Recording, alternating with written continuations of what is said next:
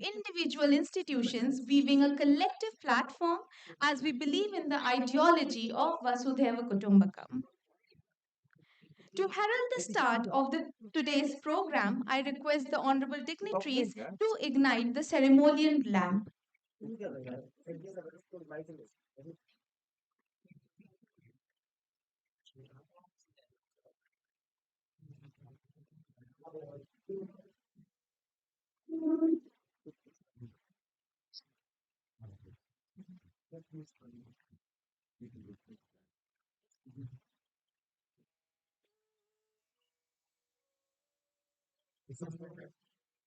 उसमें ना बैग दो मेरा बैग।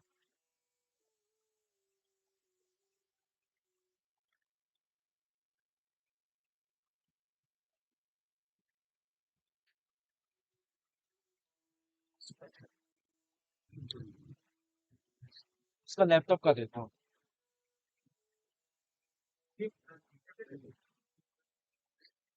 टीवी नहीं आ रही, टीवी नहीं आ रहा, उसका दे दो। आना चाहिए। रुको, वो तुम्हारा चल रहा, वो उसका लैपटॉप आ रहा है। आ गया, वो लिंक कैसे मिलेगा मुझे? लिंक सर, नेट भी तो नहीं चल रहा, सब मैच किया, मैं व्हाट्सएप कर देता हूँ। दीप ज्योति परब्रह्म दीप ज्योति जनार्दनः दीपो हरतु मे papam deep jyotir namostute. With this sacred invocation, we begin today's ceremony by honoring the light that removes ignorance and kindles wisdom within us. Come in. Door is open. राजा कौन है अंदर आने साउंड हो गया sound.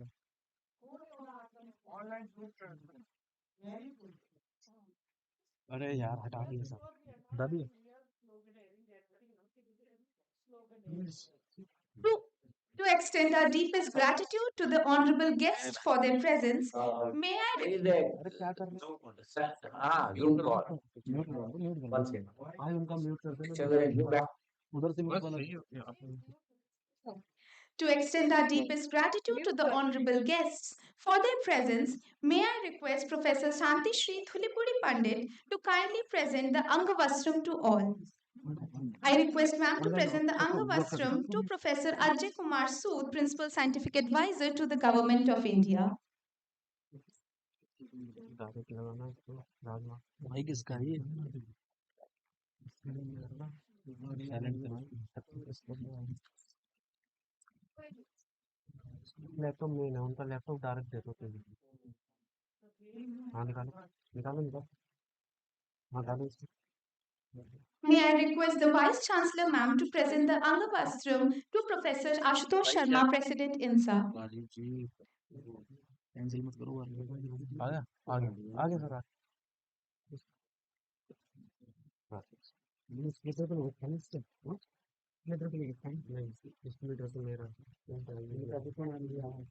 I again request ma'am to present the Angavastram to Professor Shekhar Mande, President-elect INSA.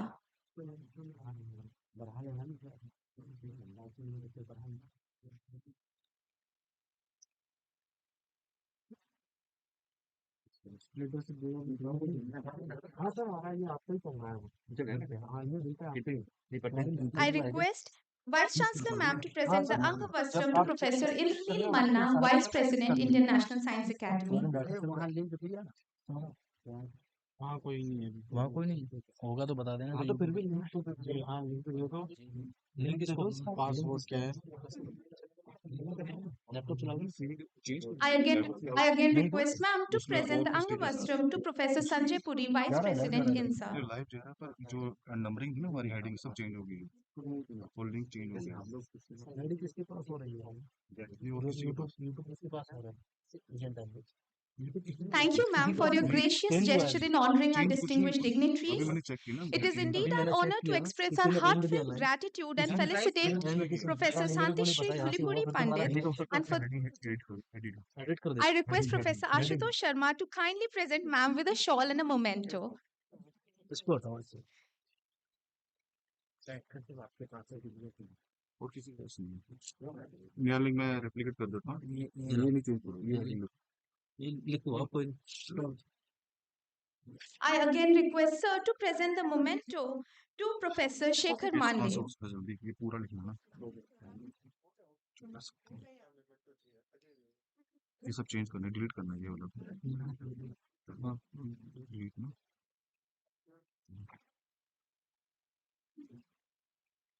I again request Professor Ashutosh Sharma to present the globe to Professor Ajay Kumar Sood, sir. अच्छा कोई sorry sir देख लो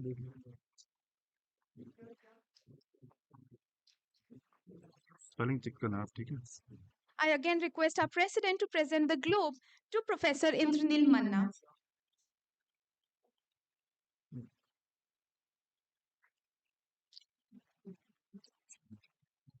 I request Professor Sharma to present the globe to Professor Sanjay Puri, sir.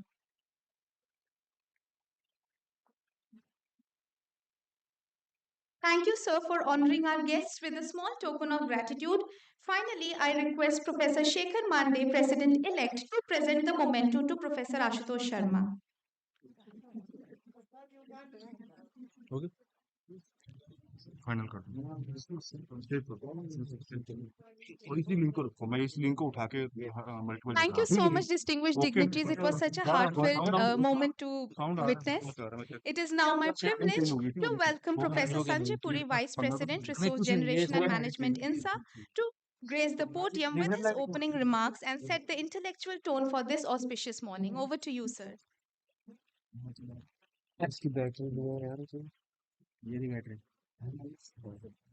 Respected Vice Chancellor Professor Pandit, uh, respected President of INSA, Ashutosh Sharma, respected President-elect Professor Shekhar Mande, past presidents, Professor Ajay Sood and others who are present in the audience, and Professor Manna, and members of the JNU and INSA community.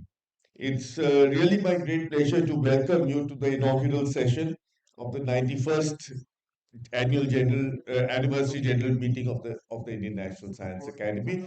This is embedded in National Science Week, which is being organized all over Delhi in various institutions this week. I've had the good fortune to be both a faculty member in JNU in the School of Physical Sciences and a vice president of INSA, as a matter of fact. So I'm actually ideally placed to sort of emphasize the contribution to science. A few words about JNU. I mean, in the public mind, of course, JNU is often associated with the social sciences, but as a matter of fact, we also have an equally vibrant, I mean, the social sciences program is excellent, no doubt, but we have an equally vibrant set of science schools, including the School of Life Sciences, the School of Physical Sciences, and other sort of such departments on campus. However, I should say also that members of the science school have contributed greatly to the development of knowledge on the national scene. And our fellows of INSA have been vice presidents of INSA and also fellows and awardees of various academies and prizes of the country. So it's a privilege to work in a place like JNU. I should add finally that we're fortunate to have in Professor Pandit, the Vice Chancellor, who, though a social scientist, has a heart with the pure sciences. And she's been very supportive over the years of pure sciences and the needs of pure science. Okay. Let me say a couple of words about INSA, and then I'll come to a stop. So the Indian National Science Academy, as was announced, is 90 years old. It's been dedicated to the development of science in our society and also harnessing science for the well-being of the Indian population, basically. It functions through a fellowship. The fellowship represents the cream of science in our country. And very stringent sort of selection procedures apply for people who finally become fellows. So in our presidents, our vice presidents, fellows, and we have a inside here. Inside scientific disciplines. So it's really a great good fortune of JNU to have the INSA community on campus today. Uh, I must say that this is the first time in 59 years that the INSA general meeting has come to JNU campus. That's a bit surprising because given the contribution to science of both these agencies, I think it should have happened earlier. But I hope there will be many more such occasions where we welcome the best of Indian science to our campus. There's a very exciting day ahead. There's lectures by current president and past presidents. There's induction of new fellows. There are lectures by new fellows, and I think it's going to be a very promising day. I wish you all the best for the celebration of science that lies ahead. Thank you. Thank you, sir, for setting the tone for today's proceedings. It is indeed an honor to now invite Professor Shanti Shri Thulipuri Pandit Ma'am, Vice Chancellor of Jawaharlal Nehru University, to grace us with her welcome address. Over to you, ma'am. नहीं है ना, हम power point use ही नहीं करते। एक second रुको। Good morning to all of you. सबको मेरा नमस्कार. Respected Professor Ajay K. Sood, past President INSA 2017-19, Professor Ashutosh Sharma, President INSA, Professor Mande, President-elect INSA, Professor Indraneel Manna, Vice President, and Professor Sanjay Puri, also the Vice President of INSA, Professor Supriyo Chakravarti, who coordinated this entire meeting, and all, members of INSA from all over the country, welcome to JNU. JNU, let me tell you, out of the 14 schools, only 3 schools are non-science schools. So we have a majority of, maybe there are 2, they're quiet. So for the first time, I thought they can make some noise. So it is good. Let me tell you, they're doing excellent research here. And we have, and we thank the central government because I think we are the only university in the country that is fully funded by the Union Government of India. And I let me thank Professor Ajay K. Sood, sir, because I should congratulate you because you brought back basic research to public university. ऐसा ही हुआ ना बार-बार And I think you did. हमारा band बंद करवाएंगे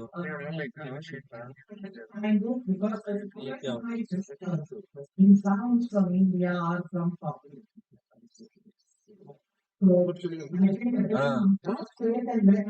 बार-बार हिलेगा ना लगेगा ये पेन ड्राइव लगाएंगे In the social sciences, it will go to the understand. We have some of the best students from all over the country, from the poorest of the poor. So we implement the Prime Minister's vision of Sabka Saath, Sabka Vikas, Sabka Vishwas, Sabka. We still have a fee structure of 10 and 20. Nowhere in the world. So we have to be the best university that brings Harvard, Yale, and J.P. Doing that was, I give you the Nobel Prize for economics. Amartya Sen as faculty and Abhijit Banerjee as our. Email आप दूसरी लेके आए कोई नहीं वो जाएगा नहीं Thank you. That JNU could prove itself in the CLAP program, and we have very email भी तो आप लेके आए हो we will increase the collaboration research. We subject the idea of field friendly research. What I call method research. So now we are doing collaboration. We are also getting what to say with Atal Incubation Center was moved out of its ICU by a non-science that is by me. And today we are making a lot of money. Industry collaboration. as well as with academia. I thank Professor Natarajan and his team for an excellent work there. And sir, I am the first VC to sign an MOU with IIT Delhi. We had science VCs till now. The previous 12 VCs were men and science VCs. Maybe women understand science better, sir. So I've signed, we have academic programs, we have research programs, and third, we are building together a research innovative park. Because IIT has the money, JNU has the land. So we are collaborating on that as well so that our faculty, our students, again, I thank our science faculties and others who have been able to come here. I would only say that JNU today, since I took over 4 years back, I took it as a challenge, sir, because Ramachandra Guha made a statement that all vice chancellors coming from the present government are anti-intellectual. I said it is at the intellectual level we have to beat them, and that is why I decided that all research has to come back. And let me thank my staff, students, and faculty for 4 years of peace. I finished 4 years of my term, another year to go. So I'm very happy. I thank all my faculty and everything. If today we could hold your meeting here, and I think you're the most powerful academics in the country, our scientific community, and we are proud that you could come to JNU. I'll only once again thank you for coming here. And Jawaharlal Nehru University, I would like to tell you, many of you don't know, we are the most nationalistic university. You'll say, how, madam? All the Army, Navy, and Air Force generals are JNU graduates. I don't know whether most of you know. So JNU is very nationalistic. We might have a lunatic fringe, but everybody has it. So that is very important. And let me also say that JNU stands for some of the principles of research: excellence with entrepreneurship, equity and equality, integrity, interdisciplinarity, imagination, and innovation. And all our schools are interdisciplinary. And finally, I would end with the 10 Ds that guide our JNU principles, that is democracy, deliberation, discussion, debate, dissent, diversity, as well as dharma. So JNU is trying to connect tradition with modernity, realm with region, myth with reality, and theory with praxis. Thank you once again. Suswagatam to Jawaharlal Nehru University, India's topmost university. Thank you so much. Jai Hind, Jai Bharat. Thank you, ma'am. Your words have beautifully shaped the spirit of today's trajectory. And thank you for highlighting the vision and mission of JNU, including the Nirmal Anand research and also the 10 Ds that you mentioned towards the very end. Thank you, ma'am. Ladies and gentlemen, we now come to a scholarly moment. INSA is pleased to release a set of significant publications that reflect the depth, diversity, and dynamism of scientific milestones. May I request the dignitaries on the dais to kindly proceed with the releases? First, we are releasing the abstract booklet for the celebration of Science Week at Delhi 2025 and 91st Anniversary General Meeting of INSA.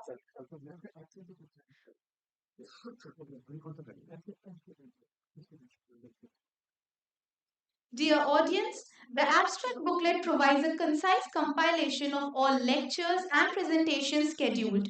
It offers a quick overview of the key themes, speakers, and scientific sessions, serving as a ready reference for participants.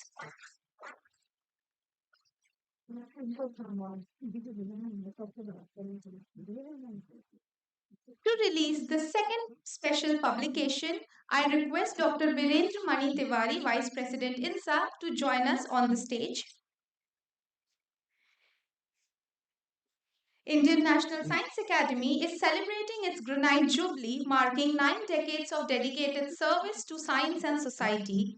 To commemorate this historic occasion, INSA have compiled the special publication titled The Scientific Enterprise of India: Past Achievements, Current Trends, and Future Challenges. Editors Professor V.M. Tiwari and Professor A.K. Singhvi. I request our honorable dignitaries to kindly usher the book now. Thank you.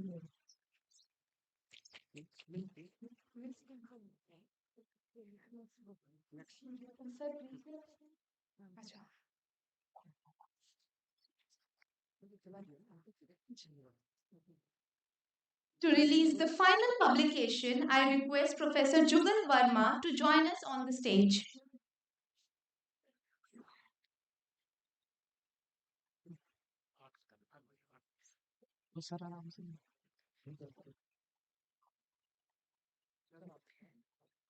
Dear audience, we are now releasing the special issue of the Indian Journal of Pure and Applied Mathematics, IJPM, Volume 57, Number 1, February 2026. चलने दो अभी चलने दो इसको ठीक है लेकिन ये इनॉग्रेशन के बाद इसको ठीक करना अभी इसको अच्छे से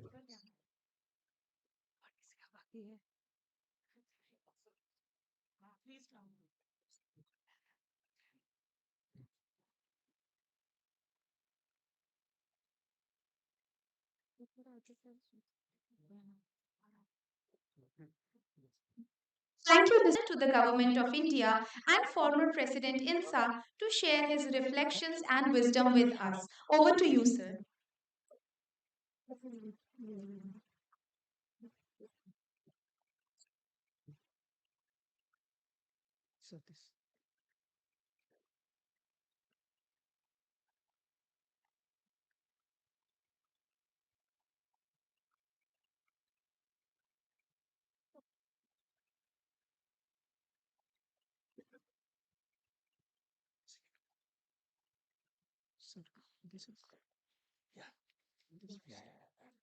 Thank you.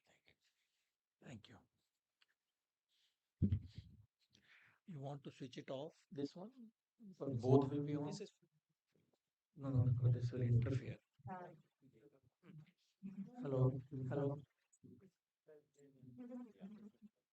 Am I audible? Yeah.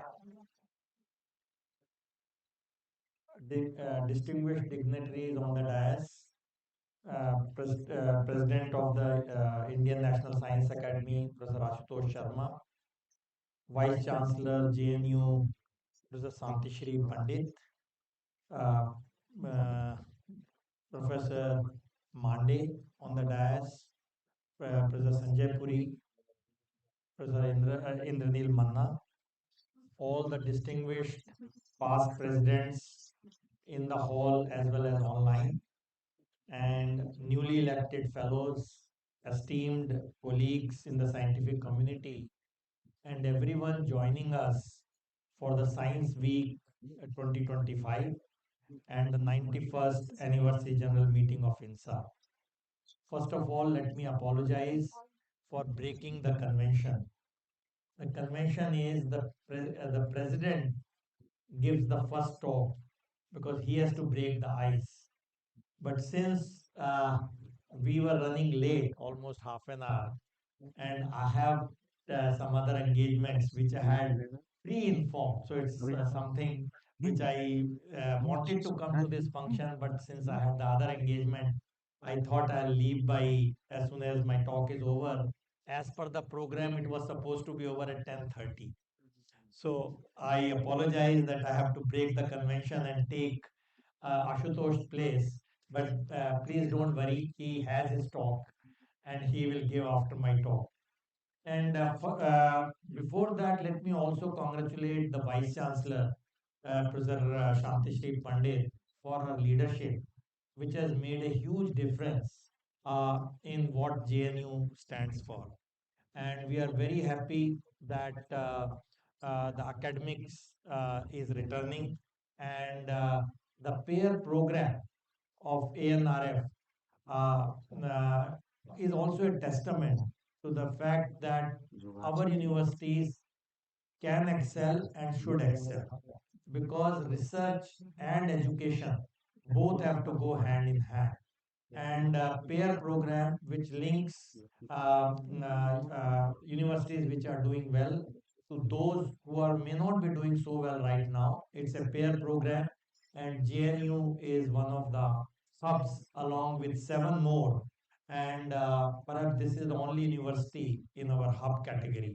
So we are very proud that JNU is in this leadership category, and I'm sure in coming years it will be even excelling further. Indeed, it is a privilege to be here this morning because INSA has long served as the guardian of our country's scientific values and the collective voice of Indian academia on the global stage.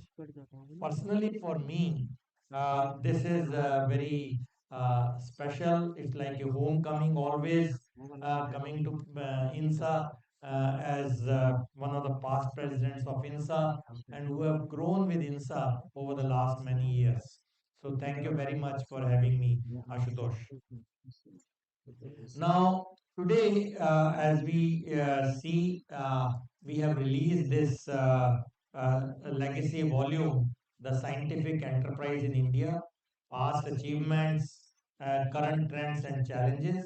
And this indeed is going to serve as a compendium and as a guiding thing for many years to come. And so I would like to extend my heartiest congratulations to editors Professor Ashok Singhvi and Professor Tiwari, and to every contributor who has helped to shape up this volume. And in our, we really thank them because very often we often neglect to document, pay attention to what has happened so far. So this book is very timely, necessary, and vital because it will not only serve as institutional memory, but also it will be reflecting on the future trajectories of Indian scientific community. So in this presentation, this is a summary of my article in this very volume. So it will tell you some.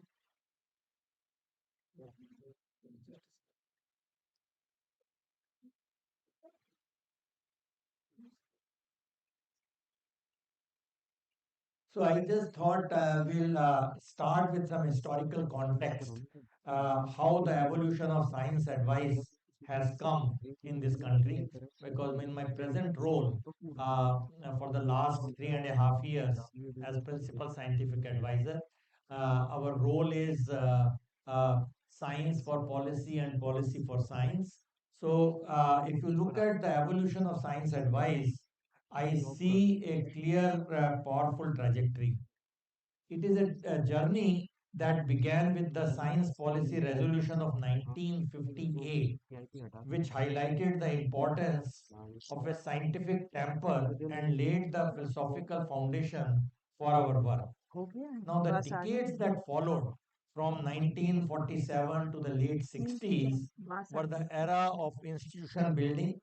So, our visionary predecessors, Dr. Shanti Swarup Bhatnagar, Dr. Homi Bhabha, Dr. Vikram Sarabhai, and Dr. C.V. Raman, they focused on creating the pillars of self reliance. So, they understood that for a young nation, scientific infrastructure and institutional capacity was synonymous with nation building. Now, with this trajectory, the mechanism of how science informs government has also evolved. So, we began with the Advisory Committee for Coordinating Scientific Research, ACCSR, then transformed to Scientific Advisory Committee of the Cabinet, SACC, in 1956, and to the National Committee on Science and Technology, NCST, in 1980, and to the formation of Office of Principal Scientific Advisor in 1999. So each iteration from the Technology Policy Statement of 1983 to the Science, Technology and Innovation Policy of 2013 reflected a growing maturity. We moved from simply asking what science do we need to how can science drive socio-economic transformation. Today, in 2025, the landscape has fundamentally shifted again.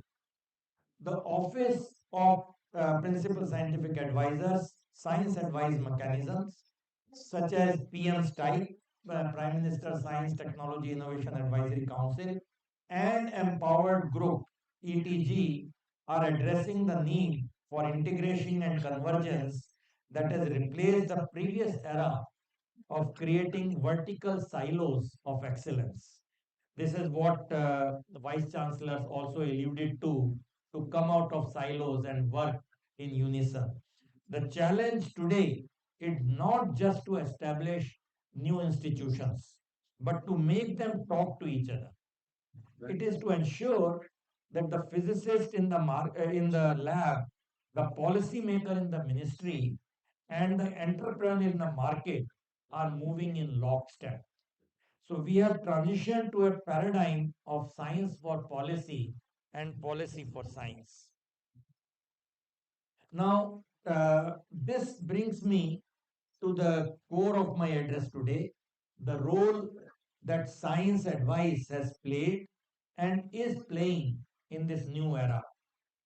Now, I want to spend some time here not to list a catalog of the successes or challenges, but to share the underlying insight that drive the science policy interface in India. When we look at the complex challenges facing the country, whether it is building climate resilience, energy security, or robust public health system, it becomes clear that decisions of tackling these complex issues require strong scientific evidence and multi-ministerial synergy. Now, through mechanisms, as I mentioned, through PM's type and the Empower Technology Group, our office is playing this catalytic role also by bridging academia, industry, government, and society at large. So, in a nutshell, the Indian science advice system is driven by four key philosophies: democratization, ecosystem, facilitation, prioritization, and global engagement. I would like to share in this next few minutes few key insights on these philosophies using the examples of certain key initiatives rather than talking in abstract. So the first insight is that the science must be democratized to expand its horizon. So the first insight is that talent in India is distributed democratically, but opportunity is not. If we want to expand our research horizon, we must correct this asymmetry. We cannot build a developed nation if world class resources are locked within a few islands of excellence, while the vast ocean of talent in tier 2 and tier 3 universities remains starved. So, this is the philosophy behind the one nation, one subscription. I just wanted to mention this initiative because it emerged through the realization that paywalls were creating barriers to meaningful research.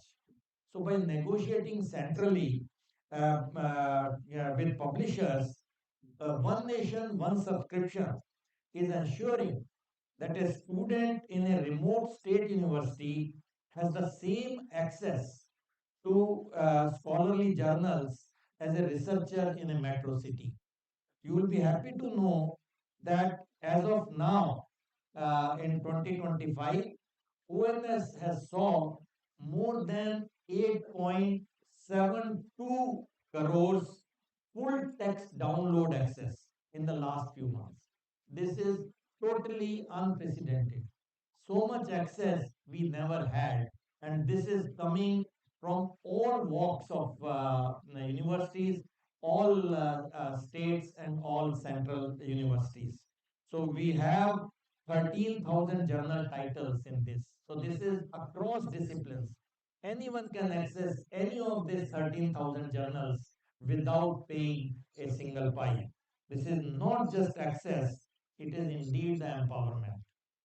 Similarly, it is recognized that we cannot afford to have precious scientific equipments lying idle in closed labs. So this iSTEM portal was the answer to this. This is again by our office. It was inaugurated by Honorable Prime Minister in 2022, and this is housed this is governed from Indian Institute of Science. So by cataloging facilities and making them bookable, the initiative is turning unseen capacity into shared opportunity. So this is what I think that iSTEM is also becoming a vehicle for gender equity with specific initiatives to support women researchers in accessing these facilities. But perhaps the most transformative step is the Anusandhan National Research Foundation. Insight here is that we need to broaden the base of our research pyramid. Now, the ANRF is designed to tap into the majority of students and researchers who are currently outside the mainstream of research network. Now, in this structure, what is unique that only certain percentage of the resources has been promised, has been given by the central government. The remaining has to come from other sources, the private sector, the philanthropies, state governments, and so on. And this is the new way of engaging with all partners to see how we can do science collectively. So we are moving towards a model where industry and philanthropy are active partners in the national research agenda, not just passive beneficiaries. The next one is facilitating ecosystem growth as a multiplier effect. Now, this insight is that innovation happens in ecosystems, not in isolation. We must move from projects to platforms to provide seamless ecosystem. So I'll give you one example from our office, and this is the Manthan platform. This is a platform for forging industry academia partnership on problem statement specific impact driven challenges. The aim of the platform is to empower various stakeholders to scale up the interaction with researchers, innovators, and facilities, and so on, and share challenges across focused on emerging technologies. Now, in the last 2 years, this was launched about more than 2 years back, rather 3 years back in August 2022, after I took over. Now we have more than 8,700 crore rupees worth funding opportunities generated, establishing more than 400 collaborations so far. Most of it is non-government money. It is not, it is really bringing our innovators, our academia, and the people who have the problems to be solved together on one platform and making them talk to each other. So this platform is really becoming very, very strong, and it has also now the international partners. Second one is the science and technology cluster. This is again from our office where we have created 8 regional clusters, which I have written here in what cities.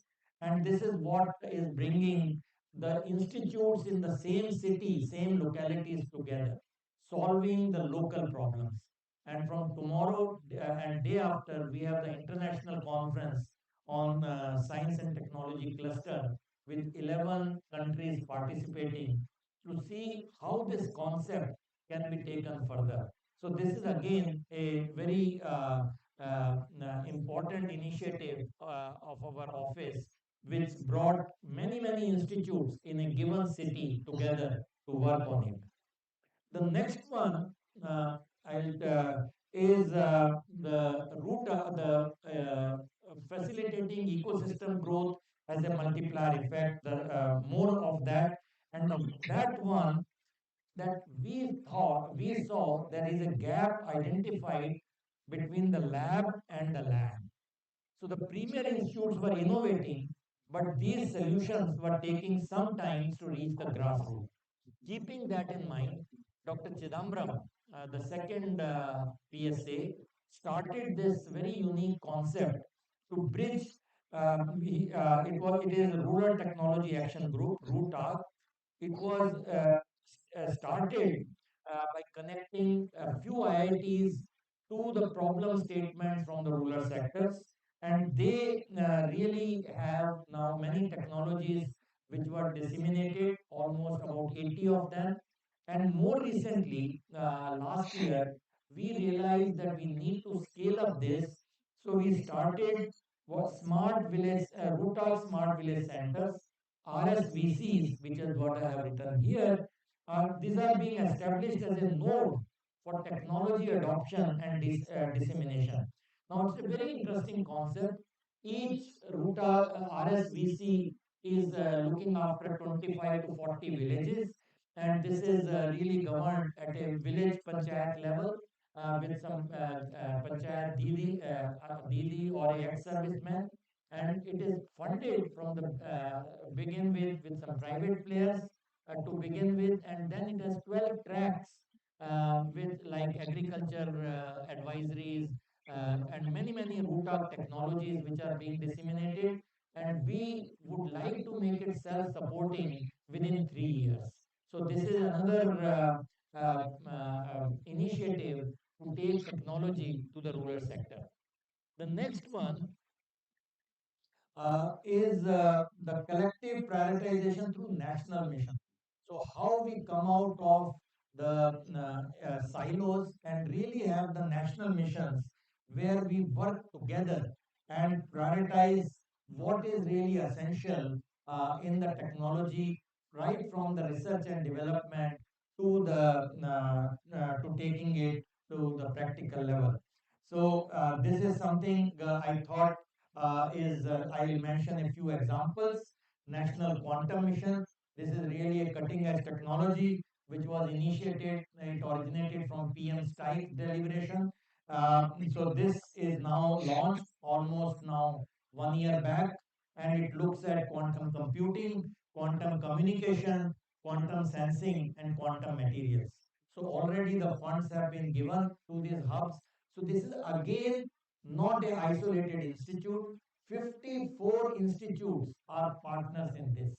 And each hub is again about 5 institutes with taking care of the complementarities of the expertise. And all of this has been started in last year. Again, something example of how this mission modes can be done. Next one, of course, is the India AI mission. Again, AI is on everyone's agenda. This has been launched. Again, it came through PM's type, and this is now being implemented by Mighty. And this again has a layout of almost 11,000 crores rupees, and this covers compute resources, data, skilling, and so on. I will not go into detail, but on the left hand side, I have just shown a very recently released last week, or no, rather 10 days back, India AI governance guidelines, which looks at balancing the innovation and the risks. How do you balance both of them? So it is something, a approach where risks will not scuttle the innovation. So this is many of you are welcome. Maybe you might have seen the draft copy. This is the final version after getting all the input from the public. And this is something which again will be very helpful. The next one, I don't think I'll go more into that, is the National Green Hydrogen Mission.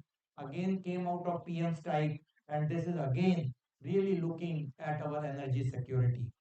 The next one, which started about 2 year back, this is a very unique mission called One Health Mission, where learning from COVID-19, we have put all the players, the human health, animal health, livestock, and environment in the same framework, filling all the gaps. 13 ministries are participating, and this is being led by ICMR. Cabinet note was moved by them, and our office is very integral to this. And this has many things in it, cutting across all sectors, because diseases do not remain confined to one particular sector. So this is medical countermeasures, capacity building, and community engagement. Uh, I think I just want to mention that global partnerships are important. And here again, Chief Science Advisor Roundtable was introduced in our presidency in 2023. We had the meetings in Paris, and recent meeting in G20 presidency of South Africa. This was again held. So this is again a mechanism where the science advice or the policy for science, they are being discussed, and the common themes which have emerged in these meetings are proving to be very helpful. I think let me see if I have any more. Okay, this is again looking at the global partnership with European Union, TTC, India UK Technology Security Initiative, India US Trust Quad framework. All this is absolutely essential for the global partnership where India is playing a very central role. So I think with this, let me come to the end part of my presentation, that what is the vision for SNT driven future. So one thing is that we need to look at the mega science, the science which goes beyond the labs, but it has many players. So in this, our office has catalyzed the preparation of these documents. Four of them have been released on accelerator and SNT applications, on the astrophysics, astronomy, on nuclear physics, and mega science vision on high energy physics. Climate research is about to be released, and ecology and environmental science is about to be released. This is where the whole of country has participated to make a roadmap in these areas. And this is what we have submitted to the funding agencies, to various platforms, to see how we can take this collective decision to push this mega science. I think the next one is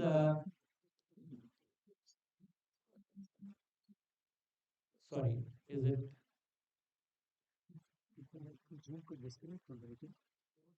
Okay, this is just institutionalizing foresight and anticipatory governance. Again, I have written some uh, actions on this. Next one is the SNT driven future, where we have looked at the national deep tech policy, how the deep tech startups have to be energized in addition to the other startups. So the fund of funds has been created with almost 10,000 crore rupees, and the RDI fund has been released, which is almost like 1 lakh crore to have the private sector R&D and encouraging. And again, it is a big game changer. So we have ANRF, which is academia driven, and we have RDI fund of 1 lakh crore rupees as R&D fund for private sector. Again, this is unprecedented, which has happened in the last 1 year. So this is again on inclusivity in STEM. I will not go into, and this is again strengthening the trust between science and society. So I'll close this. Sorry if I have taken a few more minutes, but this is just to reiterate that the volume which has been released today, where some of this talk, some of the points I mentioned are discussed in more detail. This document is extremely timely, and I'm sure, will be a guiding document as we go along. And I'm sure every few years we should bring out these documents to really see our path of progress and the challenges we face. So with this, let me congratulate once again Ashutosh Sharma, the president of INSA, for initiating this volume, and for also taking this annual meetings out of the silos not only in INSA but to the various universities. I understand you are going to seven institutes. This is again inclusivity in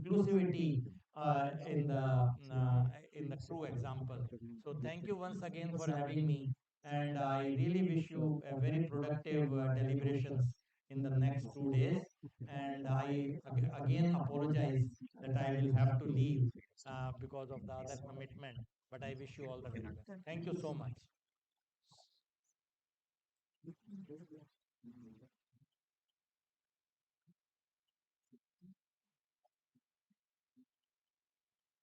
Thank you so much, sir, for taking out time from your packed schedule and gracing your presence today with us.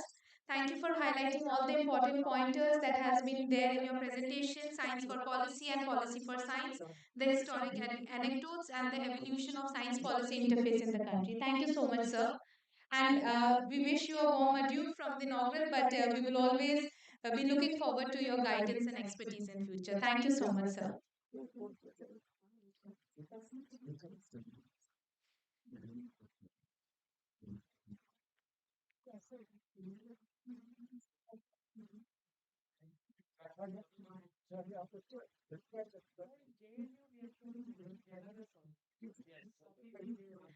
I request the dignitaries for a group photograph, please. Thank you.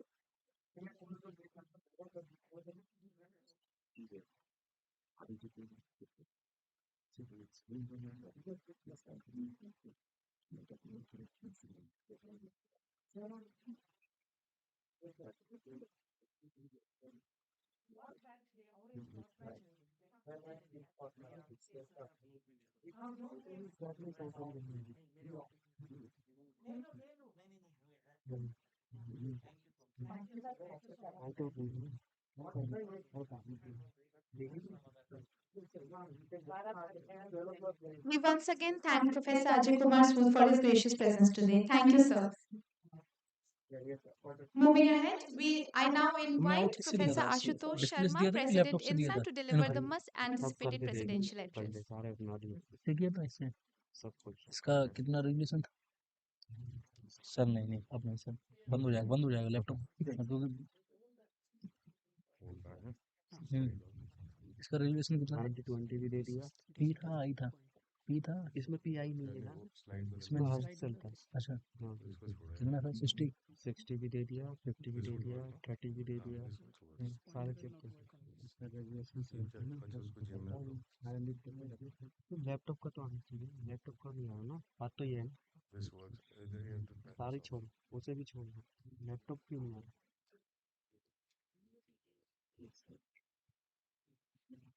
चलो मैं मानता हूँ चीज में खराब आ रहा है तुम्हारे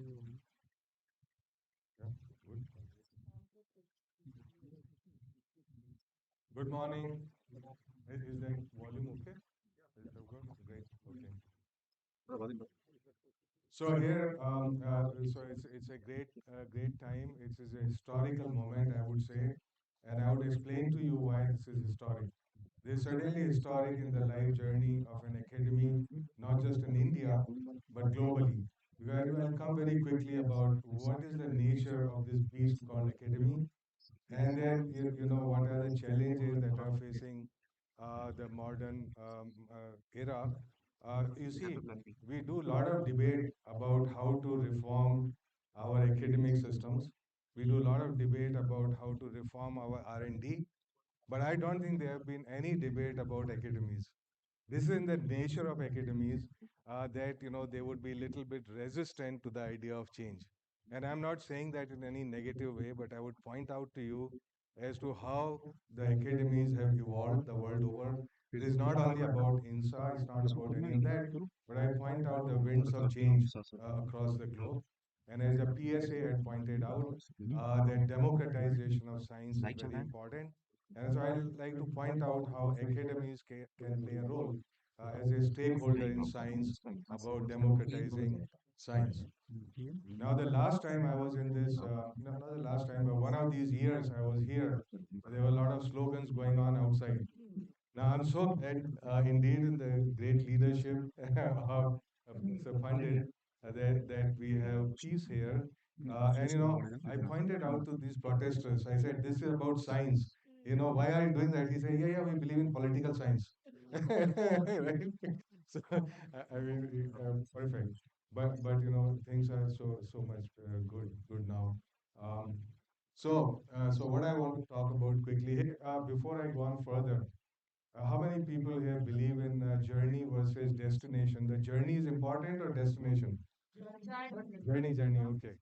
Now, actually, it's neither journey nor destination is the company, which is important. The company which is paying for the journey, in this particular case, JNU. So we are very thankful for the journey, destination, company, everything. Great.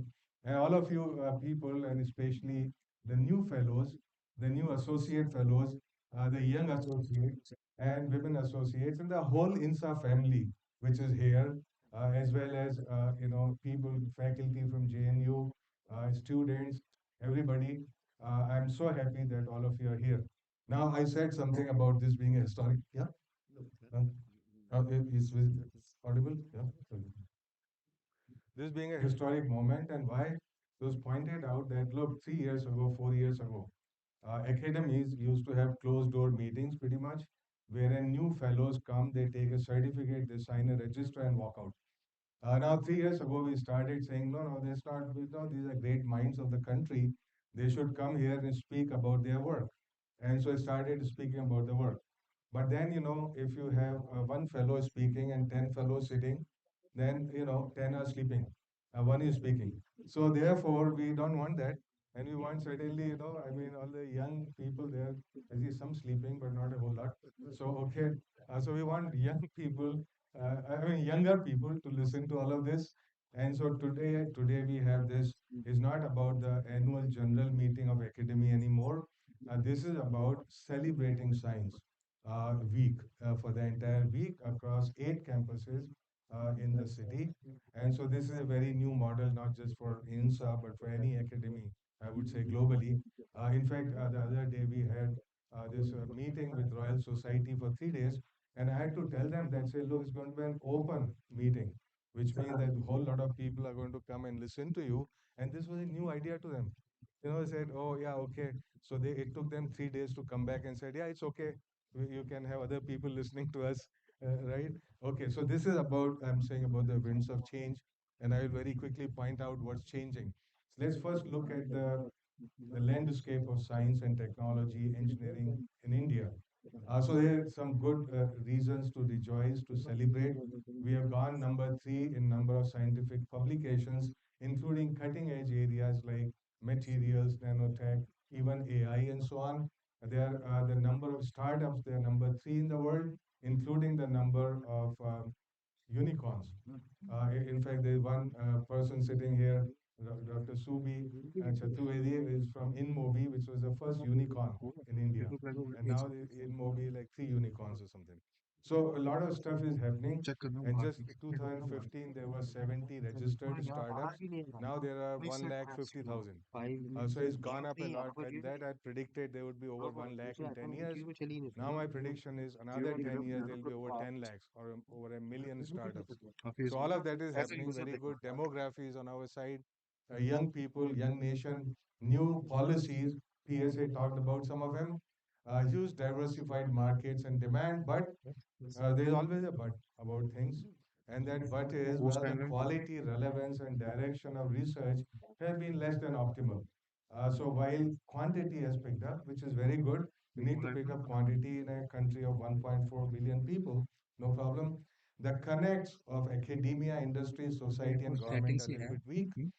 We saw that kind of good cooperation during COVID times, which is what made it possible to come up many solutions very quickly.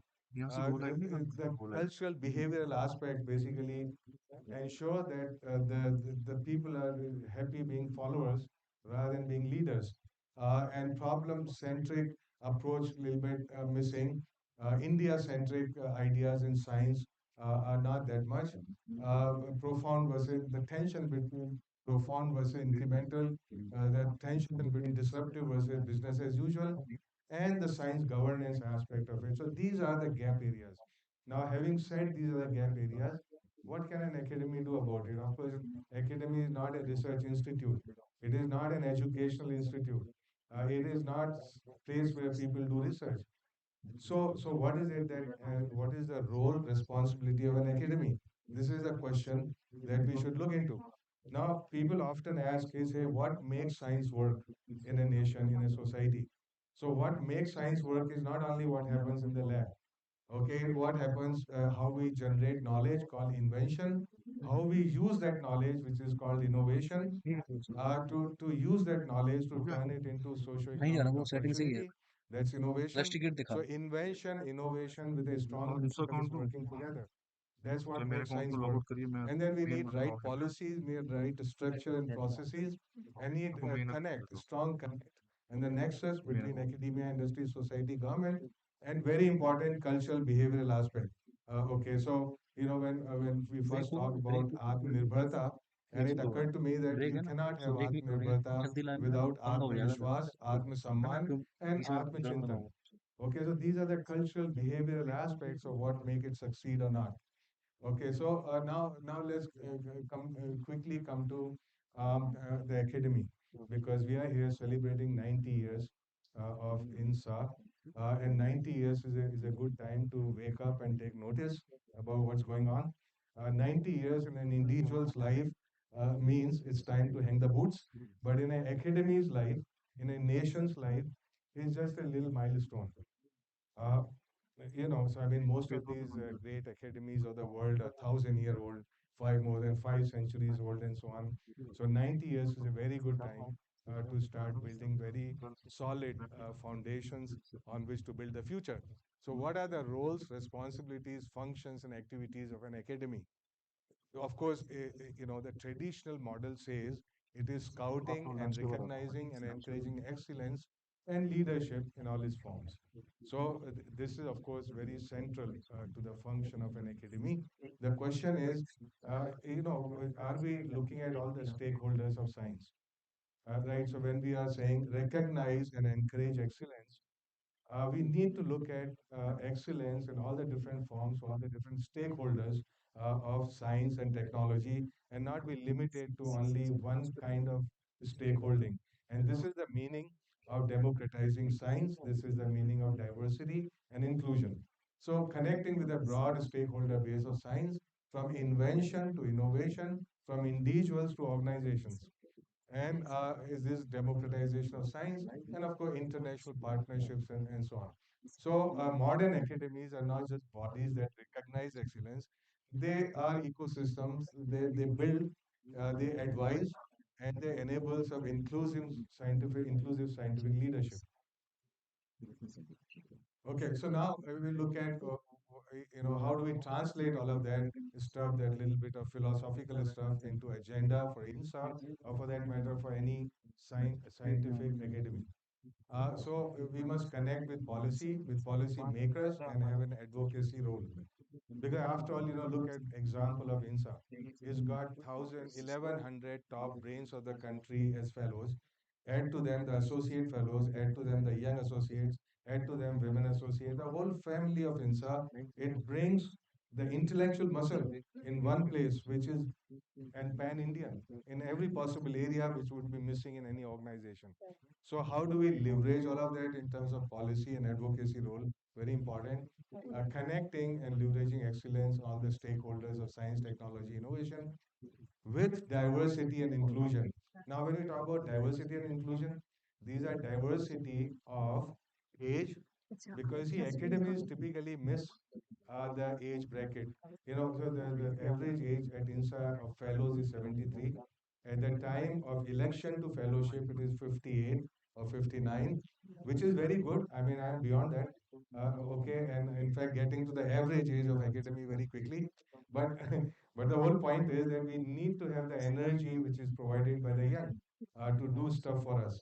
So diversity is of age, it is of gender. 7% fellows of academia are women. And this is true the world over. You talk to Royal Society, talk to US Academy of Science, anybody. Okay, and then this is the diversity of areas which are represented in an academy. Do we include innovation and industry and all the other stakeholders of science? inculcating scientific training and leadership for a changing India. There's no, general training program for PhDs. They get trained in individual groups, so they get very different kind of training everywhere. There is no common training for PhD that they need to know ethics, they need to know communication, they need to know working in a team, they need to have relation with mentors, they need whatever, okay, career choices and so on. So we need that. We need advice for early career scientists and faculty. Then we need advice for mid-career faculty, and we need to look at frontier areas and connecting with all important areas of R&D in time, including emerging and critical areas. For example, the example was given of quantum technologies. But why is that important? I'll tell you in a second. So we were, let's say, doing a lot of this cooperation, international cooperation in AI and quantum, but I cannot find any fellow in academy who is working in these areas. Why? Because if you are going to be electing fellows at the age of 58, 59, you already missed the boat because much of this work is happening by people who are 40-year-old, and much of this work is happening in industry. Okay, it may not even be happening at frontier in academia. So unless we had diversity, we would actually miss out in all of these areas. So important thing, the major initiatives in past 3 years in INSA have been, I'll come to them in a moment as to how they address the gap areas of academy. So international collaboration have been there, distinguished public lecture series. I'll come to all of this. Okay, one by one. So the first thing is that we established a policy center. This is the Center of Science, Technology and Innovation Policy called CSTIP. There's a new vice president, Dr. Anurag Agrawal, who would look after policy. This has been going on for about 1 year now. There is a reorganization of sectional committees.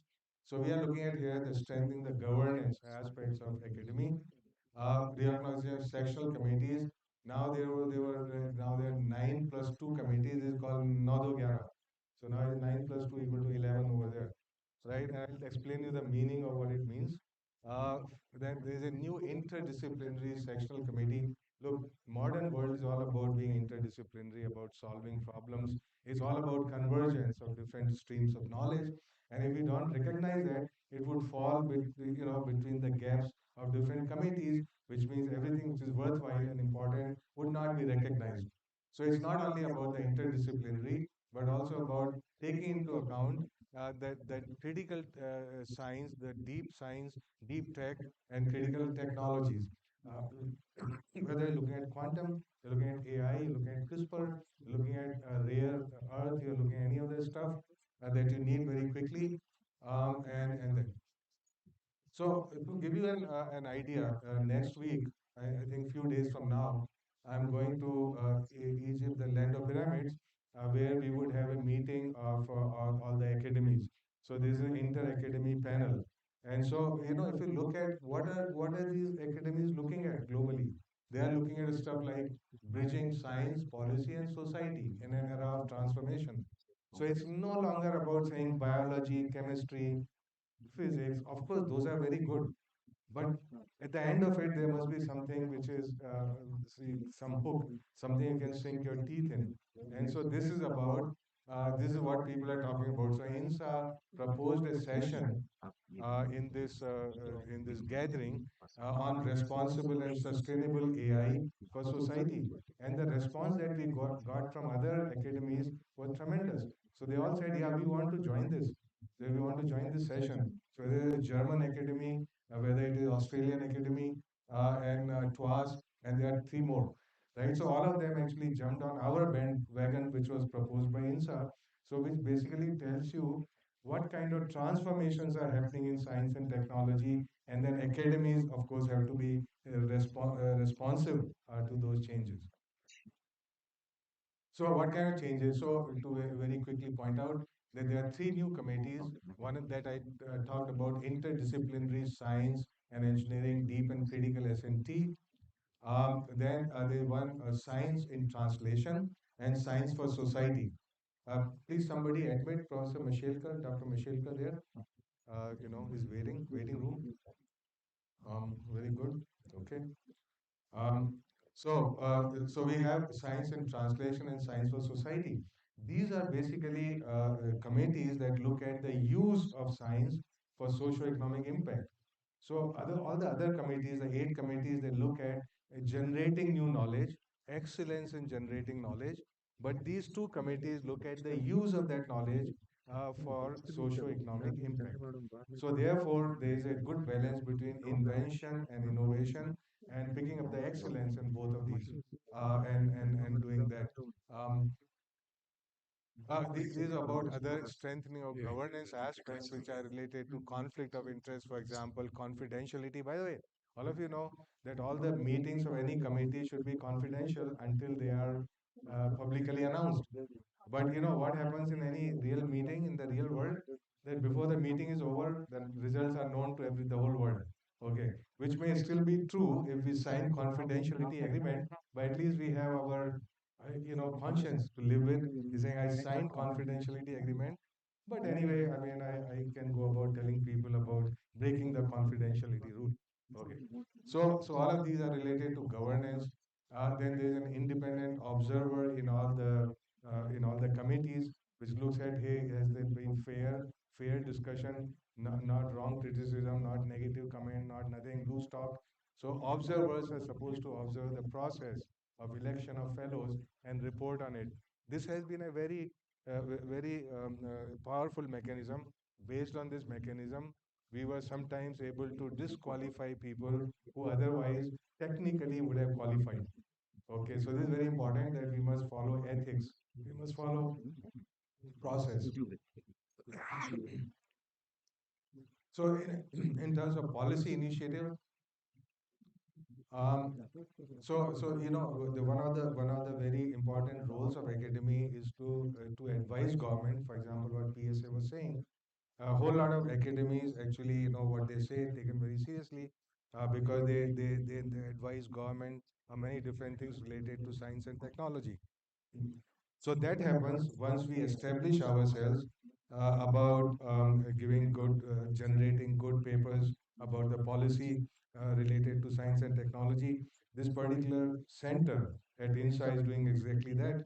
It was kick-started with an initial 60 lakh grant from DST, and is employing lots of young professionals to do very deep analysis of different problems and come up with books, come up with white papers, come up with vision papers, and also publish papers in journals related to policy and so on.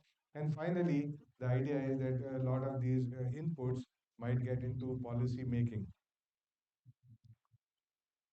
For example, there was a recent study undertaken for ease of doing research. It's just like ease of doing business, but our business is doing R&D, and there are a lot of problems while doing R&D because you know. So anyhow, so there is a specific paper that is taken up about ease of doing research R&D, and very wide consultations have happened over several months. This being done together with Niti Aayog. The report is ready, so this is the kind of policy research and report that would be found useful, for example, by funding agencies and the other organs of the government that either oversee funding or initiate funding and all of this stuff there. Collaboration with Royal Society UK is going very well, and now we are engaging them in policy discussion.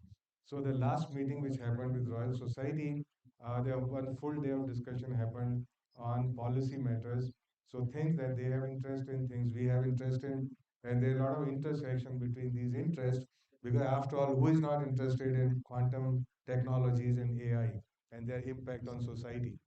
Um, there have been MOUs with IIT Delhi, IIT Roorkee, Kanpur, RIS, and there are more MOUs in offing. What are these MOUs? What does the academy need MOUs for? Well, this is about co-guiding, for example, PhD students in policy research. So you can co-guide them with IITs, you can co-guide them with anybody else. And we have also created a new category of policy fellows of INSA. So let's say an IIT professor, which is collaborating with an INSA fellow and doing policy research, can be made a policy fellow. And then the fellow of INSA may be considered as an adjunct faculty in the educational institution. So I think that this is going to take off in a big way, which is good. So this is about connecting universities, R&D labs, startups, NGOs, think tanks. Okay, here. By the way, so another thing which is very important is ESG. Now, ESG is one of those things which have come up very quickly in all aspects of science and engineering. ESG is related to environment, society, and governance.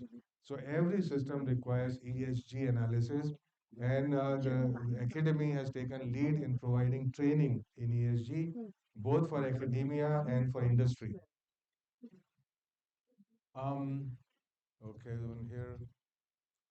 RNE is a very new initiative which is connecting institutions and organizations with INSA. So we may have not only individual members of INSA, but also organizational members. So of course that this would bring in greater synergies, it would bring in more connects and more things which can be done together. Together meaning the INSA fellows, the INSA family members, working with the organizations who are members of this network of organizations. Um, so there have been a lot of policy workshops which are focused on several keywords. The keywords are frontier science, including AI, quantum, and so on. Then sustainability is another keyword. Entrepreneurship is third keyword. And all of this and the intersection of these keywords, there are a lot of workshops and conferences that are taking place, as well as the books and other events. Now, this is about the survey on ease of doing research. As I pointed out that this report is ready, will be released very soon, and this has very many important pointers because this report is based on a very extensive survey of people who are actually working in the field.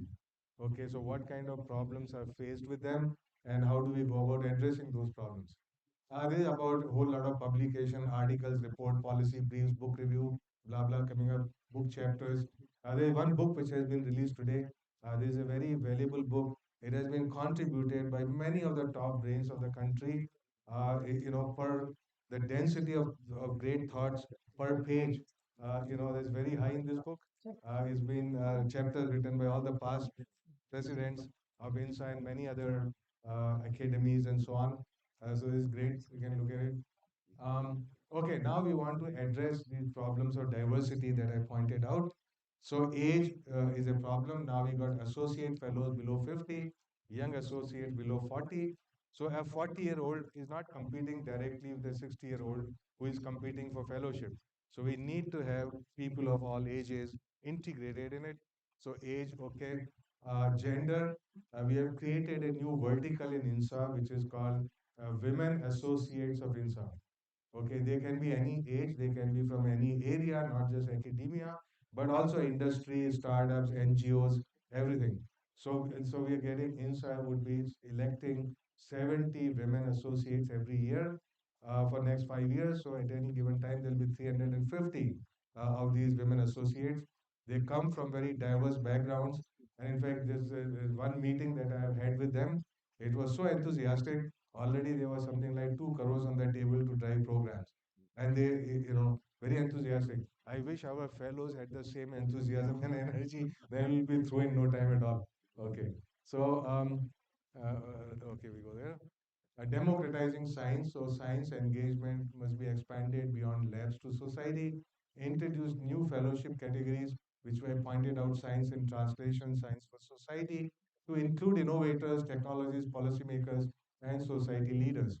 Um, Now, one example of democratizing science is right here. So all of us sitting here, okay, listening to new fellows and their work and associate fellows, all of that, and across 8 campuses in the city. Now this, what Hemingway said that life is a movable feast. So all of this might move to Pune, Bangalore, Mumbai, Calcutta next year. All of that is going to happen in different cities. And imagine the inspirational power of gatherings like this, both to young faculty and students and everybody else there. So this is about the celebration of Science Week, which is, taking science, the best of science and scientists to everywhere. Yesterday, I had gone to Delhi University. We started from MET. Yeah, I mean, it was very impactful. How do I know it was impactful? Because when I went to MET, now the founder said you refused our honoris causa 10 years ago, but now we are having convocation 2 days later. Please turn up and we'll give you the degree. So I have no reason to not accept it. So you see, so it's very impactful. You know, we should have more and more of these programs everywhere. Right? Okay. Um, yeah, so I'll point out. So also, of course, academies have very important role to engage internationally with the best of societies. And in 2023, India had the leadership of G20. One aspect of G20 is called Science 20 or S20, and INSA was a leader for that for India. And so this was managed by that. It was very successful. In fact, five meetings, international meetings, were organized in that year 2023. Both Shekhar Mandya and I were co-chairs of that, and this was one of the G20 groups which actually found convergence. So in science, it's a little easier to find convergence. That's true. So he had a very good policy document, a communique, and is really worth looking into it because it's talking about energy transition with energy justice was one aspect. The other were these critical emerging disruptive technologies. Of course, people didn't like the word disruptive, didn't don't like the word disruptive, so we changed it to transformational, and I think so that found favor with everybody. And then the third aspect discussed for policy was connecting science to society. So you can see all the 20 academies of all the top, leaders, countries found interest in these themes. So clearly, any academy should have interest in these themes, which are related to sustainability, which are related to sustainable development, they're related to intelligent machines and their impact on society, and all of these themes there. Clean energy for greener future, universal and holistic health, and connecting science with society and culture. Okay, so S20 communique, signed by all the partner academies, which was a very big achievement of G20, I would say. This was among the very few communique which found convergence from all the participating countries. Um, Now, I'll conclude by saying what kind of new programs are there for scientists. So, one of the programs is related to developing, cultivating leadership in mid-career scientists. What does it mean? There are a whole lot of scientists, they are doing great work, they are very good scientists, but then they are made dean, they are made head, they are made vice chancellor, they are made directors, they are even made secretaries. So, I mean, they may have no idea about governance and administration. While that happens, we have to learn on the job. However, some people learn better. Here we have example, Professor Pandit, on the job, learning very quickly. But anyway, people need to be prepared for all of these. And so INSA is doing that job, a week-long residential program in which there are something like 35 lectures given by the top people experts of area. For example, we talk about vigilance, we'll get CBI director to talk about it. Preventive vigilance, we talk about financial rules, we'll get a retired finance secretary to talk about it, and so on. So very, very effective program. And you run it 3, 4 times a year as well. So there's the leadership program called Leads, and it was being done in the partnership with NCGG, which is a National Center for Good Governance, right? So this is a very good program. Navigating PhD and beyond, this is in partnership with American Chemical Society. So at any given time, 2 to 300 PhD students enroll in this program, and they are told everything that they wanted to know but were afraid to ask. No taboos about what they can ask and learn there. Then there's training on ESG, and whole lot of stuff going on there. And finally, of course, when I became fellow, I was rather young by academy standards. I think I was 42, 43 years old. Nobody took me seriously back then. Okay, they said I'm too young to be, saying all these things. But anyhow, so I asked people. I said, look, when you become the academy fellow, what does it mean? I mean, what do you get? I mean, just tell me practically what is it that I get. They said, you have a guest house in Delhi, so you can stay there, right? Now that was something very tangible and concrete. But of course, the guest house, it has to be upgraded. All the infrastructure has to be upgraded. with time. So okay, so it's being made modern now, and so you see, this is what a typical room now looks like in our guest house, and so this is going to be, so for all you new fellows and associate fellows and all that, you have something to look forward to coming to academy, staying well, eating good food at very highly subsidized rates. So, I welcome all the new. And by the way, hey, look at this. In the night, people passing through there say, "We love science." Now they know what INSA actually stands for, right? Yeah, you see. That's fantastic. Okay, now, so what do we want with all this transformation happening? We want an academy which is totally aligned to the new millennium, to the new century, getting in there and building upon the strengths of the past while looking to the future. We need to train people, we need to connect people, we need to connect academy to all the stakeholders of science with diversity. And this is my final message.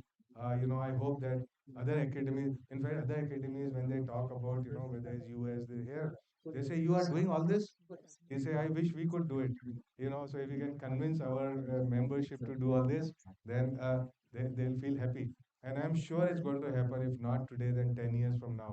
Nobody can avoid going in the direction in which academies are going now. Okay. So is the acknowledgement, the final slide. So all of this stuff which is happening because our managing change. Hey, anybody know the difference between engineer a change or doctor a change? And what is better? A manager change? Okay, all of that is happening here. So it's happening with good effectiveness, with good direction and stuff. And so I'm very thankful to all the change makers, which are all the names given over here. They're vice president, they're council members, there are other fellows who contribute to it. There are staff members of INSA which have been contributing to making all the philosophy tangible in action. And that's thank you. Thank you very much indeed.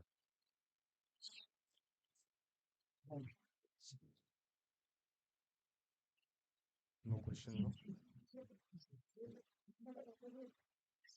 If there are any questions, please wait for the general body meeting and bring all your discussion questions there. Thank you. We thank you, sir, for a warm-hearted lecture and also highlighting about the INSA's agenda from 2023 to 2025, the structure, processes, membership activities, diversity, as you mentioned, of age, gender, and areas, strengthening the governance, and also about the policy research focus and collaborations we look forward in future. Thank you so much, sir.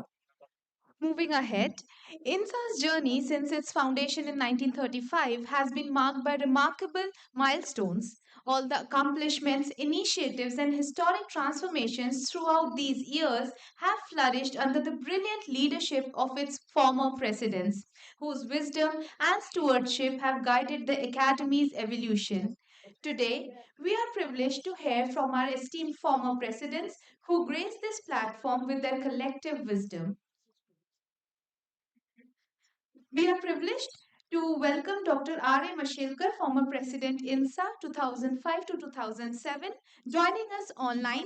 Sir, we kindly invite you to deliver your address. Over to you, sir. So we request. Oh.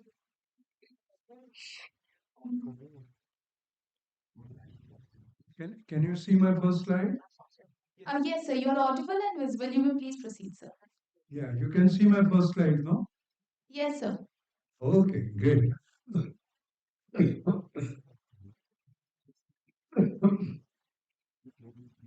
Thank you very much. I deem it a great privilege and honor to अगर यही be PPT speaking यही after यही our यही beloved output नहीं president. जाता ना तो Very direct inspiring display speech, वाला Ashutosh. तो अच्छा रहता है You इसमें had a great term where lots of changes were brought in. INSA has to be always on the move, and my very hearty congratulations on a 90-year great journey. I'm also grateful for this opportunity to speak on a subject which is very dear to my heart, but most importantly, very, very important for Indian science going forward. I have titled it as कौन सी India's Rise in High Science Led Innovation and Entrepreneurship. Now, if you go back a bit, you will find मैं करूँगा that इसका मैं the करूँगा थोड़ी देर top 10 achievements of the 20th century, if ये you out see, होगा you will ऐसा see होता है ना वैसे Ramanujan, then होता है ना Leela वैसे Saha's ionization equation, SN Bose particle statistics, C.V. Raman, Raman effect, J.N. Ramchandran, molecular biophysics, and all GST this आती है इसमें भी means आती है यार मैंने देखा है actually pure science. And later on, you can see the government coming in with Atomic Energy Commission, Green Revolution, Space Program, ये है ना मंगा इसमें and CSR. I mean, the superconductivity initiative that was led by our legendary Professor C.N.R. Rao, and very happy to see CSR transformation also getting listed among the top 10 achievements. What is missing here? What is missing here is accepting for CSR's contribution on industry research, which was mainly in import substitution. You have not seen any breakthrough in terms of high science based uh, companies, the Googles of this world, or the Apples of this world, or IBMs of this world, and so on and so forth. We have to realize that research converts money into knowledge, and innovation converts knowledge into money. And we have been good at doing the first one. Government gives us money, and we convert hill research गया होगा वो monitor uh, that money into knowledge. But converting that knowledge into money is something that we have not done well. In fact, if you look at the positioning of universities for the 21st century, I think this is a very interesting quadrant. There is a bonus quadrant, which is just quest for fundamental understanding, no thoughts on application. If you look at Edison's corner, आराम से quadrant, you लग will लग find लग that it is just empirical discoveries uh, in terms of breakthroughs, like trying thousands of elements and then one of them working मेरा तो आ रहा था when the electric bulb was created. But the real issue is that of getting into the Pasture quadrant, where Saraswati and Lakshmi meet, where there is a quest for fundamental understanding, fundamental science, and yet its conversion into knowledge and wealth. Here is my favorite, Professor George Whitesides, for example. I had the privilege of chairing the Reliance Innovation Council, which had Nobel laureates John Mary Lenn, Nobel laureate Bob Grubbs, and George Whitesides. You will find that he is the most cited scientist in the world. Google Scholar shows H index of 301. But he is also the co-founder of 12 companies with a combined market capitalization of over $30 billion. Dollars. And if you just see the academia creating billionaires, you will find Stanford, the MITs of this world, Harvard, etc. They actually stand apart from others in terms of creating unicorns and so on. Now look at MIT, for example. There is a gap between academic research and the commercial enterprise, and there is a technology risk and market risk. There is a value of death, and the way they cover the value of death is by creating these programs, catalyst program, events, grant programs, innovation teams, and so on.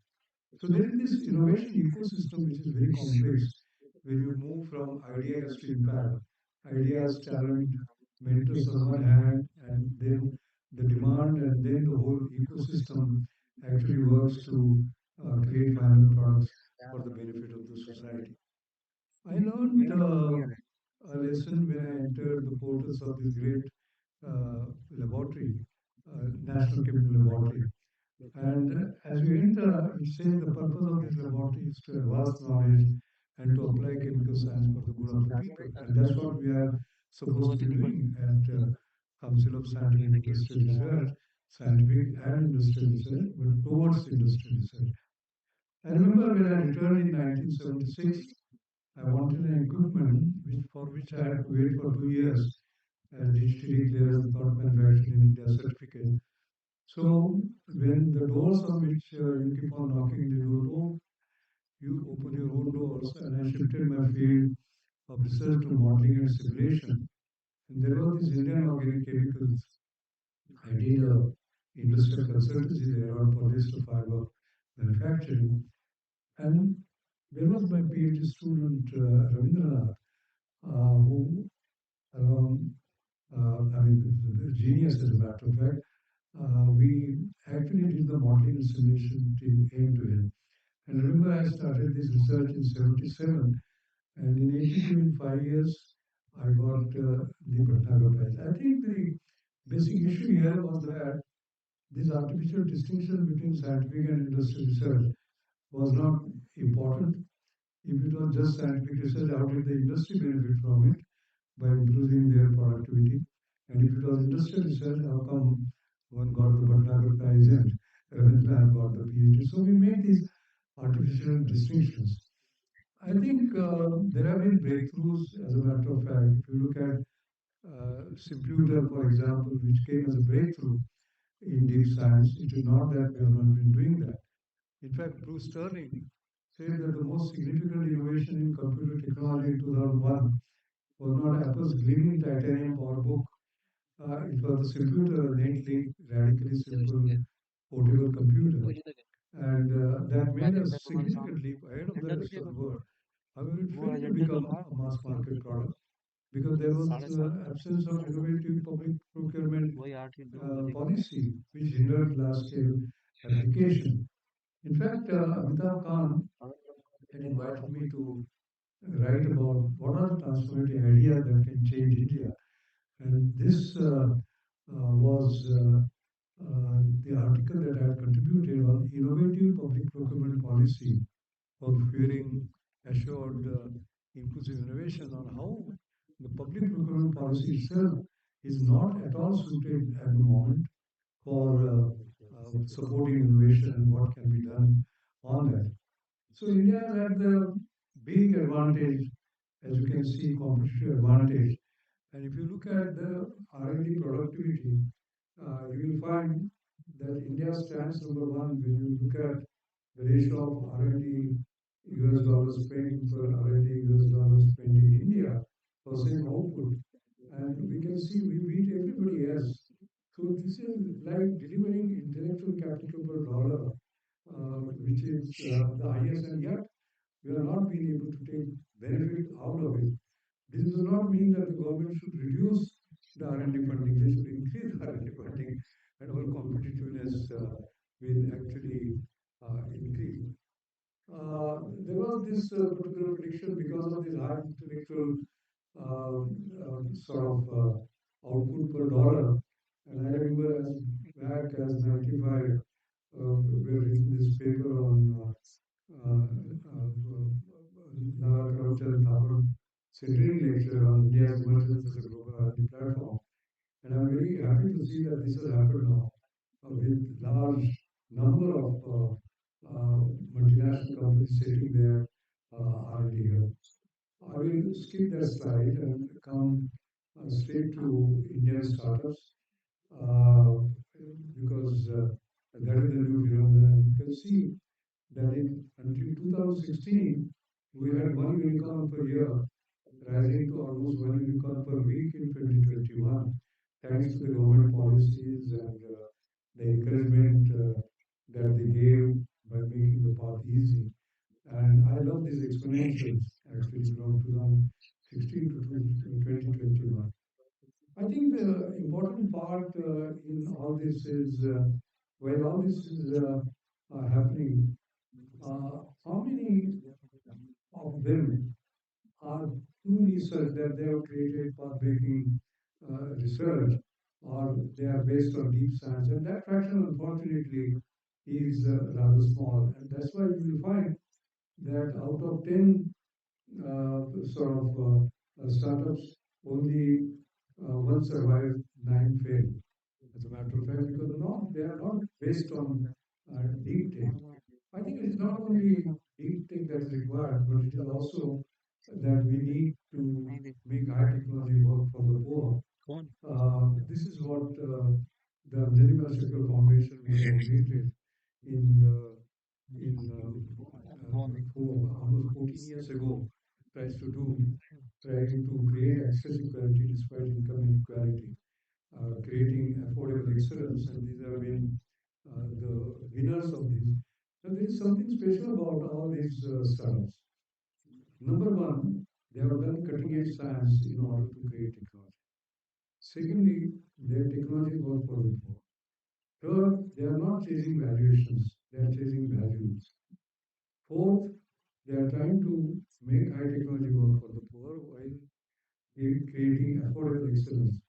And fifth, they are not chasing uh, billions, but they are trying to bring smile on the face of. I learned five lessons in my life that I would like to state here. Actually, nothing like basic science and applied science, only science and its applications and so on. We don't have to go for just publish or perish, but patent, publish, and prosper through industrial licensing. Uh, Deep diving into an industry challenge can lead to breakthroughs in basic science. I myself have benefited from that. And deep science will only lead to globally competitive technology. I think mRNA vaccine is a great example. The deep science that was created actually saved us during COVID. Within 1 year, they were able to put out a world-class competitive technology which saved the world and solve problems that need to be solved rather than those that can be solved. This is just the summary of what I wanted to basically say. I must congratulate the government for a lot of new initiatives that have been taken, and the initiatives of RDI in particular is a very important one, very impressive one. And our challenge is that when we talk about technology readiness levels, we move from 1 to 9. TRL 1 is at a concept stage, TRL 9 is what the industry wants. The labs and universities can go up to TRL 1 to 3, but the actual TRL 9 is what the industry needs. And they are doing an admirable job by funding TRL 4 to 7. So when we talk about moving from ideas to impact, concept to commercialization, I think this is going to be very important. I do feel that there is a great future ahead if we, as a matter of fact, fill this particular gap. The government has a big role to play, so is the private sector. Their investments have to go up dramatically. I personally feel that we are well on our way, like what I like to say, from leapfrogging to pole vaulting. I've been given 15 minutes. I've tried to do the best possible in the 15 minutes time. I'm known as a dangerous optimist, as you all know. I'm very, very optimistic about a great future where high science-led innovation will actually dominate the world. Thank you very much. Thank you so much, sir, for your honorary address, joining us virtually and highlighting about the innovation ecosystem, about the Indian startups, and towards the very end, about the five lessons from your own perspective. Thank you so much, sir. Thank you. Dear audience, we will now be listening to the recorded message of Professor Chandrima Saha, former President INSA 2020 to 2022.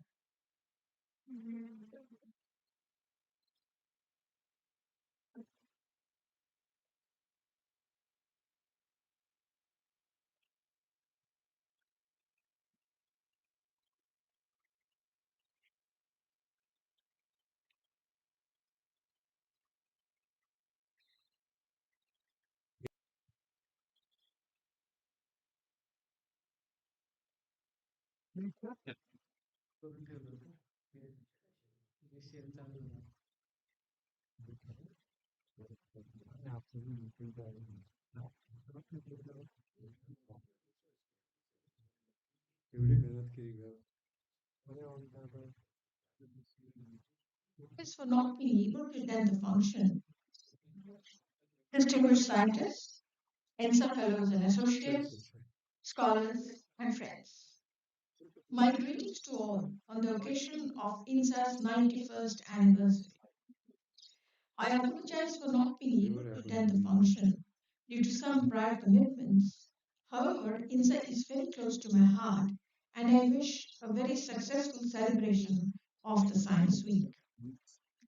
For more than 90 years, INSA has served the nation by inspiring young scientists, recognizing excellence in science, communicating science to the public, and maintaining a liaison with academies and scientific bodies across the world with exchange programs. Now, with the changing times, INSA, with its strong base of scientists, is ready for the challenges of the future. Over the past 5 decades or so, science and technology have significantly transformed society. Research breakthroughs now address critical challenges, including food security, public health, environmental threats, and national defense. In recent years, Indian science has contributed innovative ideas, fostered entrepreneurship, and developed scientific talent. अब कल But temperature we change do किया face substantial कल challenges in the temperature future change किया with the ये हमारा changing man world. India's ambition to reach $30 trillion economy by 2047 requires building a strong scientific workforce across various sectors, including policymakers, educators, researchers, innovators, entrepreneurs, and industry leaders. While there are many programs run by the government, their scale needs to be population. We need to align our work with national missions of Viksit Bharat and also address global issues. I'm going to discuss a few issues that I feel are relevant for today. I'm going to say a few words about the skilled scientific manpower, the issues concerning the need to increase the skilled scientific manpower. The PSA office has provided a figure of about just a little more than 250 scientists per million Indians, which is insufficient for a country of our size. हाँ Therefore, this is an important issue that we should address. Second, about the need for having efficient teachers, and then about the improvement of science चले जाएंगे communication चले जाएंगे strategies, बाद में and then, of course, appropriate balancing of scientific manpower. Skilled scientific manpower is an absolute necessity for the scientific enterprise to run. Whether it is the One Health mission, the quantum mission, artificial intelligence, or deep ocean exploration, all requires significant manpower. For this, tapping the potential scientists from a very early age is a necessity. Although there are programs to initiate interest in children in science, I feel at a very young age schools should communicate with parents to emphasize that if a child shows interest in asking questions about nature, about how things work, they should be carefully nurtured instead of steering them towards textbooks. Also, parents should be sensitized to the importance of giving their children, regardless of gender, opportunities to pursue science. Now, build connections and programs based on wants and needs of young people interested in science is a very important component. Um, this needs to be studied and accordingly executed. We need to establish new advanced research facilities to boost the number of scientists involved in research and expand our summer fellowship programs to offer training to help young scientists by involving scientific institutions from the academies. But we do need a larger corpus of people coming in for doing summer fellowship at various institutions, universities, and scientific organizations. We need to talk about requires systemic planning, requirement, resource allocation, and policy development. Women are an essential and expanding part of the scientific workforce, contributing significantly to research, innovation, and technology. Their growing participation is vital for global progress. Yet, they still face challenges such as underrepresentation in senior leadership and somewhat gender bias. The schools and institutions need to set a clear gender equity goal, create mentorship programs, and formally acknowledge women's contribution. We need to encourage young girls, remove their shyness, talk to them. The teachers need to do that and encourage them to go into science. Mentoring for leadership is another issue where women sometimes hesitate to go for leadership roles. They need to be mentored, and for this, efforts are to be made. I think an important component is exposure to role models because we have many women who have done very well in science, and we need to expose with their stories to the young women of the country to inspire them to go into science. When talking about scientific manpower, we need to look at our teachers. Science teachers form the basis of good science teaching.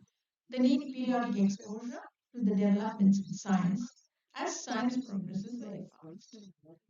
The organizations they are employed in should encourage them to expand their horizons.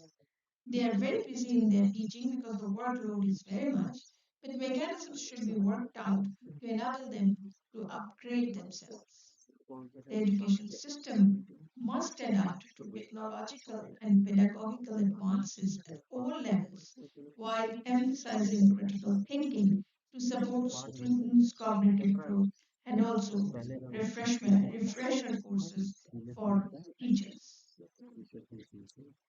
The other thing that one needs to do is to integrate the history of science into the curriculum to deepen the understanding of the manner in which science progresses. Once the students look at how discoveries were made and how they were eventually applied, it helps them to relate to the subject which they are trying to practice.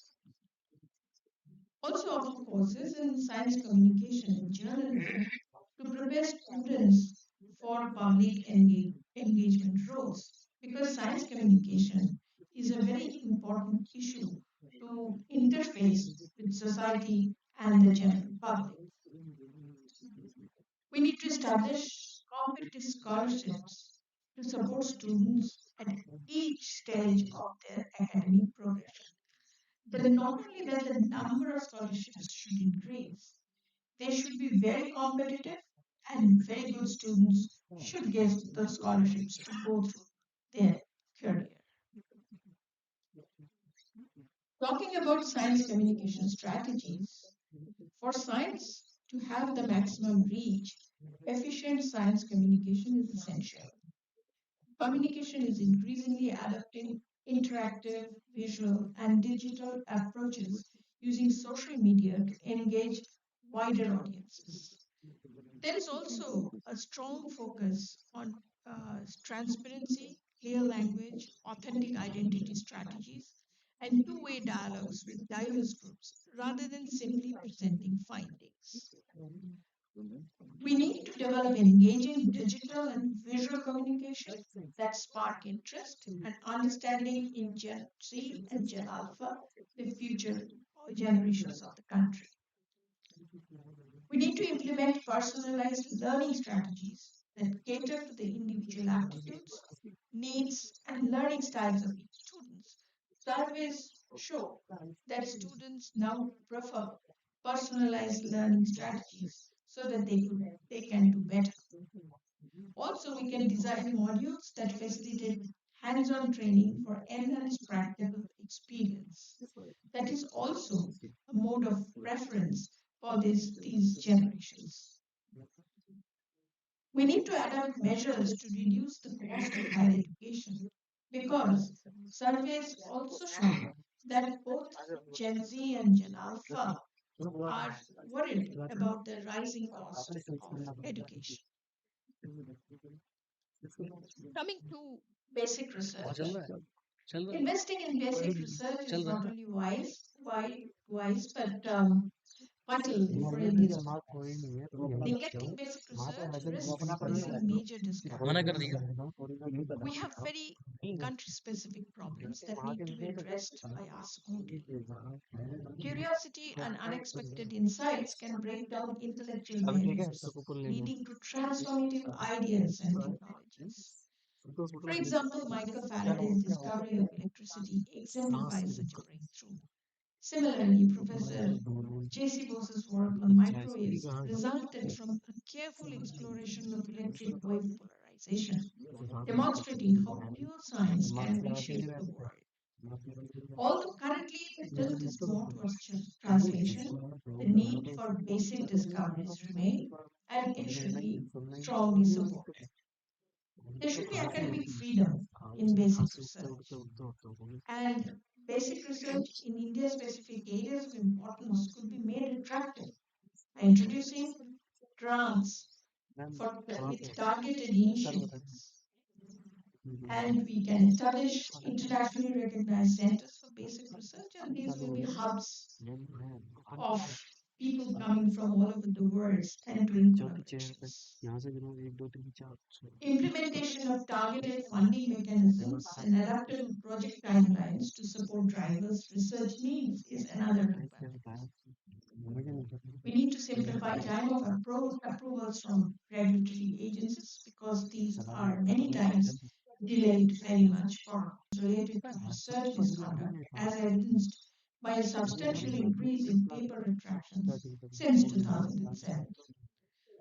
To compete globally, we do need to adhere to ethical standards covering several aspects like data handling, the treatment of human and animal subjects, the social implications of findings, and these are used to follow rigorous standards in research. Maintaining strict standards is essential to prevent resource waste and also to uphold public trust, acquire the trust of the funding agencies, etc., etc. We need to lay down standards for data acquisition and maintenance, and that should be taught to the scientists at the very base. We should take steps to prevent scientific fraud through continued education and motivation, whether it's a researcher in the universities, whether it's a scientist in the scientific institutions, or at the very level where students are entering and are getting exposed to research. One of the ways is to appoint an integrity officer from faculty members on being given for publications, etc. It's not that it will always work, but this is an approach that one can do. And internal oversight mechanisms for research ethics should be integrated into the regular operations of frankly, scientific collaboration is essential to modern research, especially as challenges become more complex. No individual researcher or discipline can address today's scientific questions alone. I trust that Indian science will thrive on multidisciplinary collaboration and we will go ahead well to meet the challenges of the future. Thank you. We thank ma'am for a very elaborative recorded message.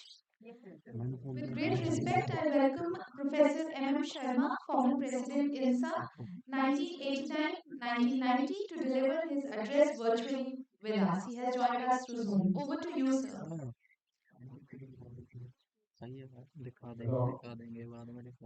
we welcome you for the 91st anniversary general meeting of INSA. We request for your virtual address, sir. Over to you. I'm Professor Sharma. Hello. Yes, sir, you are audible, sir. Hello, sir. Are we audible to you?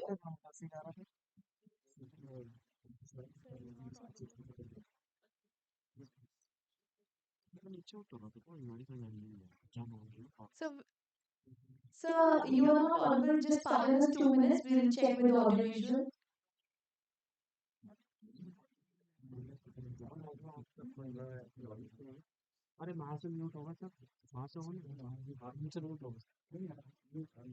Mute है. I think he is muted.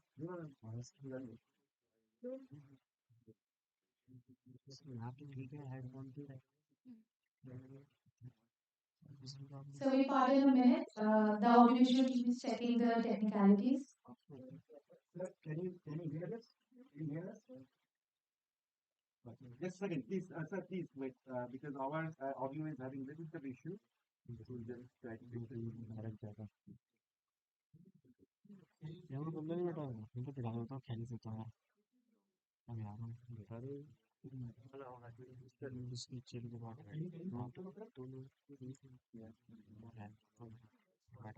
कुर्सी भी तो नहीं बैठेगा था मैं बाहर जा रहा हूँ मैं खाने को ऊपर से माइक तो ले लिया ना बड़ा क्या है तो वैसे भी खाना बहुत ज्यादा जाने हाँ तो फिर खा ले coupon Okay, I'm not able to see the audience. I'm not able to see President INSA or anybody on the screen. I'm only seeing Kamal Kumar on the screen. Hello? Sir, the audiovisual team is helping with the technicalities. Not able to see anyone from President, Secretary, or anyone on the screen. If you can speak the words. Professor Sharma, Professor Sharma here. Oh, I'm very much here, sir. Because we are sitting here on the dais, so you cannot see us, but we see and hear you. Thank you so very much for being here with us at the 90th of can I start my speech? Can I start my Sir, you may please begin with your address. Okay, all right. Yeah, please do. President Professor Ashutosh Sharma, past presidents, fellows of the academy, visitors, ladies and gentlemen. I'm most delighted to participate in today's function. My own association with INSA goes to almost 50 years, and I thoroughly enjoyed my association. I have very vivid recollection of the old guest house and how fellows were welcome there. Unannounced also. I've been asked to say something about the article me and Professor Anirudh Pandit have contributed about the changing world of chemical engineering. Chemical engineering is a very unique branch of engineering because only one which has big and strong links with chemistry. Another very interesting feature of chemical engineering in India is it all started in universities as a post BSc course, unlike all engineering colleges which started with diploma courses. So research was an integral part of chemical engineering, whether it was Jadavpur University or Bombay University or Madras University or Andhra University. This is another very distinguishing feature of chemical engineering. We deal with chemical industry whose global strength is now close to $6 trillion, and India is aiming to reach $1 trillion in the coming years. The produce of chemical industry is absolutely essential for everyday living. Life is not possible without produce of chemical industry, but life can be better. Indian chemical industry started post independence We had the war reparation gift of the Sindri fertilizer plant. Later on, because of hydropower in Nangal, we had a fertilizer plant there, and because it was electrolytic hydrogen, it could not have urea. And ammonium nitrate was their main product, which could also be converted to explosives if desired. Then, in late 50s, Government of India came out with a policy to support industry based on alcohol with the statement that use of alcohol for industrial purposes is better than burning it as a fuel. And a whole lot of organic chemical industry, whether making ethylene or acetone or acetic acid, butadiene, rubber, all started with alcohol in a big way. Today we have reversed that policy. We are using alcohol for blending with petrol. I would like to say anything more on that topic. Then we have always had surplus naphtha from petroleum refinery. So 16 saw growth of chemical industry in India based on naphtha. Today, we have petroleum refining companies, petrochemical units of global standard. Fertilizer factories are of global standards. The research in petroleum refining and petrochemicals has been significant. It could be somewhat more in the case of fertilizer. But we have done exceptionally well in the API for pharmaceutical industry.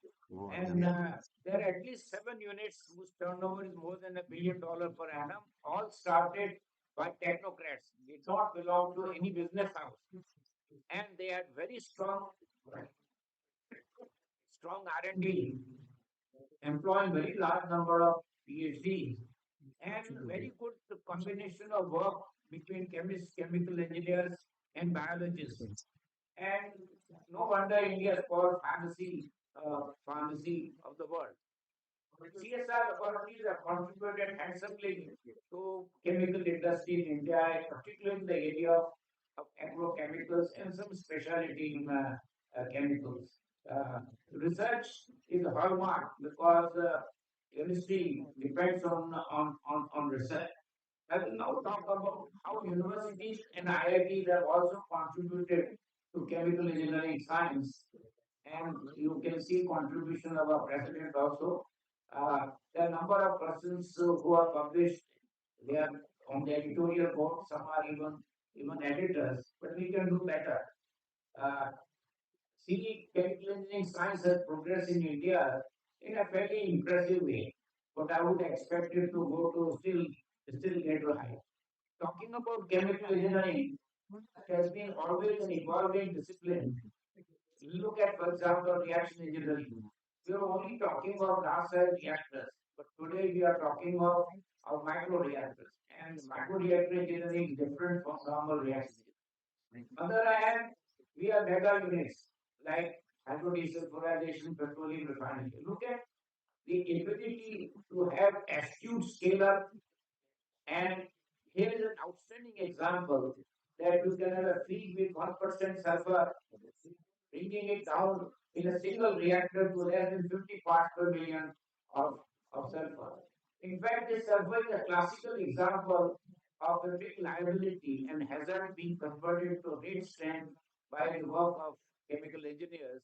And I mean how H2S has been recovered and converted to sulfur in a very impressive way without any significant emission. And today, the world's entire sulfur quantity is coming from recovered sulfur and not from mined sulfur.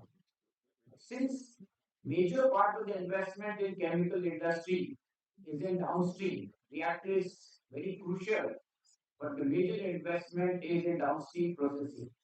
The old horse distillation is still seeing many advances. We have reactive distillation, reaction and distillation are combined. We have reactive extraction. But I hope to see major breakthroughs in the coming years in the absorptive separation. You saw the recent Nobel Prize award for MOG, but apart from MOG, we have COG, we have HOG. What like zeolites, which was philosopher's stone, made a big impact both in absorption as well as in catalysis. I foresee MOG making a major impact in coming years. Let me give you one or two simple illustrations. First of all, they already have areas of 3,000 square meters per gram, but it is hoped that it may even go to 10,000 square meters per gram. The work between chemists, material scientists, chemical engineers have led to some very unusual achievements in this area. See, we have major capex and major energy cost in separating ethylene from ethane, propylene from propane, and attempts are now being made to replace these energy intensive, capital intensive with absorptive separation. And let me give you one or two outstanding examples. We have MOGs which will selectively remove 1 to 2% impurity of ethane in ethylene.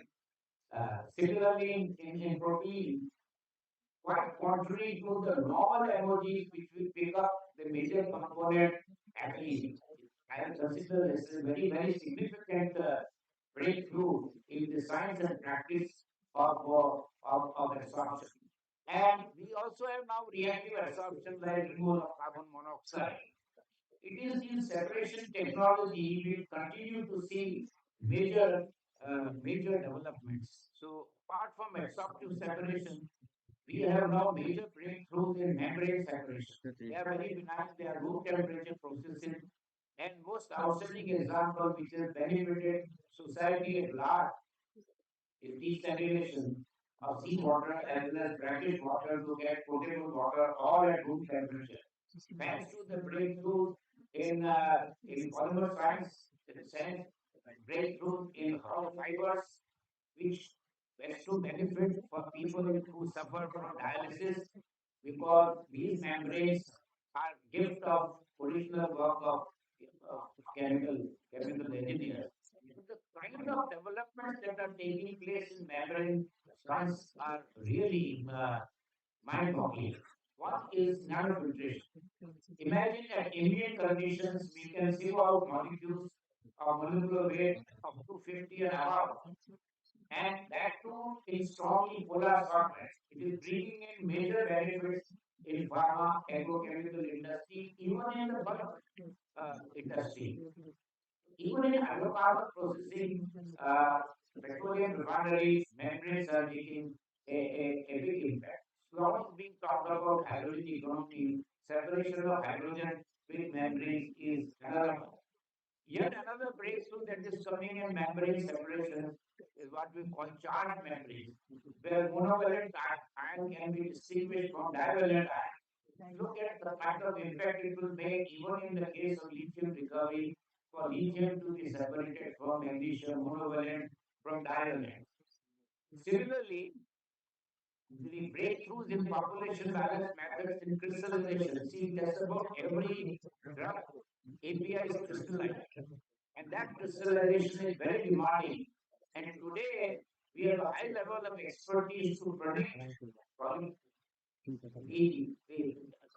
various crystal forms, polymorphs, and how we can very articulately carry out crystallization. It is one of those very important areas. To dramatize it, I must tell you like this, that we have put up a plant, everything is right chemically, the product is not sellable, right? Because the particle size distribution is not right, bulk density is not right, loss of drying is not right. And then you have to solve this problem on the plant. Personally, I've had association with this kind of problem, and chemical engineers are playing a very important role in this area.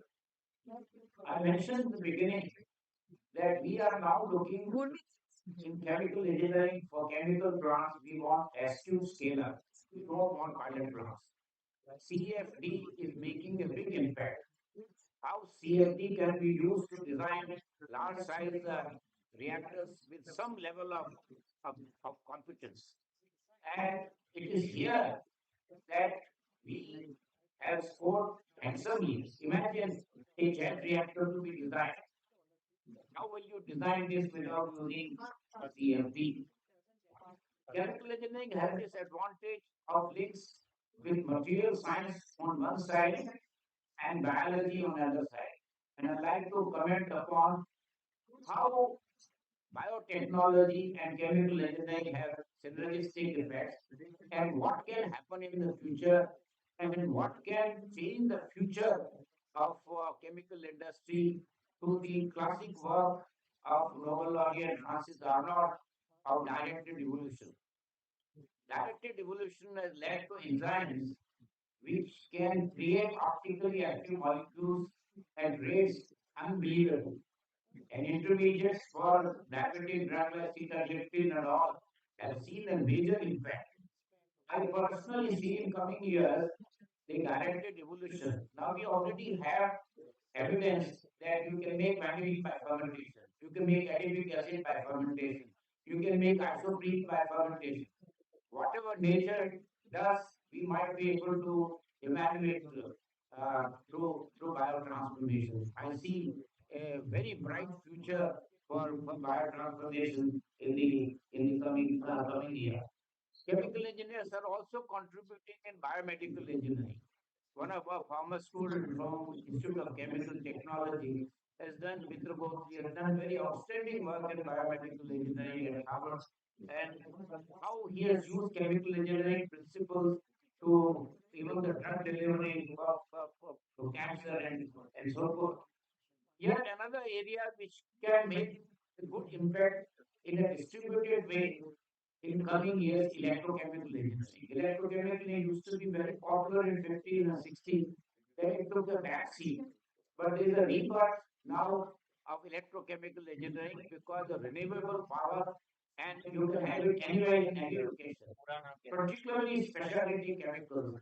And how the electrochemical engineering, electrocatalysis will make a difference. Imagine a situation where a electrolytic cell is doing both anodic oxidation and cathodic reduction. These are commercial, but many more such units will come, particularly for specialty chemicals. I believe this will be. Similarly, the contribution of chemical engineers in nuclear engineering. There's a lot of talk about boost to nuclear power. You will see classical literature. A lot of work in nuclear engineering has been done by chemical engineers. Like how hydrometallurgy, most of the work in hydrometallurgy was done by chemical engineers in US, Canada, South Africa, Australia. And first major candidate was uranium because those ores are lean and uranium recovery had to be done by hydrometallurgy. Now for lean nickel and copper ores, vanadium ores, hydrometallurgy is being used. I can go on and on to sing praises of chemical engineering, which I have practiced for 60 plus years. I have enjoyed every bit. When I joined chemical engineering coming from Jodhpur, it was an unknown subject in 1954, but I thought I made a good choice. I'm glad to see another fellow chemical engineer being president of INSA, Ashutosh Sharma. Earlier, uh, Professor Dr. Arya Mishekar, who spoke a little while ago, I believe, and I was president in 89, 90. I got elected as a fellow in 1976. So INSA has been in my blood in so many ways. I can keep on singing about praises of chemical engineering and chemical industry, but I must adhere to the time given to me. I wish INSA greater successes in making an impact on the society. I think they should come out with policy decisions irrespective of what government thinks of our thinking, whether it was in terms of fertilizer, whether in terms of agriculture, whether in terms of medical sciences. I think like Royal Society in UK, we should endeavor to express our opinion freely. May I thank you once again for having me to speak virtually because I had problems in coming physically to Delhi and participate in this major function. Thank you so much. Thank you so much, sir, for your gracious online address and highlighting about the chemical engineering and industrial transformation over the years. Thank you so much, sir. We were honored to have you with us today virtually. Thank you. All right. Thank you. Dear audience, we will now be listening to the recorded message of Professor P.N. Tandon, former President INSA, 1991-92.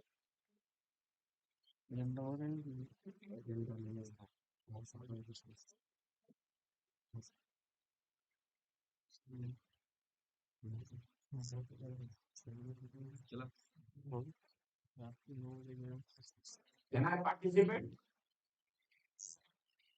Yes, sir, you may please. I'm grateful to you for inviting me to participate in this celebration of the Science Week that INSA is organizing today. I think this is a very important occasion, not only because it brings back, along with the members of the council, a few of the past presidents. And I am thankful that in my capacity as one of the past presidents, you have wanted me to say a few words on this occasion. The word that you have used is celebration of science. And that to me is the most important single thing as far as an academy is concerned. And permit me to quote Jawaharlal Nehru ji, what he said on this subject. And I am quoting, surely science is not merely an individual's search for truth. It is something infinitely more than that. It must have a social objective before it.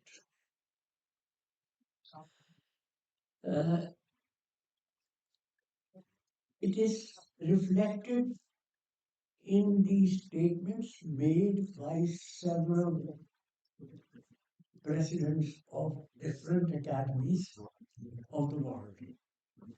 And if your fellows are interested, they can find the details of this in a talk that I have delivered and later published in special issue of the Academy, Proceedings of Indian National Science Academy in 2013, volume 79.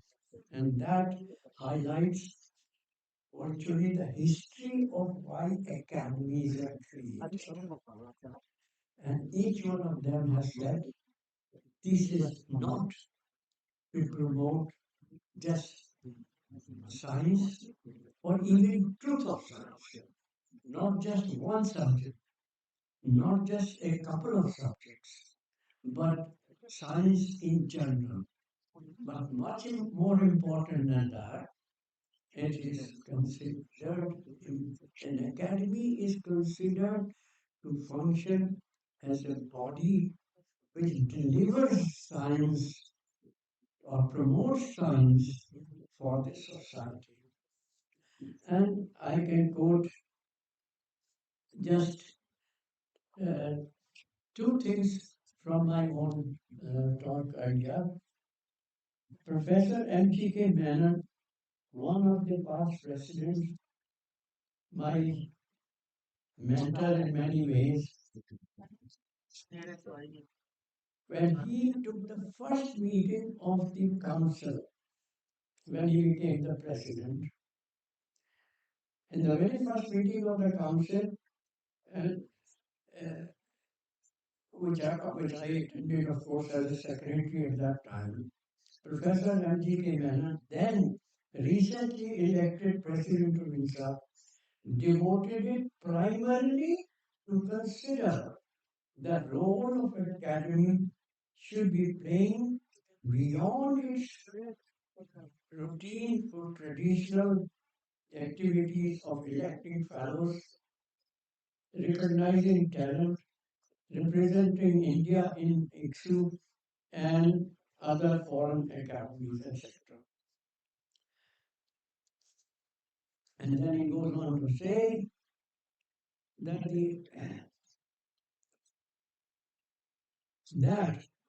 the academy has a role different than the government department, government science department, and agencies like, for example, ICMR, CSIR, etc., etc., and far more important in respect to the policy and program planning for the development of science and technology and its application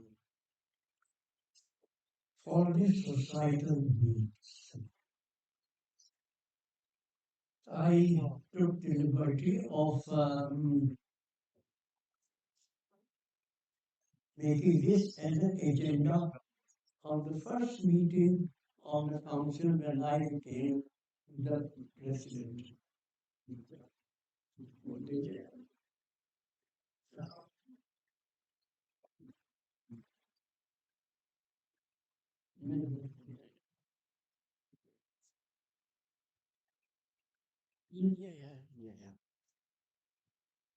And we had a discussion meeting preceding the regular work of the council, and the subject was the role of the academy agenda for the next decade, and that was in year 1994.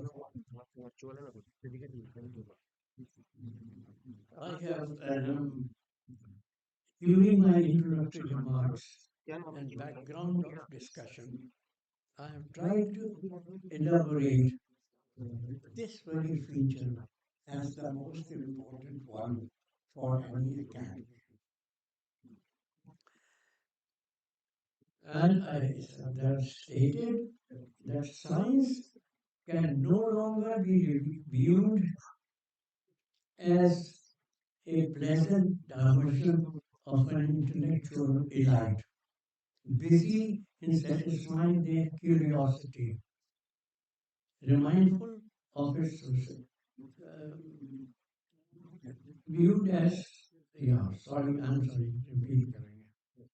Science can no longer be viewed as a pleasant diversion of an intellectual elite, busy in satisfying their curiosity, unmindful of the social relevance. And this whole uh, program has been published by INSA under the title which I have just read out. That is the role of academy. And very distinguished fellows participated in this symposium for 2-3 days. And Dr. Varatharajan, then Vice President of Indian National Science Academy, was requested to compile the proceedings which are available in the academy. I would certainly request the younger generation to go through these documents. They will be very interested in getting a variety of views in this connection. I thank you once again for giving me this opportunity, and I hope, like ever before, INSA will progress and continue to progress as long as it continues to devote itself to the objectives that it had formulated in the very beginning, as mentioned by Dr. Meghnad Shah in his very first talk before this academy was created, and reflected in the academy by in Bangalore when the Bangalore Academy was created. Thank you very much once again, and my best wishes to all the young fellows. Keep the Indian flag flying. That is the most important, and I think we are at a time when we can do much more than we were able to do before. Thank you very much. We are very grateful to our former president for his recorded lecture. Thank you so much, sir.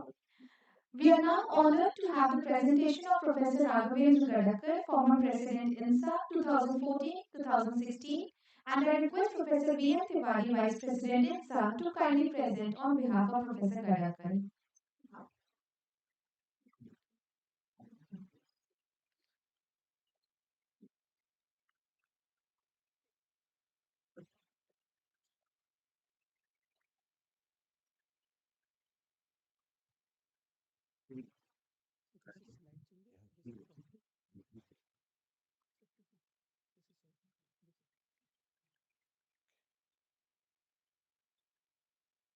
Can I have slide?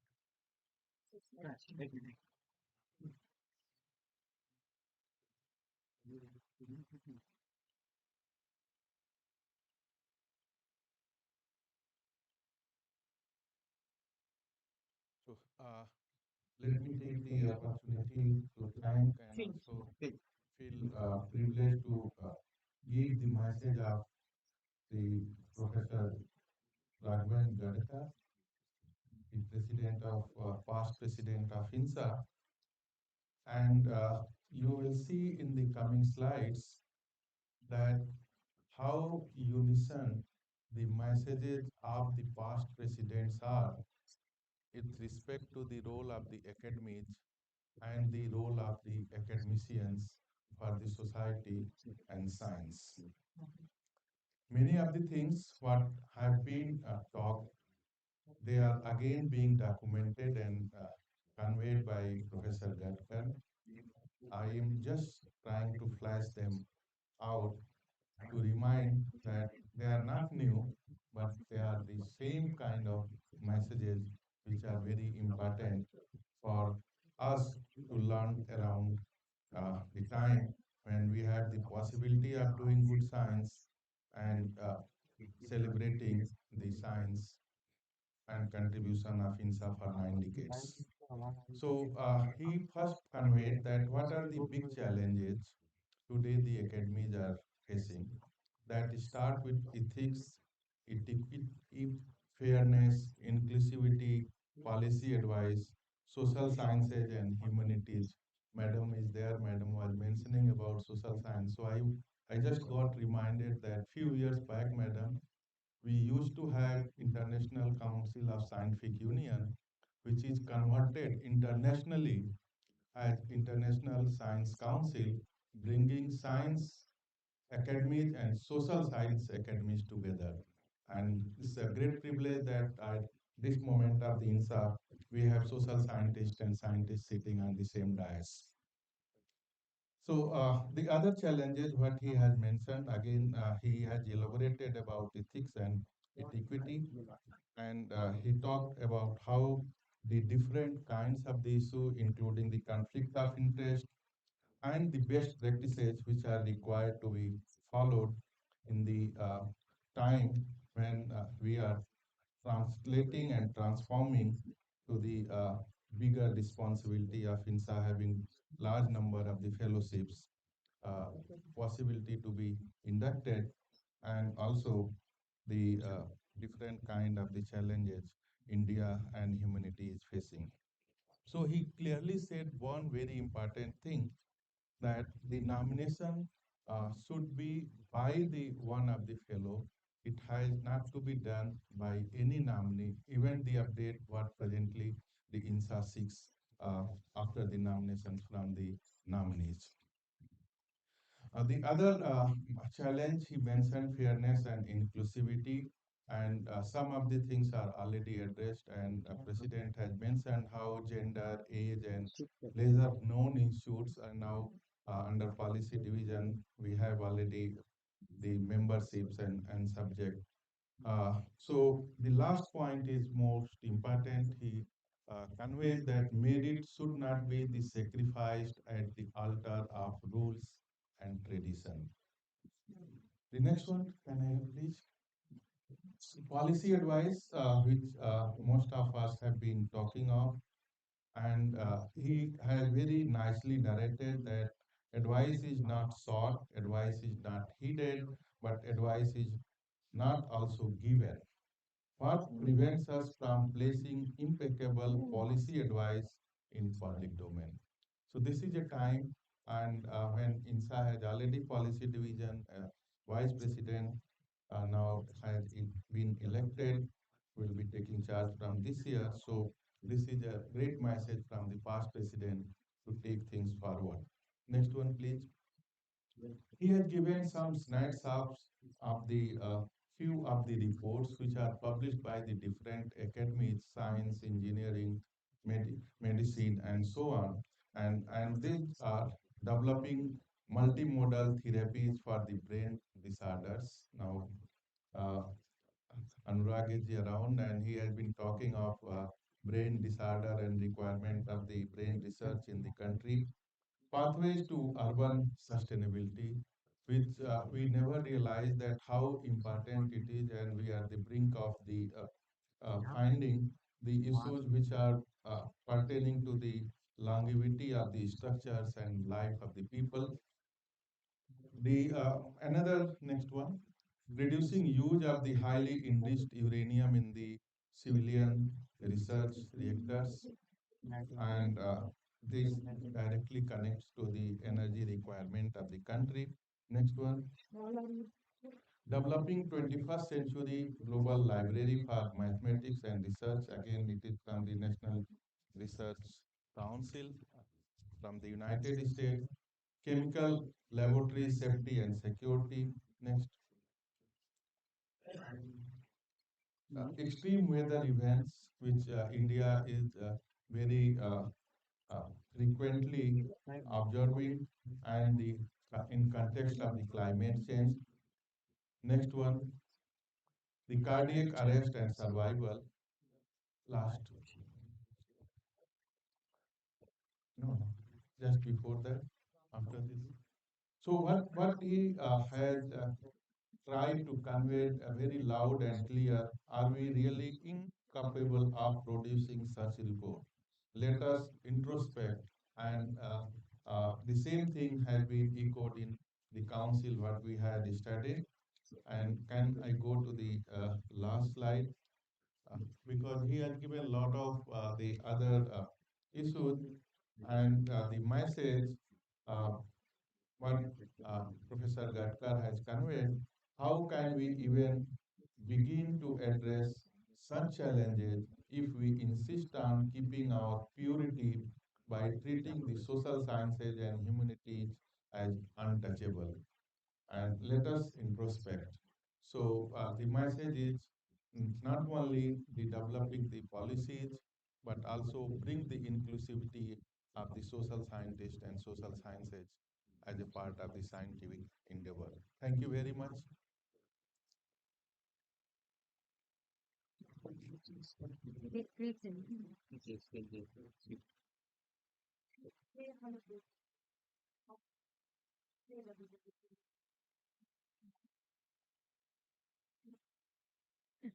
Thank you, sir. We extend a heartfelt gratitude to Professor V.M. Tiwari, sir, for presenting the message of Professor Gadadkar with great zeal. Thank you. Ladies and gentlemen, after being enriched by the wisdom and legacy of our esteemed former presidents, we now look forward towards the future that INSA continues to shape. INSA's future is destined to shine brighter under leaders who will carry forward this illustrious legacy with commitment and transformation. It is now my privilege and honor to warmly invite Professor Shekhar Shri Mandel, President-elect of INSA, to deliver his address. Over to you, sir.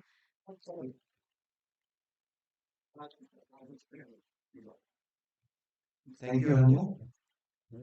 Professor Ashutosh Sharma, distinguished guests. It's a great pleasure to be here, standing in front of you once again. I had a chance of talking to some of you yesterday here from the same podium, but many of you have joined fresh today. So I'll make the similar points that I made yesterday, but I'll also make some new points. First of all, I would like to thank JNU for hosting the annual meeting in this beautiful auditorium. We also like to thank all of the organizations in Delhi who have organized this Science Week. There was an idea of Professor Ashutosh Sharma that annual meetings should be celebrated as a week of science across the country, and I think it's a terrific idea. and let us hope that we can continue the tradition in the coming times. Uh, we had a chance to release this book just a while ago, this particular book that so very well has been organized by Professor Singhvi and Dr. Tiwari, and number of people have written articles in this particular book. I have myself written an article on the role of science, technology, and innovation in India's journey as an independent country. And I want to quote the sentence that I begin with my article. And this particular quote is from an essay, it's a very celebrated essay in 1939 by a person called Abraham Flexner. Abraham Flexner was the director of Institute of Advanced Studies in Princeton, and one of his, of course, he was extremely well-known academic, but one of his claims to fame was he was the one who recruited the likes of Gödel, John von Neumann, and Einstein to Institute of Advanced Physics. That's one of his claims to fame. And in an essay, which has been an extremely influential essay for all the scientists around the world to read ever since, the essay itself is titled Usefulness of Useless Knowledge. That's the title of the essay. And the opening statement is what I would like to quote to all of you in this particular essay. It says, quote, "Is it not a curious fact that in a world steeped in irrational hatreds, which threatens civilization itself, men and women, old and young, detach themselves wholly or partly from the angry current of daily life to devote themselves to the cultivation of beauty, to the extension of knowledge, to the cure of disease, to the amelioration of suffering, just as though fanatics were not simultaneously engaged in spreading pain, ugliness, and suffering." I think it's a very, very touching quote, what he mentions. Many people have talked about it in the past, about how science, beauty, and the people who cultivate all of this, or arts and whatever, how useful is it for the society in general, and has always been proven right, at least in the past, and there is no reason to believe that it will not be proven right in future also. Having said that, for me, the task is very difficult, very challenging. That I am speaking to you firstly after the stalwarts like Dr. Mashekar, Professor Sharma, Professor Sood, Professor Sharma. So talking after them is always a big challenge. But also the challenge is about charting the course for Indian National Science Academy for the future, and what does actually fellowship look for the future. A couple of things that I would like to say, and I'm going to repeat from what Dr. Mashekar has said and Professor M.M. Sharma also said in his talk. Dr. Mashekar always comes up with quotable quotes, right? You can always take some from his lectures, some quotable quotes. And today's quotable quote that I could see from his lecture was, "Money creates knowledge and knowledge creates economy." I think that was fantastic what he said about that. The same thing was also said by Professor Sharma about how the creation of knowledge eventually leads to the creation of economy. The same thing was also talked about by Professor Ashutosh Sharma in his talk. And Professor M.M. Sharma also said that science has to have a useful social function. Right? I mean, that's what one of the things that he actually very strongly brought forth to this particular audience. But this feeling once again about what science could do for society is a very old feeling, it's an ancient feeling that the knowledge that we create eventually benefits human beings and the society in general. Has to be. So that has to be one of the central themes of science, that eventually we all should progress as human beings. And once again, in the last 100 years, a very influential essay which was written by J.D. Bernal, very famous scientist, J.D. Bernal. He himself did not get Nobel Prize, but many of his students went on to win Nobel Prize, including Max Perutz, John Kendrick, Dorothy Hodgkin, and others. So Bernal was one of the most influential scientists of the last century, and he wrote an essay, what is called as the social functions of science. That book has been sold in the scientific fraternity more than any other books that have been sold in the last 100 years. So social functions of science, he articulates extremely well that how scientific discoveries eventually go on benefit society and how we should actually make use of them responsibly, responsibly. And that I believe is one of the primary articulation that academies like INSA and Indian Academy, learned academies, must bring to the society. That we are here to create knowledge, but the knowledge that we create eventually also has to be converted into something that is useful for society. And in this particular respect, I would like to applaud Professor Ashutosh Sharma and the previous council that they have started these two new categories for relation to fellowship. One is for science in translation and the other is science in society, where we are actually getting more inclusive for people who are involved in converting that knowledge into larger benefit of society. I see here in the audience someone like Dr. Anand Deshpande who is sitting here, or someone like Dr. Anil Joshi who is sitting here, who are great examples of how science and knowledge can be converted for the larger benefit of society. And we are very proud that people like you have been inducted into society. And we hope that with the help of all of you, we will be able to articulate this even better in the coming times. Yesterday, I had a chance to talk a little bit about how India's journey has been post-independence in science and technology particularly, but as a society in general.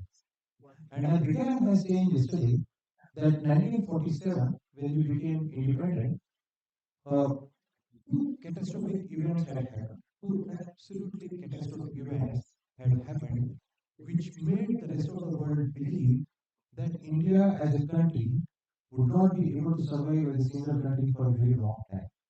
And most of the humanity that existed, about 450 million people, would actually be living a very pathetic life in the years coming ahead. That was the belief that most of the world had because of these two catastrophic events. One was the 1943 Bengal famine, in which about 1 to 3 million, about 10 to 30 lakh people had died in that. And the second one, which was absolutely mindless, was the creation of geographical boundary, which led to the largest ever known human migration and violence in our history. I think both these were man-made events, and that made most of the world believe that India as a country would not be able to survive for a very long time. But I reminded yesterday all the fraternity here and the students that we actually took a very wise decision then that for our progress, we'll adopt science and technology as the sole vehicle for the progress of our society. And when situations such as 1943 emerged again in the mid 1960s or later, we together stood up, and with the applications of science and technology, we brought in solutions which actually are such amazing solutions that almost everyone finds it difficult to believe that we have come up with solutions that has not only made the country survive, but now is firmly marching towards a global player in terms of its economy and in terms of overall happiness of its people.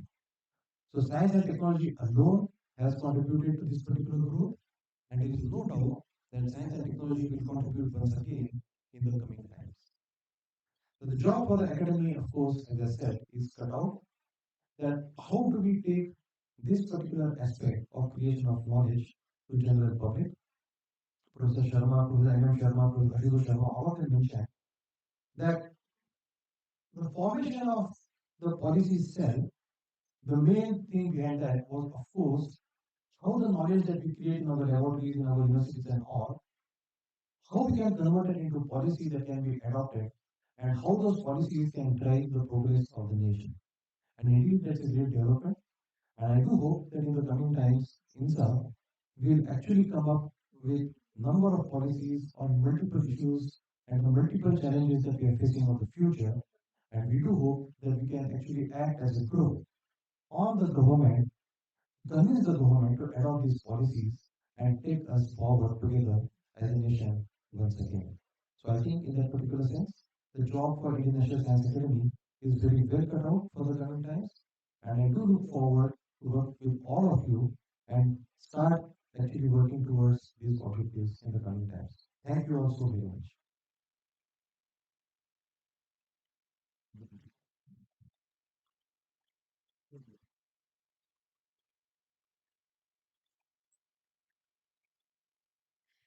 Thank you so much, sir, for your inspiring words and insightful address, highlighting about the historical anecdotes of India as a nation and also adopting science and tech as a sole vehicle of progress and towards the very end about the vision and mission of INSA in the future years. Thank you so much, sir.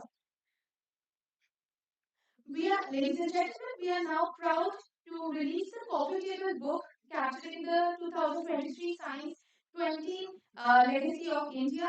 And for the same, I request Professor Ashutosh Sharma, Professor Devashish Mitra, Professor Narendra Mehra, Professor Sanjay Puri, Professor V.M. Tiwari, and Professor Indranil Manna to please come up on dais.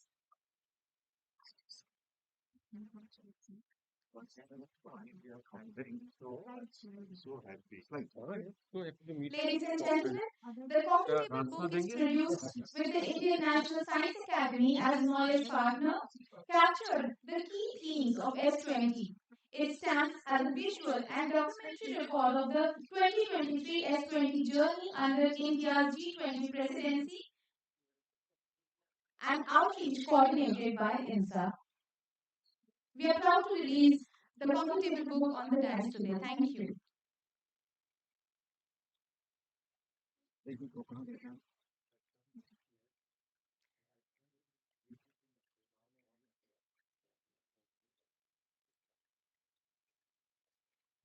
Thank you so much, honorable dignitaries. I take this opportunity to announce the launch of INQUA 2027 portal. The INQUA 2027 in India is themed Quaternary Science as a Site of Services, which will experience the rich heritage and culture of India. I request the team to please start the portal launch.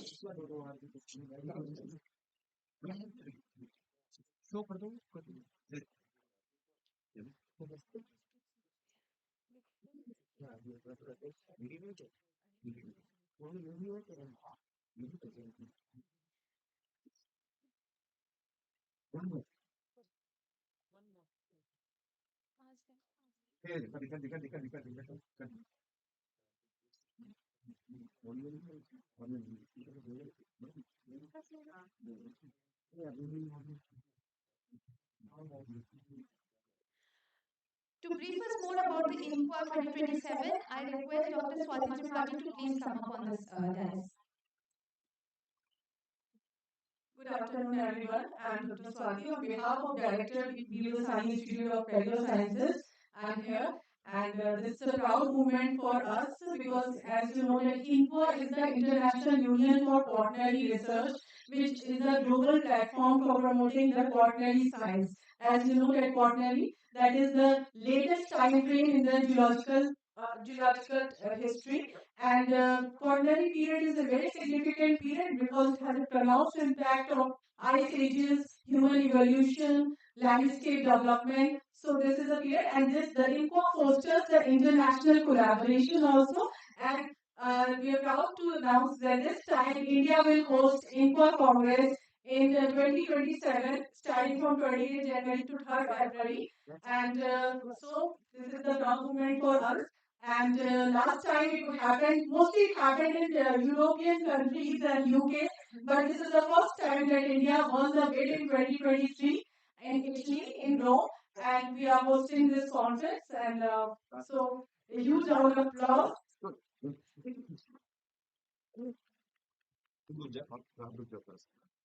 Thank you. Thank you so much. With this, we come to the conclusion of the inaugural ceremony of the 91st Anniversary General Meeting of Indian National Science Academy and the celebration of Science Week at Delhi 2025. Thank you so much to all the attendees, all the dignitaries once again. Before we disperse for the lunch, I request all the attendees and dignitaries to please accommodate outside the auditorium for a group photograph. Thank you.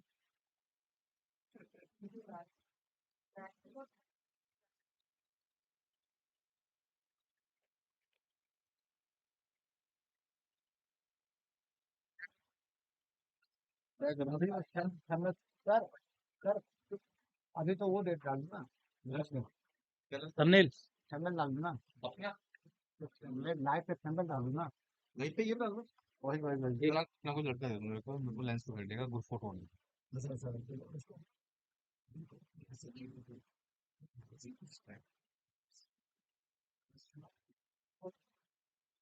डाल देते ना lab तो and वैसे ही करनी पड़ेगी ना क्या thumbnail डाल देगा तो लाइव में चलता रहेगा ना चलने दो लाइव नहीं नहीं एंड कर देना अभी तो वही तो बोल रहा हूँ हाँ थंबनेल डाल दे हाँ हाँ फर्स्ट क्लास जी सर होने पे बना देते ना एक सिर्फ दिखाते हैं बना रखे हैं ना अभी अभी नहीं अभी तो उसका जो है वो यहाँ से जो बनाएंगे एंड कर दो सर लाइव नहीं होगा ना नहीं एंड तो पता नहीं पूछना पड़ेगा उनसे पूछिए एंड करके थंबनेल डाल दिए ना लाइव पे हमने डाल दिया सर The उसमें एक speakers बार for the आप सर upcoming बताइए sessions can now give their presentations to the audiovisual team in the उन्हें पता चल रहा है ना backstage. टोटल जो पीपीटी चल रहा है ये This is जैसे an है ना important आराम से आराम announcement. से आराम The ये से जो चल speakers for रहा the है जो next session can बोल now रहे तो give यहाँ their पीपीटी चल रहा है presentations ना to the यहाँ से audiovisual team in the background. अब देखिए ना कोने पे हाँ कोने पे तरफ इसी इसी में तो ये लाइव नहीं है ना ये लाइव नहीं है ना वहाँ हो रहा है ना वहाँ हो रहा है वहाँ सारा कुछ हो रहा है सारे नहीं आ रहे सारे आगे नहीं चल रहा पहुंच गया देखने वाला तो चल रहा है ना चल रहा है वहाँ तो चल ही रहा है थंबनेल लाइव में डाल दिए लाइव पे थंबनेल डाल दे ऑन एयर है ना छोड़ दो ऑन एयर कर चल खाना खा लाइव चल रहा है ना वही करवा दो बस हाँ ये बस यही है यही लाइव कंटिन्यू चल ही रहा है चल रहा है और फोटो कैसा यूट्यूब का लग रहा है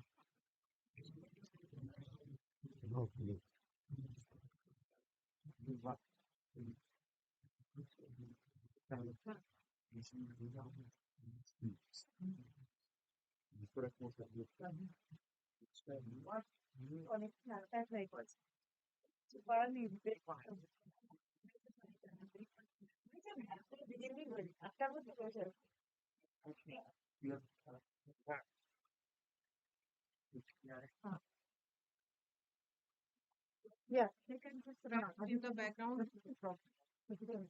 Right.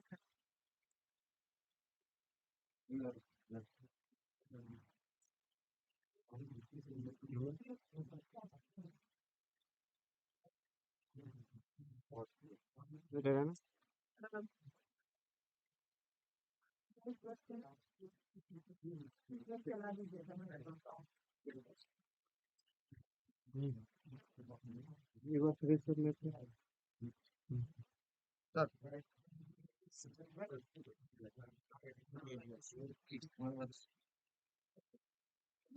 ले ये 4 घंटे हमारा सब होती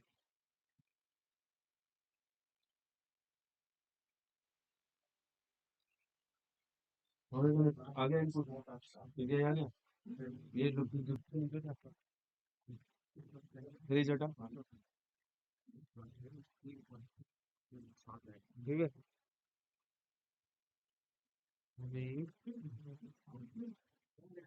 ये आगे वाला है प्रोग्राम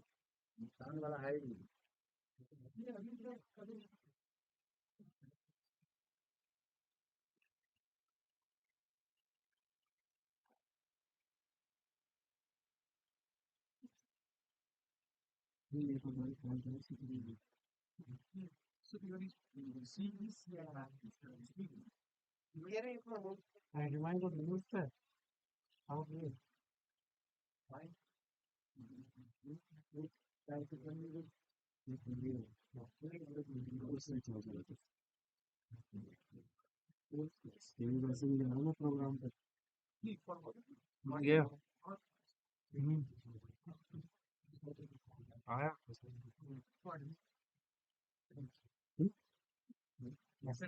आ गया स्विच करो,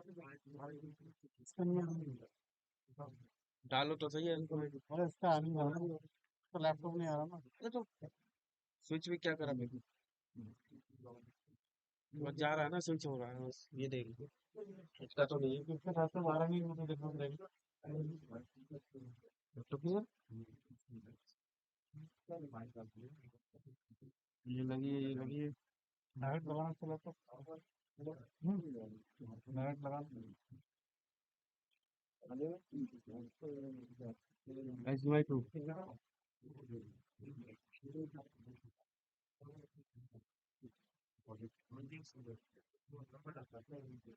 आ गया। आ रहा है, बंद पे नहीं आ रहा, लगाऊं बंद पे लगाऊं?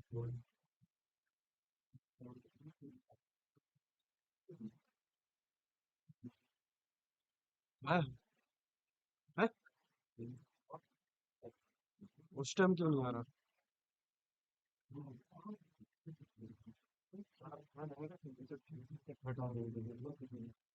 हम लोग सामान निकलवा देंगे लैपटॉप।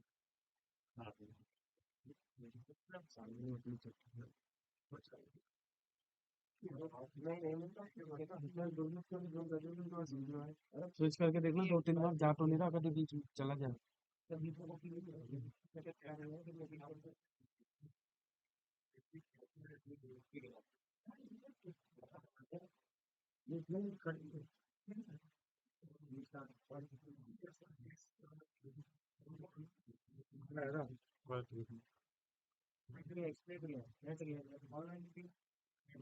ठीक है, क्या हुआ?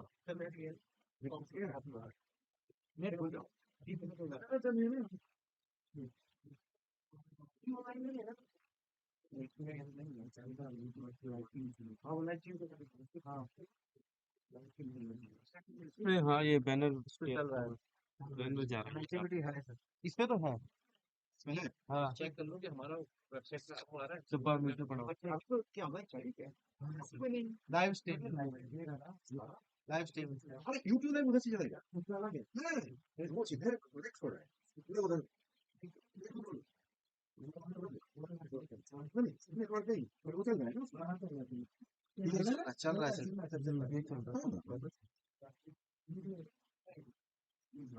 Ladies and gentlemen, ये अलग से डालना, ये बैग उस थैले में डाल देना। अरे अभी स्प्लिटर विटर रखना है, ऐसे ही रख दो।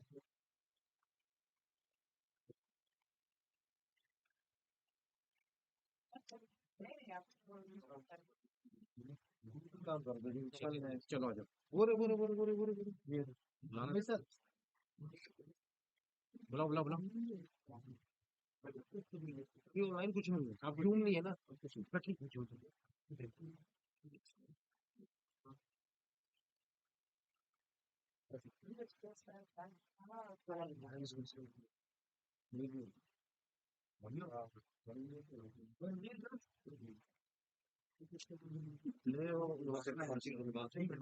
मैं यहाँ से थोड़ा सा हल्का सा मेरी समझ बोलता हूँ, 1 से 3 कर दिया।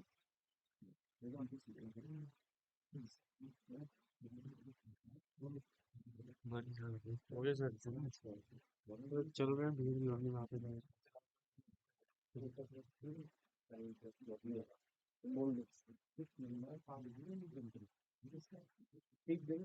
जल्दी क्या है?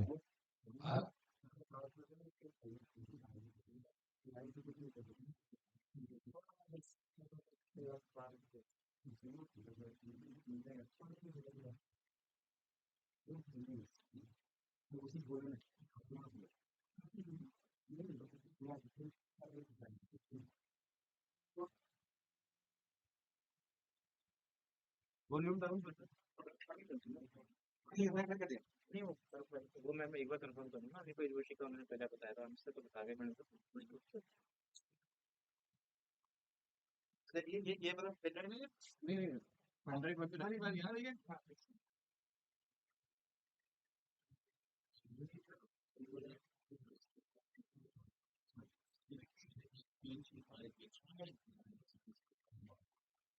लेकिन दूसरा नहीं है। लड़की साथ में लेके सुना रहे भाई, मैं ये अक्कल का है।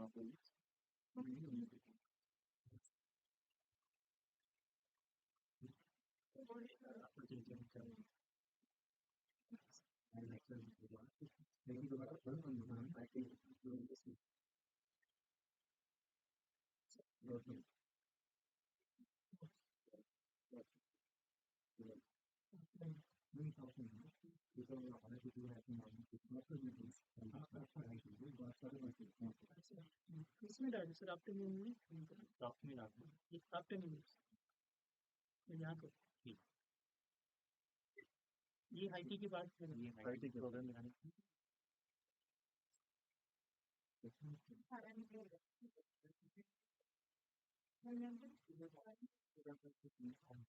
हाँ, जब ये रिकॉर्डेड लेक्चर भी चलेंगे ना तो लोग आएंगे ना, जो भी बताया था निधि जोशी वगैरह तो इन दोनों के प्री रिकॉर्डेड प्री रिकॉर्डेड बंदा जो आए तो वो पहले वो डिस्प्ले करना तो उनकी किसी थी, फिर उनका रिकॉर्डेड लेक्चर आपके पास फिर ना यूट्यूब पे या स्क्रिप्ट का सुनो, ठीक है, तो इन दोनों का प्री रिकॉर्डेड की तुम देखने आएंगे, आपको लेक्चर प्ले करना है, ठीक है, तो पावर ऑफ पहले स्लाइड देखो ना, जब तक ये अनाउंस करते हैं फिर हमें ये लगा देते हैं रिकॉर्डिंग, और फिर जब खत्म हो जाएगा फिर वापस, ठीक है। अभी जूम पे तो हमारा कोई नहीं आएगा, फिर इस पे कोई भी नहीं। आपको ये रिकॉर्डिंग लेक्चर ये हम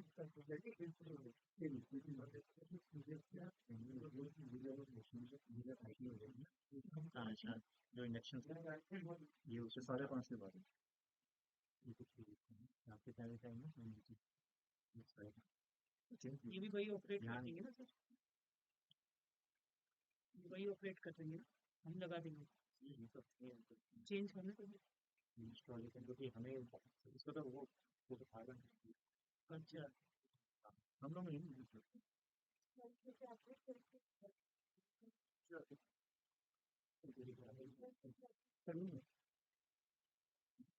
अच्छा, अनाउंस करते रहेंगे हम ये शो कर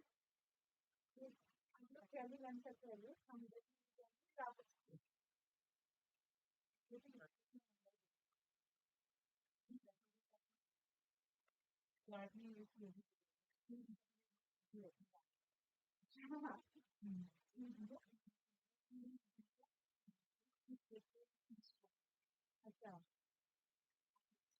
पता नहीं है कब आगे जा रहे हैं।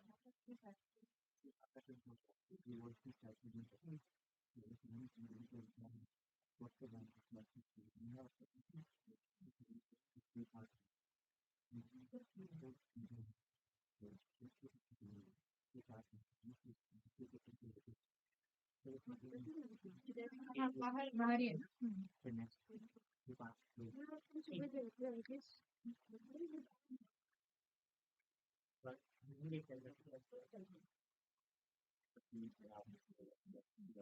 अभी हम ये लगा देंगे इसमें पहला अजीब पहले आनंद पहले देंगे वो दो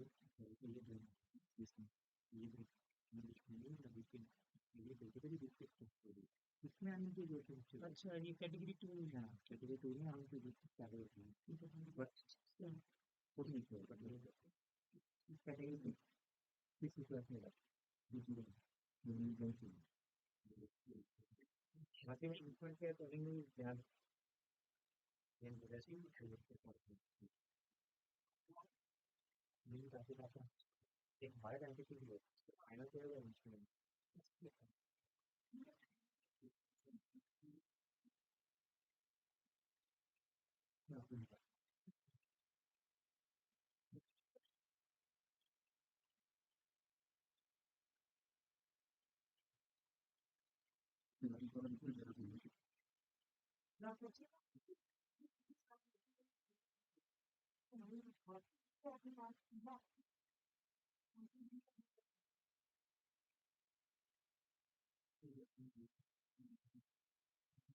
एक ही विपत्ति अभी आई नहीं, एक ही विपत्ति आई नहीं, मुझे ब्लॉग आई ना तो अच्छी बात है, तो वो सब सपोर्ट करते हैं और अच्छी बात है उसमें ठीक है नंबर 4 एक मंथ से हाँ मत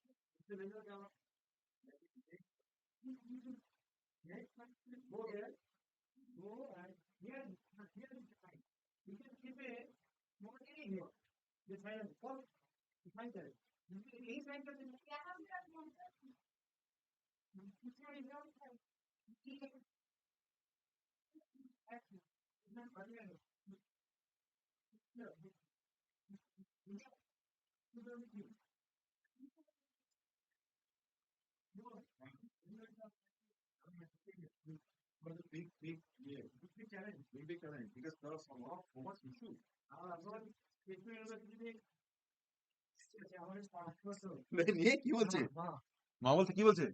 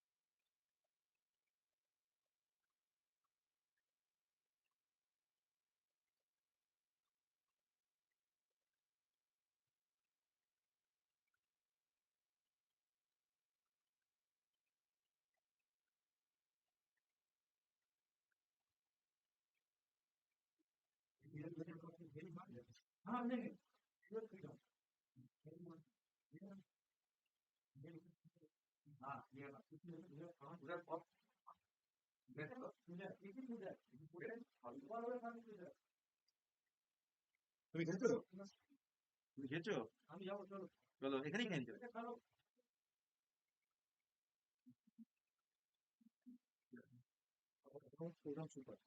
এখন সুপার ওই মাঝখানে একটুখানি ইয়ে ছিল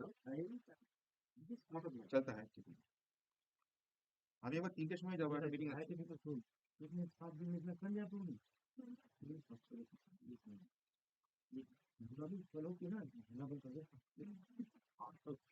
And it's actually any kind of crowd I can get. I can get it. Any kind of. Okay, no, thank you. I remember that's a very unfortunate demand they made before you, which is not right. We are also opposed to that. But that's the lunatic things everywhere. Everywhere.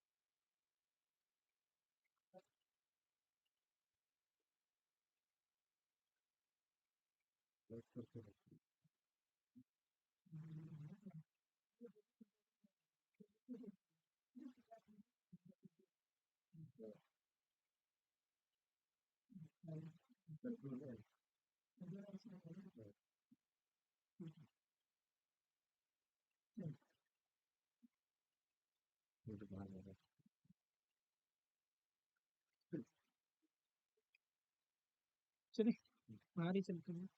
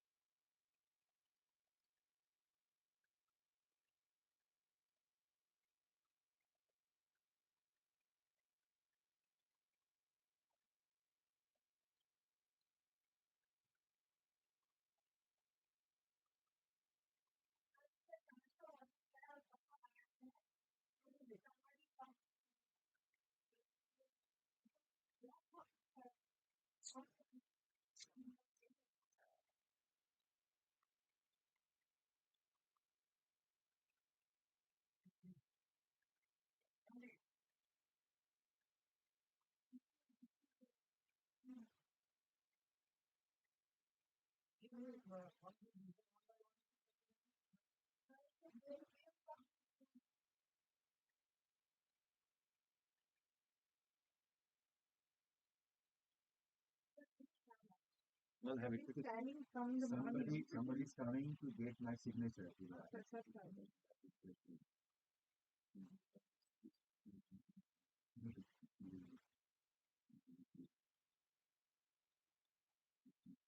यहाँ पे I think यहाँ पे कुछ दोनों What?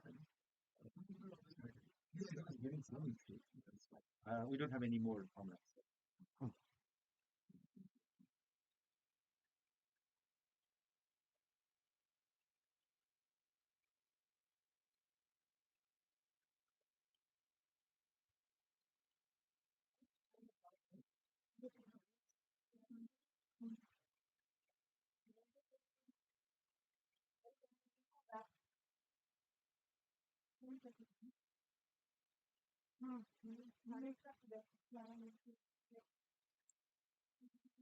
अभी और PPT होगा ना? हाँ बहुत अभी मोबाइल में। बहुत में बहुत सारा हाँ हाँ बिल्कुल सर। मैंने बोला ना वो जैसे आएगा उसके हिसाब से अभी तो सेट हो गया, अभी तो कोई प्रॉब्लम नहीं है, अभी कोई ऑनलाइन भी हो गया। ऑनलाइन। वही तो मेन प्रॉब्लम था ना, बाकी तो हम लोग कर ही लेंगे, बाकी तो कोई इशू। खा लिया आपने? हाँ जी आप खा लीजिए। हाँ खा लिया, असाइनमेंट करना है, खा लीजिए। उसके बाद करेंगे।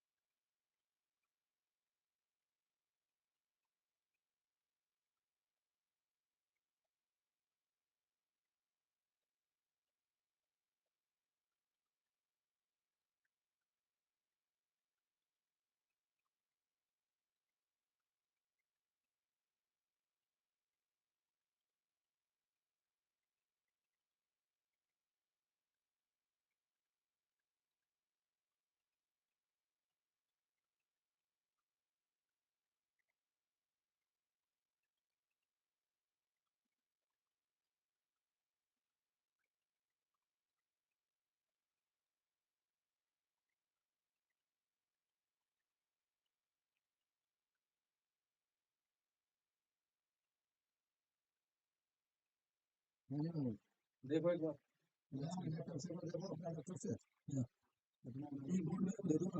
मूड है ना आपके पास? इधर रख लेता हूँ, फोन चार्ज पे लगा लेता हूँ, 2% चार्ज है।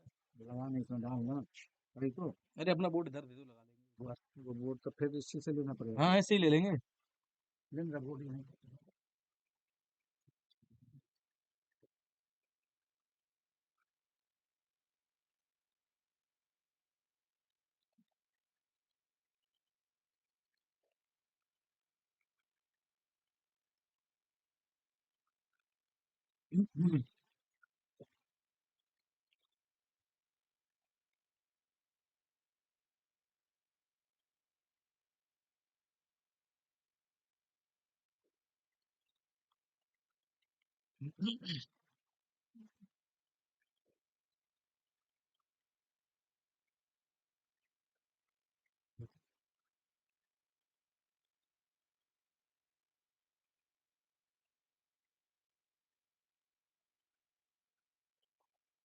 लगाऊं? लगाने इसको दे दे अंदर कर दे। तो छोटा है ना, थोड़ा इधर ही करके लेना। एक सेकंड। मुकेश को कहे थे ये मत दे, मेरे को डर लग रहा था कल मैं छोड़ रहा था। अरे ये बेकार है केबल, मुझे पता है ना। इसको शुरू से ही आदत की वजह से कहा है। देखो एक बार, डिस्प्ले नहीं आई। नहीं? वो डिस्प्ले आपकी एलईडी। एलईडी ना, ये ना। हाँ तो इस पर कुछ है ही नहीं, तो आएगी क्या? ये तो आएगा, लैपटॉप तो आएगा ना, लैपटॉप पे फीड तो आएगा। आएगा तो इसी वही तो चेक कर रहे हैं ना। वही चेक करो एक बार आप। ये कहाँ आ रहे हैं कि दिखाना है देखो, लेकिन ये आ रही है ना, लेकिन ये नहीं आ रही है ना, ये सुना मत चेक में ग्रेजुएशन।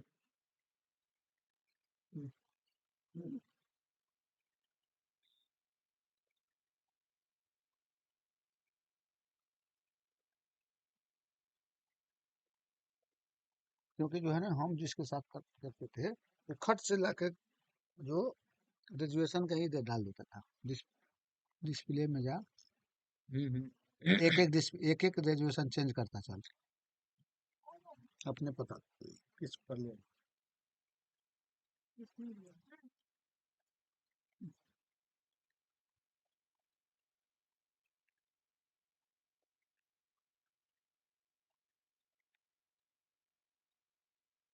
नहीं आगे बाबू, डुप्लीकेट में मत कर। एक्सटेंड करना पड़ेगा ना, एक्सटेंड भी आता है। एक्सटेंड डुप्लीकेट तो अलग मैटर है, लेकिन ग्रेजुएशन देख कितना तुम्हारा दिखा रहा है। पहले मेरे को ग्रेजुएशन में चलो 90 20 या 80 नहीं आएगा उसमें। देखा चेंज करता रहा, नहीं आ रहा है। दूसरा फिर एक लाइन से चेक करो ना, अभी टाइम है। एक लाइन से चेक करता रहा।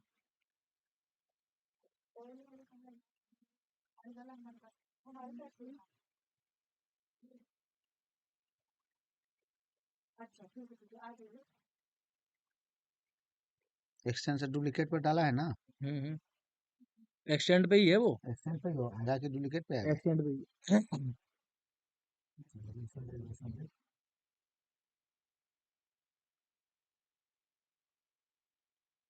रेजुलेशन तो बात 13,66,768 हो गया। 276 इसमें कुछ चलेगा। लैपटॉप से रेजुलेशन चेंज होता है ना तो खट से आ जाता है क्या नीचे को।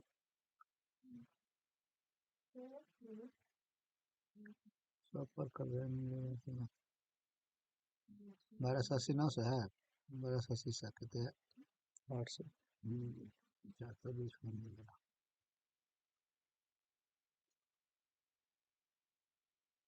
फोन पे देखूं 1 मिनट के लिए मैं। नहीं इसमें करके देखना, तय के बाद देखना। इसमें सब ये मिला है कि नहीं देखना। वहां सही लगा है? हाँ हाँ लगा रखेंगे।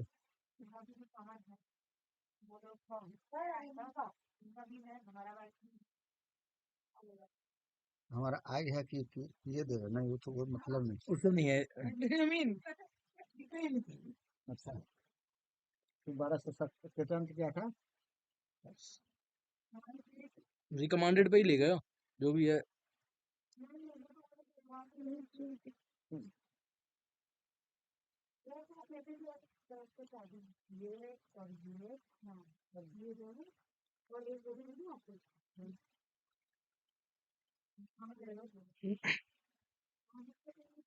सात सौ बीस है उसमें। 720 दे रखा है क्या आपने? नहीं 720 है। अभी तो 720 720 720 है। हाँ करूं? एक बार करके देख तो मैं इंटरनेट आ रहा है तो इंटरनेट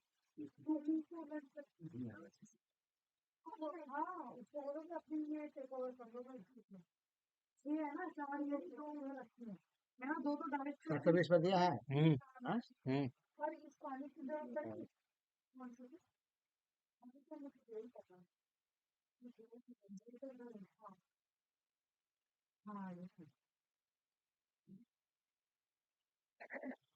लिंक दे दिया है मैंने आपको कल वाला, फॉरवर्ड कर दिया आपने आगे। तो सर आई नहीं रहा, मैं क्वेश्चन देख लेता हूँ। एक ऑब्जेक्ट भी तो है आपका।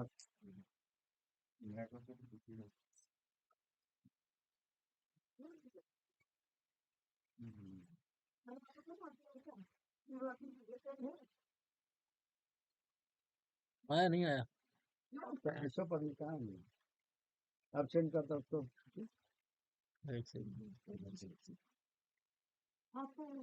छोड़ उसको, देखेंगे आगे नहीं बाद में छोटा।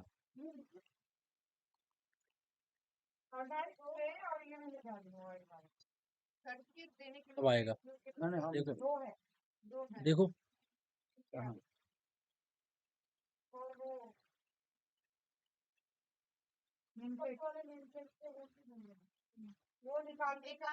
आप उसकी सेटिंग वही कर दो ना क्या? वैसी। वही कर रहा हूँ, उसका मल्टी यूजर कर रहा हूँ, क्लासिक इसका है ना। हम इसको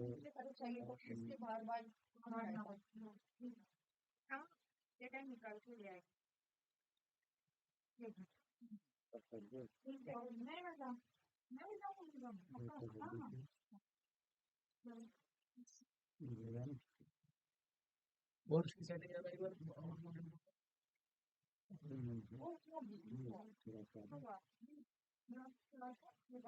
जो है ना मेरा HDMI के ठीक है, मैं मेरा जो कर दो ठीक है। तब मेरा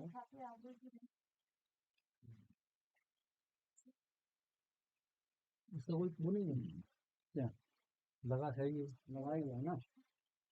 प्रॉब्लम है जो ना कन्वर्टर जो है ना, इसको IP का लोचा हो सकता है इसमें। एक्सटेंडेड डुप्लीकेट लेकिन ले लेता है तो कितना बार आया, फिलकर भी नहीं मार रहा। अब फ्लिकर भी नहीं का वही तो उस समय तो दिखा रहा था ना, फ्लिकर भी तो खा रहा था।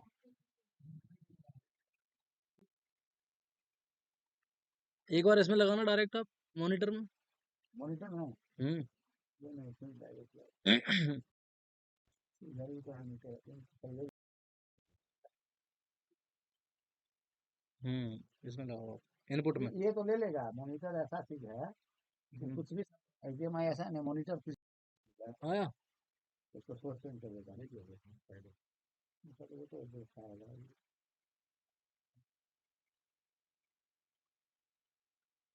ले लेगा ना ऊपर ले लिया। हाँ तो मॉनिटर तो कुछ भी ले लेता है HDMI, कंपोज 4K देगा ना। हाँ कंपोजिट मॉनिटर में HDMI क्वालिटी जो दी 60p आ गया भाई, P आ रहा है ना, वहां से P आ रहा है, पी आ रहा है ये। आई थे आई नहीं आई, इससे ऐसे थोड़ी हो जाएगा। आई नहीं है उसमें, नहीं तो वह नहीं तो P कैसे लेगा। उसमें सेलेक्ट कर लो ना आप। इसमें आई P नहीं, आई में तो आई है इस फीचर में, हाँ 1080 आई है। एक बार करना, आप दोबारा लगाना इसमें मॉनिटर, उसमें डाटा वीडियो में। नहीं लगेगा मैं कह रहा हूँ ना तुमको P आ रहा है तो कैसे आई करना। 5 में लगाओ, 5 में ये इनपुट है और ये इनपुट है भाई, आउटपुट ये है ना तब हम चाहिए। और तुम जब खा के आओ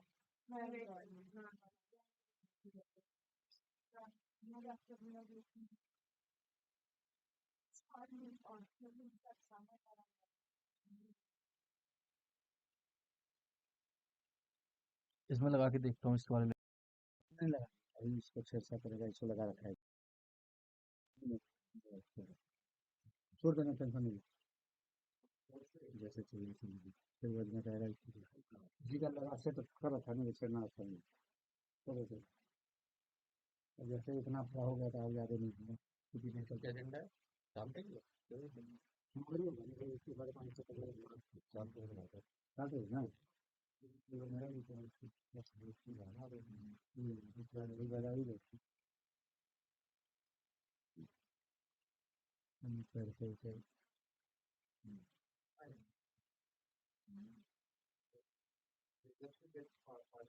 नेटवर्किंग में याद रहता है इसका सब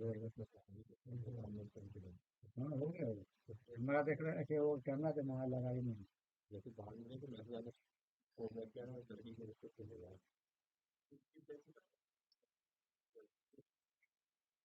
मेरे को किसी कैमरा देना था रखा रह कैमरा HDMI अगर एक बार चेंज करी आपने। हाँ हाँ अरे HDMI तेरे से ले रहा है मॉनिटर में तो HDMI ओके सही कही तो।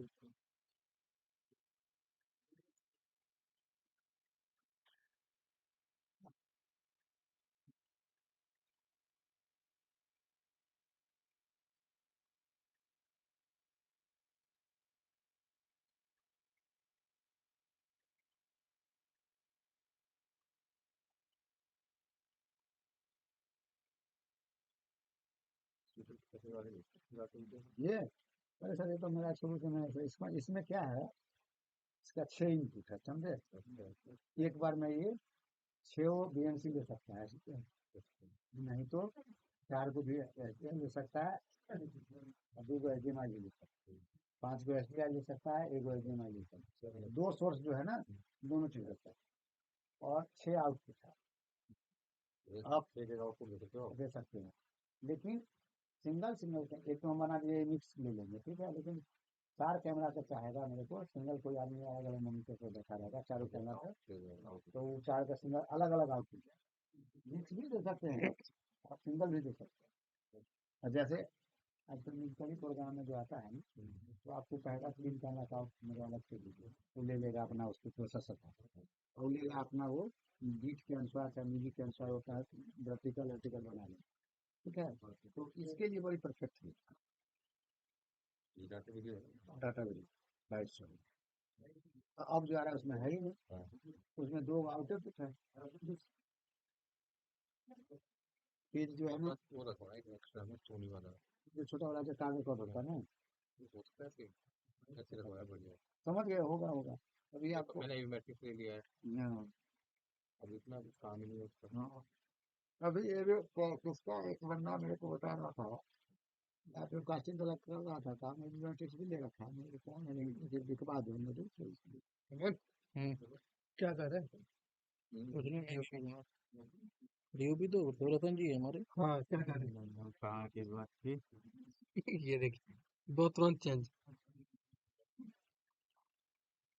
साउंड कर रहा हूँ अच्छी बात है ना फोटो कल लगाया भाई तो पूरा तो मत दो।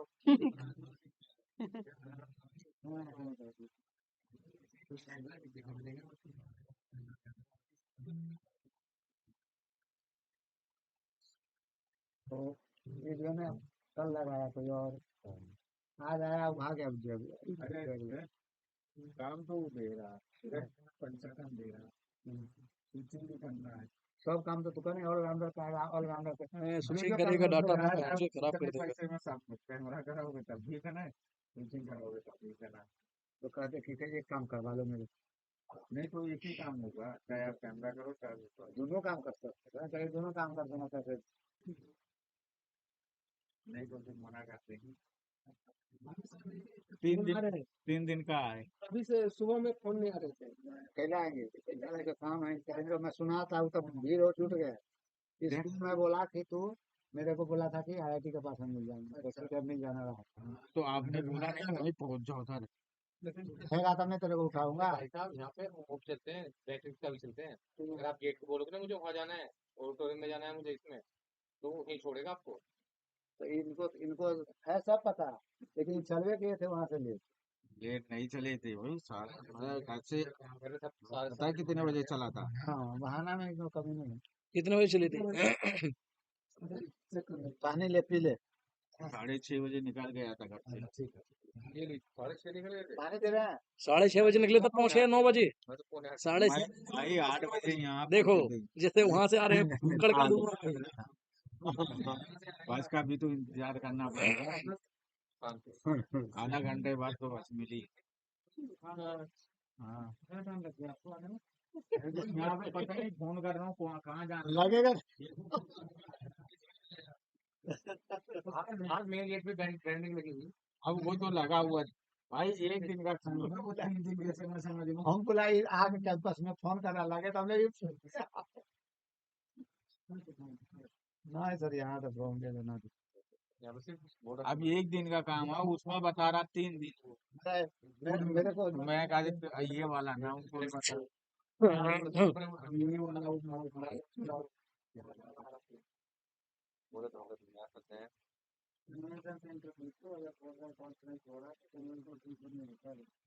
यहाँ कॉन्फ्रेंस तुम तो हम लोग आए हुए हो तुमने नहीं वो तो देखो फोन लगा हुआ सरकार, मगर वो 3 दिन बता रहा, 2 3 5। सो तो अरे एक जगह तो पहुंचो, हाँ तो गलत जगह तो पहुंचोगे। अब तुम जब बाहर घूम रहे तो कैसे पहुंचोगे। इनका नंबर कह रहा है कोई नंबर ही नहीं है, गलत नंबर है।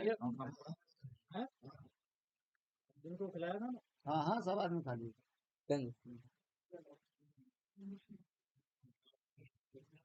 देखो सारे ज्यादातर ऑनलाइन है हाँ हाँ ऑनलाइन है सर ऑनलाइन फिर आते आते ये फोन कर दिया, हाँ भाई ये सिटी पहुंचना है। मैंने कहा नहीं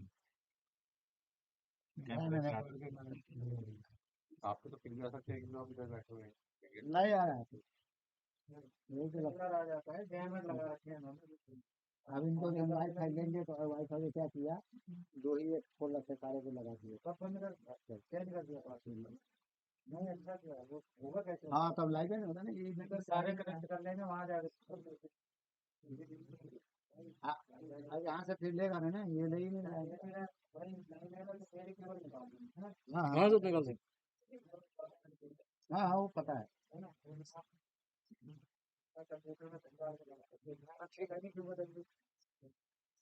बताते सब इनका भी वहाँ से जो नहीं चला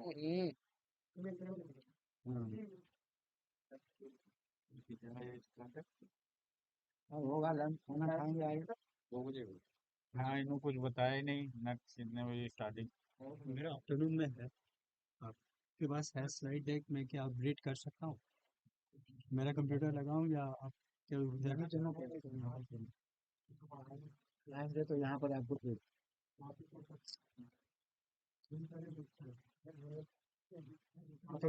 यहाँ प्रॉब्लम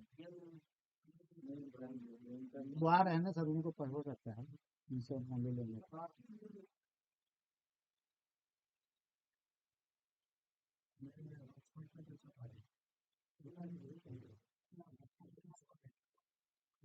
ये आएंगे कौन है लड़की सब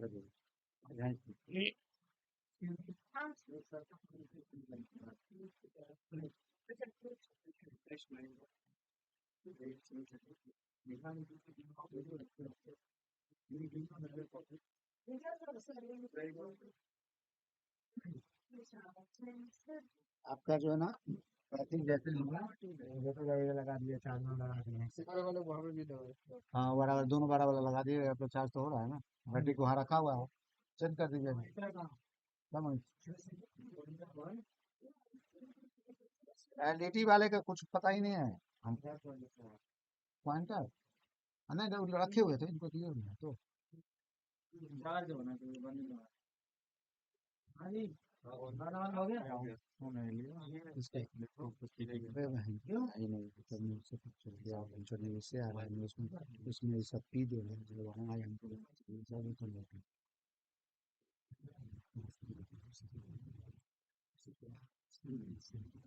हो जाएगा ये मुझे आया लेके आया किसी और को उठा के अब इसको पता ही नहीं है सर आके करा यही है मेरे में किनका है तो इसलिए मैं जाके कहते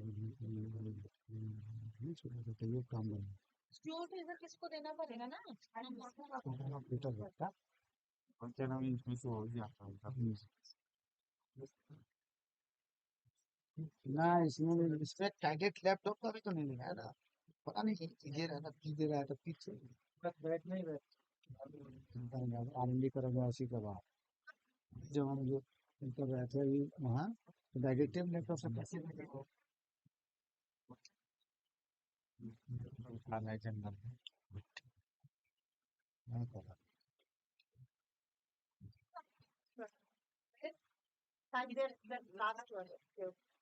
नहीं सर ठीक है ओ फिर बाद में उसके बाद और लगाना पड़ेगा साइड में भाई ये इसका स्पेस है कौन से हम लोग साइड में क्या लगवा खाली होता है काला पट्टी दिख रहा है ना भैया रे कौन सी लैपटॉप पे इसको दुकान है हमारा क्या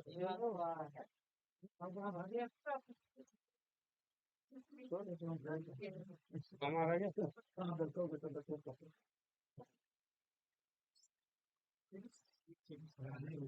अच्छा काम करता मेरा टीम बन जाएगा करो करो बहुत बड़ा टीम बना रहेगा मेरे को मेरे नहीं था ये पता रहा मेरे को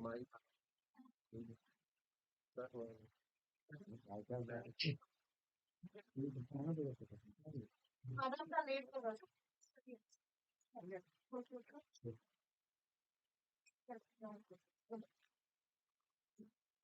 हाइड कर दीजिए सर का परसेंटेज बता दीजिए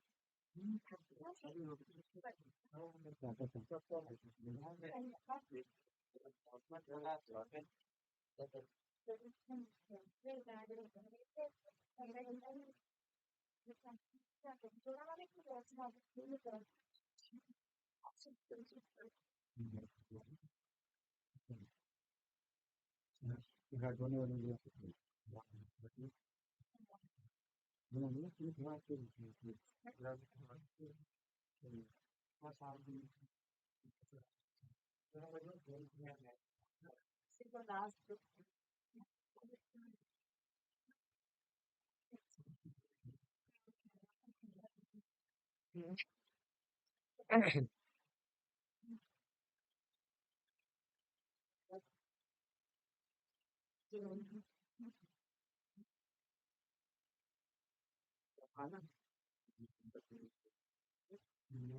धोने वाला तो चला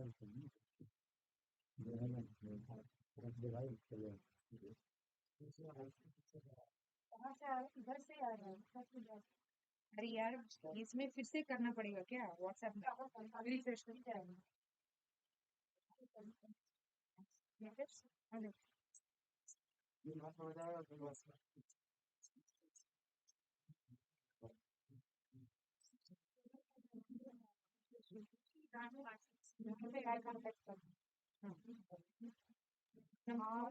चीज है ना ये पॉप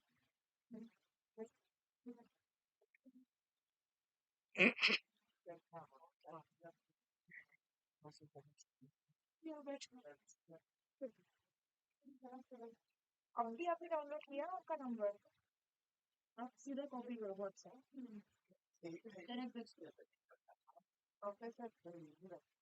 मैसेज मैसेज करो, अब यहाँ फाइल्स में डाउनलोड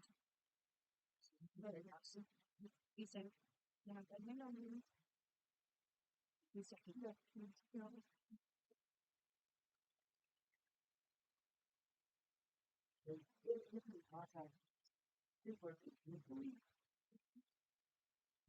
बाबू स्पेस तो अपने अति में है ना, इसमें रिकॉर्डिंग का, तो वो डाल देना इसमें भी, क्योंकि जो है ना हम इसलिए कर रहा हूँ कि उस रिकॉर्डर में तो बहुत ही घंटा है, लेकिन उसका जो है बैटरी का हम एक चीज, अगर कहीं बैटरी खत्म होगा, मेरी बैटरी लग जाएगी, ठीक है, तो बैटरी खत्म हो जाएगा तो गड़बड़ हो जाएगा, उतना देर तो रहेगा ना, नहीं तो बाद में जब बुझेंगे सब हो गया तो डिलीट मार देना, मैं तो कुछ वाईफाई की साइड है नहीं कर रहा हूँ।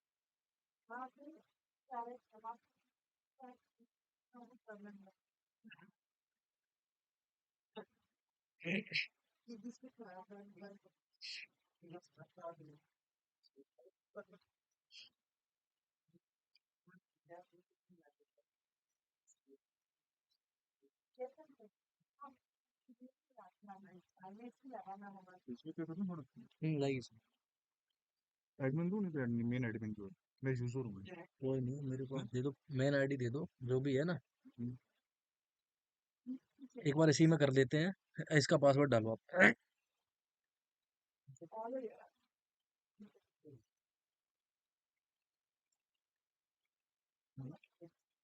मैं फेसबुक पे हो जाएगा लाइव में, वही मजा। अच्छा फेसबुक पे तो ब्रेक ना वो नहीं, लाइव लाइव अच्छा लाइव जैसे यूट्यूब लाइव चल रहा है ना, वैसे फेसबुक लाइव हो जाए तो प्लस पॉइंट हमारे लिए। नहीं, यहाँ से चेंज करना है, चेंज करना अच्छा है।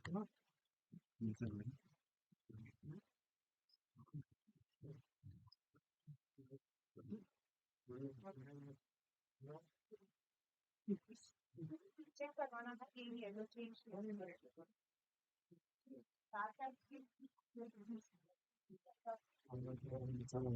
हम्म, जाएगा, सब जाएगा। ये वो लाइव पे दिया हुआ है तो create a test broadcast for going live. इससे होगा ना शेयर साथ से करेंगे फाइनल वाला करना चाहिए क्या देख पता लगेगा तभी देखा गया होगा। वीडियो भी ऑन नहीं किया, वो अच्छा चला दिया। अच्छा वो ये कैम आ रहा है ना इससे हाँ जी भैया सही तो है ये अभी कही है यही तो चल रहा है लाइव हाँ हाँ अभी नहीं चला, अभी नहीं चला। नहीं चला नहीं है उसमें इनपुट आ गया माइक्रोफोन का भी वही ले रहा है ठीक तो है ये आपका ये पूरा मैट्रिक्स वाला ठीक पोस्ट ऑन टाइमलाइन हेडिंग देना है कुछ इसका दे दो कुछ वही जो कॉपी कर टाइटल कहाँ है यूट्यूब पे देखिए। एक सेकंड कर रहे हैं लाइव शुरू फेसबुक का नहीं हुआ था वो करवा रहे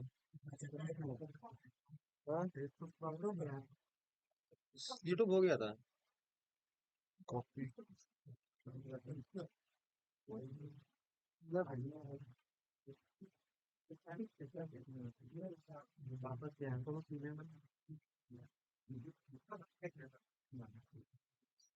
यूआरएल तो ले लो यूआरएल जरूरत ही नहीं यूआरएल से तो पंगा हो रहा है, उसमें लाइव जा नहीं रहा ना।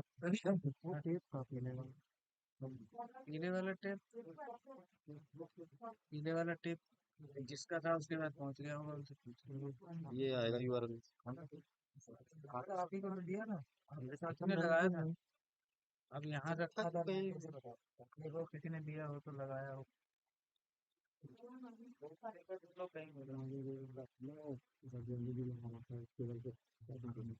घर वापस मिल गया बाद में मैंने यहाँ टुकड़ा यहाँ लगा हाथ में जो है बड़ी वाली चौड़ी वाली जेबरा वाली हाँ वाली जो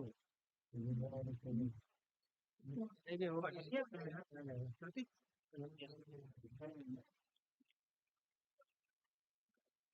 नेटवर्क नहीं आ रहा।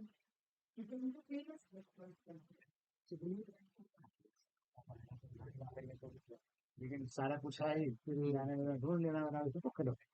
हाँ जो यही कर सकते हैं ना हम लोगों के पास में है ही नहीं तो कहाँ मिलेगा।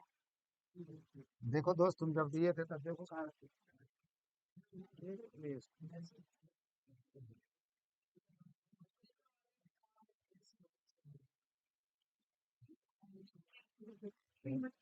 हाँ ठीक है आइडिया है कि क्या करते हैं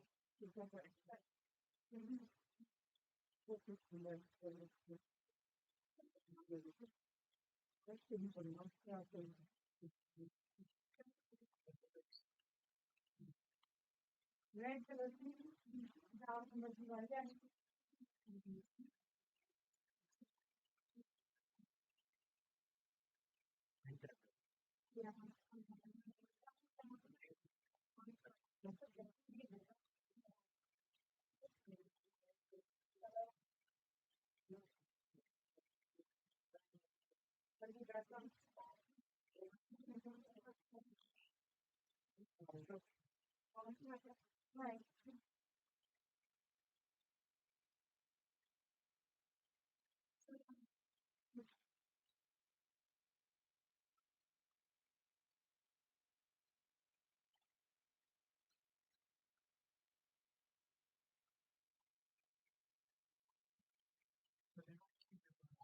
कुछ पढ़ाई कर रहा है क्या इसमें?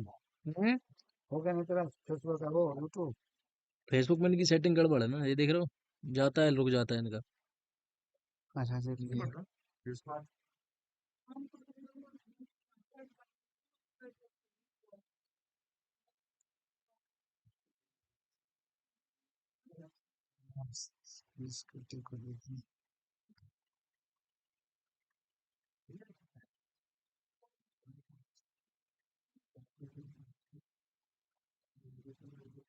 एक बार चेक करना आप। नहीं हो रहा मैंने चेक किया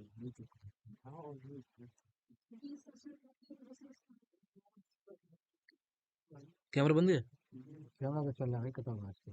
पता है हाँ देखने तुम्हारा वो केवल ये सपोर्ट कर रहा है कि नहीं उन्हें तो वो लगा दे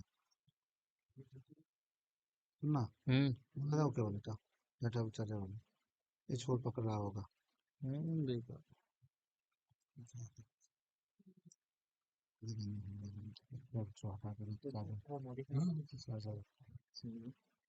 मैंने इसका कर रहे हैं, हम मुकेश कहेगा कि सर अच्छा दिए थे, देखा बदमाशी उसका।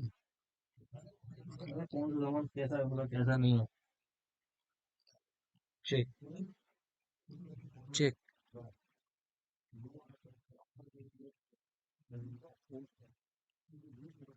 एक बार इंडिया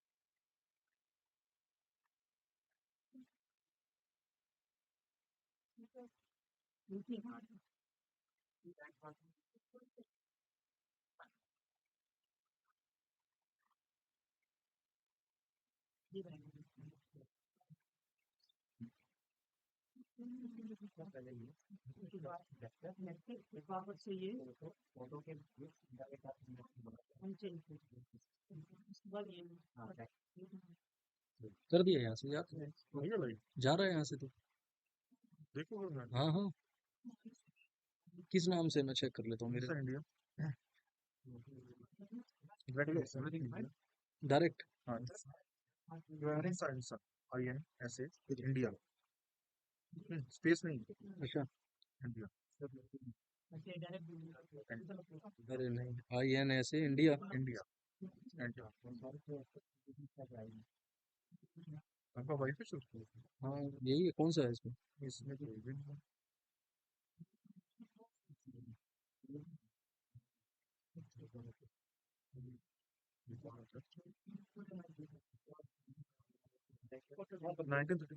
ले गए लगा दिए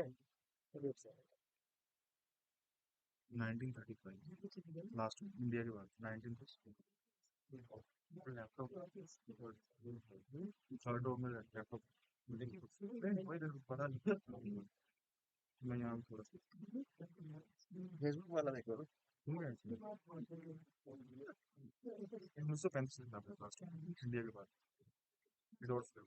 एक सेकंड।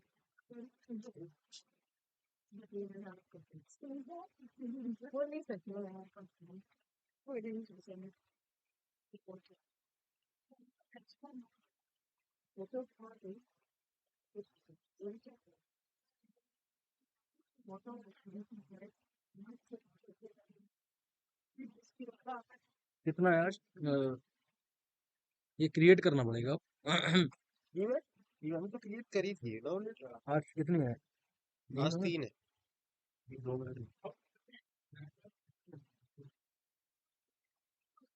दो कितना, इतना दो ठीक है ना, दो कर दो। हाँ 2 बजे कर दो 2 बजे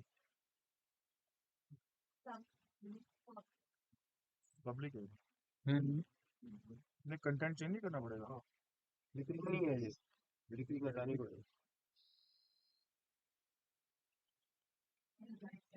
रिकरिंग डेली नहीं करनी है आपको रिकरिंग कर रहे हो उसको नहीं नहीं, वो एक सेकंड। रिकरिंग का टाइम 4 से 7 को देखो ऊपर दिखा भी रहा है फिर डेली होगी क्या ये डेली यहाँ पे चेंज कर देंगे ना, हाँ इसको कस्टम में करके कस्टम करके भी कर देंगे। ये भी डेली का ही पकड़ रहा है फिर रिकरिंग में आपको सिलेक्ट स्टार्ट कराएगा शेड्यूल्ड मल्टी करनी थी फोकस ऊपर ही करनी थी एक सिंगल इवेंट करनी बस ये डेली हटा यहाँ से इसका वीकली कस्टम में ही जाएगा ना। कस्टम में भी आप हो जाएगी इसे रिफ्रेश करके दोबारा पे कल करी थी हमने क्रिएट कल की थी आपने? हाँ हाँ करी थी एक्चुअली हमने शेड्यूल सब कुछ करके रखा था हमें क्या कुछ नहीं करना था जो जूम है ना जूम से भी यूट्यूब पे लाइव जाता है हमें था कि जूम की ही स्क्रीन जाएगी लाइव यूट्यूब तो वो फीड आ नहीं रही ना, मेन चीज ये है। पता नहीं फेसबुक पे क्या है क्या नहीं फेसबुक का कोई आइडिया है तो हाँ भी नहीं लाइव कर देंगे कर। छोड़ दो ना जब अभी तक का पूरी इवेंट होगी पोस्ट में टाइम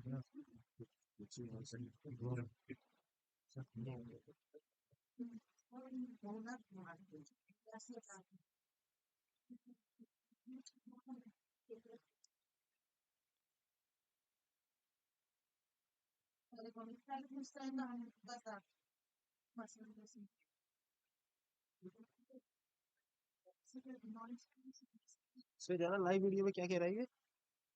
वो 200 ऑप्शन आते हैं ना इसमें, गो लाइव का क्रिएट वीडियो इवेंट में। इवेंट करो ये गो लाइव अभी लाइव चल रहा है, वो आपको आपका ये एक ही जगह इनपुट देगा क्या फिर? या तो ओबीएस में देगा या इसमें देगा? हाँ नहीं नहीं, एक दोनों सारा देता है। गो लाइव पे क्लिक करके आ तो रहा है इसका ये। इसे छोड़ दो ब्रो, ये टेस्टिंग पे। हाँ गो लाइव पे जाओ एक बार जाओ, इस पे ये सिलेक्ट करो। क्या आ गया? स्ट्रीमिंग सॉफ्टवेयर सॉफ्टवेयर सही होगा ना ऐसे? डायरेक्ट हो तो रहा था बस कहीं ये सिलेक्ट करके। सिलेक्ट ऐसे नहीं होगा ना, जैसे वेब कैम कर दिया हमने। ये सिलेक्ट करो अपना। ऊपर देखना क्या एरर दे रहा है, यहाँ क्या दिया? एक्सेस अलाउ करनी पड़ेगी, रिट्राई करना। वेटिंग फॉर कैमरा आ गया ना, ये दोनों आ गया। तो करके देखो एक बार लाइव में, वेटिंग करना। पहली बार तो आ गया था जब किया था, ओबीएस में आ रहा है। एक मिनट।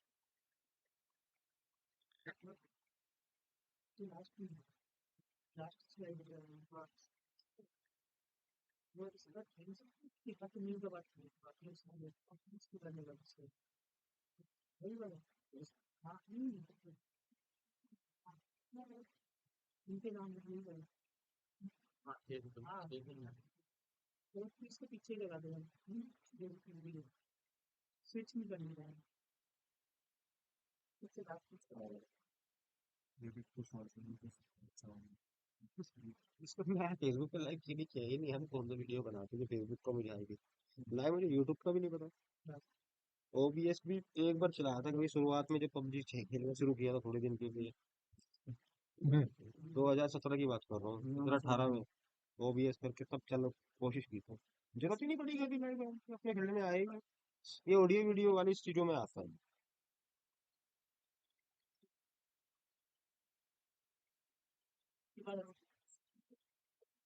बेसिकली ये काम पता है इसका, मीडिया वालों, मीडिया सेक्शन जो होता है लाइव करने का, ये सब उन्हें पता होती है कीज वीज करना, वो सब लेते हैं, ये वीडियो वाले से कीज ले लेते हैं या उनको यूआरएल दे देते हैं। ठीक है,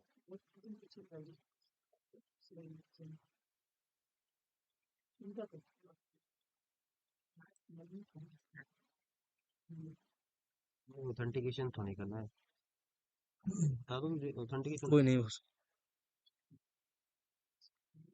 घर आना चाहिए, fail to connect to stream आ गया, ऑथेंटिकेशन वाला था ना।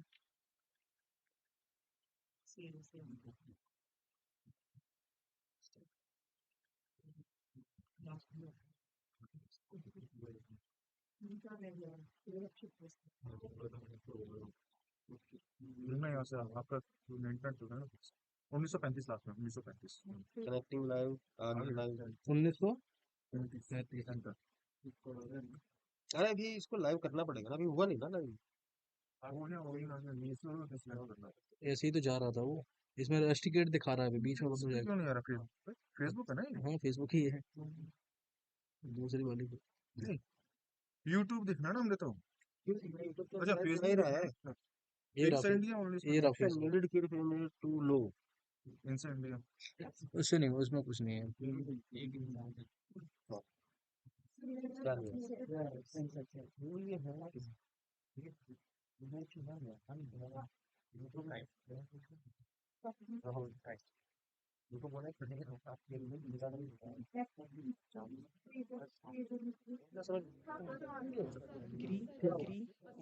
हमारा इनसाइड इंडिया क्यों नहीं आ रहा है? फेसबुक में मुझे भी सर्च नहीं हुआ है ना? नहीं हो रहा ना, फेसबुक में भी सर्च किया, यूट्यूब पे होगा, फेसबुक पे नहीं आ आ गया ना आ गया आ गया। लाइव आ रहा है। नहीं लाइव नहीं, एक सेकंड को ये फेसबुक खोल दिया मैंने। यही है ना? हाँ ये पेज था। तो लाइव यहाँ हाँ शायद वो तो ये यहाँ वाला आ जाता है ना।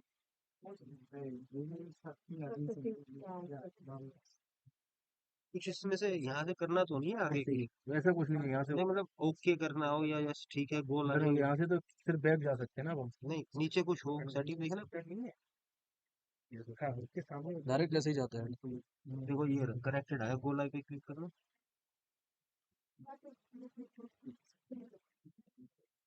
जा रहा है पहले से ही।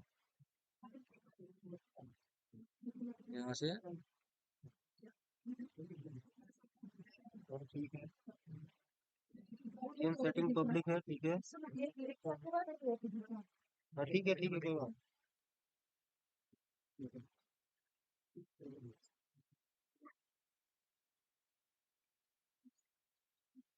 क्योंकि इसमें ये दिखा रहा है क्रिएट लाइव वीडियो 1/3। इस पे देना, पोस्ट डिटेल पे जाओ। इसको छोड़, इसको ये तो ठीक है, ठीक है, ठीक है, क्लोज करो, क्लोज। देखो ये 1/3 स्टेप, इस पे जाओ। अब दूसरा स्टेप शायद ये है, इस पे कुछ करना है। ऑडियंस सेटिंग यहाँ, इसमें ऑडियंस सेटिंग में क्या करना है? पता नहीं। सिलेक्ट लोकेशन, इसका तो लोकेशन मान ली इसलिए इंडिया करोगे, क्या डालना पड़ेगा इसमें? लोकेशन इंडिया, हाँ इंडिया में दिखानी है मुझे। इस पे ये भी तो आ रहा ना रस्टिकेट वाला। टिकट में हाँ किसको नहीं दिखाना है मेरे को, वो आएगा कि कहीं वहाँ नहीं दिखा। शेयर टू स्टोरी और live video will be added to your story. हाँ चेक इन फीलिंग अभी कंप्लीट पोस्ट जो अंदर से होगा, ये फेसबुक है ना, लाइव की वहां से सेटिंग होती ना। इतना देख रहे हैं करके तुम्हारे सामने, तुम्हें भी पता लग जाएगा, हमें भी पता लग जाएगा। डालो यहाँ टाइटल, क्या टाइटल? टाइटल जो है यूट्यूब से कॉपी कर लेना, यूट्यूब पे चल रहा है ना, ये वाला कॉपी कर लो। ठीक है, हाँ ये बिल्कुल चेक किया। ये हाँ एडिट करके कॉपी कर लो, एडिट करके कॉपी कर लो, सेव मत करो। ना ना ना नहीं नहीं नहीं, नहीं एडिट हो मुझे कैंसिल कर दो। रिक्वायर्ड कह रहा है, यही डालो, कंट्रोल से सेव। 2 हो गया, अब गो लाइव पे क्लिक करो, अब गो लाइव पे क्लिक करो। हाँ स्टार्ट टेस्ट करो, अब हो रहा है, स्टार्ट हो रहा है। अभी होने दो, स्टार्ट नहीं नहीं, रिफ्रेश नहीं करेंगे। अब मुझे ये हो रहा है, अभी हो रहा है, वो कैमरा हो गया। नीचे आ गया, दोबारा से ये टेस्ट ब्रॉडकास्ट चल रहा है क्या बेबी? टेस्ट नहीं वो कर दूंगा, वो कर दूंगा, वो एक फ्रेम लगा रखा ना ऐसे ही, वो थोड़ा हो जाए तो फ्रेम मैं कर दूंगा ऐसे।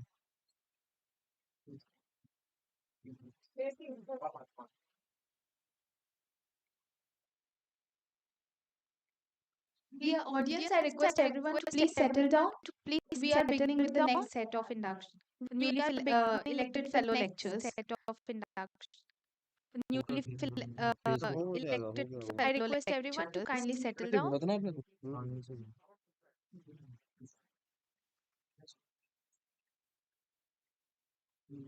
I request everyone to kindly settle down.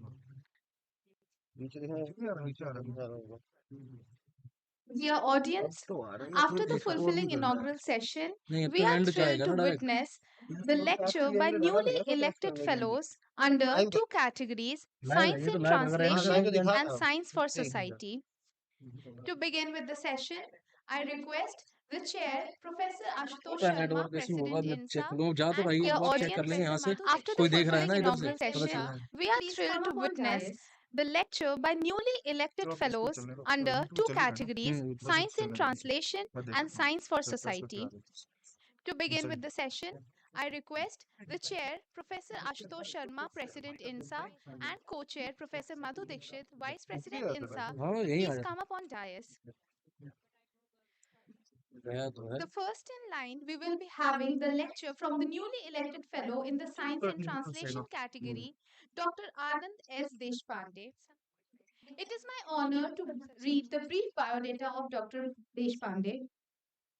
Anand Deshpande is the founder and chairman of We will be having the Persistent lecture from a the global newly elected fellow technology in the services Science and company Translation he category, established in Dr. Anand S. 1990. Deshpande. His entrepreneurial It is my journey honor to transformed a read small the brief startup biodata into of an Dr. industry Deshpande. leader with a market Anand capitalization of Deshpande is the nearly founder and 10 chairman of $10 Persistent billion Systems, and a global workforce of technology services 24,000 company employees he spanning 18 established in countries 1990. worldwide.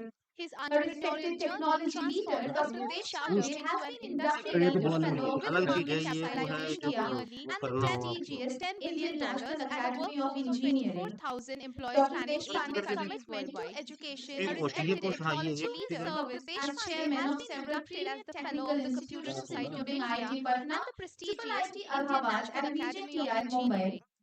Dr. The Deshpande's Desra commitment to Foundation, innovation is founded by Dr. evident through Deshpande, his has service supported as chairman nearly of 4 several lakh green nano technical entrepreneurs institutes, across including India, IIT Patna, creating Sustainable sustainable Livelihood, livelihoods and and IJTI economic Mumbai. opportunities. Currently, The the Dr. Desra Deshpande Foundation, serves as founded the by Dr. co-chair of the Deshpande, has biotechnology supported research nearly 4 lakh innovation nano council entrepreneurs across India, through his creating multifaceted sustainable contributions livelihoods as and a economic technology pioneer, opportunities. Currently, institution Dr. builder, Deshpande serves mentor, as the and thought co-chair of the leader, Dr. Biotechnology Anand Research Deshpande Innovation continues Council, to shape BRIC. India's digital Through his future multifaceted while creating contributions as a global technology impact through pioneer, innovation and institution builder, entrepreneurship. mentor, and With thought this, I leader, hand over the Dr. stage to Anand Dr. Deshpande Anand. continues to shape India's digital future while creating global impact through innovation and entrepreneurship. With this, I hand over the stage to Dr. Anand Deshpande. Yes. So, can I have my slides, please?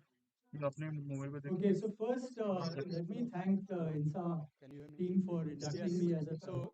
It's a real honor and a surprise as well because I'm not a scientist, but mostly a salesman. And just for the persistent context, so I started Persistent about 35 years back, and the company has done well. Just wanted to put this in context. So I started Persistent about 35 years back, and the company has done well. So that's why I thought I would talk about good science beats good data. And I'll share a little bit about my experience of working. So that's why I thought I would talk about where I've been a little frustrated about, and I'll share a little bit about my availability of working with various forums where I've been a little frustrated about. And for the last few years, after I moved from being the CEO of the company, I've been working predominantly in one background entrepreneurship and jobs. So I'm not a scientist and I don't have any publications or artillery index or anything. Let me first start by saying that Jimmy Gray in 2007 and 8 talked a lot about this concept of fourth paradigm. And his idea of fourth paradigm was that over the years, people have started to move from being an empirical science where you look at what is visible to you to doing theoretical science, then moving on to computational science, to now data-driven science, where you collect data first in a way and try to find using next generation of data mining, artificial intelligence, and various other things to see how to make sense out of new science out of data that already exists. Now, with this advent of artificial intelligence in the last few years, the importance of data has only gone up. The quality of AI that we get is directly a function of the data that is fed to it. So I would make this claim that good data is responsible for good AI, and good AI today will be responsible for the future of good science. So if you want to look at good science in the future, we must focus on good quality data. And AI, as we all know, is only as good as the data we give it. If you don't give good quality data to good AI, you will not get good quality science of AI. Now, for Indian science to serve Indians, we need Indian data. And this is what my point is that I want to make.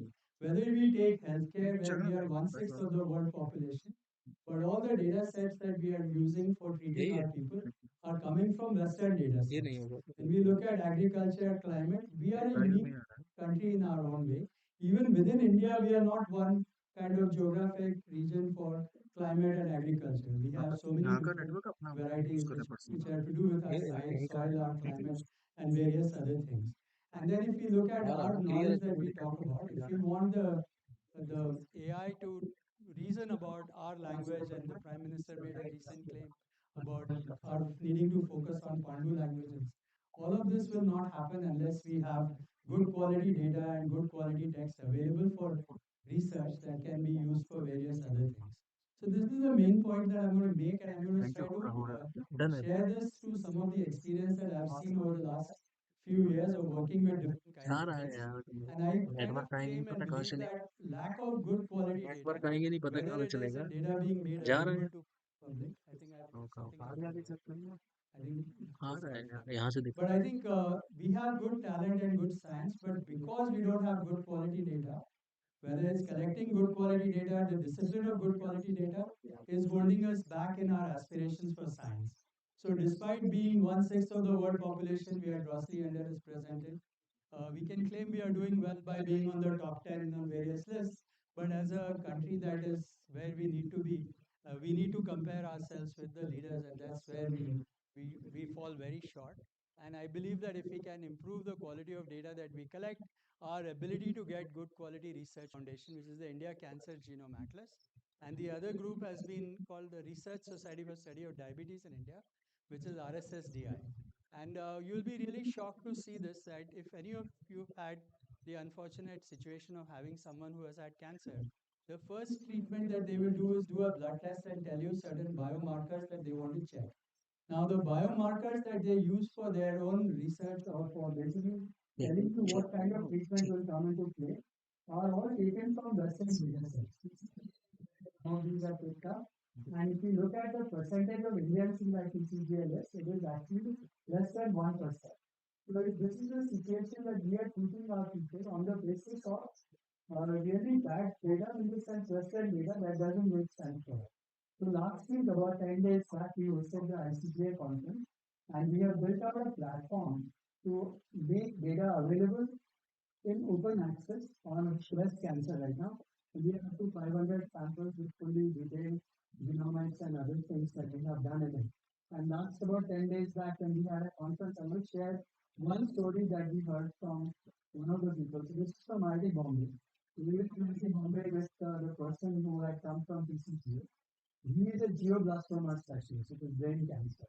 And he said that, he went to those fellows at IIT Bombay who were doing some studies with glioblastoma, and he showed 50 samples. And what they found is that in the US, there is one particular kind of glioblastoma, which is very rare, less than 1%.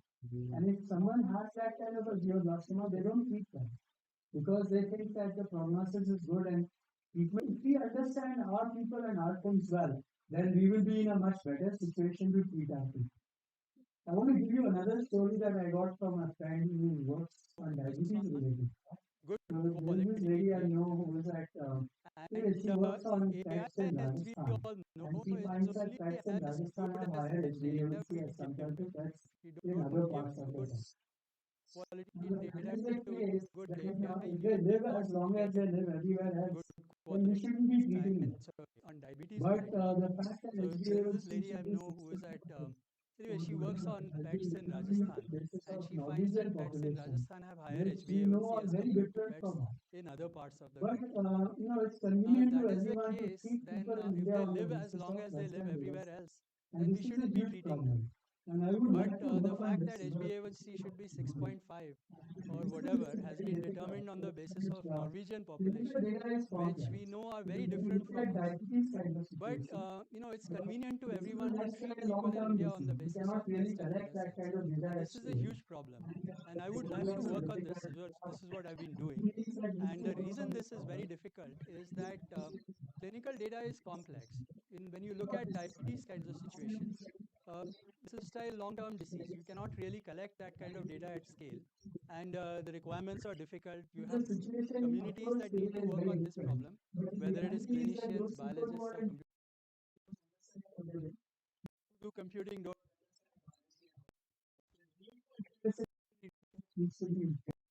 Also, clinicians, if you go to their practice and see how they are treating people, they have no incentive to collect good quality data. I'm just moving patients so fast that I just don't have an understanding of what I should track and how do I do it. And I've been attending these diabetes conferences for the last 3 years, and you will find that while there are 13,000 doctors who are part of this group, there are only 25 or so who are real researchers. And most of them publish research that says, in my study, patients that I have in my clinic, this is what I observe. And unfortunately, today they will only talk about 3 molecules, 3 medicines.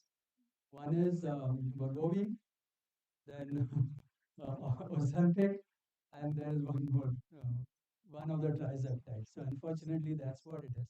It's not clear if it works for Indian population. Which one? Tribalism. So you know the thing, but reality is that the same situation actually exists when you look at social sciences. So I've been working for the last few years on something called the Deyasra Foundation, where we focus on nano entrepreneurs, those that make between 10 lakhs and 1 crore. And the data for these kinds of situations are also not very easily available. In India today, 30% of our population works in businesses that are sub 1 crore. They generate about 10% of India's GDP.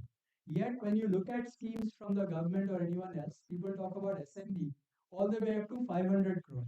So the 50 lakh small businesses, the food counters, beauty salons, it is very difficult for them to run their businesses. So the lack of data means these people are not visible to where they need to be. And again, small cross-sectional surveys miss long-term pattern behaviors. And if you want to address big problems all over India, what is the right thing? We need to have good quality multi-year long-term data sets that are available for research purposes. This is very briefly what we do. I'll not go too much into this, but we have this operational at scale. We have about 450,000 small businesses that we work with.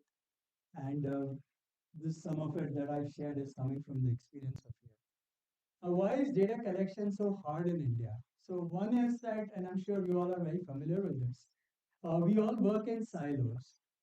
Every project now, I've been part of BRIC for the last 18 months and I see some proposals that come in. Every project that people put in for request includes part of their money for data collection. And at the end of that project, that data is now not sure where it goes again. So we don't have a systematic investment just in data collection. And there is no incentive to share data. Data for experiments, while it's supposed to be made available, it is very hard to go back to somebody else's proposal and look for the data sets that were generated in the past. And there is no incentive for teams. Faculty member. It's much easier for me to one collaborator in the US, one collaborator in Germany and publish like crazy. And it doesn't matter what I do for the rest of the people. So this is the unfortunate reality that we have. And in this context, data remains fragmented and siloed. I think there is hope. We have had the opportunity of working very closely with astronomers for the last 30 years. And I believe that they are one of the fewer science groups that have done a pretty good job of sharing their data sets. And when I have asked astronomers why they did it, they all say that because the world thinks that their data is not very valuable. So that's why they don't mind sharing it. But astronomy has adopted very good standards for many years. And we had the opportunity of working very closely with them on something which was called the Virtual Observatory India. So the difference here is that in a typical situation, in the past, what would happen is if you wanted to do some study for astronomy, you would book time on a telescope for a few hours or a few weeks at a time. And then you go do your thing, and that's your PhD, basically. One research, one observation time. But then they found that what's the point in just letting that go to that experiment? Why not do sky surveys? So they started doing these sky surveys where they keep the telescope running and continuously collecting the data.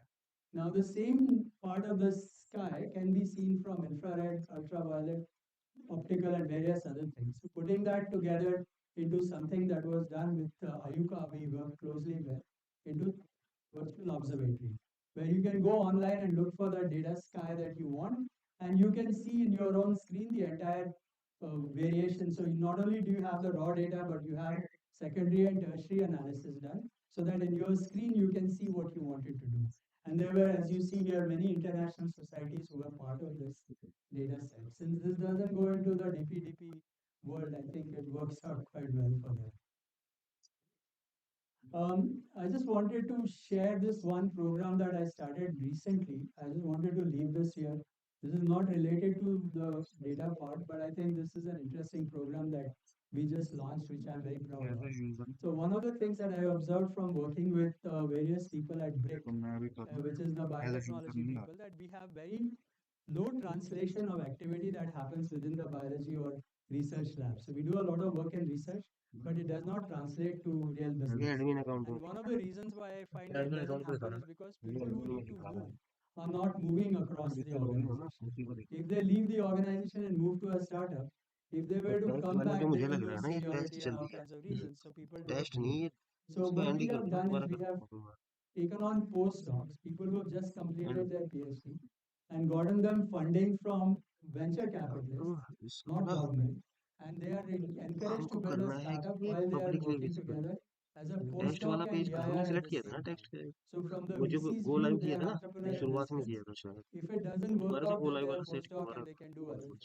So we have launched this program recently, and I'm quite excited about what can be done by trying to take take a fresh approach on how to delete take video and science to delete video ये translation. Video delete करवा दूँ I'm going to end this हाँ with हाँ इस वाली saying the छोड़ो following, that I think we Facebook need वाली to जो अभी treat हुई है ये तो data डिलीट करवा creation देना as a national scientific हाँ ये तो infrastructure. देखना So we कर should दो fund creation of Swami data, फायदा because नहीं if है ना we क्योंकि have किसी को good लिखेंगे quality data about अब our दोबारा से things लाइव and करो our और work, टेस्ट भी मत करो then our research will be useful to our people. And we should not encourage, ये वाला मत करना we should actually इस पे ही encourage जाएगा a way where ये ब्रॉडकास्ट we pay देखो people to ये collect the टेस्ट मत data करो of the बोलना right करो quality. Because if you want to do good test करो ही quality मत AI, you need अब जो सेटिंग annotated जब करी good थी ना quality data. वो कर And दो that's दोबारा really what करो I'm स्कीम की advocating. दोबारा डालनी पड़ेगी ना So we सब should recognize and reward scientists वो who तो contribute to सब shared data sets. Video source So even if you stream did some streaming science, if you software can share that data and make it available, ये की जो I भी think की थी that ना should be encouraged. की change And we होगी बस should वहाँ build long वहाँ duration की चेंज हो जाएगी यूआरएल multi-institutional सेम ही रहेगी platforms URL same he that are रहेगा available for people for stop curated करके data sets. मॉडिफाई कर So दो not just put the data in some ये place, की सेलेक्ट but have करके डिलीट someone करो who's doing secondary and tertiary करो analysis who करो understands the metadata, so that the देखो data can be made यहाँ से available स्टार्ट करना देखो वहाँ to पे लाइक है scientists at different points. And I उसमें आएगी think with देखिए AI, what is very exciting हो is गया that it can combine एक मिनट the फेसबुक पे physical data sets with population and with अच्छा social वो sciences. The ability जब to तक make करते हैं ना some इसमें new kinds of inferences are quite fascinating. This is another angle to YouTube this का तो अच्छा last यूट्यूब का blog तो that अच्छा ही I'm अलग है going to होगा put दूसरे out. I'm being quite active member of the ACM. OBS से And कितने we लाइक are है उसको एक hosting लाइक the जितने का ACM दिया जितना सिस्टम का हुआ and we are hosting मतलब the प्रोसेसर रैम जितनी है हाँ ACM कितने पे 6, चला लो चला which is the कितने पे दे दिया for रिसोर्स the आ गई है ना first लाइट time आ गई being held in आ जाएगा India आ गई आ गई at Bangalore अब बस अगला करो कंप्लीट पोस्ट पे May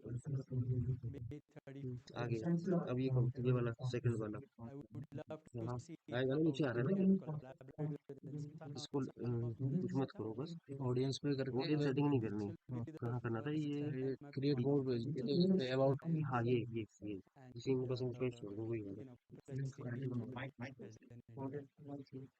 So thanks a lot. I will stop here. Is there any questions that I'm supposed to take? Would you have any questions? Yes, sir. We can hear you. I can repeat the question. नीचे भी डाल दो अब इसको बोल रहा करना अब ये पब्लिक पे जाए देखो पब्लिक पे है सब कुछ ठीक है चला जाएगा अब देखते हैं लाइव स्ट्रीमिंग का मतलब टेस्ट का मतलब वो हमें दिखा रहा था कैसी चल रही है टेस्ट के लिए हाँ हो गया अब लाइव अब चेक करो हो गया with industry, and can you give me two examples where you went to academic people and they sucked and you said I'm not going to work with them, and should we do so that there is an effective collaboration between academia and industry? Okay, so actually, I'm not as pessimistic as you are. I have actually worked with many academic institutions over the years. Well, with you good made $9 success. million, so No, so let me explain. So this IUCA project that I shared, we worked with IUCA for almost 25 to 30 years. And the intention there was that we told the IUCA people that you do the science, we will do the data plumbing for you. So we built the systems that they used for science. And it worked very well.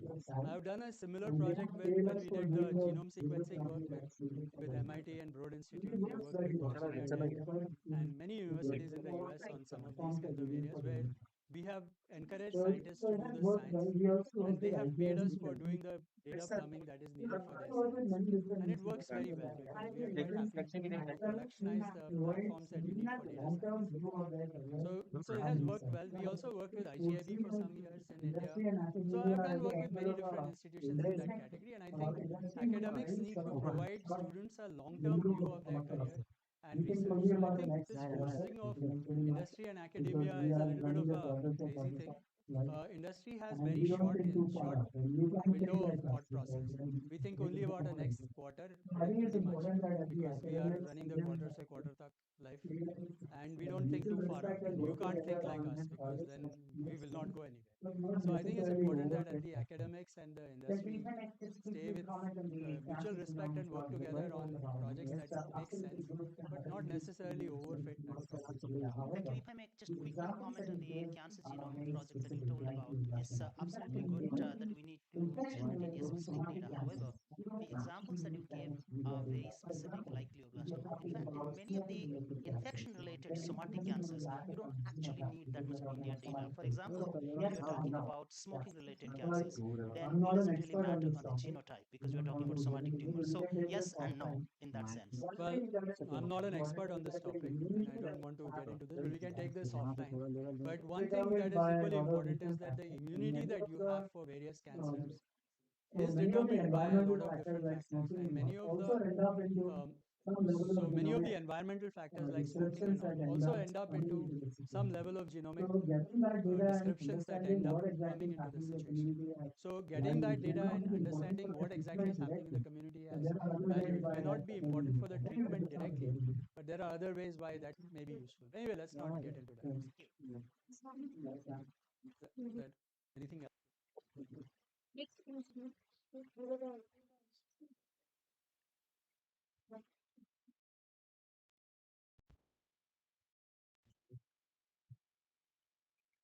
I request President himself, please induct our newly elected fellow, Dr. Anand Deshpande.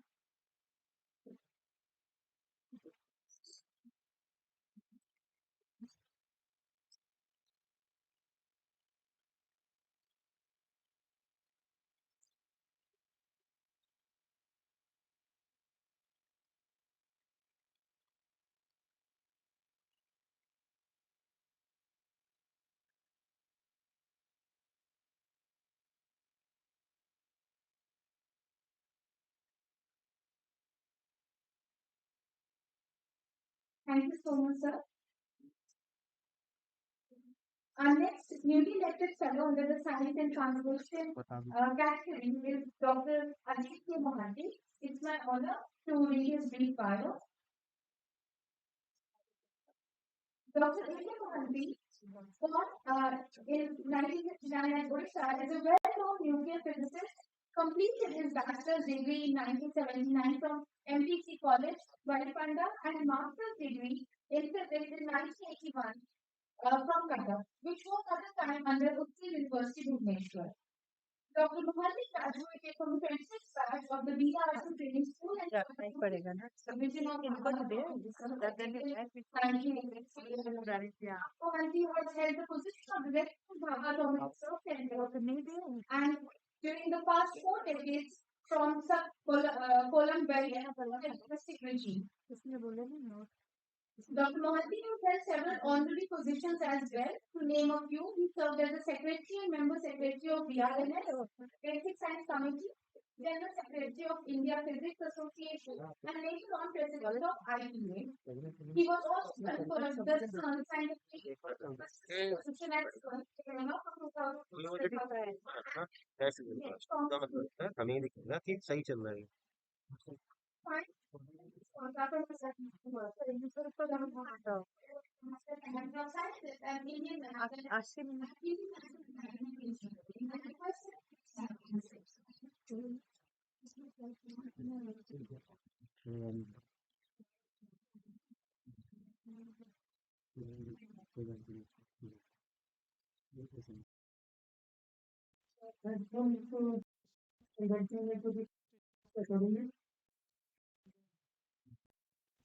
See, from the Department of Atomic Energy, we do many things, but here I will be presenting only one aspect, that is radiopharmaceuticals for nuclear medicines. वो ये करके And ये जो होता है ये micro ये वो करके सेट करके see, this is the periodic table you all know. We have gone quite up to Z up to 118 or Agnesio. But these are basically the stable elements. And why it is stable? Because the nucleus has a particular number of neutron and proton, and by Z is a particular ratio. If you increase neutron, it will be unstable. If you decrease the neutron also, it will be unstable. So that's why these are the unstable. And nature this exists, but we can create unstable nuclei by nuclear reaction. Like what is shown here, that this black line, this is basically where we exist today. There is a particular n by z ratio. These are the stable elements. As a audio दोनों But if you go above that, वो वहां they are चले neutron rich, and below that, they are कहने का neutron मतलब है deficient. Same यही So if it is a neutron rich, then it will try to break into proton and electron positron P plus, because charge has to be conserved. But if it is a neutron deficit, a proton has to break into a neutron and a electron. And of course, a neutron is there. So these are nothing but beta plastic and beta decay. And in nuclear medicine, we need those isotopes which are either alpha emitting, beta emitting, gamma emitting. And this is what we have to create them. And in fact, by using either a reactors or either accelerators, I can make all the periodic table radioactive. But then all are not useful. I have to see which are biocompatible, and I can make a pharmaceutical out of it. And for the nuclear medicine, they are used for two purposes: diagnosis and as well as therapeutic. One example I give, all of you know. For example, fluorine 18, it doesn't exist in nature, but it is a positron emitter, and we have to create from oxygen 18 plus a proton from a cyclotron. And oxygen 18 also very small in water, 0.2%. It is H2O 16, but H2O 18 is 0.2%. So I have to enrich the water to make it oxygen rich with oxygen 18. And in fact, we are little blessed because Department of Atomic Energy, in our O reactor as a coolant, we don't use water. We use heavy water, D2O. And D2O we enrich up to 99% from the water. And this D2O contains, fortunately, more O18 than O6 than water. So O18 in heavy water is 4 times more than O18 water in normal water. So now we have a technology enrich oxygen 18 water, and we are the largest producer of heavy water in the world today. And we have now technology to produce our O18 also. Otherwise, it is imported. So we have developed technology to get O18. From the O18, we get fluorine 18, and then all you know, we need a suitable molecules to attach it. This is the glucose formula I have shown it. But the middle one, if the one of the OH will replace with fluorine 18, this becomes fluorodeoxyglucose, which is radioactive. And when we go to, somebody goes for a PET scanning, positron emission tomography, this is what happens. He is injected with a FDG, fluorodeoxyglucose. And if it is a tumor tissue, it drinks more glucose than the normal tissue. And then there, the fluorine, after getting deposited there, it emits a positron. And that positron again annulate with the electron, because in body is full of electron, and 2 gamma rays comes out, and that is get detected. And this is the technique of detection. And again it comes back to the oxygen 18. And this is how the pharmaceutical works. This is in the particular for imaging. And what I want to say here, that practically we know the science so much that all the periodic table, all the atoms, we can convert the way we want, either from a nuclear reaction using a reactor. Reactor is full source of neutrons. It has a lot of thermal neutrons. These neutrons can be used on a stable target to transmute it. For example, plutonium. It is not existing naturally from uranium. If you use in a reactor, with the time it will get transmitted to the plutonium. But plutonium cannot be used for a radiopharmaceutical. It has a large half-life, so it is not useful. But we have to create those elements where radioactivity and their half-life is also manageable, so that during the treatment time it should decay also. Otherwise, permanently it should not remain there. But on the other hand, plutonium-238 is alpha emitter. The half-life is so much. We are now thinking of making, practically half-life is infinity. We are trying to make nuclear batteries. Once you put it, alpha decay, heat can be converted to the electricity. Now this can be used as a nuclear battery, which I am talking about. And another technique, we can create all radioisotopes using reprocessing of nuclear spent fuel. This is a very unique to India, and probably we are the global leader. I will talk about that. And this is the list I have just shown you. I don't want to go. But today in India, particularly Bhabha Atomic Research Center, and we have a commercial unit called BRIT, Board of Radiation and Isotope Technology, we are supplying almost all the radiopharmaceutical in the country. And these are the radioisotope: molybdenum, iodine, samarium, lutetium, copper, fluorine, gallium, yttrium, ruthenium. Anything you see global anywhere, we are producing here. And it is mentioned what is the hot particle they emit, either they emit a gamma ray or a beta ray or beta class rays or alpha particle. We want to get more heavier particle also. Their killing power is much more. So either you produce in a nuclear reactor, it is a reaction with a neutron, either produced with a particle accelerator cyclotron, where a high energy proton is used, or produced from the nuclear waste, which I put little more time because this is new to all of you. And this is how the nuclear reaction takes place. Molybdenum 98 is stable. Put a neutron, it will become molybdenum 99. And molybdenum 99 by beta decay will go to technetium, and which is used for SPECT scanning. All these reactions are like this. And we have two workers in BRC. One is called Dhruva and another is Apsara. These two reactors are working. And these are the source of neutrons. And if you have reactors to produce these radioisotopes, then this is what we are using. Practically iodine, lutetium, molybdenum, samarium, phosphorus, iridium, copper, everything we are producing in reactors, which is used as a pharmaceutical later on. Breed markets them, it goes to almost all the hospitals in India. This is what one picture of Apsara reactor. So this is the blue color I have shown it because this is the reactor you can see visibly because the fission is taking place inside the water, and there are some charged particles, particularly electron.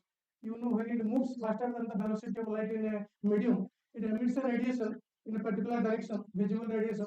It is called Cherenkov radiation, the scientists who discovered. And this glow is, you can see, if you go to the reactor, you can stand and see this, and it's very beautiful. And that's why Baba called it Apsara. Although I have not seen Apsara, Apsara must be very beautiful. So this is just a list, radionuclides which one can be produced. This is the target. You put the target, either you proton and neutron, they'll convert it. And then applications, all are either in medicine, agriculture, brachytherapy, radiometric, research, industrial application, or radiotherapy, everything. So this is what the production from either a reactor or accelerator. And we have radiopharmaceuticals produced, that is in BRC also.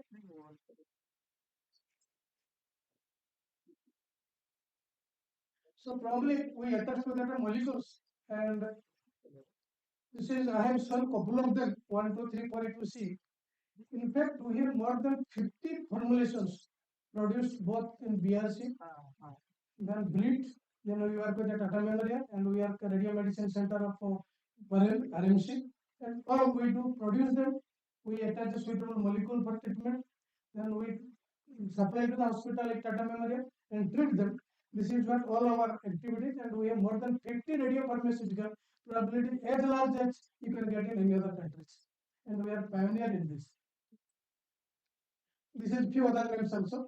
And why I am showing you that this yttrium-9 dotatate, it is an injection, and it is for prostate cancers imaging. And one injection, if you take, our price is 79,000. If you import that, it will be like 2 lakhs.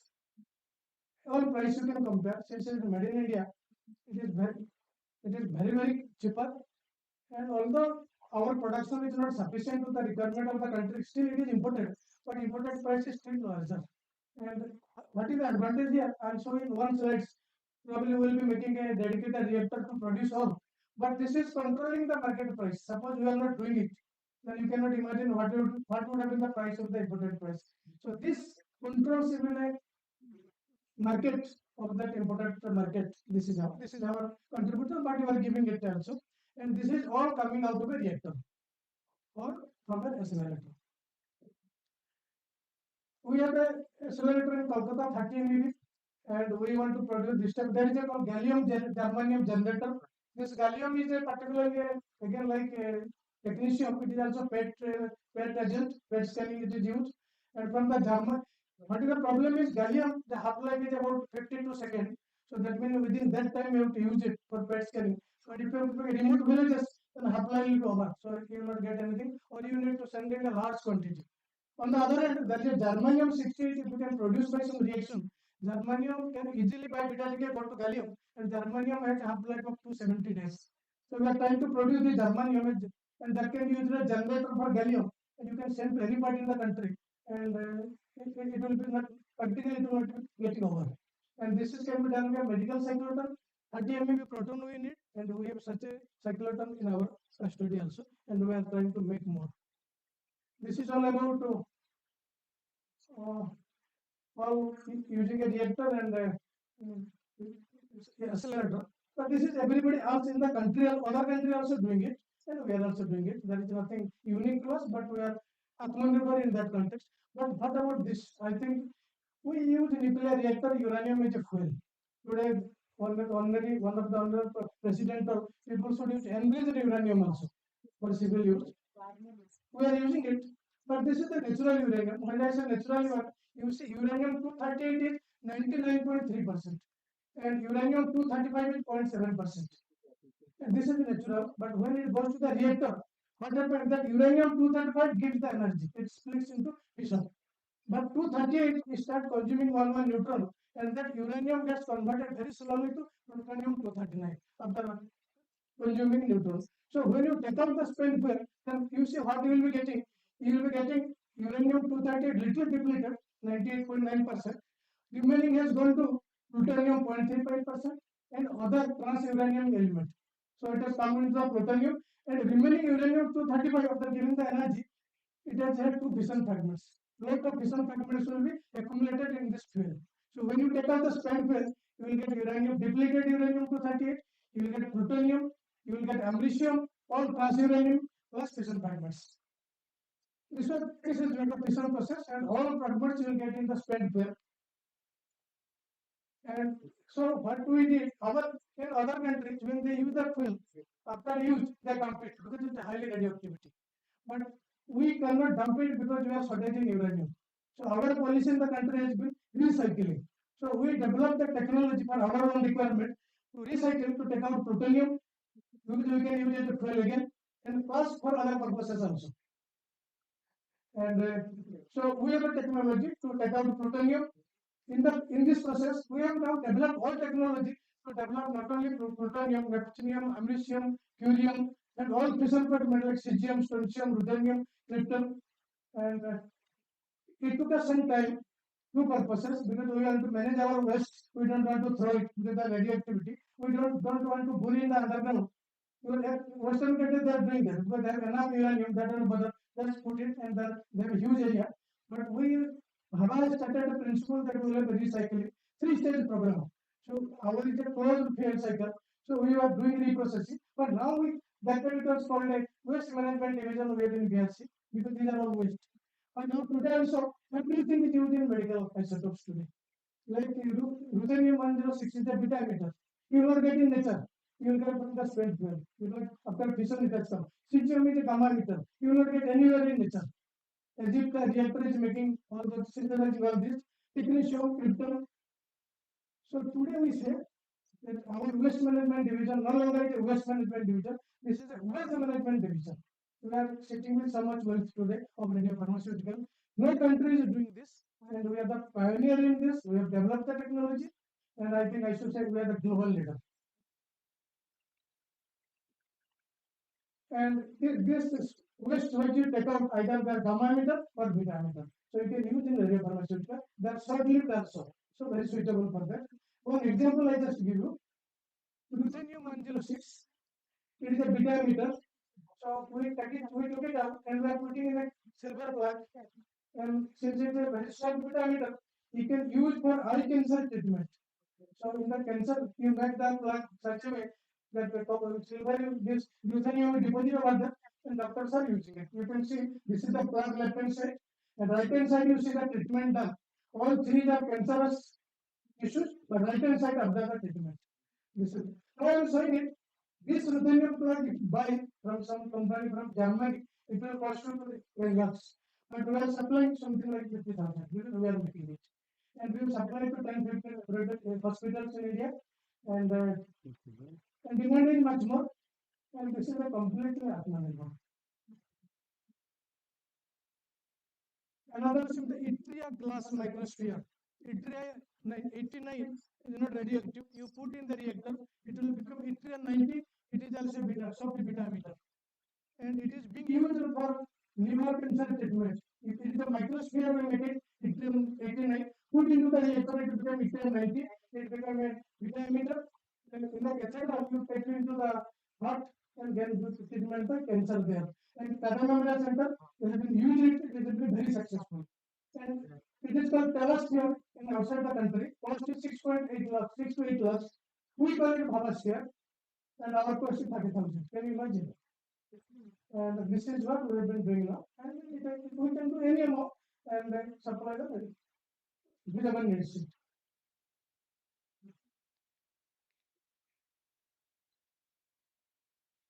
there are many more. I will skip it here.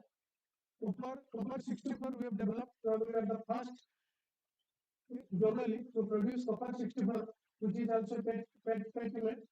And by using this reactor, we are the first in the world. Okay, this is my last slides. See, on an average, we are producing 10 kilocurie of various radioisotopes are produced over 5,000 consignment to more than 1,900 user institutions in India and abroad, and monthly basis including iridium and cobalt.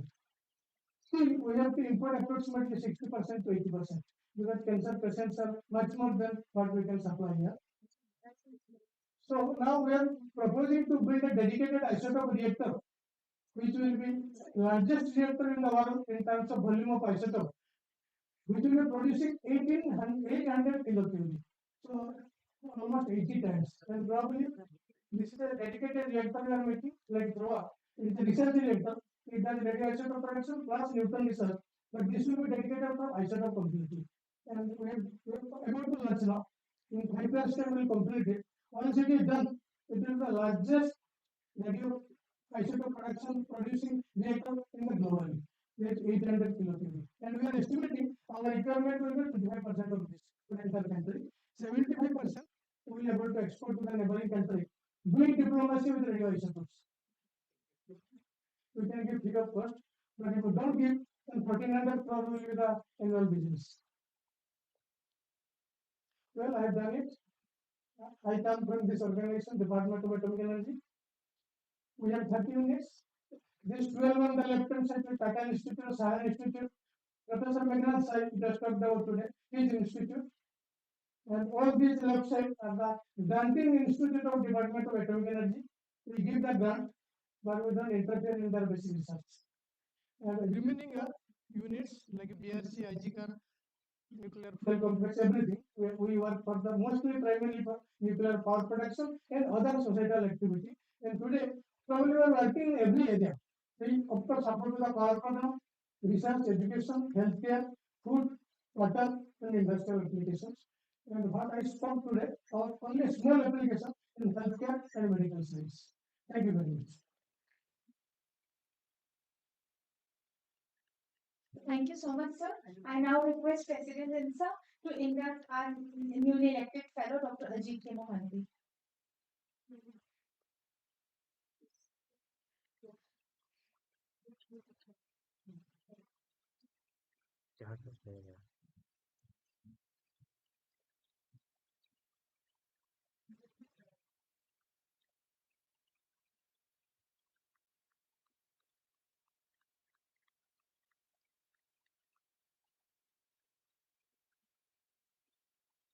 Thank you so much, sir.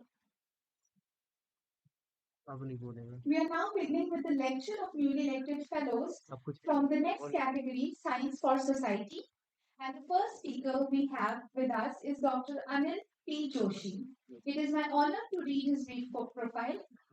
Dr. Anil Prakash Joshi is an environmentalist, green activist, and the founder of Himalayan Environmental Studies and Conservation Organization. He has coined GEP, Gross Environmental Product, an ecological growth measure parallel to GDP. He has authored over 100 research papers and 10 books dealing with sustainable development of the Himalayas through various means. Dr. Joshi has launched several social programs based on resource-based rural development, such as Women Technology Park, Technology Intervention for Mountains Ecosystem, Ecological Food Missions in Mountain, and Women's Initiative for Self-Employment, and has been reported to be successful in providing the villages with water mills, composting pits, toilets, plant-based drugs, and herbal pesticides and rainwater harvesting techniques. I think sir is curious to start with his lecture, so I hand over the stage to sir now. Over to you, sir.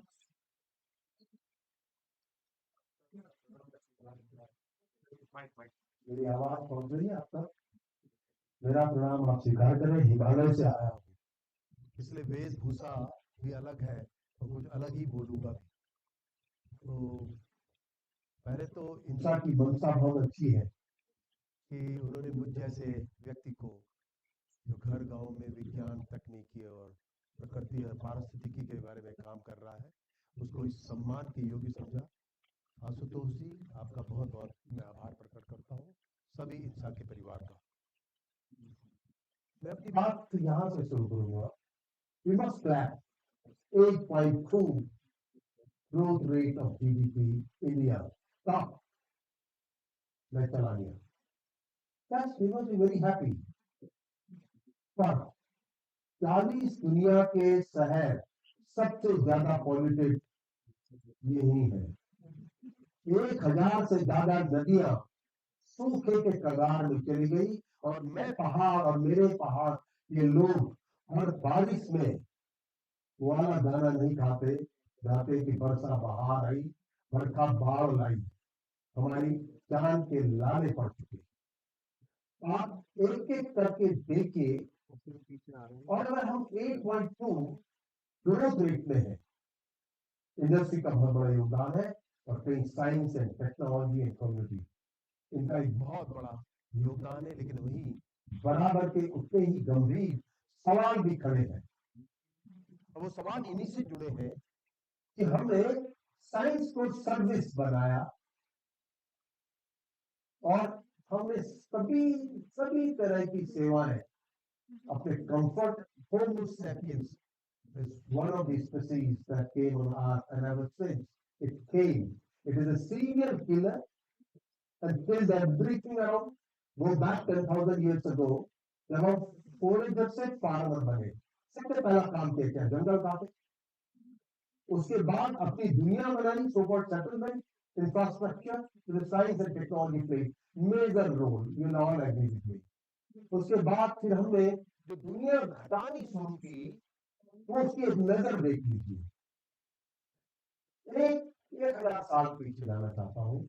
1500 में we were hardly 500 million, today we are 8 billion. आज दूसरा हिस्सा 80,000 गिराफ बचे और 2 billion cattle हो गए, क्योंकि Homo sapiens को चाहिए। वॉल्स 200,000 है बचे दुनिया में और 40 करोड़ कुत्ते पाले जाते हैं सारी दुनिया में, वो भी आदमी के लिए। और आप जाइए और chimpanzee 200,000 chimpanzee and we are 8 billion. मतलब इस होमो सैपियंस ने अपनी शुरुआत में ही एक विध्वंसक का रोल प्ले, मेगा प्रेडेटर। हमारे गांव में बाढ़ आता है, मुंबई में बाढ़ आता है, शोर मचा देते हैं, पर मेगा प्रेडेटर होमो सैपियंस। और कहीं साइंस भी भटक गई। करिए याद, 1700 में साइंटिफिक रिवॉल्यूशन आया था। एडम स्मिथ भाई साहब ने, फादर ऑफ इकोनॉमिक्स ने कहा कि इससे काम नहीं चलना, अभी हमको बहुत कुछ बदलना है। साइंस एंड टेक्नोलॉजी केम इन।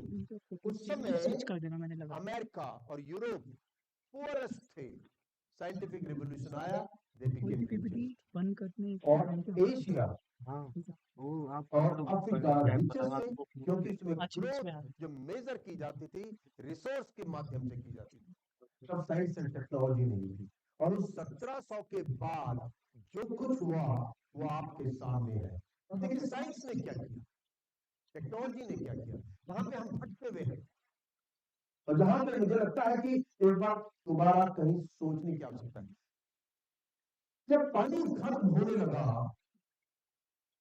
तो पॉलिसी कहाँ बनती है, विचार कहाँ जन्माते हैं, शहरों में। क्योंकि शहरों की ग्रोथ रेट दुनिया में 17% है, मतलब जितनी ज्यादा शहर उतने ज्यादा कंज्यूमर। कंट्रीब्यूटर नहीं, द प्रिंसिपल ऑफ नेचर से consumer must be A contributor. Unfortunately consumer की संख्या बढ़ गई और कंट्रीब्यूटर की कम होती चली गई। और ये परिणाम और दुष्परिणाम हमने क्या किया, हमने जब पानी खत्म होने लग गया तो वाटर प्यूरिफायर आए, वाटर बॉटल का बिजनेस आ गया। एयर खत्म होने लग गई, एयर प्यूरिफायर आ गए। सॉइल मरने लगी तो भाई केमिकल फर्टिलाइजर के largest producer, third largest producer हम भी है, कंज्यूमर भी है। दैट वाज ऑल गुड, मैं उसको उसकी मनाही नहीं करता। लेकिन अब जब दुनिया बदलने लगी हो, आप सब जानते हैं कि अब आपके साथ मौसम नहीं है और कुछ समय के बाद अगर यही रफ्तार रही तो आपको पता ही नहीं चलेगा कि आप किस मौसम में जी रहे हैं। बदल गया मौसम के मिजाज, आप जानते हैं 2024 की गर्मी ने आपका तथाकथित इन्वेंशन इनोवेशन एसी भी ठंडे कर दिए थे, आपको पता है। और 2025 की गर्मी ने आपको रियलाइज ही नहीं कराया कि गर्मी का मौसम है। नदियों के हालात ये हैं, एक एक करके मरने की कगार में चले गए। अंटार्कटिका की खबर है 3 दिन पहले की, कि वहां का एक बहुत बड़ा ग्लेशियर टूटते हुए 0.5 मीटर सी लेवल बढ़ जाएगा कुछ समय बाद अगर वो पिघलता है। और मैं जहां से आया हूं हिमालय, वो तो आपको पता है कि हिमालय के जितने भी ग्लेशियर है वो सब लेक में परिवर्तित हो रहे धीरे धीरे। क्लाइमेट चेंज, ग्लोबल वार्मिंग, ये दो शब्द पहले भी थे। 250 मिलियन ईयर्स पहले भी क्लाइमेट चेंज हुआ था, ग्लोबल वार्मिंग भी हुई थी। और 65 मिलियन ईयर्स अगो भी यही हुआ था। एवरी लाइफ वाज टर्मिनेटेड, सब खत्म हो गया। फिर जीवन शुरू हुआ, तो मां का भूमि पुत्रोहम पृथिव्याम, ये भाषा का प्रयोग किया। और होमो सेपियंस को प्रकृति ने बहुत मेहनत के बाद एक ऐसी स्पीसीज पैदा की जिसपे दिमाग होगा, और वो स्पीसीज हम थे। और हमने क्या किया, अपने चारों तरफ की दुनिया बर्बाद करके हमने अपनी बनाई। हमने अपने लिए सब कुछ सोचा, तो उसमें इंक्लूसिविटी नहीं की। और आज आप सत्य मानिए, अगर यही दशा और दिशा रही तो सबसे बड़ा चुनौती अगर कहीं साइंस को और टेक्नोलॉजी को आज है। आज तक हमने साइंस फॉर सर्विस किया था, अब साइंस फॉर सर्वाइवल की तैयारी कर लीजिए। जब आपको स्वयं समझ लेना चाहिए कि दिल्ली की हवा में लंबे समय रहेंगे। हमारे आपके सामने 50 लाख लोग सालाना दुनिया में एयर पॉल्यूशन से मरते हैं, और हम कितने गंभीर हैं, हवा के मामले में कितने गंभीर है। मैं भी आप सबसे प्रश्न पूछूंगा। भाई, एक बहुत अच्छे डेटा के ऊपर बात करी थी, मुझे वो अच्छी लगी थी, क्योंकि एक डेटा तो होगा ही नहीं। कितनी देर सुबह से बैठे, बताइए कितनी सांसें ली आपने? 1 मिनट में कितनी सांसें लेते हैं? वो नहीं होगा। 5 मिनट बाबा रामदेव बन जाइए, सांस रोक के देख लीजिए, कहाँ जाएंगे आप? न साइंस रहेगी और न आप रहेंगे, दोनों ही जाएगी। सवाल यही है, सवाल ये है कि हमने एक तरफा बायस हो गए। हमने अपने कंफर्टेबल कारों की कतार कैसी है, कितनी तरह की होती है, और क्या क्या प्रोडक्ट है, क्योंकि इंडस्ट्री और नई टेक्नोलॉजी साइंस कहीं पे शायद एक ऐसे तबके को पैदा कर रही है। मोबाइल को आप देख लीजिए, कंज्यूमरिज्म को देख लीजिए, और ये सब आपकी साइंस, मेरी साइंस, मेरा गांव, कुछ ultimate nature has to pay the toll. Nature से निकलता है। तो अगर नेचर है तो do we know the science of nature? हम चंद्रमा भी जानना चाहते हैं, मंगल को भी, पर साइंस ऑफ नेचर को क्या जानते हैं? Felix was one of the chemists said once upon a time that they are all liquids. The water is the most wet but least understood. और ये सत्य है। अगर पानी को समझ पाते, आपके शरीर में पानी ज्यादा, समुद्र में सबसे दुनिया में सबसे ज्यादा पानी है, शरीर में पानी है, और प्रकृति के चारों तरफ पानी है, लेकिन वो एक्सेसिबल नहीं है। या फिर पानी के दो ही नाम है, या बाढ़ या सूखा, इससे पानी को जानते हैं। ये क्यों है? ये इसलिए है कि साइंस टेक्नोलॉजी मैनेजमेंट को एक साथ उस समझ के साथ नहीं जोड़ा गया।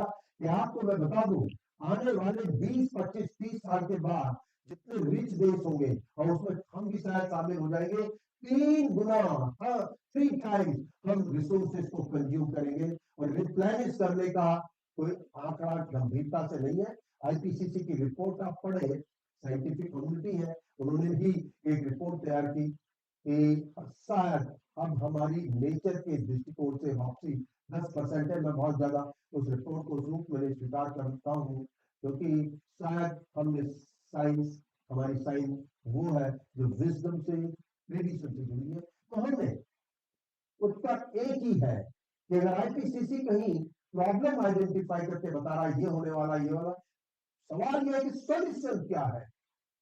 और मेरा ठोस मानना है ग्लोबल वार्मिंग, क्लाइमेट चेंज, ये सब चीजें जो कुछ भी हो रही है, ये दुनिया की प्रॉब्लम होगी और सॉल्यूशन इसका लोकल होगा। मैं भी जहाँ से आया हूँ, आप हमारी नदी देखिए, हमारा जंगल देखिए, और हम कौन थे? हम कोई चमत्कार नहीं करना चाहते थे कि साहब हम नदी को करके कोई रिसर्च पेपर छापेंगे, अंतर्राष्ट्रीय हो जाएगी। हमें पानी की कमी थी। प्रॉब्लम जो सफर करता है वही सबसे बढ़िया सॉल्यूशन दिला सकता है। हम सफर कर रहे थे, हम नदी का पानी लाए। ये बैठे चेयरमैन साहब बीआरसी के यहाँ पे, इनकी भी कृपा हुई, क्योंकि पानी लाने के लिए स्प्रिंग धारे जब सूख रहे थे, हमने इनकी साइंस, वो तथाकथित भयानक न्यूक्लियर साइंस सबसे बड़ी हेल्प बन गई, और इनका पानी भी कहा जाता है बीआरसी का पानी हमारे यहाँ, क्योंकि स्प्रिंग रिचार्ज हुए। हमने radio active, environmental radio active जो इन्वायरमेंट में होते हैं, उनको स्टडी से ये पता लगा ये स्प्रिंग कहाँ से इसका कैचमेंट है, उस कैचमेंट। और अब आज हमने मात्र उत्तराखंड में कई नदियां, सरकार भी जुड़ गई, और बिहार और कई अन्य जगह चला गया। मुझे साइंस के ये भी हिस्से के बारे में आप सबसे प्रार्थना करने की आवश्यकता समझता हूँ। शायद आप अगला डिकेड इस बात को भी लेके एक स्ट्रीम होनी चाहिए आपके पास कि हवा, मिट्टी, जंगल, पानी के वर्तमान परिस्थितियों के सॉल्यूशन किस बात में छुपे, किसी इनोवेशन, किसी प्रोडक्ट में नहीं। इनकी वापसी कैसे हो, कैसे बताएं, कैसे समझाएं। मैं आपको बड़ा सरल तरीका बताता हूँ। जहाँ हमारे शहर का एक हिस्सा गांव, उन्होंने क्या कर दिया कि दोपहर में गाड़ियां इसलिए नहीं चलेंगी कि धूल उड़ती है, उन्होंने धूल पोल्यूशन का कारण विजडम थी, उनका नॉलेज था, उनकी समझ थी। ये चमत्कारिक विज्ञान नहीं हो सकता, लेकिन जान बचाने का विज्ञान है। देखिए, बहुत साफ सी बात है, हमने एक कोशिश की, जीडीपी जीडीपी जीडीपी इसका रट्टा तो पश्चिमी देशों में सिखाई दिया था हमने। हमको भी लगा कि हम भी जीडीपी में आ गए तो हमने पीट दी जीडीपी, दुनिया में टॉप हो गए। हमने वहां पे पहाड़ के लोग हैं, प्रकृति से जुड़े हैं, रग रग में यही है। देश दुनिया को हवा, मिट्टी, पानी देते हैं। हमने कहा एक ग्रोथ मेजर और होना चाहिए। जीडीपी इकोनॉमिक ग्रोथ मेजर है, एक इकोलॉजिकल ग्रोथ मेजर है। बताए सरकार इस साल कितने जंगल लगाए? और जंगल की परिभाषा कोई पेड़ लगाना नहीं होता है, जंगल की परिभाषा वहां साइंस है, तो क्लाइमेटिक फॉरेस्ट्री। केरल का पेड़ पीक आप हिमालय के फुटहिल में लगा देंगे और आप ताली पीटेंगे कि आपने जंगल बढ़ा दिए। जंगल can not be defined that way. One, the tree that matches with the local soil environment and pay back is a tree, a local tree. Climate अपने आप भी ट्री देता है, ना नदी आप लाए, ना जंगल आप लाए, ये प्रकृति ने दी है। तो प्रकृति के विज्ञान की समझ हमने अपने रास्तों से की। हम पानी लाए और पानी के बाद इतना कुछ आ गया, वहां सब कुछ आ गया। जंगल भी अपने आप आए, हमने नहीं लगाए। वहां पे पॉर्कोपाइन भी आ गया, वाइल्ड बोर भी आ गया, हिरन भी आ गए, सब कुछ आ गया, और लेपर्ड भी आ गया।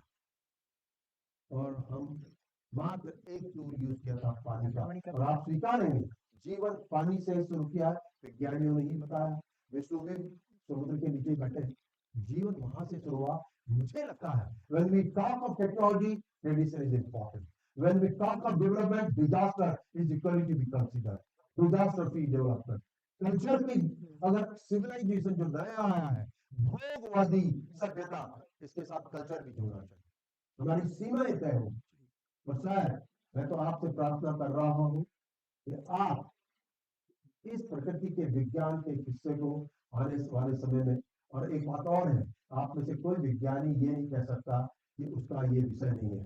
अगर आप पानी ना पीते हो, आप प्राणवायु ना लेते हो, तो आपका विषय नहीं है, तो फिर आपकी जगह ऊपर है।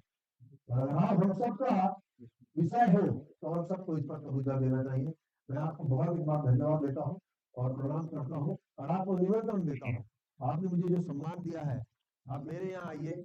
मुझे लगता है विज्ञान का एक और चेहरा है जो प्रकृति से मिलता है और हमसे मिलता है। आपको प्रणाम। Thank you, sir, for the engaging lecture. I now request President INSA to induct Dr. Anil P. Joshi.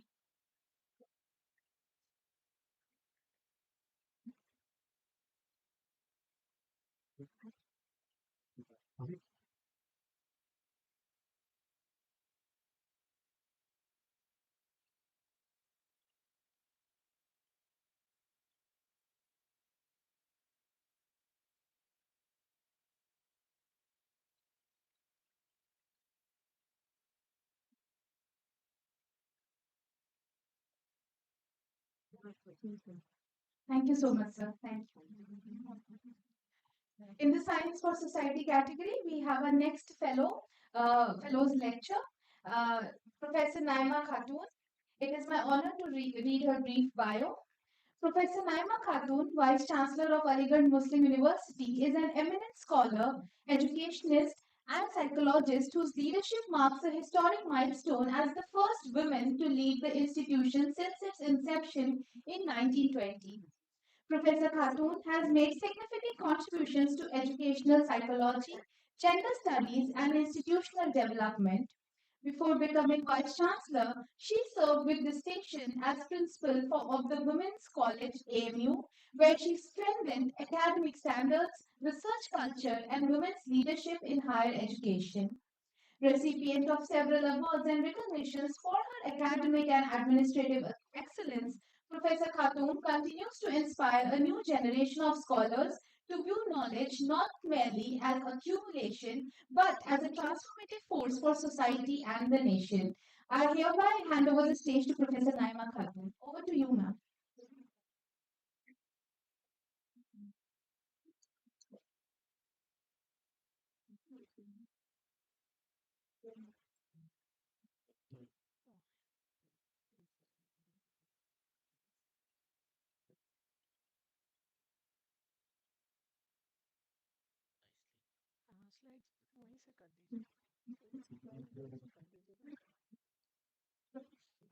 Good afternoon, everybody. Professor Sharma and Professor Madhur Dixit. I'm a social scientist, as you all know. But for the first time, I'm exposed to this world of science in some. Ladies and gentlemen, and esteemed members of the Indian National Science Academy, friends and colleagues, I begin with deep humility and gratitude to the Indian National Science Academy for the honor of being elected a fellow in the Science and Society category. This recognition is not merely personal, it represents the collective intellectual labor of teachers, students, colleagues, and institutions that have shaped my journey. INSA has for decades safeguarded the scientific conscience of the nation by affirming that science is not only a pursuit of knowledge but also a service to society. To stand here today, invited to deliver my first lecture as an INSA अरे fellow, उनका है is मेरा both a privilege and a clear है वो responsibility which I accept with कटता a कहाँ sense of commitment to the Academy's mission and to the larger national कहाँ कटता है vision of Viksit Bharat थोड़ा ऊपर लो 2047. थोड़ा सा ऊपर ले It's a privilege to speak at ऊपर a moment when बस India बस is shaping its journey in the 21st century with a vision that asks us to imagine not only a prosperous nation but also a thoughtful one that is capable of combining scientific excellence with social meaning. As we look ahead to the horizon, it becomes increasingly clear that our scientific tempo, which has long been guided by the force of rational inquiry, now calls for an expansion. The world we inhabit is intricately interconnected, and the sciences that guide us must reflect that complexity with clarity, sensitivity, and imagination. As we look back at the classical scientific tempo, it is important to recognize both its gifts and its quite blind spots. The scientific tempo that shaped post independence India carried the weight of Enlightenment reason. It empowered us to build institutions, cultivate skepticism, and embrace objectivity. It helped us confront superstition and articulate a democratic culture grounded in inquiry. Yet, as we stand in a century marked by ecological fragility, technological acceleration, and psychological ध्यान से strain, लगाना certain limitations come लगा into दो view. Classical rationality often Imagine the scientist as a detached observer, yet inquiry is always located within human experience. Moreover, the idea that reasoning operates independently of emotion has been challenged by decades of cognitive and psychological research, reminding us that human decision making is woven from both thought and feeling. Fragmentation of knowledge, which was once a strength, now proves inadequate for relational crises that spill across disciplinary boundaries. Whether in pandemics, climate behavior, or public trust, and finally, purely technocratic approaches have sometimes produced policies that succeed institutionally but remain misaligned with everyday human realities. These limitations do not diminish the scientific temper, they illuminate the need to renew its scope for the world we now navigate. As we reimagine scientific temper, the idea of relationality offers a more expansive and grounded framework. Relationality asks us to see knowledge not as an isolated achievement but as a living movement across minds, communities, ecosystems, and ethical commitments. It affirms rationality but situates it within a broader awareness of interdependence across psychological, ecological, cultural, and civilizational domains.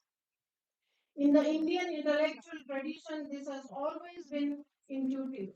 Whether in the Upanishadic teaching of mutuality, the Buddhist idea of co-arising, the Jain pluralism, or Sufi bhakti compassion, the Indian mind has historically viewed knowledge as relational.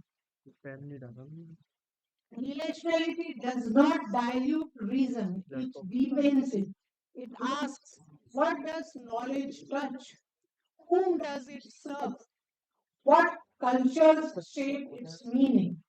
A scientific tempo for the 21st century becomes richer, not narrower, when it begins these questions into its field of vision. If we are to imagine a scientific temper suited to the 21st century, it must rest on four anchors: clarity of reason, depth of empathy, strength of ethical awareness, and an unbroken sense of our ecological belonging. These anchors steady the mind in a world that is shifting, braided, and complex. At the center of this expanded vision are seven interlinked ideas that give relationality its intellectual structure. The first thing to focus is that cognition is never separate from lived experiences.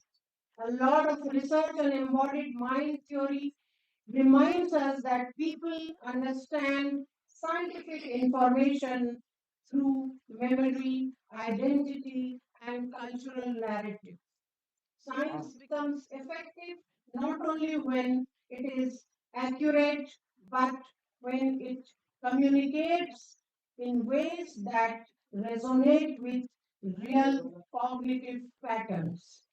This calls for greater alternativeness to how people think, imagine, fear, aspire, and remember.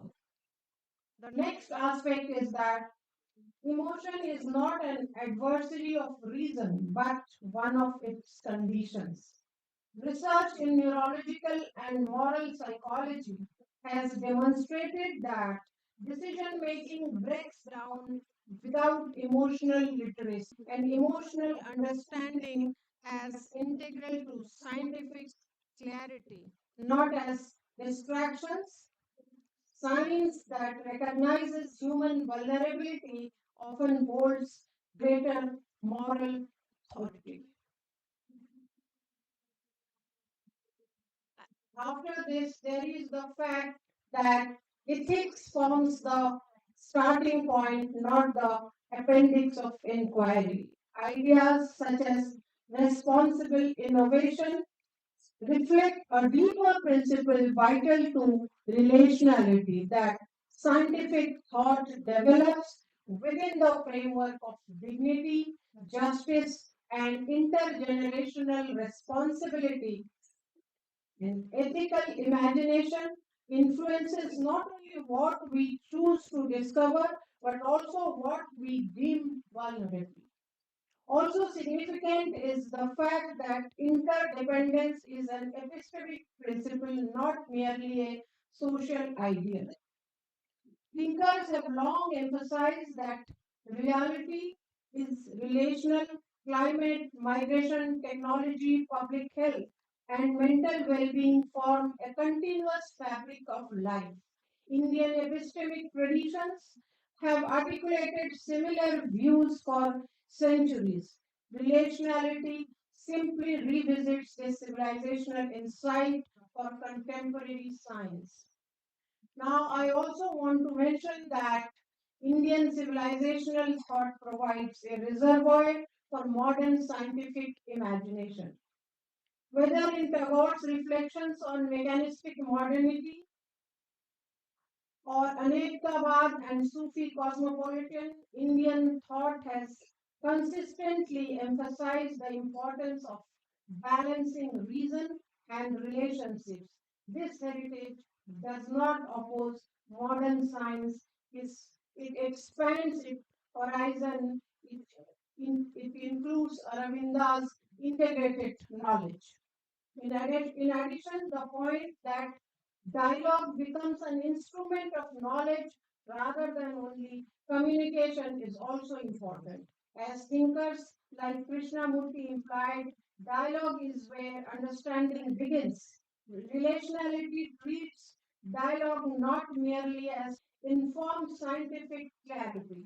Trust grows not through dissemination but through relationships.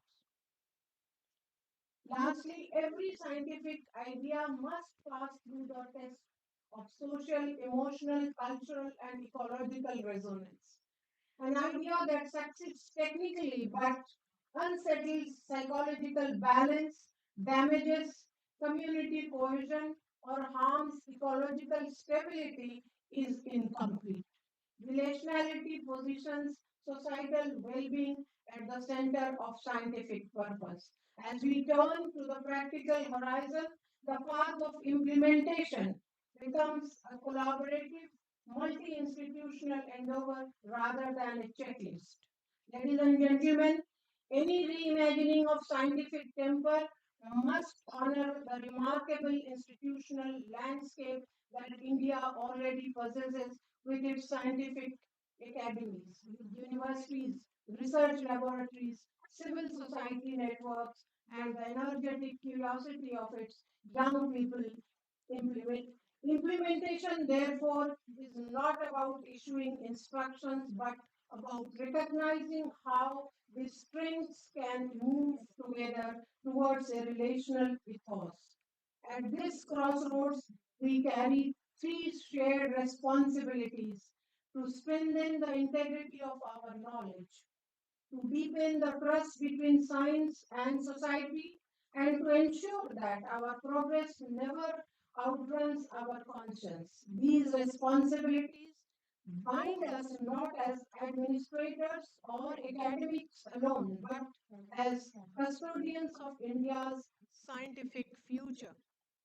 For INSA, the Academy's unique intellectual status allows it to convene conversations across disciplines, ideologies, and institutions. It can nurture the fellowships, research clusters, and publications that explore relational thinking across scientific fields. INSA is also positioned to articulate frameworks that help scientists reflect on the psychological, ecological, and ethical resonances of their work.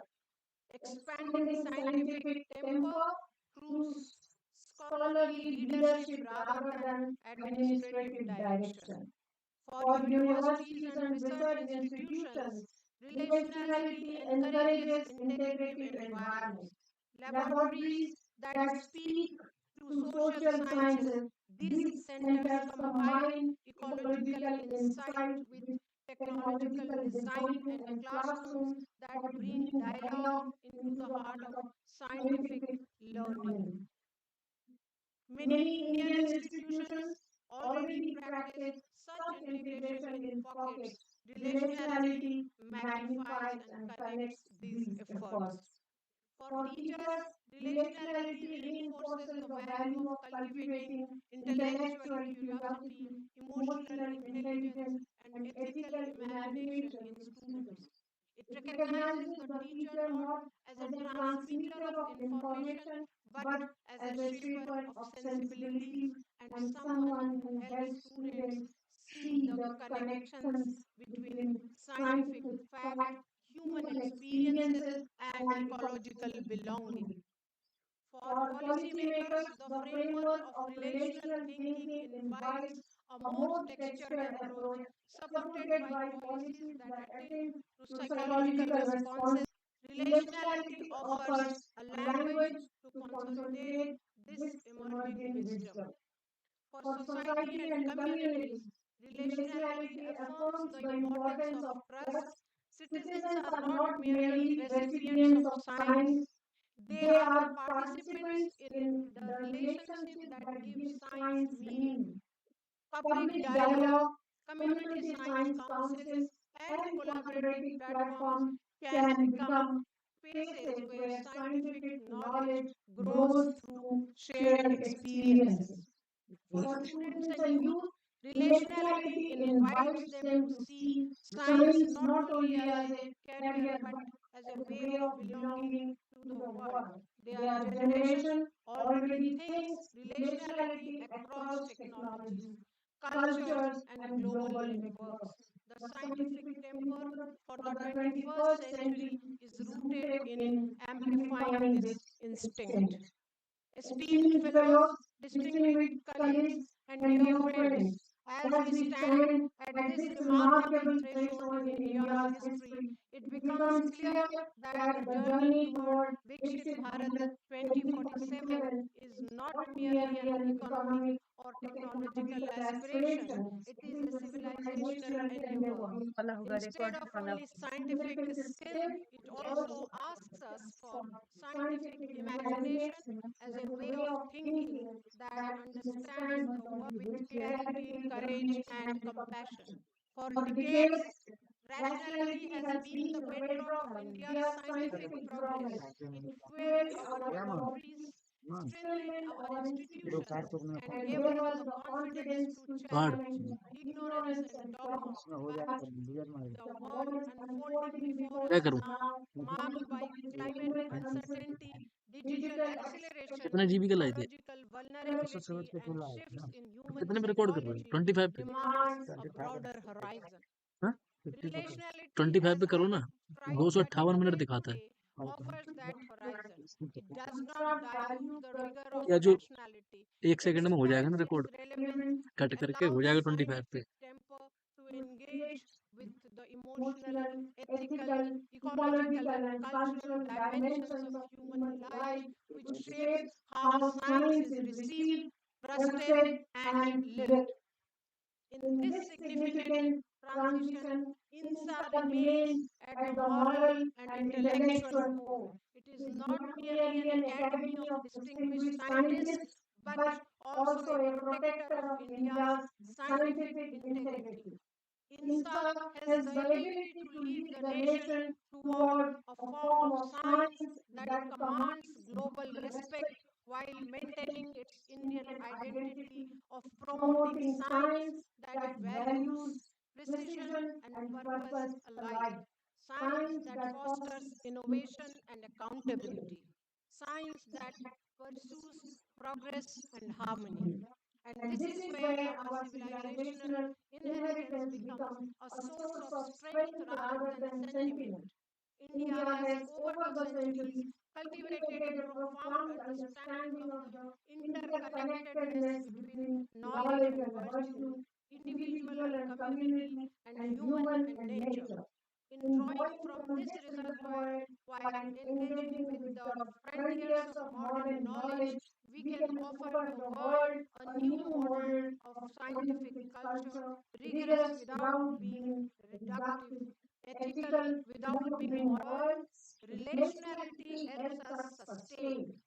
And when the two work together, science becomes more than just a problem solving tool. It becomes a practice of collective flourishing, a way to nurture responsibility, belonging, and shared destiny. Ladies and gentlemen, as we imagine India as a confident, compassionate, intellectually vibrant, and ecologically conscious nation, let us also imagine the role that science will play in shaping that future.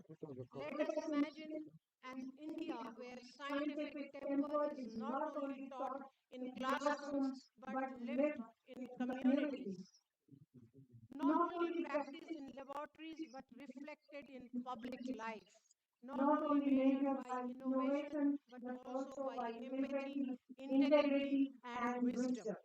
This is the vision I offer today, a scientific temper that is rational in its method, relational in its spirit, and civilizational in its depth, worthy of the India we aspire to become and worthy of INSA's historic calling.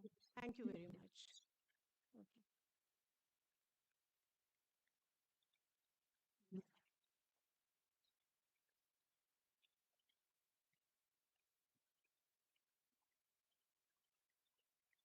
Thank you, ma'am. I now request President INSA to please induct Professor Naima Khatun.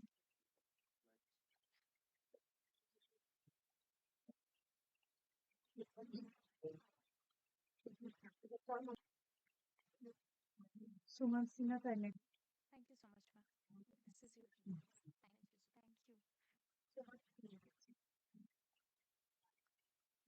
In the Science for Society category, we have our next inducted fellows lecture from Mr. Suman Sinha. We have a pre-recorded talk of Mr. Sinha. And it is my privilege to invite to read a brief bio of Mr. Suman.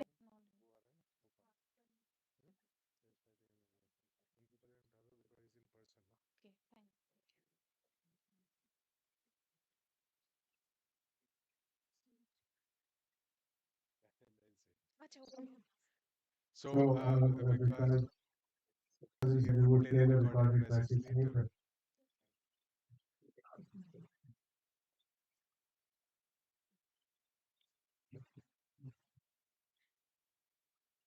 We have with us Mr. Saurabh Srivastava from the Science for Society category and the Fellows lecture section.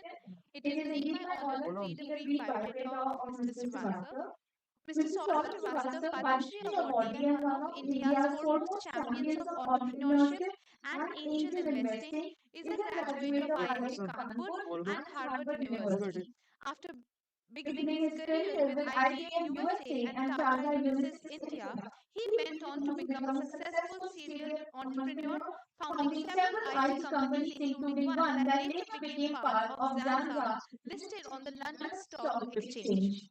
He co-founded and chaired key institutions that shaped India's startup ecosystem: NASSCOM, the Indian Venture Capital Association, Tata Tele NCR, and the Indian Angel Network, and established Infinity India's first private sector VC fund that created companies like India Boost, India Games, and Aventus. Having invested in around 100 startups and mentored hundreds of entrepreneurs, he has also contributed to academia through roles at IIT Bombay, IIT Delhi, and IIT Kanpur, and co-founded Ashoka University.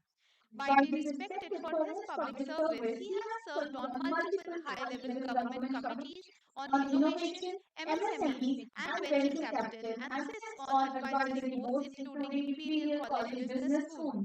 His Honors include the Distinguished Alumnus Award from IIT Kanpur and the Data Quest Lifetime Achievement Award. With this, I now hand over the stage to Mr. Saurabh Srivastava. Over to you, sir.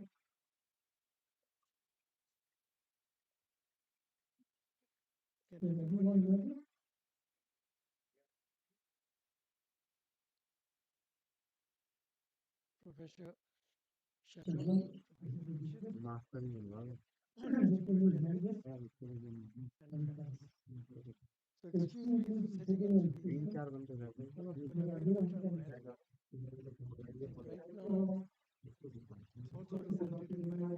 getting out of breath. So please indulge me. Hopefully I'll get my breath back as I speak.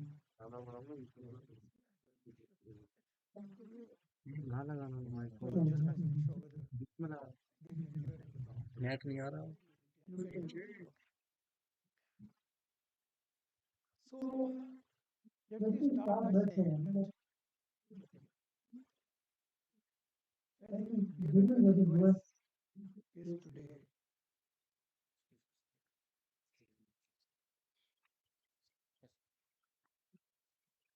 not many of us would realize or believe that when the world war ended in 1945, the US was not the global leader in technological innovation.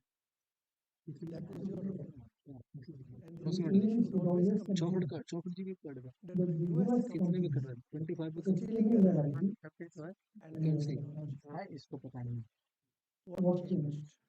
In 1945, President Roosevelt commissioned कर दूं हाँ कर दे cut करेंगे director of the Office of Scientific Research and Development to do what that for science argued that to combat disease, increase quality of life, and well-being of people of the US, यहाँ बंदे ही नहीं create new jobs, new industries, and electricity available. The government needed to spend and invest in creating science and technology infrastructure, creating talent, and investing heavily in R&D both in the private sector and the public sector. Five करके आना Thesis, which was led to the creation of NSF and NSF bodies that changed the trajectory of the US to where it is today. The global center of technology, innovation, and equality.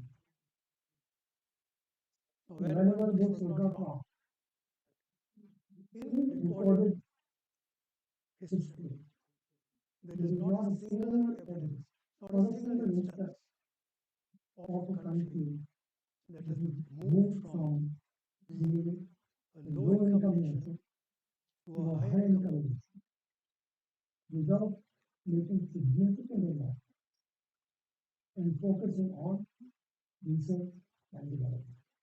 So the no reason why it would make sense. We actually research. Now, because where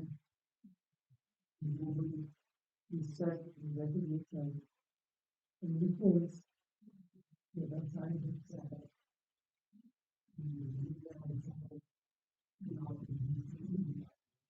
so the only thing that stands out is all the was not just colonized land. It's also because we missed the industrial revolution. We were way behind the time. Before that, exported 60% of the world's cotton textiles became a net importer. That is in fact a behind the So that's how the model is. काम करना है In the 1980s, we were studying politics itself about GDP and R&D. That was about the same. First time. But in the last 40 years, we have stagnated. Using the new time. वो sir इसमें लगा दिया connect The semiconductor concept is a kind of state of art in the past. But we didn't follow it.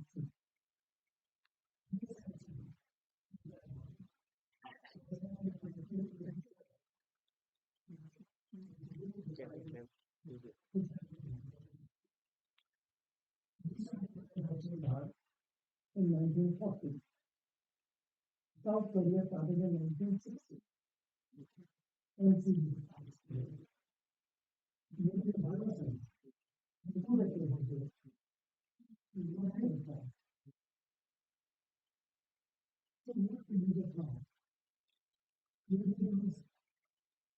Something wrong in our field. And to be able to understand what did this country do? So certainly, later we have misplaced priorities, ignored industrial policy, the excessive bureaucracy, very complacent manufacturing sector. All of those were true. And there was also a lack of self-confidence. Now, what did the country need to try? The first, it wasn't just the more investment. Industry was very involved at each step of the way. Investment as well as R&D.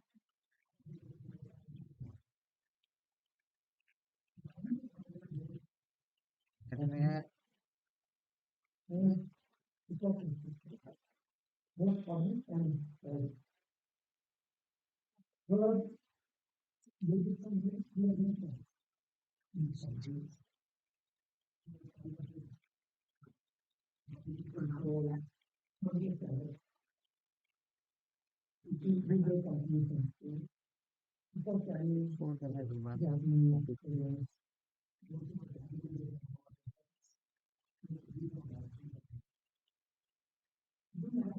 Sir चला गया ना net नहीं आ रही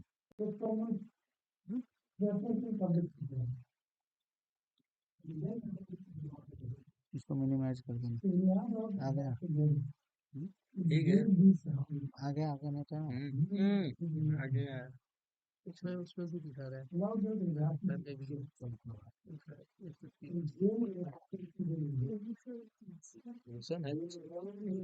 है भी उतना दिखा रहा है तुम्हें कर नहीं पाया ना तो कर तो है इसको बता रहा हूँ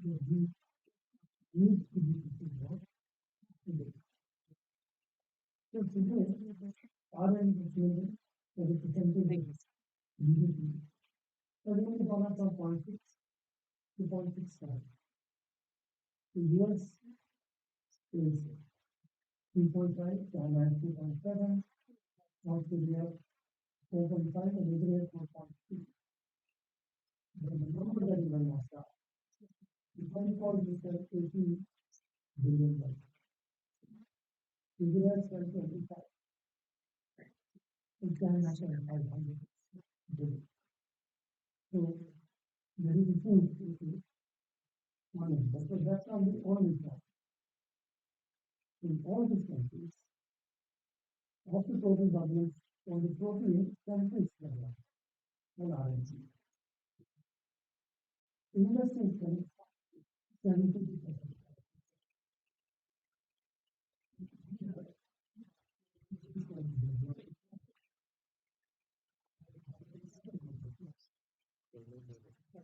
That's true. When you have a license for the that will discourage and disincentivize investments in companies. Fourth,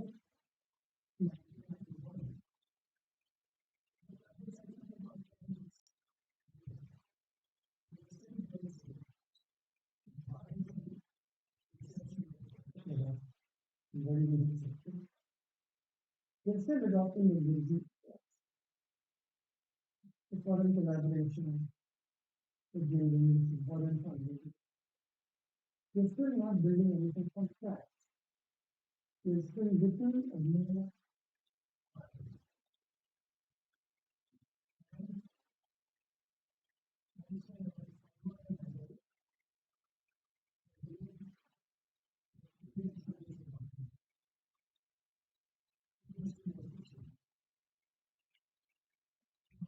unfortunately, the posting on this as a image of a very known big activist. When they use television, they ask them, so why aren't you spending on R&D? And he said, look,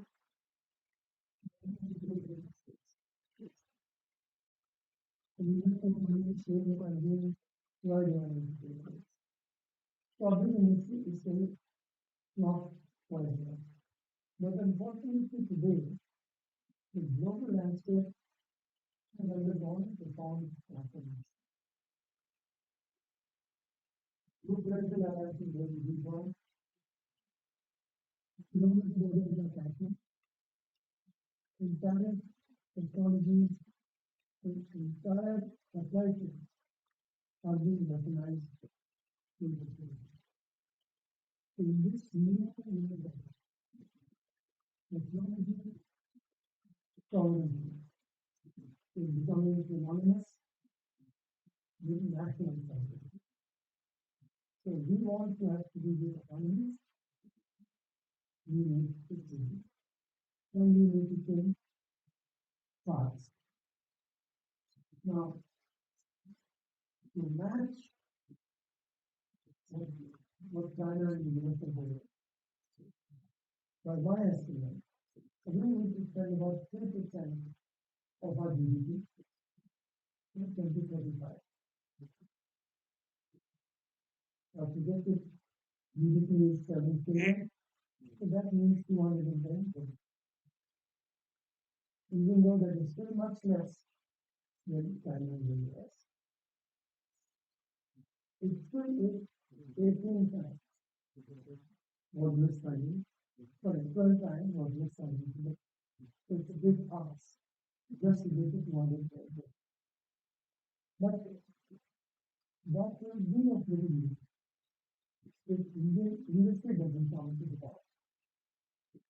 We have the financial, the organization muscle to take some cutting edge research into that to the market. So they need to invest in IT, they need to invest in technology startups, maybe do acquisition. And they need to show mostly Indian science. But having said all of what I said, why am I here today? Because I see a very light, very bright light at the end of the tunnel. I'm extremely positive about what we can do. And there are some factors we can talk about. We give me great hope and drive my personal passion and stay engaged with this particular because I believe we can do that with the communication that we have had, both in science and economy. So let me share the positive tendency. First, we have some of the best scientists in the world. Yes, it is difficult, it's like China did. We attract some of our best minds from abroad to come and work with us here. But that is not a safe fact. There are millions and millions of examples which you all don't know. I know some of them. There are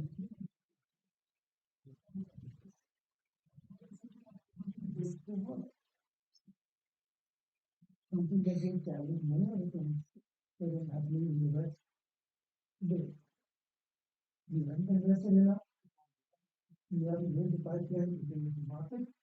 That doesn't mean that we're not doing significant. The first, we have that gap. That's the first thing. The second is the gap. I think the government has woken up and over the past decade, there has been laying the foundation for a modern innovation economy. So they expanded the digital public infrastructure, infrastructure to the defense, space, and now nuclear, to the private sector. And now they're serious about tackling actually see the underinvestment in R&D. So that's the measure that I think are very good. First, we need framework for use of new results. Now, this has removed many years in experience, giving us scientists in the company. In that area, so we are down the bar now. It's very good. Mentioned to the project in 1991.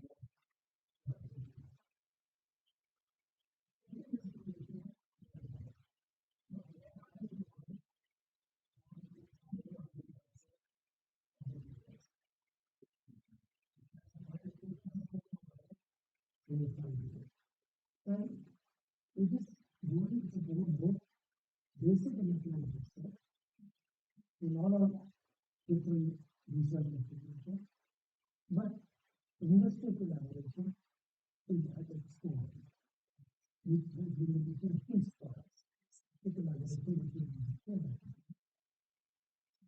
the biggest and most transformational initiative has been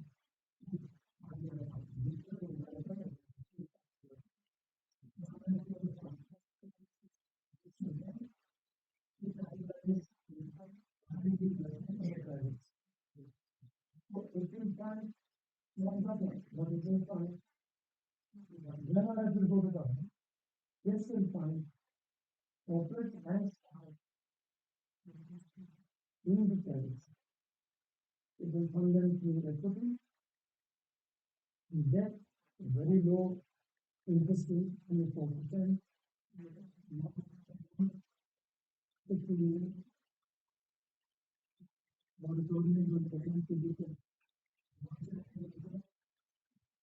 And this is meant to fix up the entire development cycle in the private sector. Now, and we suppose it focus on all the new emerging and technology. But I need to tell you what business is business for.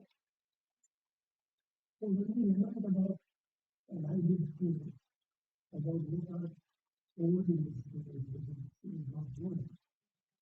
Even though it's not in the research. But it's a driver.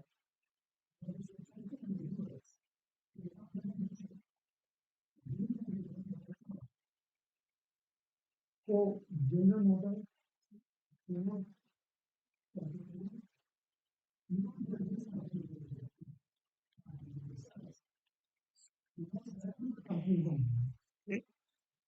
among all ones, we have a startup that are just a decade before all the valuable technology did not exist in very recent. They are not subject to why would it be any different? So my faith is very high on the Indian startup results. Now, this was not happening because the environment wasn't there. If I go back to 2016, when the government started, in that time, we had less than 1,000 startups. Very little venture capital, less maybe $1 billion. Most of it went to large companies, office startups. We are only a part of the ecosystem. The organization called Universal Entrepreneur, which is co-founded. you will run this organization focused on entrepreneurial startup. Then we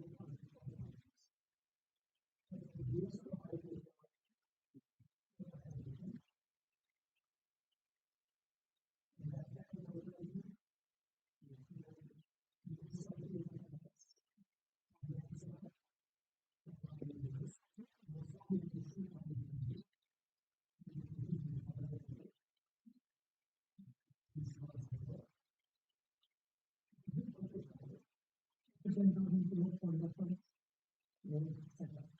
what they will do. This 10,000 crore attracted another 90,000 crores from the private sector. So in effect, it became 1 lakh crores. It created an entire domestic VC industry which did not exist in that. Now we have over 1,000 domestic VC. When you have that, in the other parts of the ecosystem, suddenly the ecosystem failed. So what has happened? In 2016, it was 200. Today it is 200,000. It is the third largest ecosystem, startup ecosystem in the world. And it will be unicorns.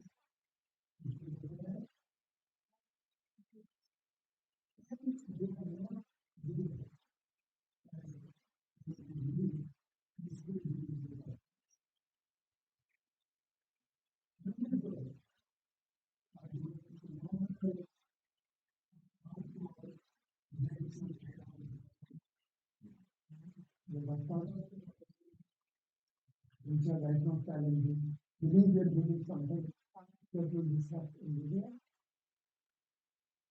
They started work completely offering the job development, research is done. They started working everything.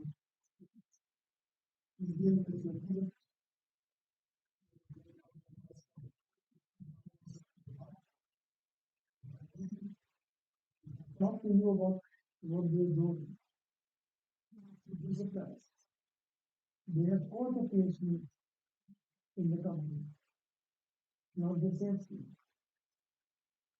They are collaborating with academia, they are collaborating with research institutions, and they have globalized it.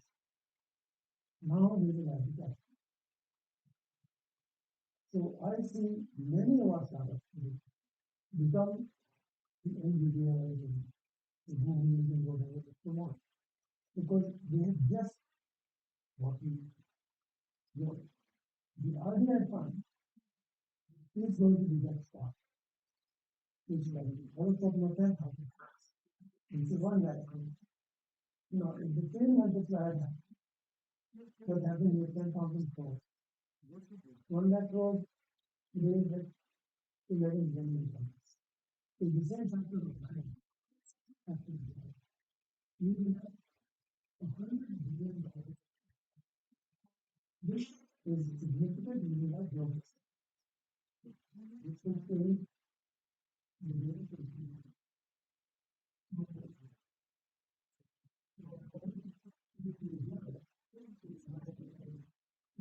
challenges we have and what we need to do. The fact that we have enough entry in business, huge amount of work. One of the reasons my focus is even more than what we allow to do. If you continue ecosystem, it is this change in So both in science, technology, employment, and health. So I really want to end by saying I'm really honored. I want to be so early.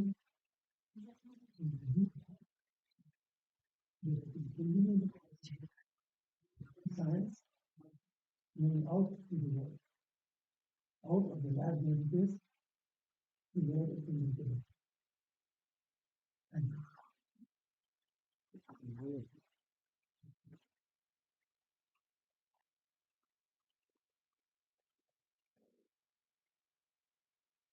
Thank you, sir.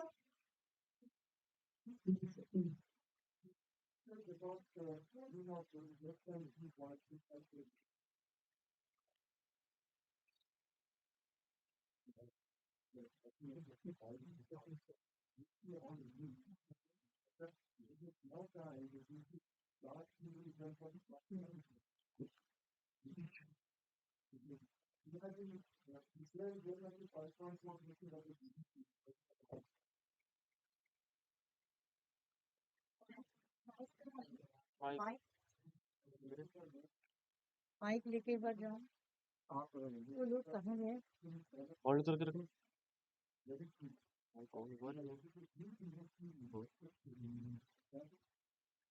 On the basis of per capita, not total volume. That's a comment. But the query is, I mean, what you said at the end is something I found really very I mean, happy outcome that's happening. So many unicorns and so on, what you just now said. But do we have really data to prove that majority of them, or at least a sizable number of them, are into manufacturing? Because the general perception is that they are mostly all in service sector, and even borrowing from City Center at Kanpur, except one or two, Ashutosh's own student spun off one, but majority probably are service oriented. So let me address both your comment and your question. First, your comment. I think we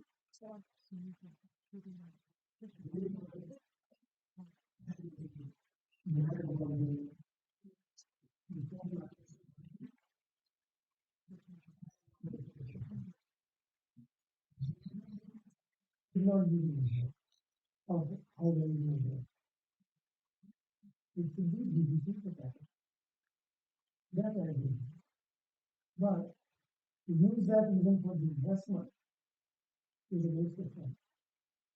You don't have those resources. Like I told you, even to get 200 billion, you have to offer the minimum 18 time.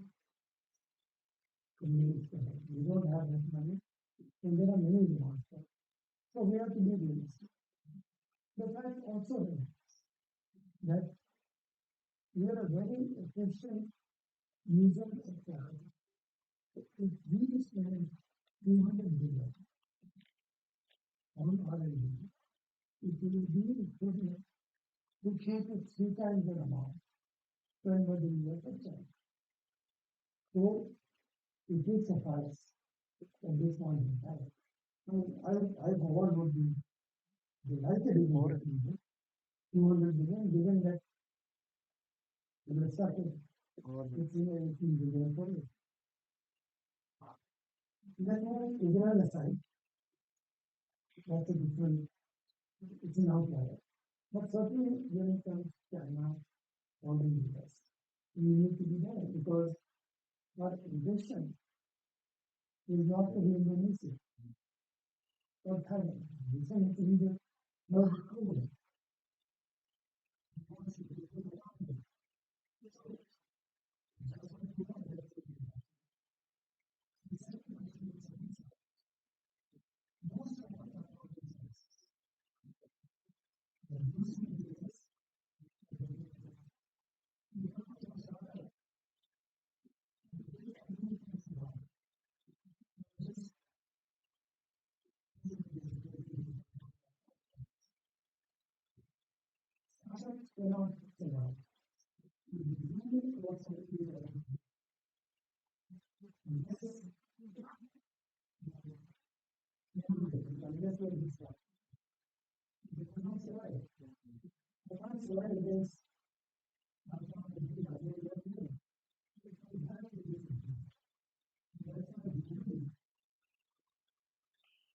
Startup always come and disrupt.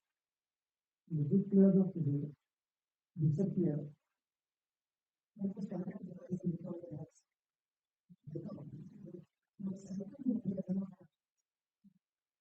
will happen is IT services that they will receive, they will let them.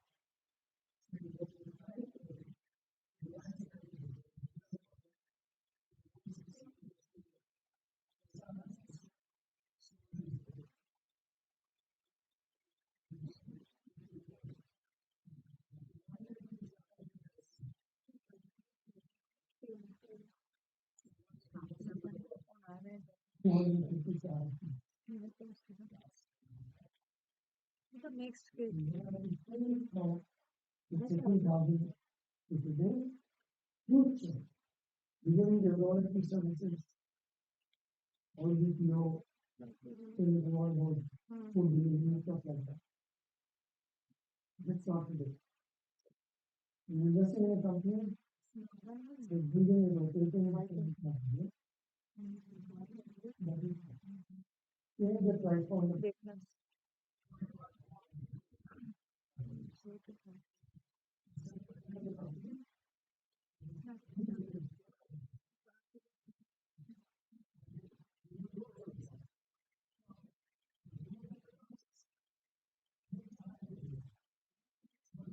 the price is which big industry is not there. All of them, they're not afraid. They're not afraid from going up against a media. The doctor come and tell you,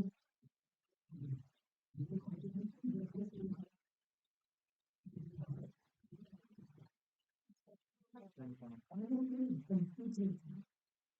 And right now, in terms of what's happening on technology,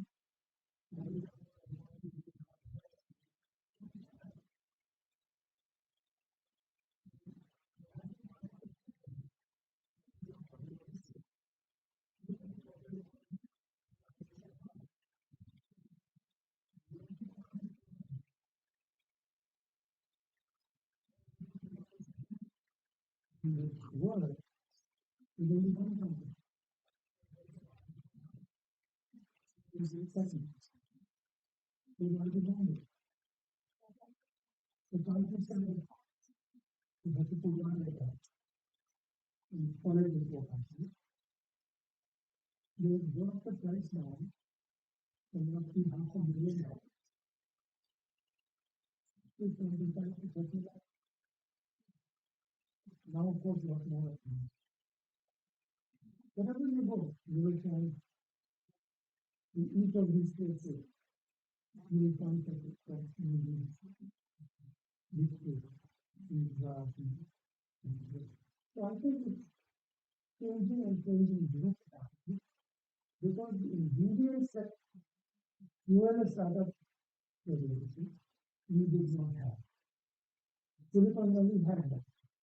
It was packaging, it was technology, founders were doing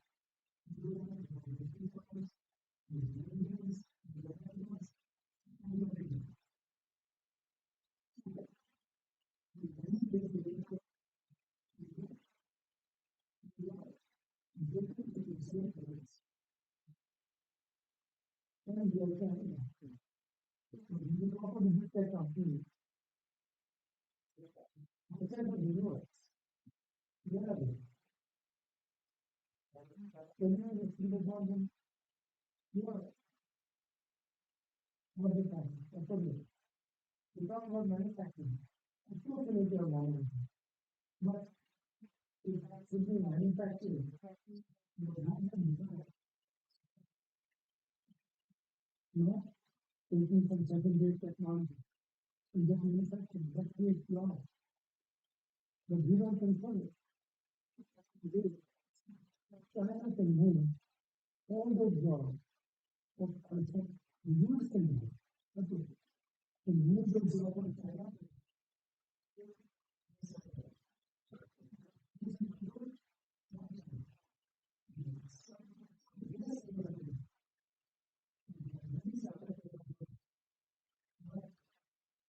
What's important is to be able to technology to be happy. To be happy. That is the value of business. And there are people in manufacturing. There are people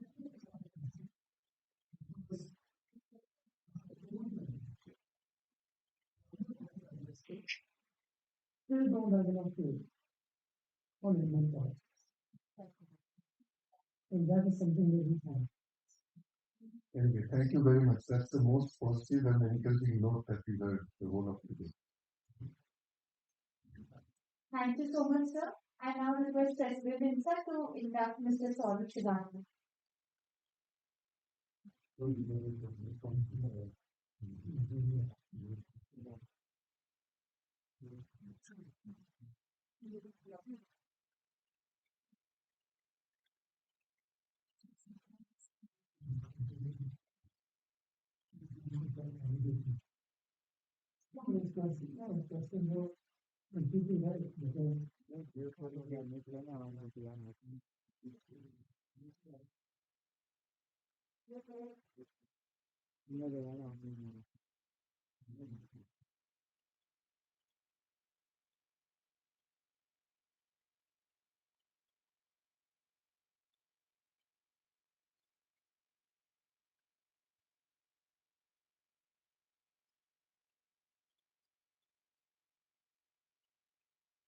Thank you, sir. Once again, thanks Mr. Saurabh Srivastava sir for his enriching talk today.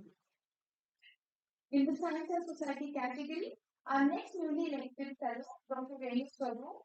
It is my honor to invite Dr. Venu Swaru, former Secretary Department of Biotechnology, Government of India, and former Chairperson of BIOAC.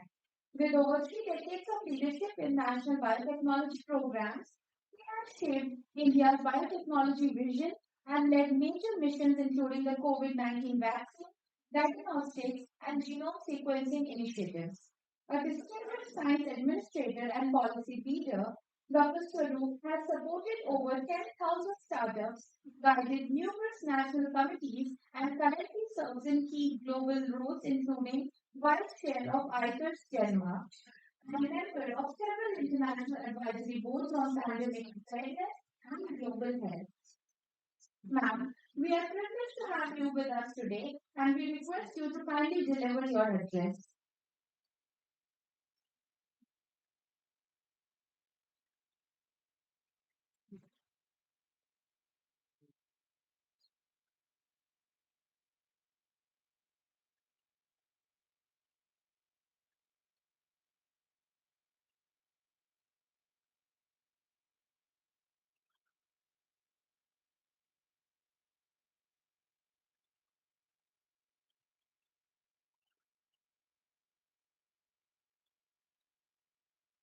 Hand over the dice to Dr. Renu Swaroop now.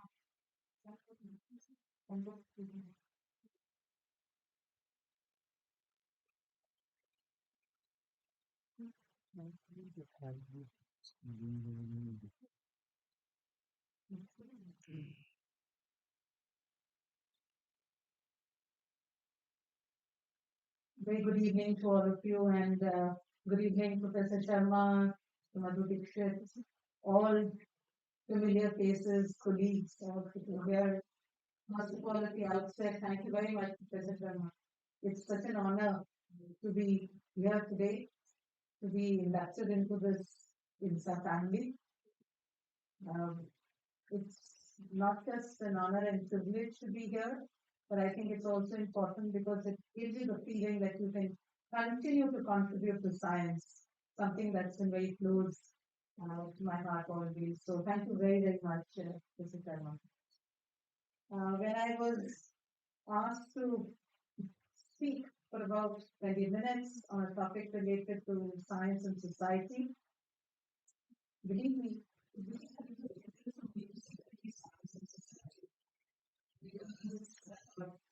all that we've done in all these years, there's always been science for society, or science which emerges as a societal problem that we take forward.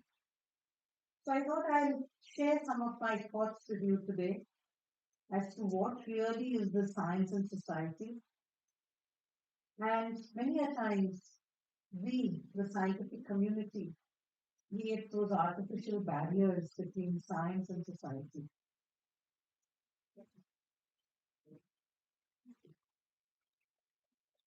In fact, because you had said that science and everyday life cannot and should not be separated. I think it's important for us to just look back and say, have we actually done that? Generally,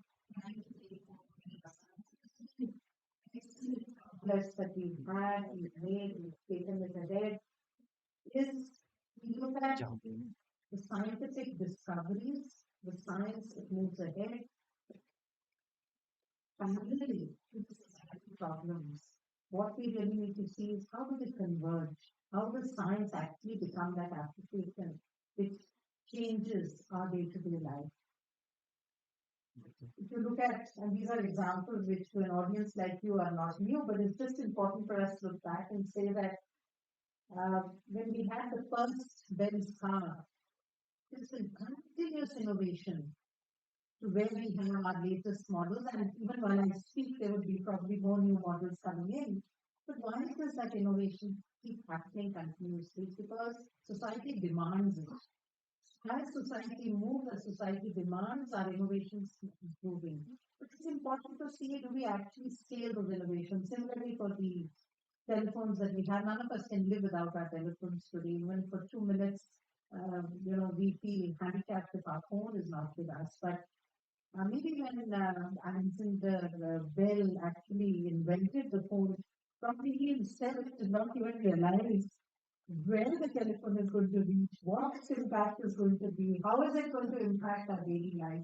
Today, our whole digital revolution is because we have a telephone which has reached not just the last mile, but probably the last millimeter on earth that we've been able to. It's reached everyone, and I think that's what's made the difference. We have success that we have all these areas, and there would be more boxes. If I had more space on the slide, I would have been able to fit in more boxes.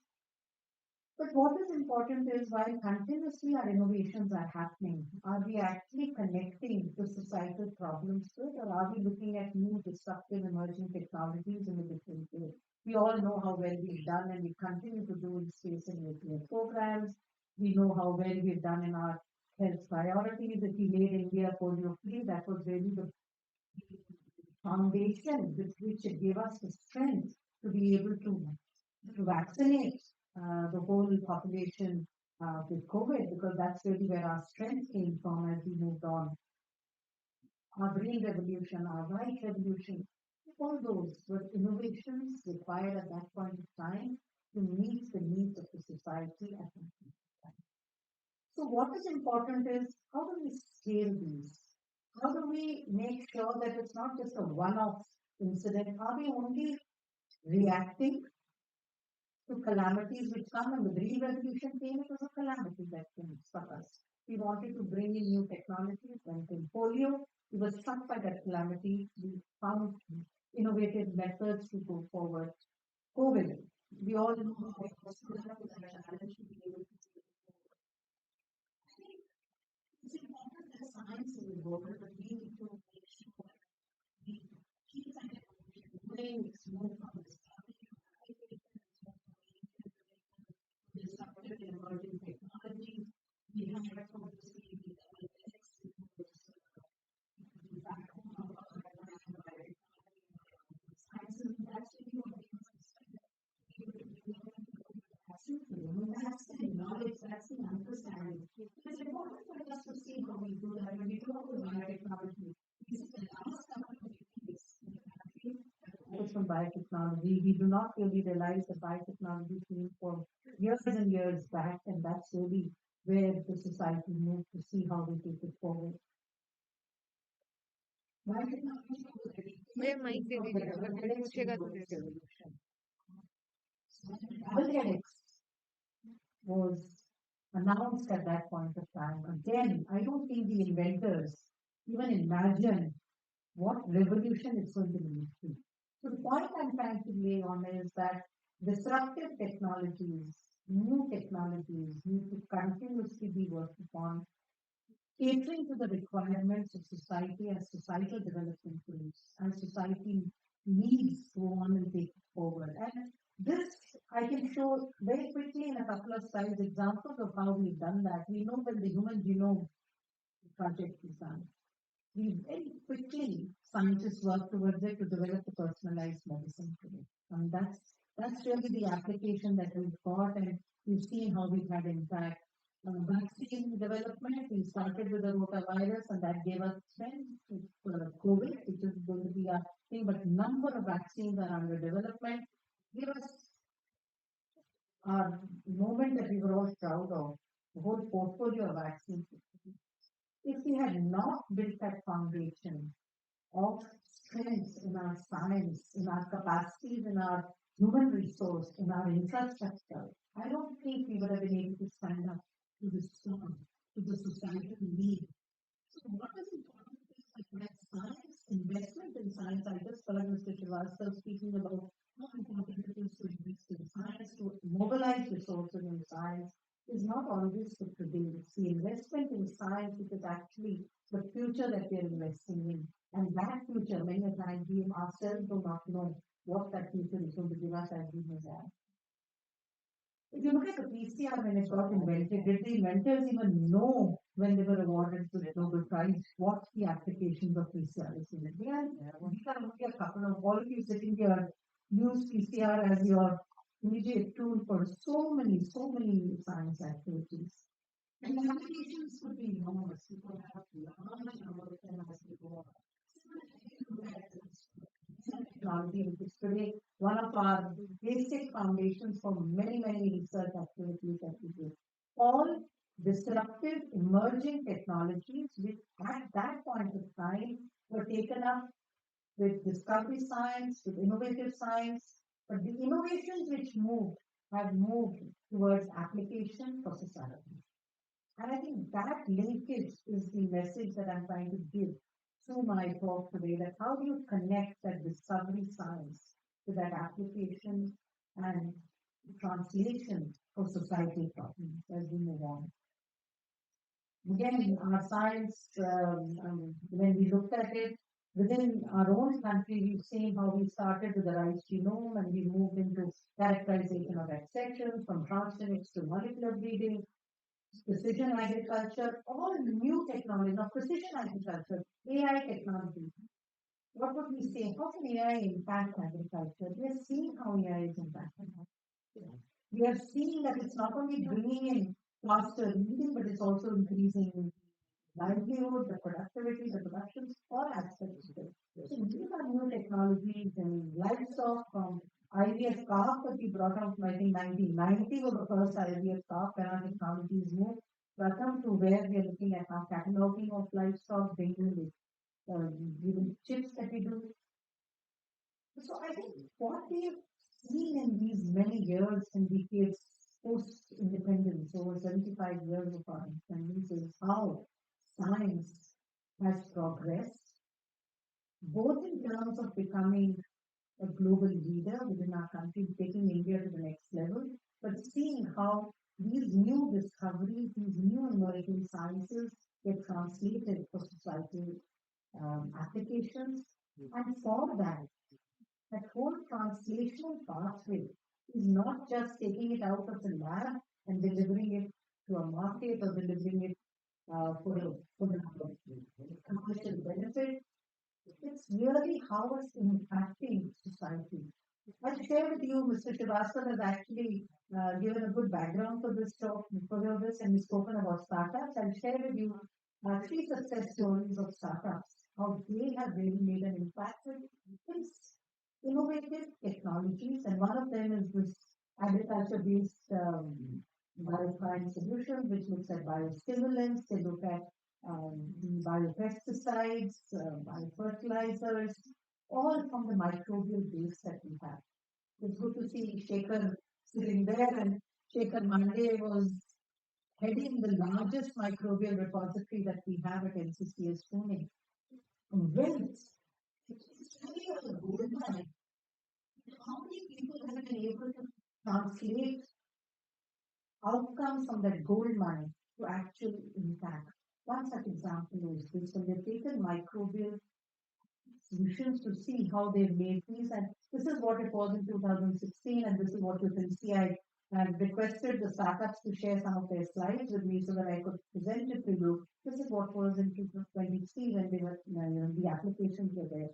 This is really how the impact has come up with all of these various products. And today, if you see, she talks about 170,000 farmers who have been reached over 35 crops in 3 countries, more than 20 to 40% yield gains. Well, this is just the beginning. So when somebody or one scientist just began doing research on the microbial formulations, that was really the societal application that we were looking for. And this is how it's actually gone across the world. So innovation has been scaled up, but in fact, not just within the country, but globally. Mr. Srivastava spoke about the CAR T-cell technology, something all of us are very proud of. So it comes in every conversation and every slide when we talk about biotechnology research in the world. And this is really, again, researchers from Mumbai.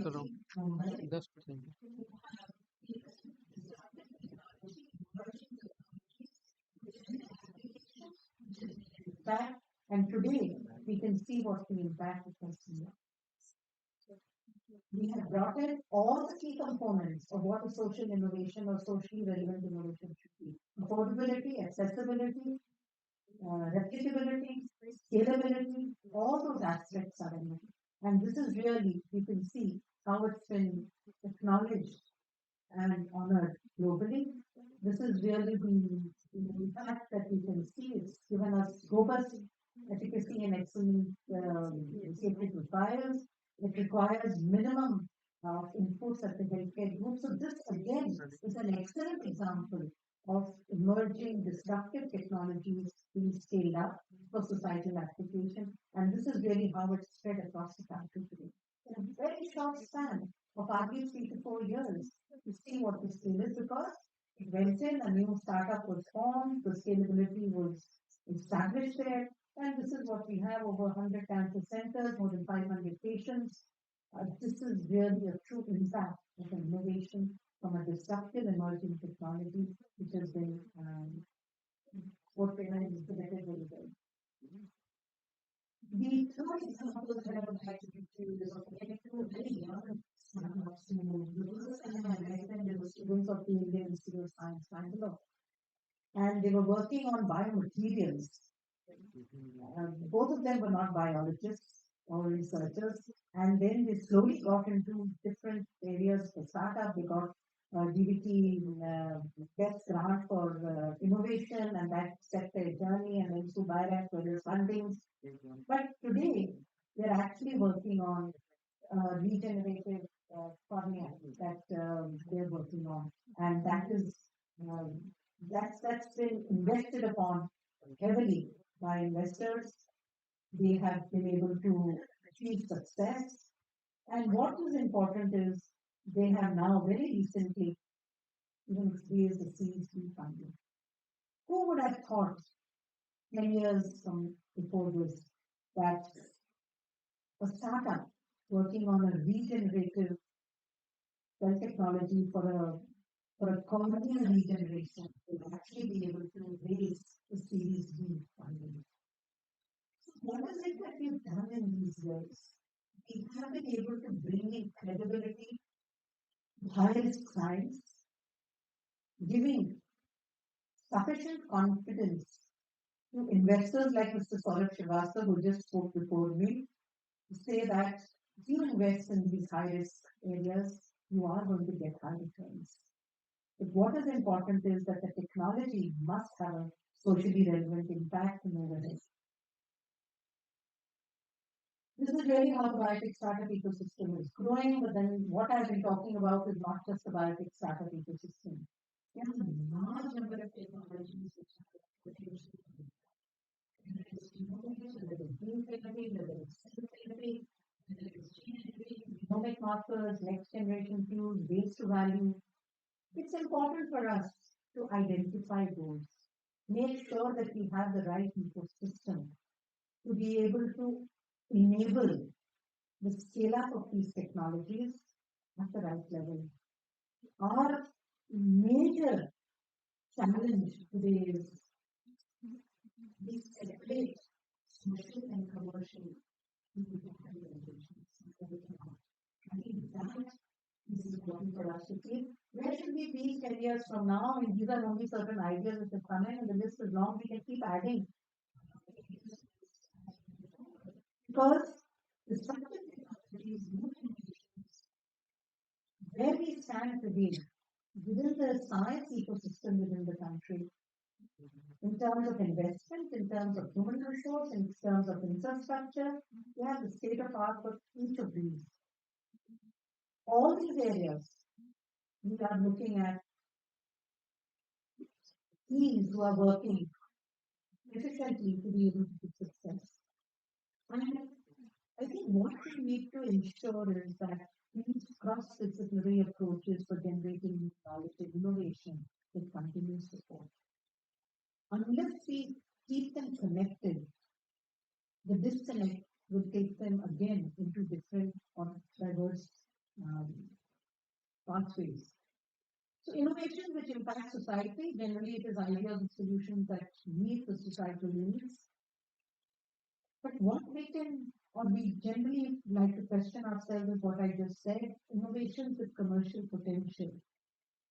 Can they also be socially relevant? Are they also social innovations? Because once we pinpoint that, it's only then that we can attract the investors to be able to invest in the scaling up of these innovations.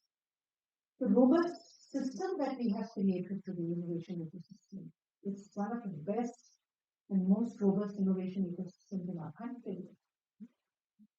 This needs to be tailored to meet the requirements of society and not in a manner in which it is scalable. Even if it is scalable, I think the question that we need to ask is it sustainable? The scalability is important, but we also see many of these solutions from failing because they have not been able to get support as we move forward. My last slide or message on this is how do we address these challenges? We've been talking about knowledge translation clusters. We have knowledge science clusters which have now been set up in more than 6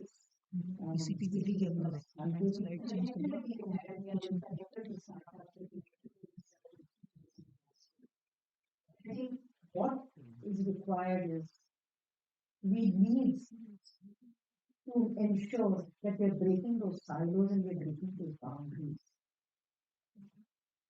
Generally, the solutions which are coming up or the problems within the research institutes are not on a bottom-up, need-driven approach. The moment we identify or do need identification through a bottom-up approach, taking those solutions to society become impactful, and I think that is really where we've seen that happening in so many cases where it's given us success. Our own bioengineering program, when we did a clinical immersion of the All India Institute of Medical Sciences, all the solutions that came out, nearly 90% of them got deployed because they were need-based solutions that had to be done.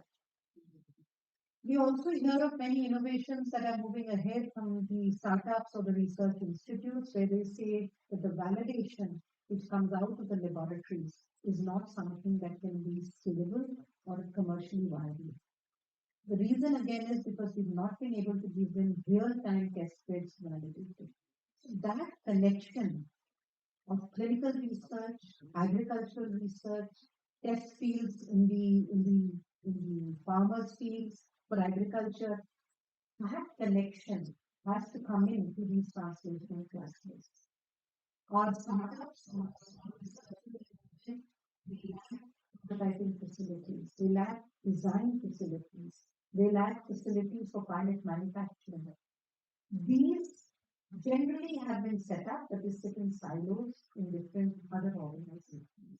So I think what we really need to do is to connect, to make sure that we converge the emerging disruptive technologies with the need identification for the socially important problems and identify these solutions and collaborate with all partners to see how we can get to success.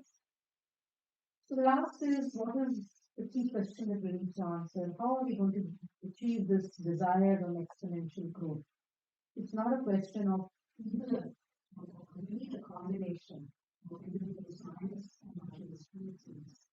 Our individual PI-driven research generally does not connect with these multidisciplinary teams who are looking for new technologies to come in that can help them to scale their or take technologies to the solutions that they're looking for. We generally keep the basic, the applied, and the translational research in three different verticals or in three different pillars that we move forward. I think it has to be a discovery-based, knowledge-driven translation towards application. So I think that mindset of science has to move now.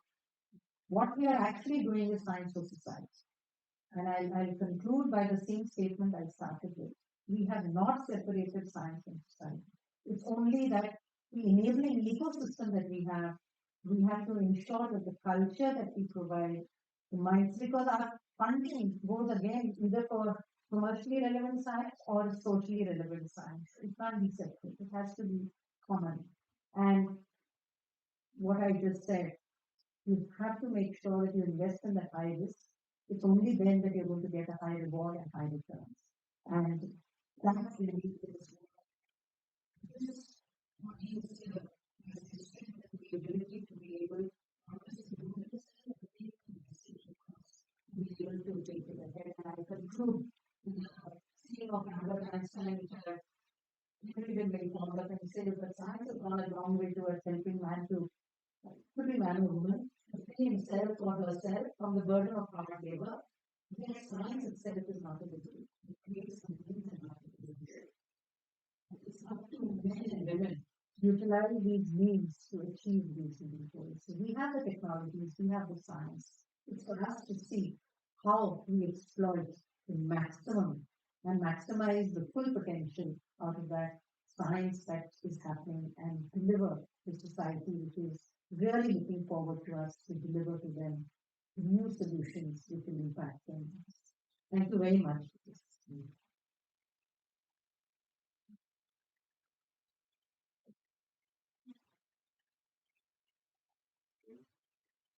I request President Insa to please interact with today's story.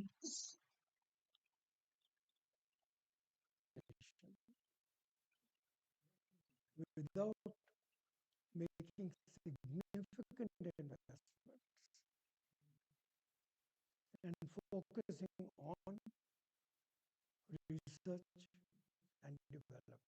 Thank you so much, ma'am. Thank you, sir. There's no reason. Our next newly inducted fellow in the category Science for Society. We are delighted to present the recorded message of Mr. Sumant Sinha, founder, chairman, and CEO of ReNew, one of India's largest clean energy companies, a globally respected. Thank you so much, ma'am. Thank you, sir. He has built ReNew into our next newly inducted fellow in the category Science for Society.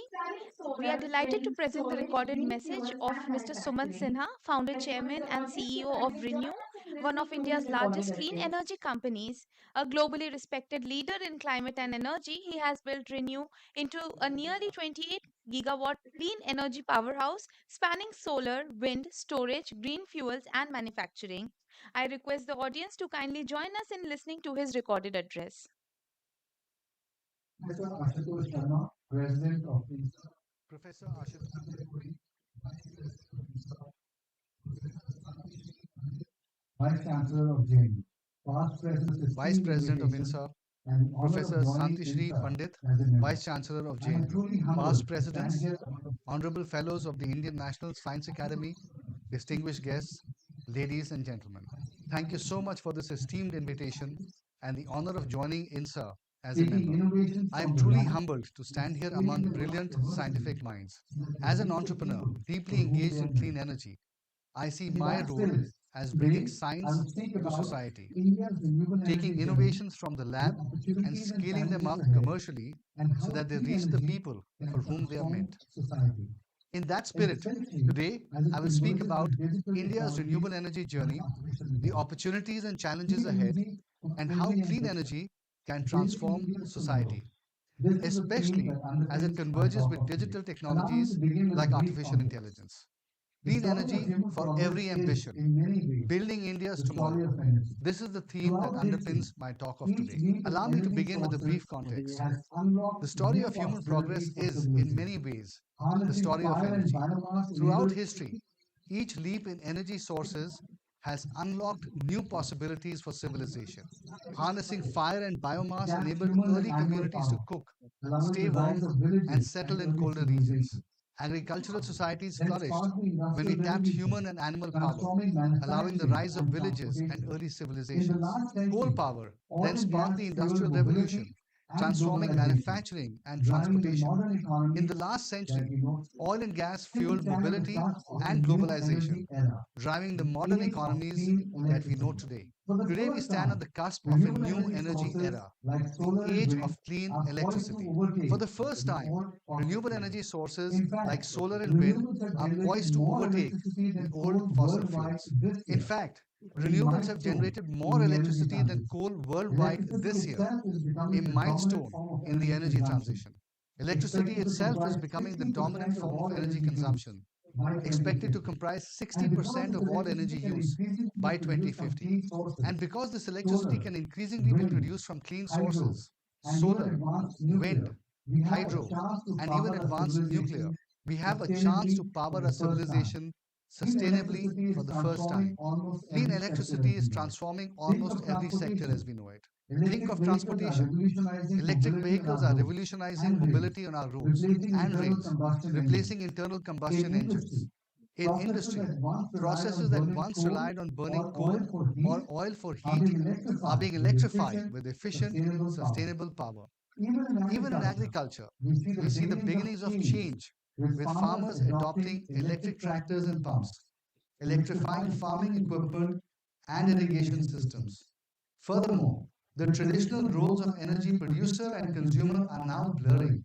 Households and businesses with solar panels on their roofs are becoming prosumers who both consume and produce energy, feeding power back to the grid. All these developments are crucial because India's development ambitions demand unprecedented amounts of energy.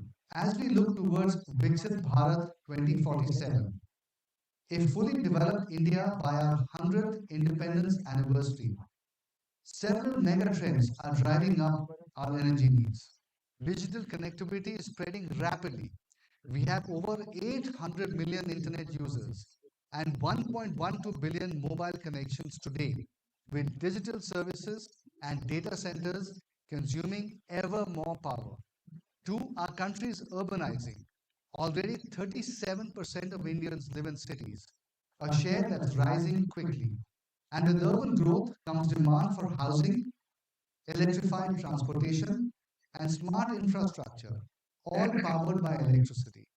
Meanwhile, incomes are rising and a consumption boom is underway, from e-commerce to factory-made goods, which means industry and logistics need reliable power and heat to keep up. Importantly, women's workforce participation is also increasing, bringing more citizens into economic activity and expanding industries and services that require energy. Our dynamic services sector and modern education and healthcare systems, too, all depend on uninterrupted electricity supply. At the same time, there is a growing societal demand for sustainability. People rightly want clean air and a healthy environment. So we must expand energy access responsibly with clean energy. And looming on the horizon is the age of AI and automation. As we integrate AI into commerce, education, and daily life, and as data centers multiply, energy consumption will surge even further. In short, clean and abundant energy is the bedrock of India's aspirations. Our electricity demand and overall energy demand is projected to triple by 2050, making India the third largest energy consumer in the world at that time. We absolutely must meet this demand in a sustainable way. There is no other option if we are to achieve our vision of a prosperous, developed, and equitable society. The good news is India has made a strong start on its renewable energy journey.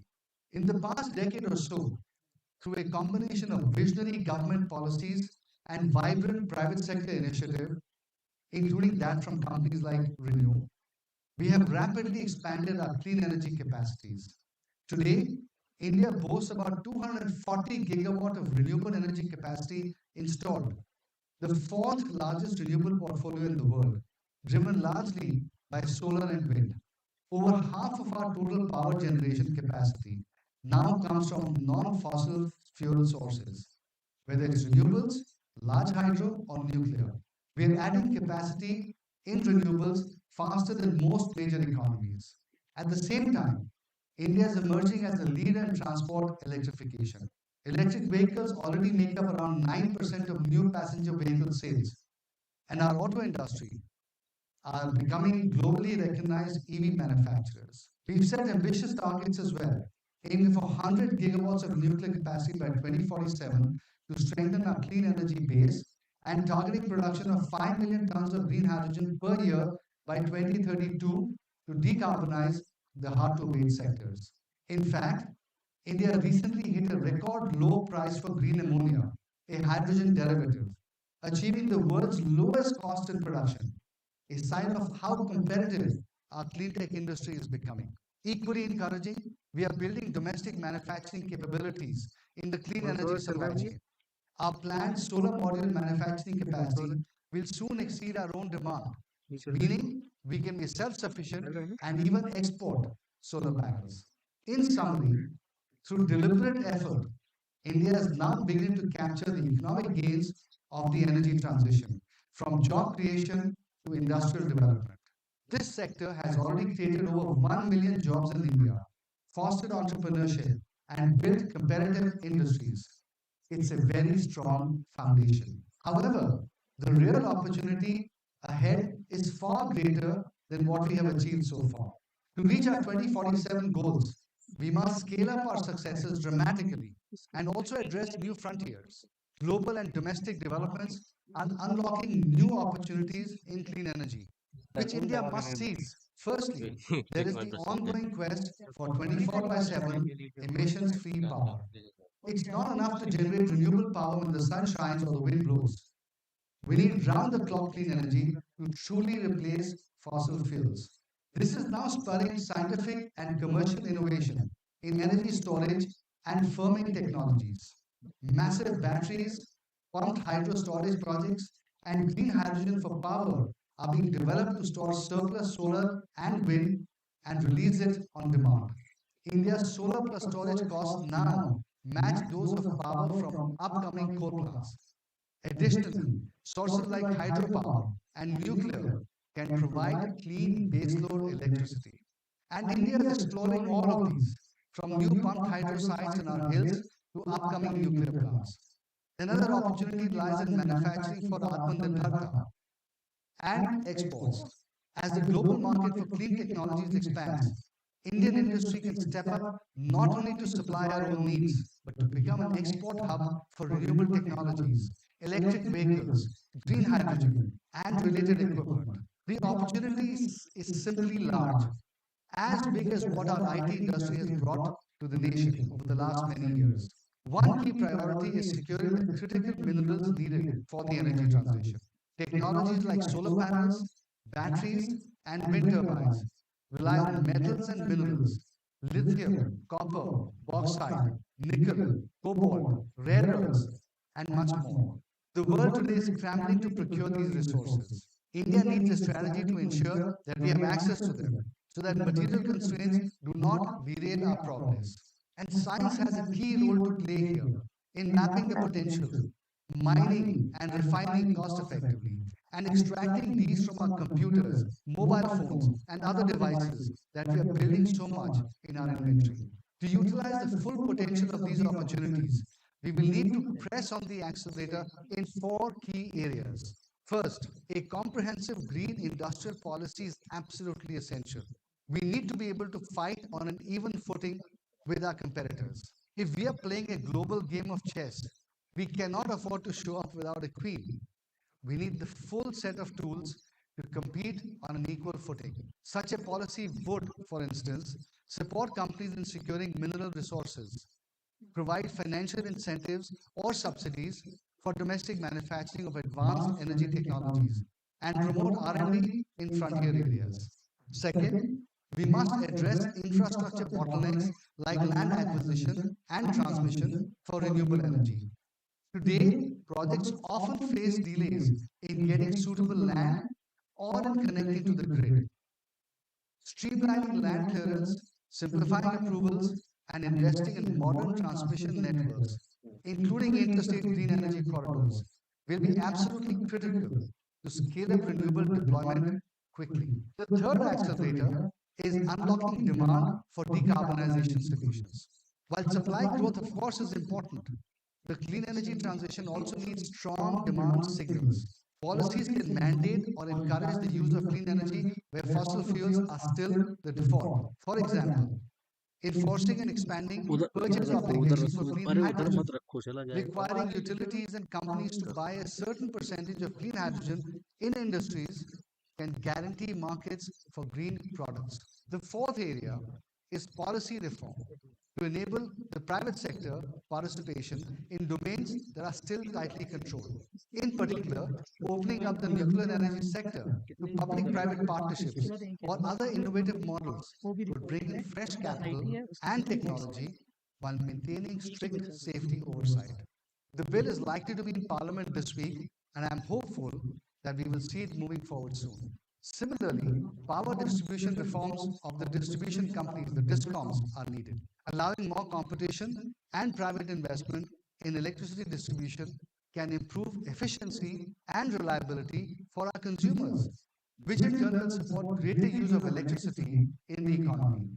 These 4 accelerators, a robust green industrial policy, infrastructure and land reforms, demand-side mandates, and sectoral reforms will determine how quickly and effectively we can scale our clean energy ambitions. We need a truly cross-cutting and systematic effort. Up to now, I have spoken mostly about the energy transition itself, deploying renewables, building infrastructure, and creating policy frameworks. We are now on the verge of the next great societal leap, driven by the convergence of clean energy and artificial intelligence. Clean, abundant power coupled with digital intelligence will redefine our cities, our industries, and even human potential, potentially faster than at any time in any prior revolution. And we must ensure that India actively shapes this era to thrive in it. Let me paint a picture of what this clean energy plus AI future could look like, because it is truly inspiring. Take agriculture. We could have solar-powered vertical farms in our city centers, producing food year-round with minimal land footprint. Imagine closed-loop farm systems that recycle 95% of the water that is used, enabling successful agriculture even in arid regions. This is a vision of an agricultural renaissance, combining renewable energy and AI to feed our population sustainably. Now consider transportation. Electric vehicles are just the first step. We could soon see AI-guided, self-driving EVs on our roads, making traffic safer and more efficient. These have already been tested.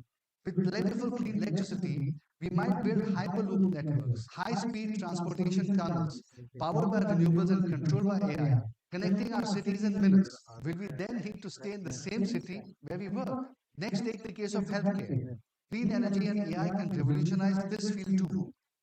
Rural clinics and big city hospitals alike can be equipped with reliable solar power and batteries, ensuring 24/7 electricity for advanced medical equipment.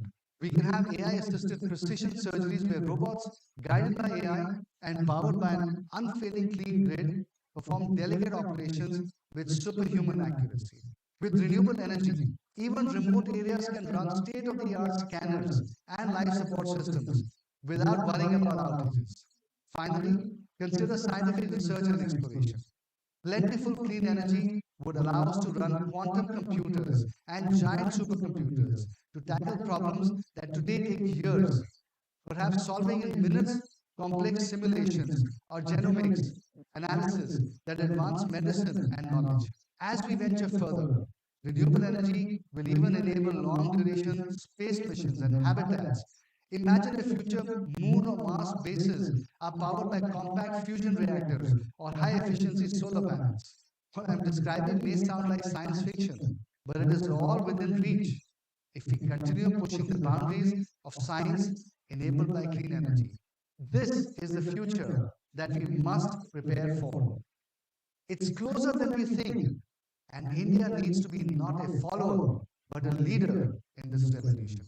But how do we ensure that India leads and thrives in this new era? The key lies in foresight rather than catch up. We must anticipate the needs of the future and invest in them now, rather than reacting after other nations have set the course. In some senses, China has provided the playbook already. Building the future I just described requires action on multiple fronts. For one, we need to cultivate deep interdisciplinary skills in our workforce. The clean energy and AI convergence demands scientists, engineers, and entrepreneurs who are not only specialized in their respective domains, be it electrical engineering, agriculture, biotechnology, or computer science, but who also understand adjacent fields. We need energy experts who are literate in data science and AI developers who grasp energy systems and climate science. In fact, the ideal skill set for the clean energy transition is a blend. Deep functional expertise together with the ability to harness AI for maximum productivity. One without the other will be incomplete, even increasingly irrelevant going forward. Next, we have to focus on building and scaling our industries in the new energy economy. It is not enough to invent in the lab. We have to achieve at scale manufacturing and deployment of these technologies. That includes everything from batteries and EVs to green hydrogen to high-tech areas like semiconductors and power electronics, crucial for renewables. The government can support this through market-opening policies, standard setting, and international collaborations to integrate India into global supply chains on favorable terms. Another priority is commercializing breakthrough innovations. With breakthroughs in areas like nuclear fusion, we may soon be in an era where energy is unlimited. Harvesting solar energy in space and transmitting it back to the earth provides another such possibility. These will be massive societal breakthroughs. But we need the ecosystem, the funding, startups, and industry partnerships to bring these from early stage prototypes or even ideas to the market. Science without commercialization and competitiveness is just expensive research. We should be prepared to invest in frontier tech research and development at a scale never done before. This includes funding our national labs and universities generously and encouraging public-private partnerships for technology development. We should also partner internationally. Science, after all, is global, and collaborating on, for example, fusion research or AI safety standards could accelerate progress. In doing all this, an underlying goal must be to build self-reliance. We want to achieve these leaps with minimal dependence on imports from elsewhere, especially on critical components from places like China. That means nurturing our own manufacturing ecosystem and securing supply chains now. It is also a huge economic opportunity. By some estimates, a $5 trillion economic opportunity over the next decade if we successfully scale up clean technologies and become a global supplier. Finally, we must also guide this transformation with sound policy and ethics in mind. Ethical considerations should be built into our AI and biotech applications from the start. By developing domain expertise alongside ethical frameworks, India can become a trusted leader in deploying these advanced solutions responsibly. In conclusion, India's energy transition is more than an industrial or environmental project.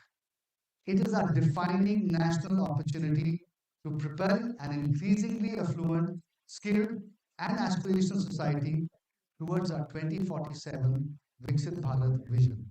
We have shown in the past decade that we can capture some of these gains, creating jobs, entrepreneurs, and world-class companies in clean energy. Now, by marrying our scientific prowess with entrepreneurial drive, by taking bold policy steps, and by investing in people and technology, we can scale these gains immensely. I am truly humbled to join INSA in this effort. I thank all of you for your patience and for listening. Thank you.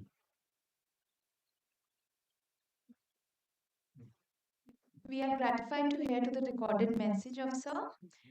Ladies and gentlemen, we now share the recorded message of Dr. Devi Prasad Shetty, one of India's most distinguished cardiac surgeons and the visionary founder of Narayan Health, known for performing India's first neonatal heart surgery and pioneering low-cost, high-quality healthcare models like the Yashaswini Micro Insurance Scheme.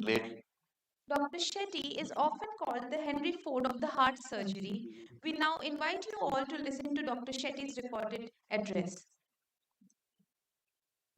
Ladies and gentlemen, I'm extremely grateful to Indian National Science Academy for giving me the recognition. I'm extremely grateful to them for giving me an opportunity to interact with you today. I believe that India will become the first country in the world to dissociate healthcare from wealth. India will prove to the world that the wealth of the nation or wealth of the family has nothing to do with the quality of healthcare citizens will enjoy.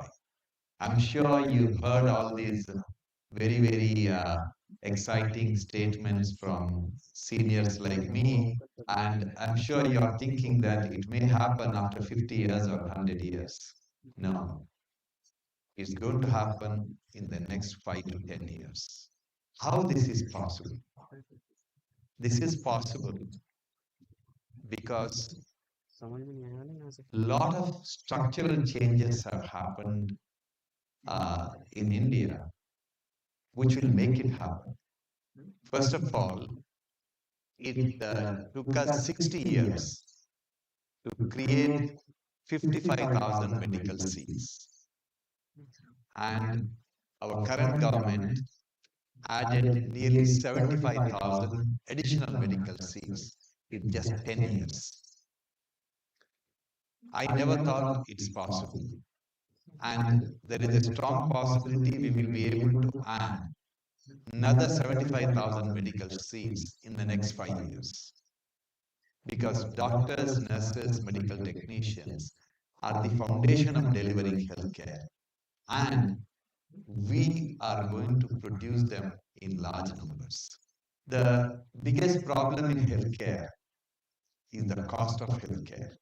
It is not possible for most governments across the world to offer healthcare to the citizens free of cost.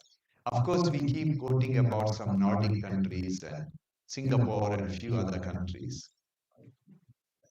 I just want to give you the real data. We studied countries which have successfully offered or offering free healthcare to citizens with the taxpayers' money.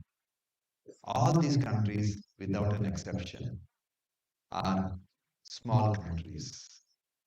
That is the first thing. There are three things common with these countries. They're all small countries. No country with a population of more than 20 million can offer healthcare to the citizens with the taxpayers' money. Like in England, the population of 60 million, they're struggling. Second thing, all these countries have a very high tax to GDP ratio of 25%, 45%. In India, with a tax to GDP ratio of over 11, 12%, it's not possible. And all these countries are already spending 10% to 18% of the GDP on healthcare. We are hardly spending 1.5%, 2%. It's not possible. We need to look at a different model. Now that different model is emerging. Now, just to tell you that Indian story is dramatically different than the rest of the world. I'll give you one example. Let's look at one operation called cataract surgery, which most of us, if we live long enough, may have to go through. You are aware of the cataract surgery. And let's look at 3 countries. Let's look at India, China, and USA. USA does 3.5 million cataract surgeries a year to cover the entire population. China is 4 to 5 times bigger than the US. Obviously, they need to do 4 to 5 times more. But China does 3.2 million cataract surgeries a year. Less than US. Why? There is no private entrepreneurship in healthcare in China. Hospitals are owned and managed by the government. That means in rural China, old people with cataract have accepted the fact that they are going to live their life as blind people. Now, let's come to India. You'll be surprised and shocked to know that India does 8.5 million cataract surgeries a year. India does more cataract surgery than US, China, and all the European countries put together. Now, how that is possible, how it happened? This happened because 35 years ago, ophthalmologists, that's eye specialists, got fed up of big Indian hospitals. And they left the big Indian hospitals saying it is too expensive for their patients. They went to communities, rented houses. They converted the ground floor of the house as an operation theater for cataract surgery. They created the clinic next to the operation theater. And in the first floor, they lived. And whenever they had a cataract operation or in the OPD, their spouse generally assisted them. They brought down the cost of cataract surgery to a level that anyone could afford cataract surgery. And simultaneously, Aravind Eye Hospital created Indian-made implants that dramatically brought down the cost from a few $100 to hardly $1 or $2.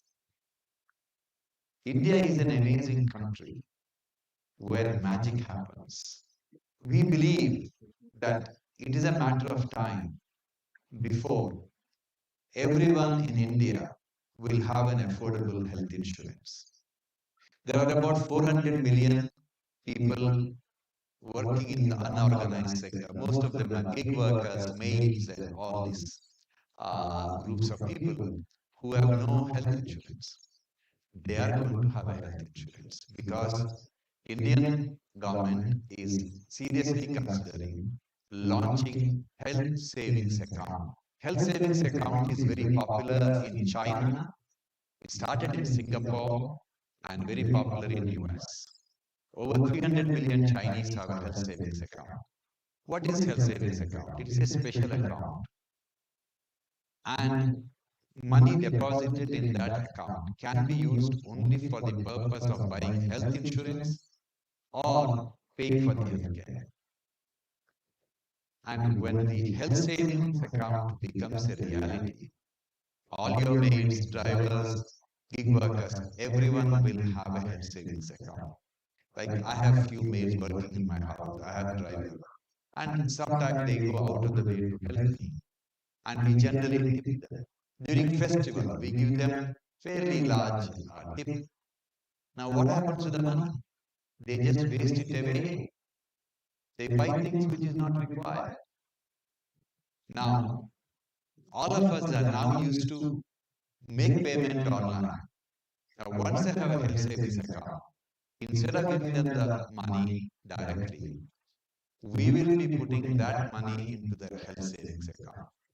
Now, how health savings account helps?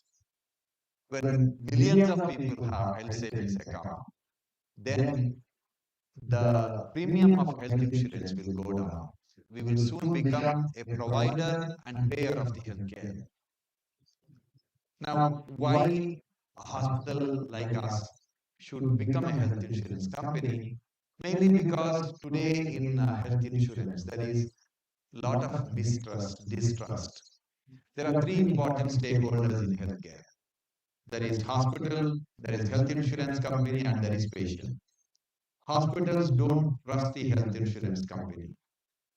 Health insurance companies don't trust the hospitals.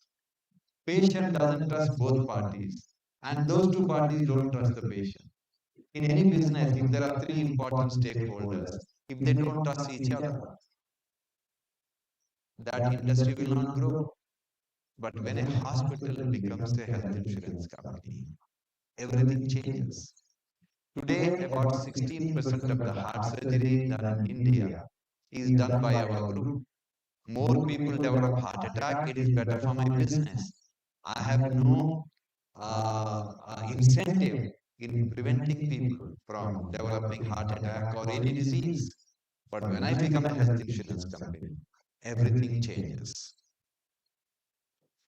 Now, coming back to the health savings account, we have launched a health insurance program for gig workers, maids, unorganized sector employees, with the idea of covering them up to 3 lakh rupees.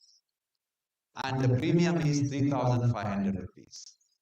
3,500 rupees per year. With that, they will get a coverage up to 3 lakh rupees. Now, you must be thinking 3 lakh rupees is not a lot of money. The average claim settlement done by the insurance company in India is about 65 to 75,000 rupees. So 3 lakh covers more than 95% of the healthcare needs of the people.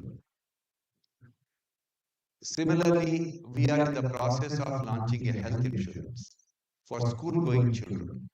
We want all the children going to school should be covered up to 1 lakh rupees with a premium of 1,000 rupees per year.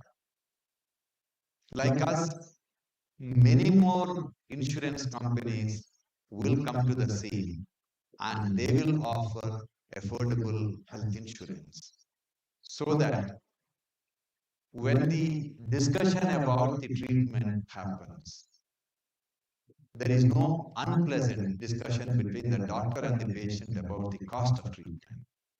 This will happen soon. And another major shift what will happen is annual health checkup.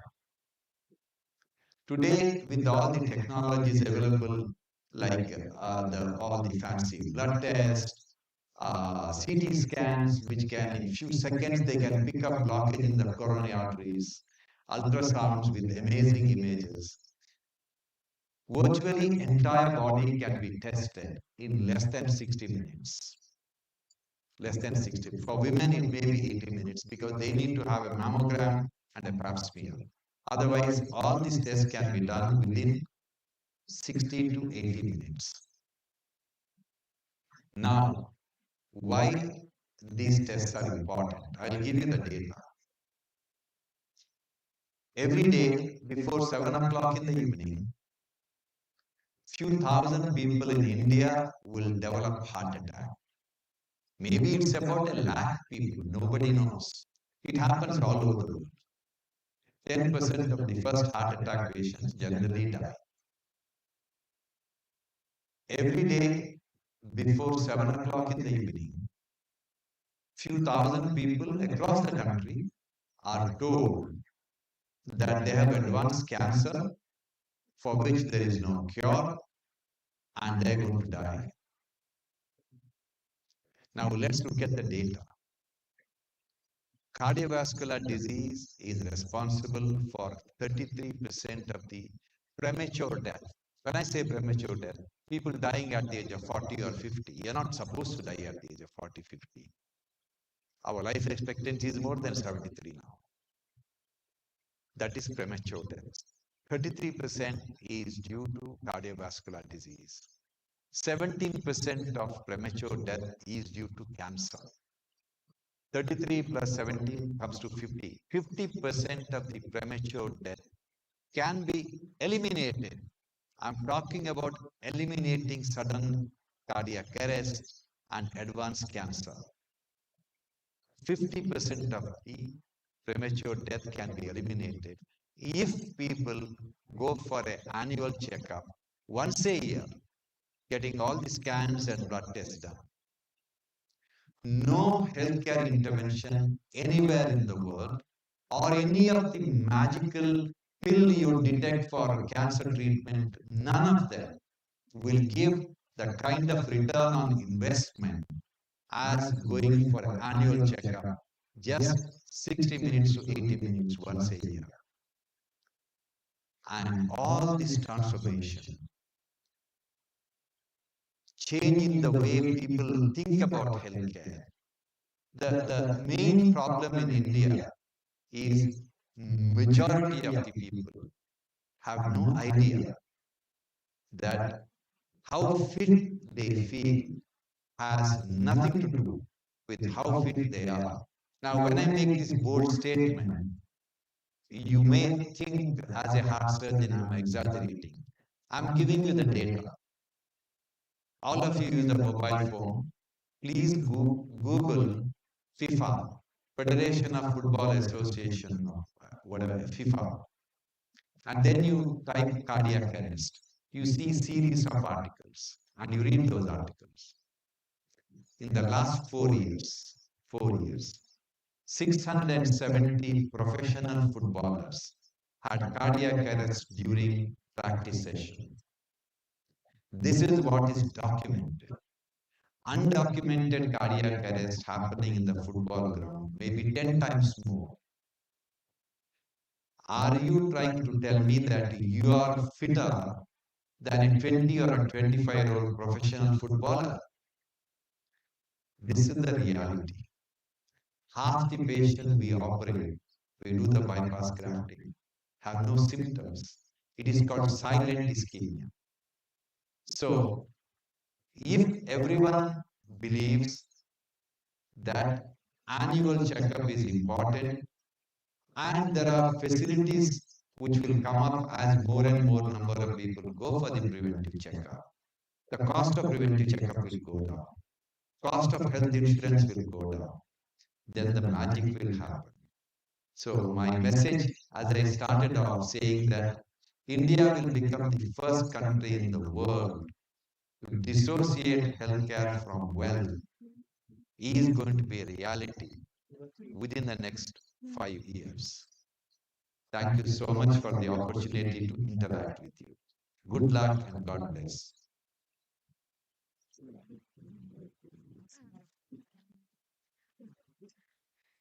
We were honored to have the recorded lecture of Sir. We congratulate the newly elected INSA Fellows who delivered lecture today from the two categories, Science for Society and Science in Translation. We also extend our heartfelt gratitude to President INSA and Vice President Professor Madhu Dixit ma'am for chairing and co-chairing the session respectively. With this, I now request all the attendees and distinguished dignitaries to disperse for the high tea in the designated area, and all the attendees are requested to accommodate themselves inside the auditorium sharp at 5:25 as we are about to begin with our induction ceremony. Thank you.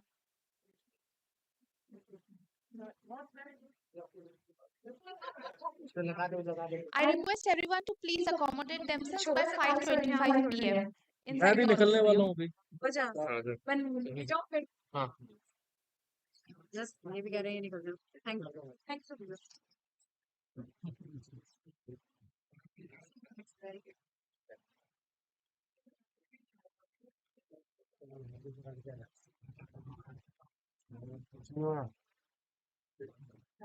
हमें support करेगा नहीं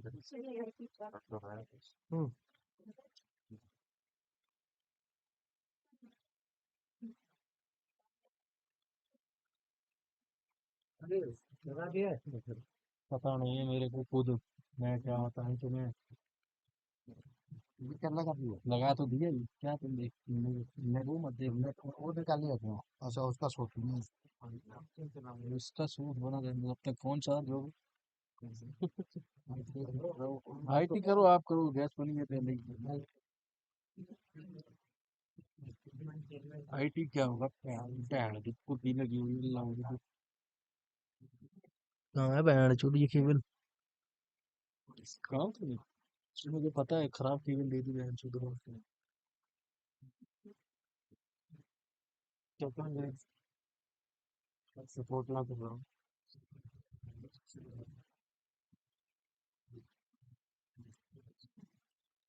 फिर फिर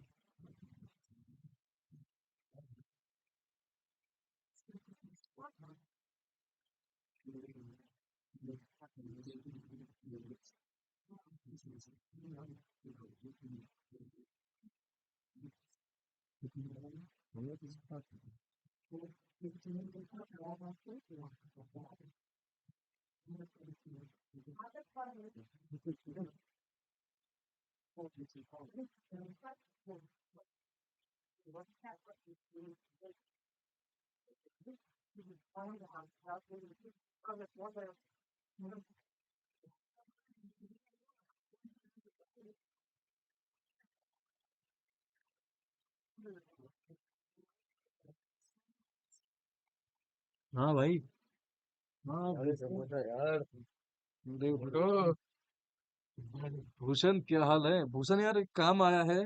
कौन? कब का? बिहार का है, बोल रहा है कि 45 दिन का। कितना दे रहा है? कितना दे रहा है? जाने के लिए कम दे रहा है। कितना? 50,000 महीने। वो बोला वहाँ पे। हाँ, बोला कुछ नहीं है, सिर्फ फिक्स है, वो पॉडकास्ट है। हाँ तो चला जाता। ठीक है, चला जाता। पॉडकास्ट है, FX3 है 3 बार। हाँ कोई बात नहीं, चला जा। 4 लड़के हैं। कौन कौन जा रहा है? अभी फिलहाल तो अरे पता नहीं, ये बाहर से आया। स्लाइड्स इसमें है, जयपुर स्लाइड से। इसको कॉपी कर दीजिए। इसमें नहीं है ना, उधर से। एक नेम है ना ऊपर में।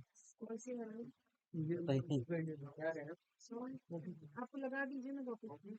मैम ऐसे मैं कुछ नहीं कर सकती तो नहीं लैपटॉप किसका है? पता नहीं। इसमें इसको बता दीजिए। हाँ जी सब ठीक है। हाँ हाँ मैं टच करूंगा नहीं लैपटॉप। ऐसा थोड़ी होगी। मैं कुछ कर दूंगा, बोलेगी कुछ खराब हो गया और नहीं, बात खराब के लिए किसी का डाटा उन्हें शेयर करना है नहीं करना। हाँ ऐसे अरे मैं छूटा ही नहीं। ये तो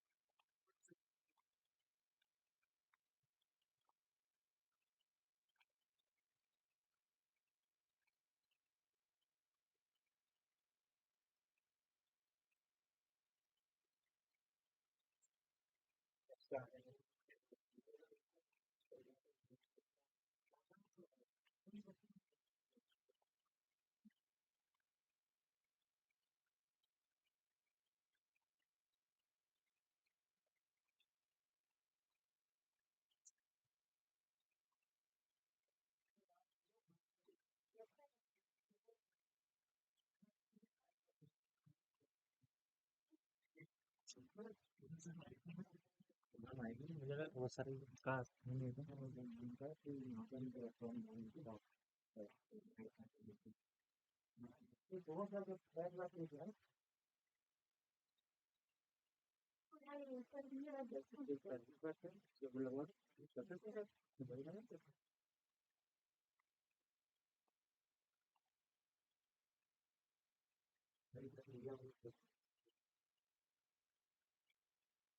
और उनको भेज देना गलती वगैरह को। आ रहे सभी बात में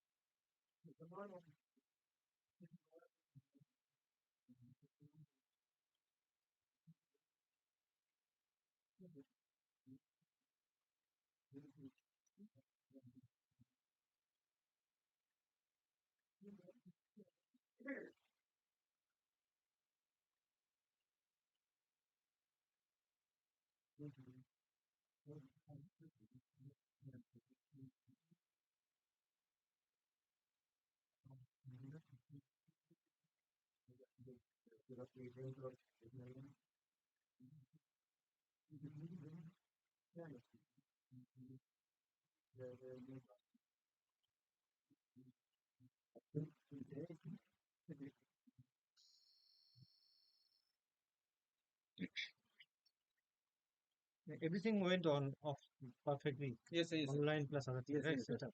Yes, and no problem with it.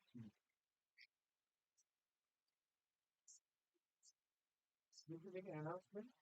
All new children are able to be down. New children.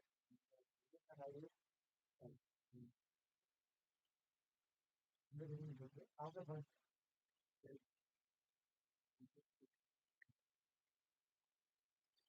we given the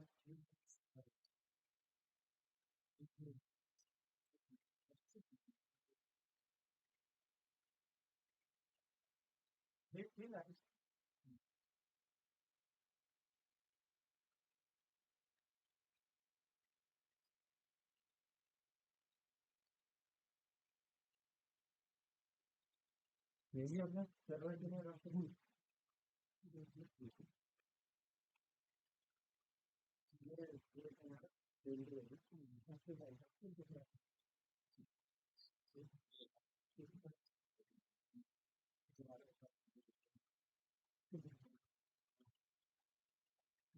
उसके रुपए ये दो ट्रेड मेरी हो गई यहाँ तक ठीक है अब तो वहाँ से खोल गया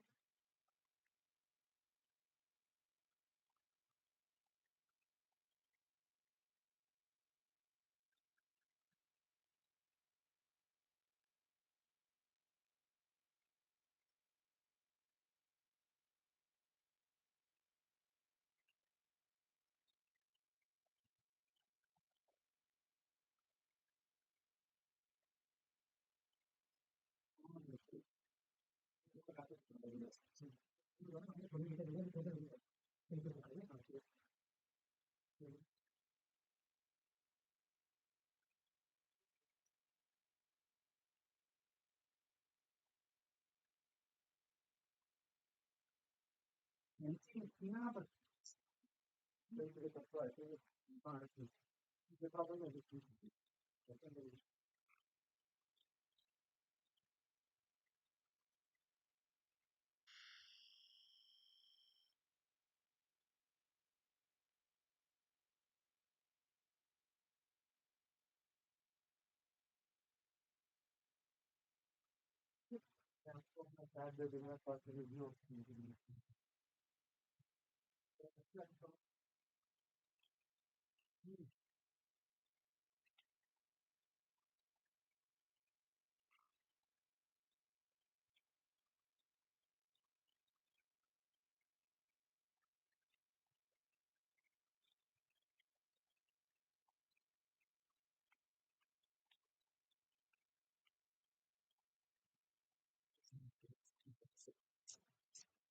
हाँ सर जब ये पंद्रह मिनट करो रिकॉर्ड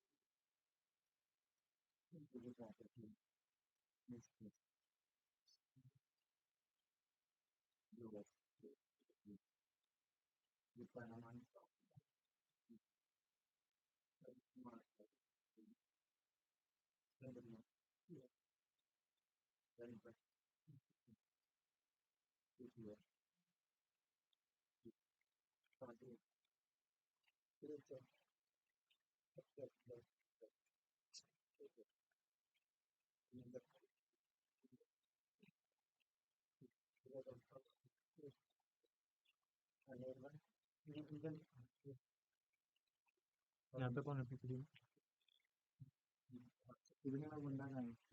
पता नहीं मुझे।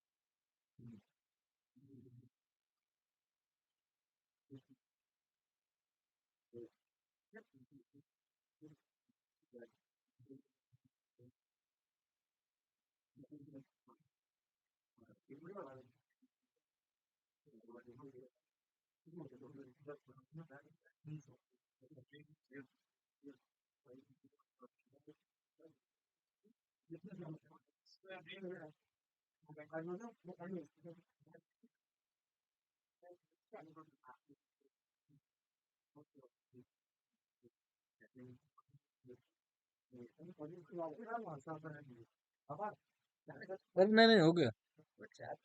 बड़ा उड़ा है वो है पापड़ी पूरी। अरे कोई नहीं, अरे अरे सर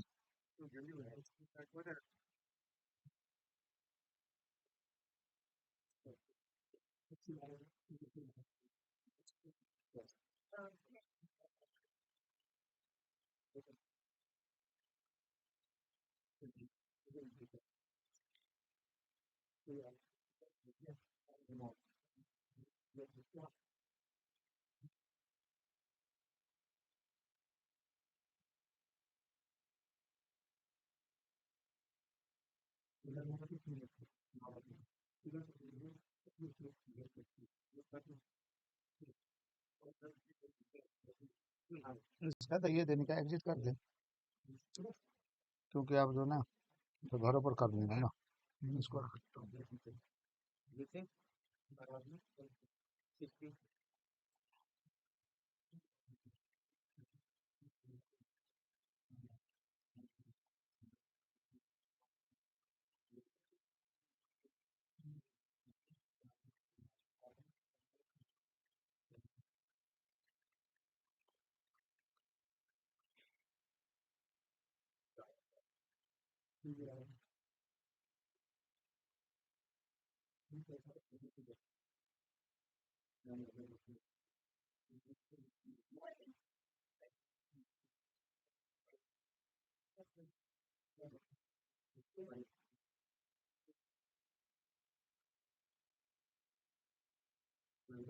मूवी ने रोल किया ना उसको आप अवार्ड फंक्शन में इसको रोल करिए लेना जैसे ये इसको ना हाँ और जो अवार्ड आएगा ना इसको रोल कर देना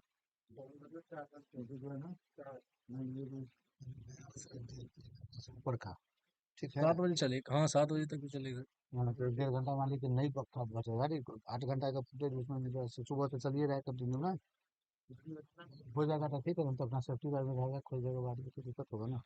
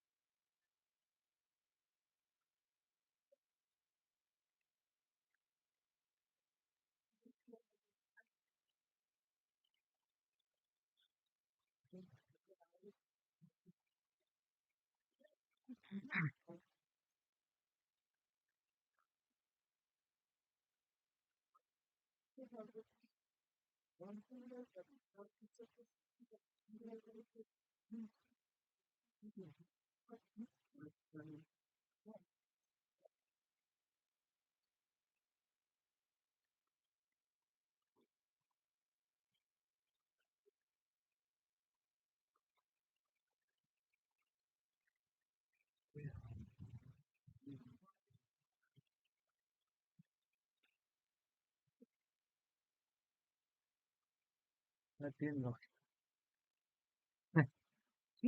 4 बजे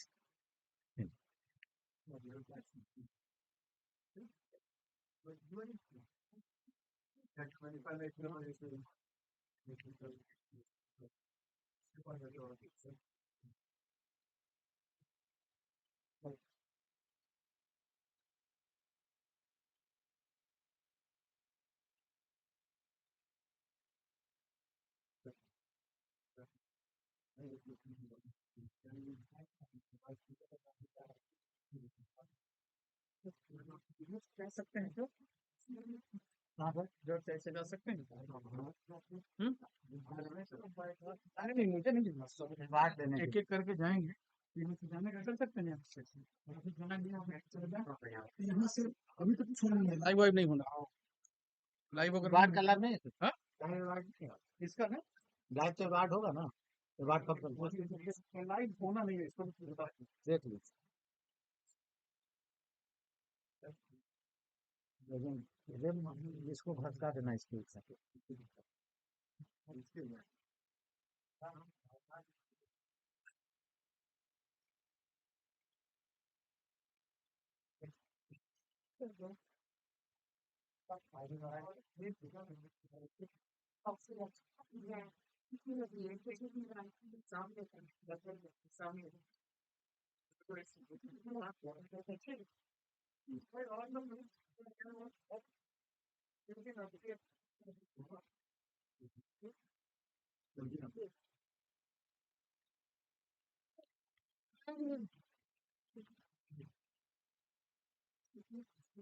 क्या हो गया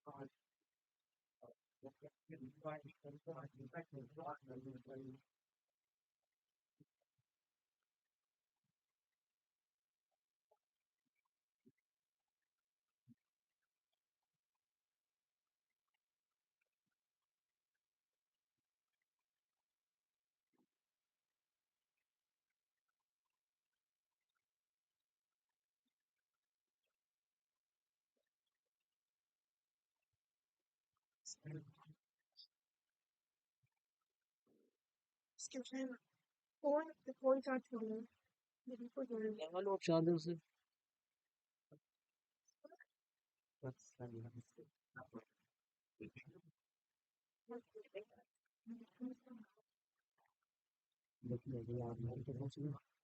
कितना रुपये लगेंगे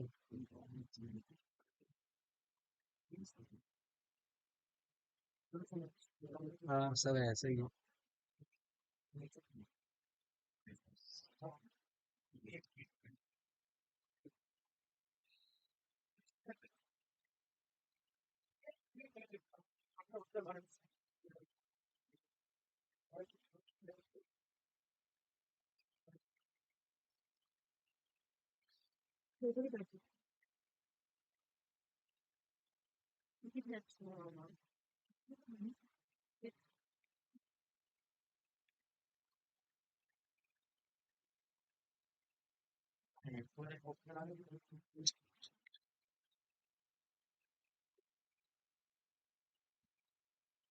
ये है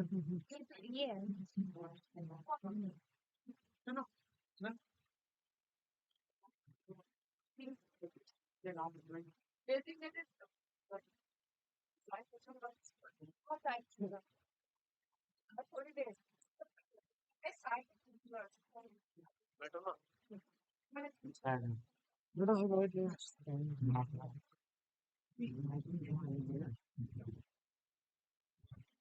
तो बोलो वो भी हर गया हाँ बस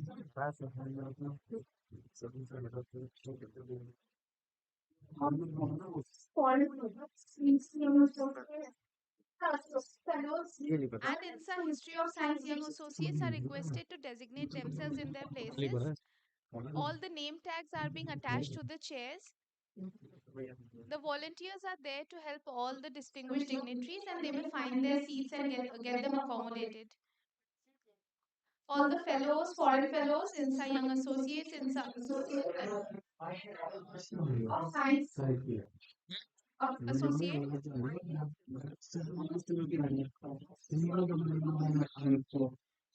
डबल डबल नहीं है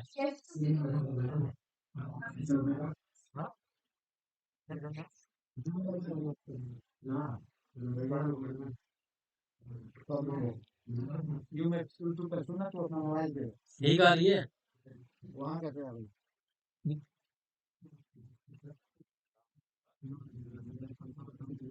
अरे यार साइड की आवाज नहीं आ रही तो फिर से बहुत ज्यादा इन लोगों की स्टार्ट होने वाला है ना लास्ट टाइम आवाज आ रही है मैं तभी यहीं पे हूँ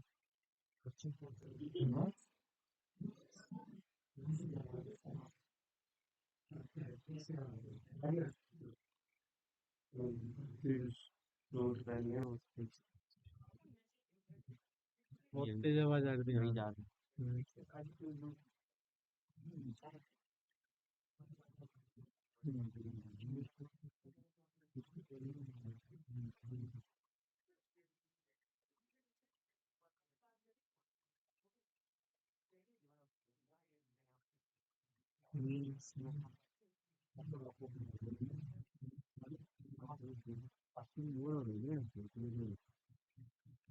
मैं तो कब निकलू यहाँ से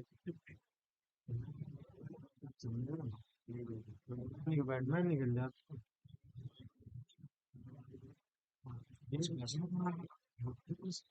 होते होते सो गया मैं कहा चलो आओ उठा भी कोई नहीं है करूँ क्या एग्जीबिशन पे भी करता है क्या बोल और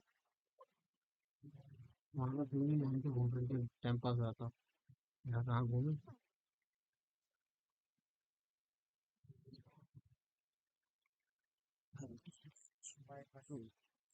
अवार्ड की तो एक ही पीपीटी होगी ना उसमें तो चेंज नहीं 7 बजे तक है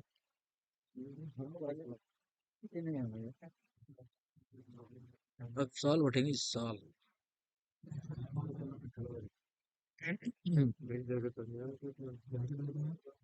जैकेट फिर भाई फिर उसमें रिकॉर्डिंग में मजा आएगी जैकेट तो दे दे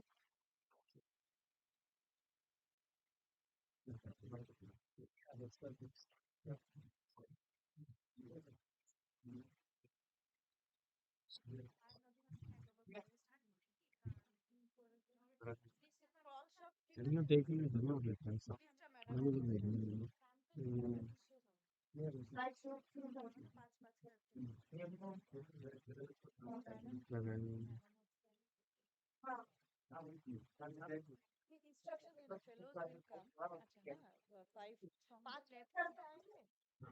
पाँच पाँच करके आएंगे इसलिए नहीं पड़ जाएंगे इसलिए नहीं जाएगा फटाफट पाँच पाँच कर भेज के हम लोग कितने बंदे होंगे I request all the newly elected fellows पाँच to पाँच please करके आएंगे take the बंदे सोचो designated कितने होंगे फिर seats. The volunteers are there to guide you. Card देख लो All the इधर आ nameplates have been इधर आ तू put forth in the respective seats. I request all the fellows again to please accommodate themselves to their respective seats. ये खुला पीछे गला मैं जाता हूँ Yes, I request all the fellows again to please accommodate themselves to their respective seats. तेरी बात लेके आ रहा ठीक ठीक ठीक बैठ जाए देखा This is a kind announcement to all the newly elected fellows The fellows are requested to come up on the stage from the left side of yours. Incline the stage. You have to take the scroll, take a shawl from the president and the vice president. Then step down from the stage towards your right. Sign the register and go to the respective places. The oath will be taken in a combined format after the induction is completed for all the fellows. यही रहेगा ना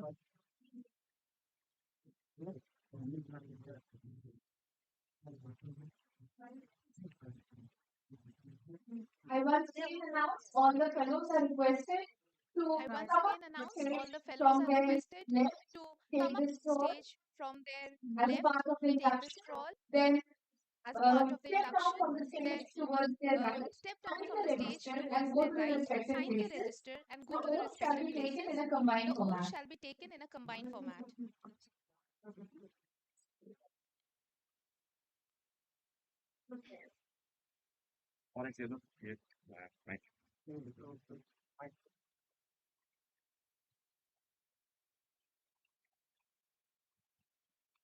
Sorry.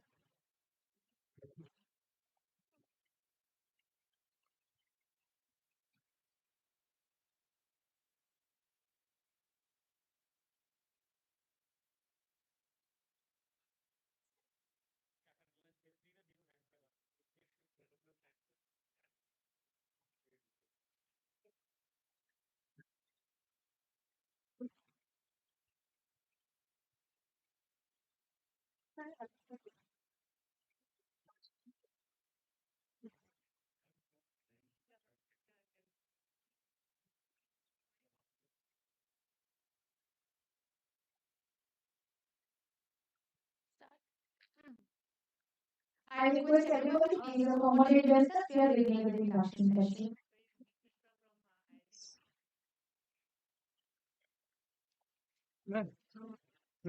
Ladies and gentlemen, we now move to a significant and proud moment of the day, the induction ceremony of our new fellows, foreign fellows, INSA Young Associates, INSA Associate Fellows, and INSA History of Science Young Associates.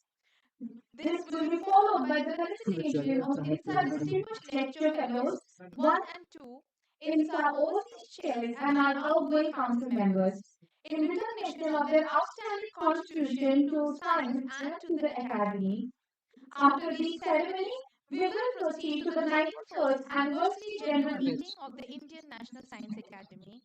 With this, I now hand over the stage to Professor Ashutosh Sharma, President INSA, and Professor Madhu Dixit, Vice President INSA, to initiate the induction ceremony of the new INSA Fellows. Over to you, Sir Rahman.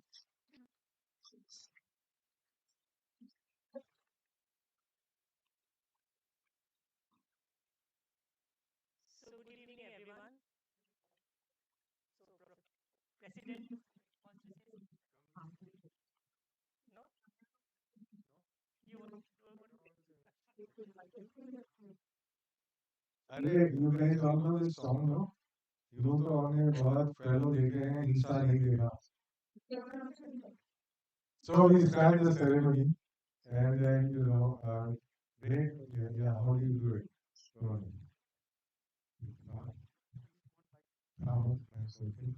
but you stand here or you stand there? I do.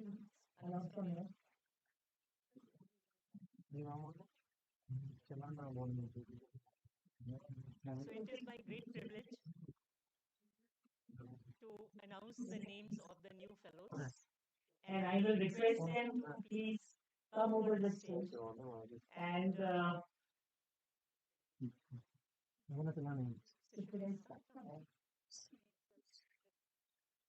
so I request Dr. Shantanu Chaudhary.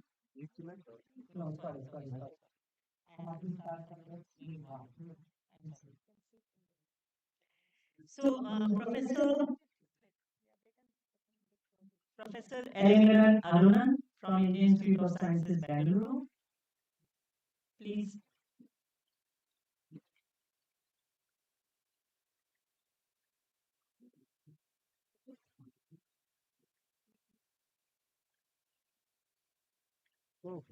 Professor Anjan Barman. From SN Bose National Center for Basic Sciences, Kolkata.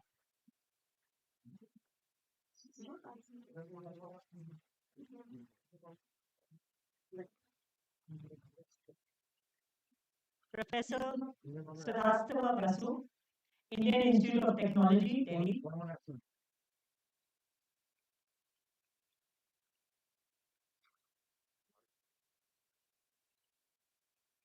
Professor Heminder Bharati, Punjabi University, Patiala.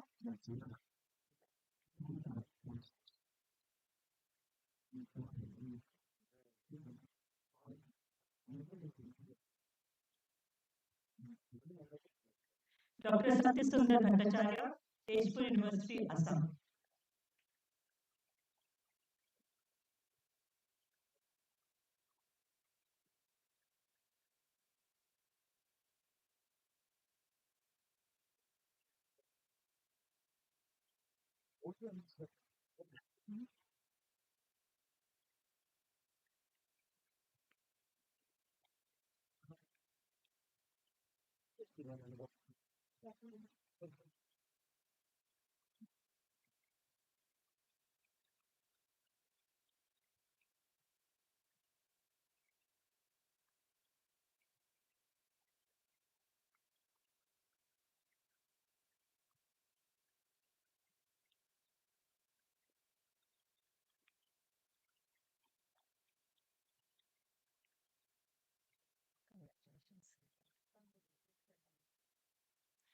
Now request Dr. Shantanu Chaudhary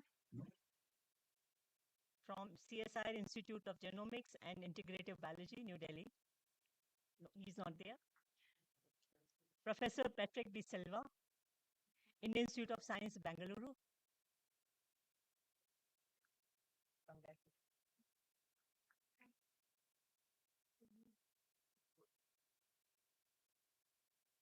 Professor Benu Brata Das, Indian Association for the Cultivation of Science, Kolkata.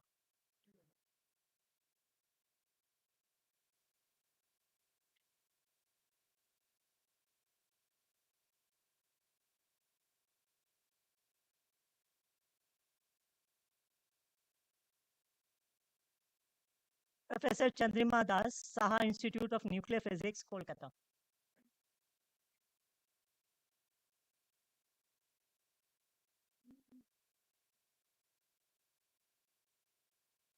Professor Sarit Kumar Das, Indian Institute of Technology, Madras, Chennai.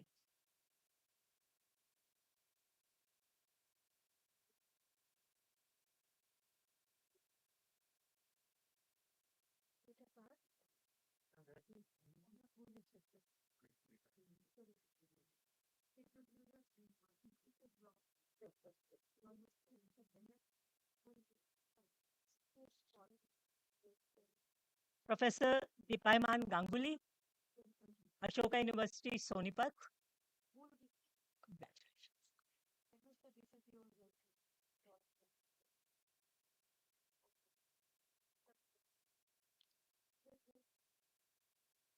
Professor Subi Jacob George, Jawaharlal Nehru Center for Advanced Scientific Research, Bangalore.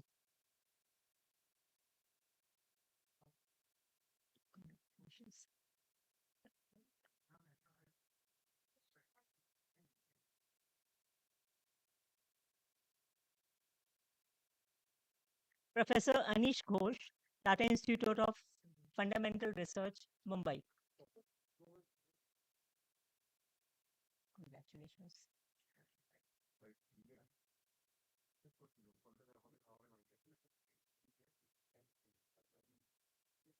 Professor Sujit Kumar Ghosh, Indian Institute of Science, Education and Research, Pune.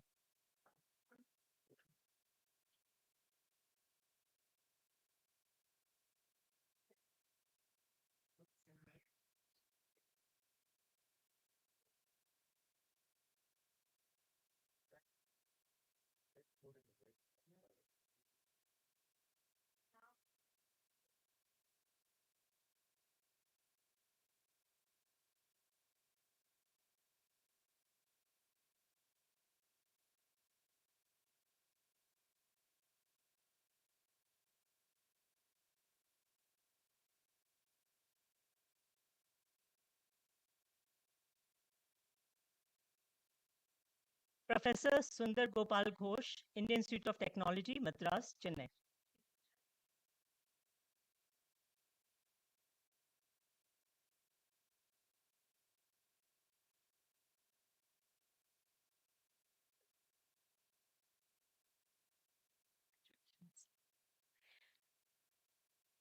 Professor Gopalan Jagdish, Indian Institute of Sciences, Bangalore.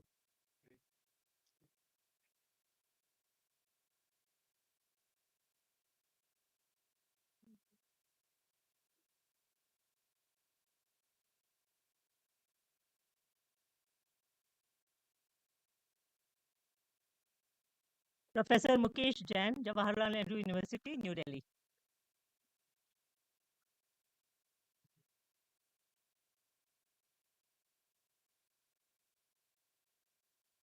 Dr. Joman Joseph, National Center for Science, Cell Science, Pune.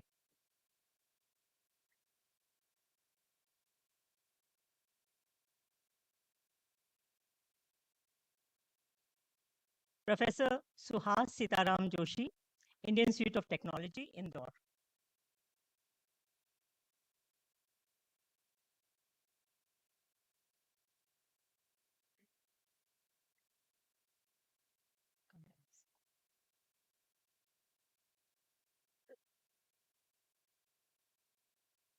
Professor Jayanti Kalita, Sanjay Gandhi Postgraduate Institute of Medical Sciences, Lucknow.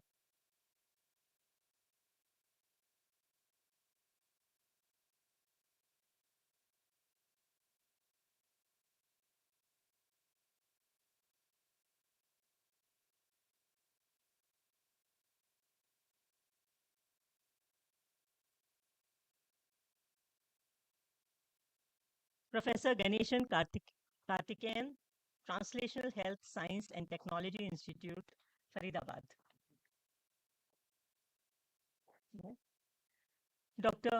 Congratulations. Dr. Dheeraj Kumar, International Center for Genetic Engineering and Biotechnology, New Delhi.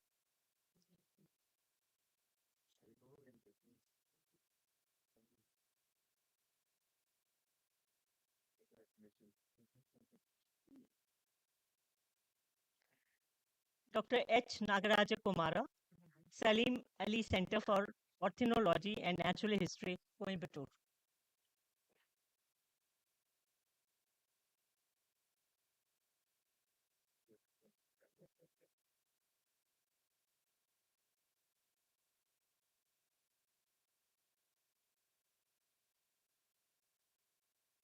Congratulations. Dr. Kumara is there. Professor Meena Bhaskar Mahajan, the Institute of Mathematical Sciences, Chennai.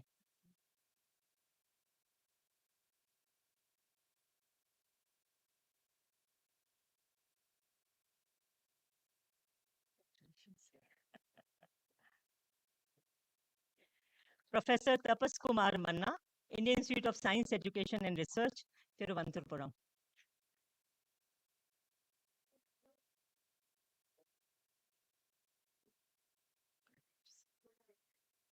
Congratulations.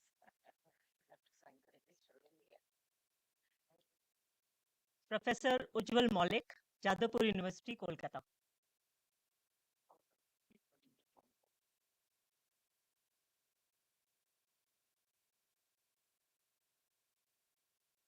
Congratulations. Professor Rahul Mitra, Indian Institute of Technology, Kharagpur.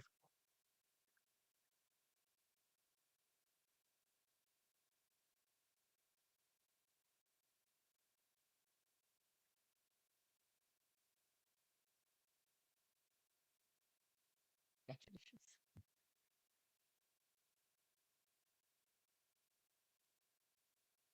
Dr. Tapan Kumar Mondal, ICR, National Institute of Plant Biotechnology, New Delhi.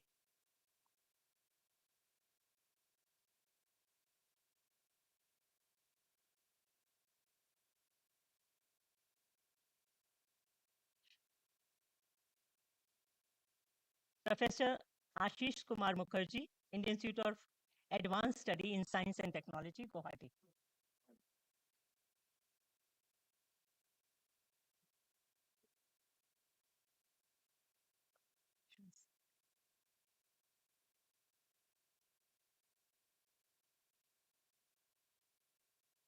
Professor Parthasarthi Mukherjee, Indian Institute of Science, Bangalore.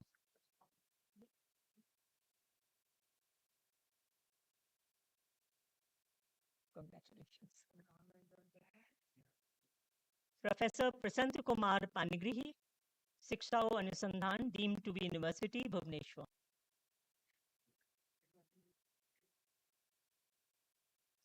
Congratulations. Professor N. Parthasarthi, Pondicherry University.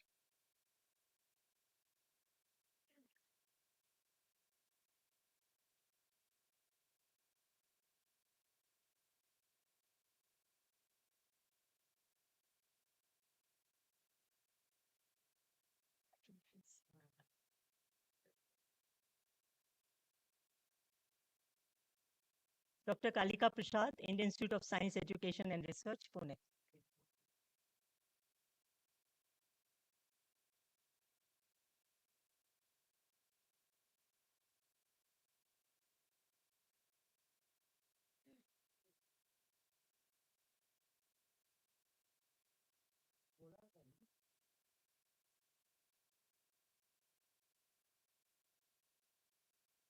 Professor M. Radhakrishnan, Indian Institute of Technology, Bombay.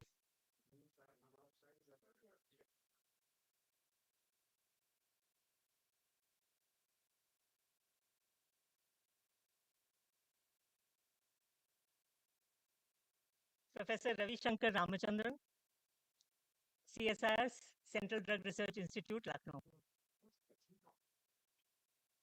Congratulations.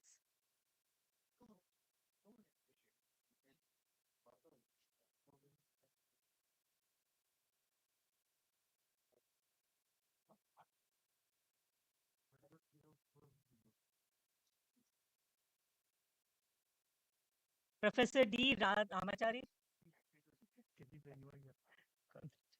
University of Hyderabad.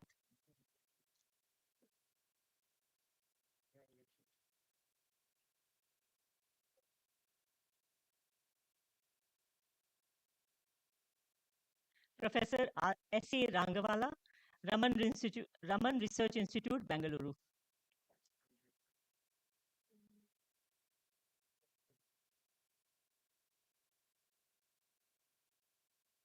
Congratulations.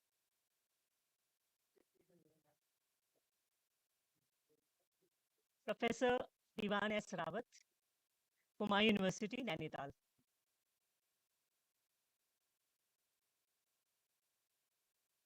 Congratulations.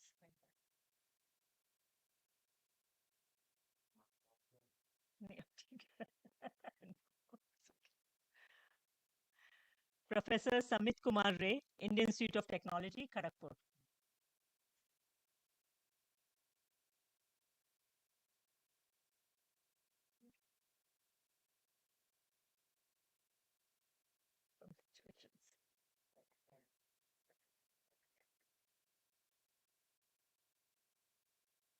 Professor B.M. Reddy, Birla Institute of Technology, Science, Pilani, Hyderabad.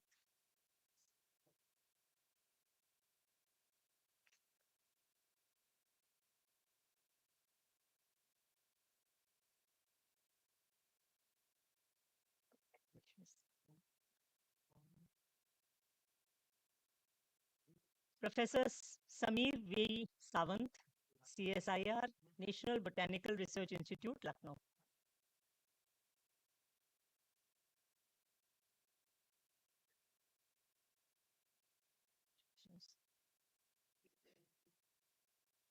Professor Pankaj Seth, Professor Shilpi Sharma,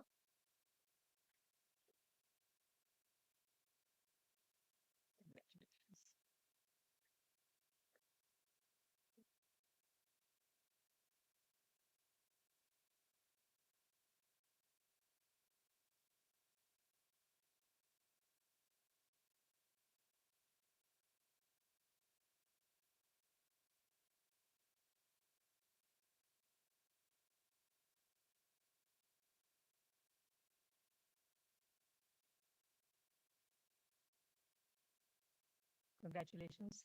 Professor Aradhana Srivastav, PARC, Mumbai.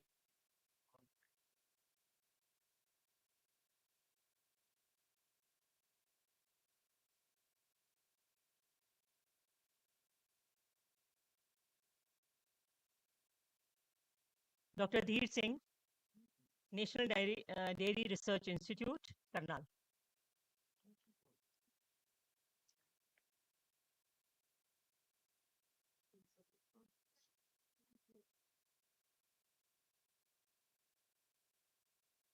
Professor Jayant Kumar Singh, Indian Institute of Technology, Kanpur.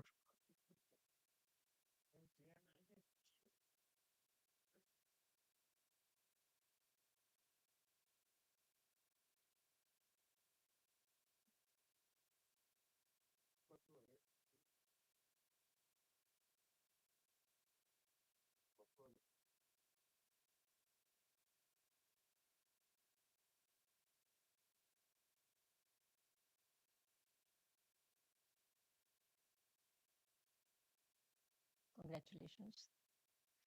Professor Jayant Kumar Singh. Professor Aninda Sinha, Indian Institute of Science, Bangalore.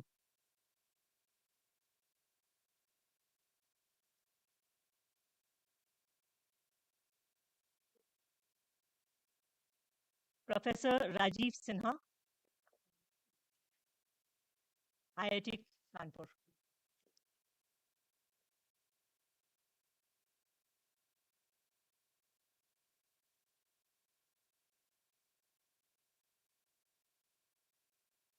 Professor Vinod Srinivasan, Indian Institute of Science, Bangalore.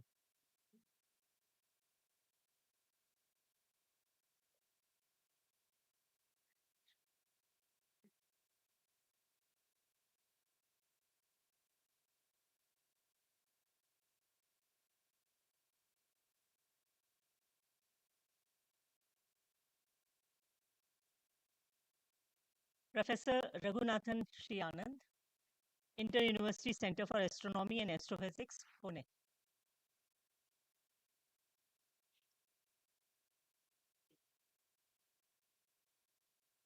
He's not there. Professor R.I. Sujit, Indian Institute of Technology, Madras, Chennai.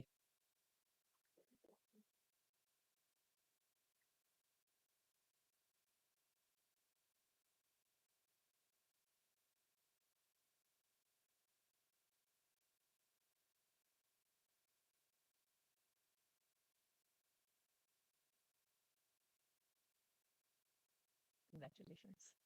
Dr. Sudesh Kumar Yadav, CSIR, Institute of Himalayan Bioresource Technology, by Palampur.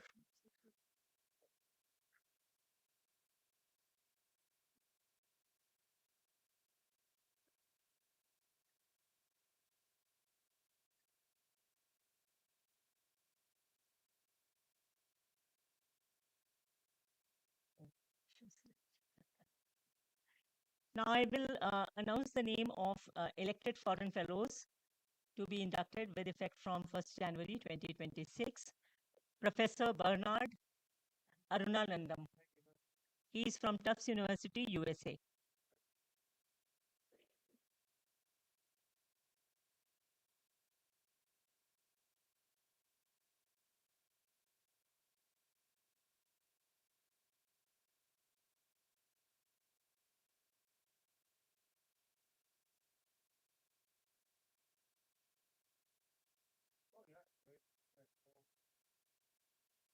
Congratulations.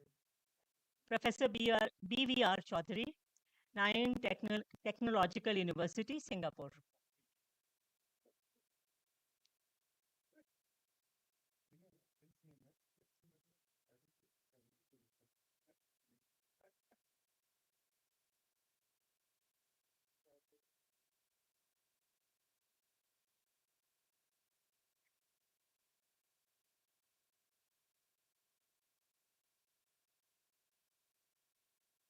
Professor C.J. Joshi, University of California, Los Angeles.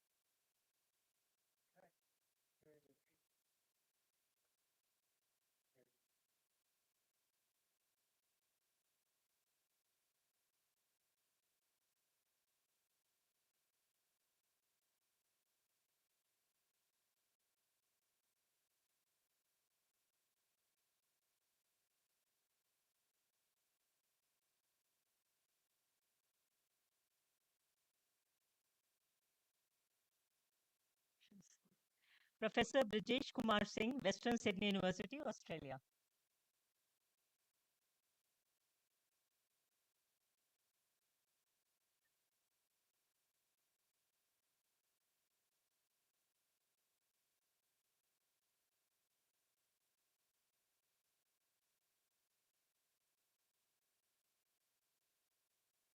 Congratulations.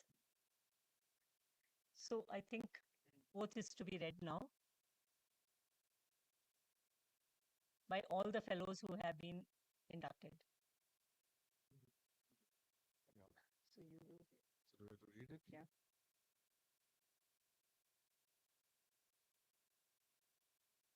Okay, so you repeat after me. As a fellow of the Indian National Science Academy, I shall follow the code of scientific ethics, uphold the cause of science and the dignity of the academy, endeavor to be objective in my judgment, and strive for the enrichment of human values and thoughts. Great, now you can throw your caps up, if you had them.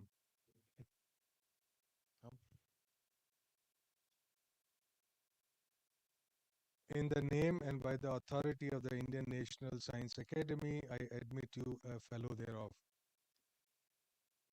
Thank you.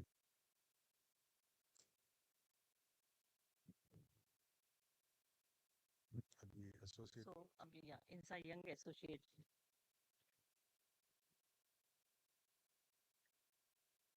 So INSA Young Associate and INSA Associate Fellows, I will announce the names and I request you to come please one by one. So INSA Young Associates, Dr. Chirodeep Bakli, Indian Institute of Technology, Kharagpur. Is he there?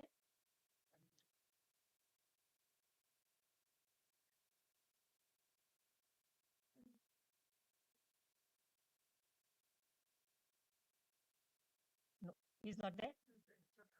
Yeah, please come quickly. Me?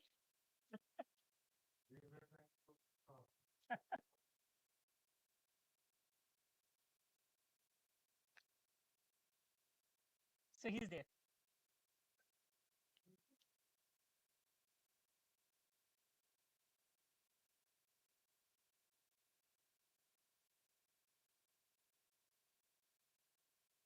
Dr. Prarabdh C. Badgujar, National Institute of Food and Technology, Entrepreneurship and Management, Sonipat.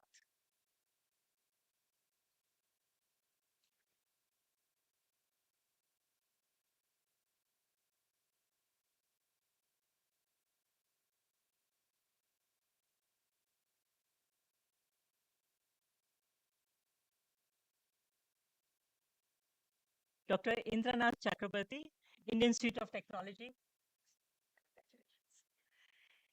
Indian Institute of Technology, Kharagpur.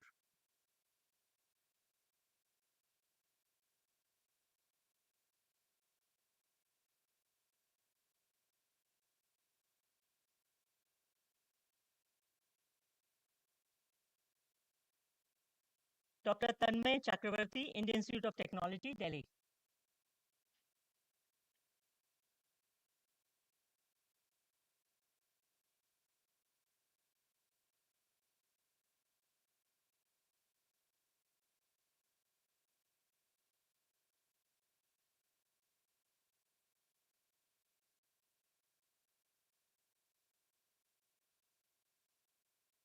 Dr. Amarnath Reddy, Developulli. Congratulations. Indian Institute of Information Technology, Design and Manufacturing, Karnool.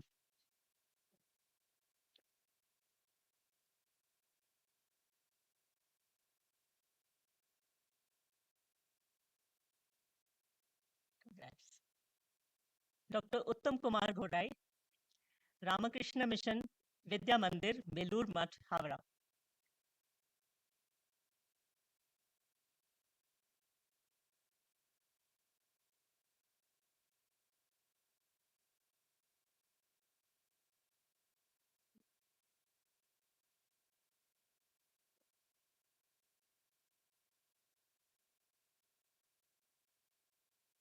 Dr. Purvi Gupta, Indian Institute of Sciences, Bangalore. There.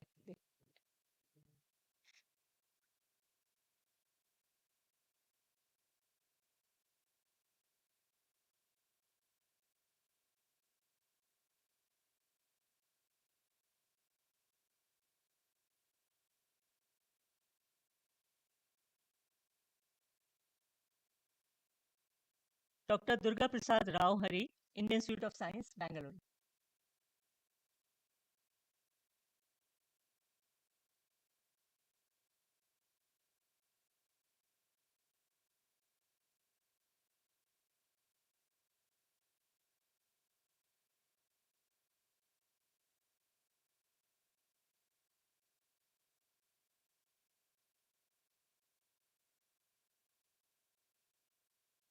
Dr. Kinjak Lochan, Indian Institute of Science, Education and Research, Mohali.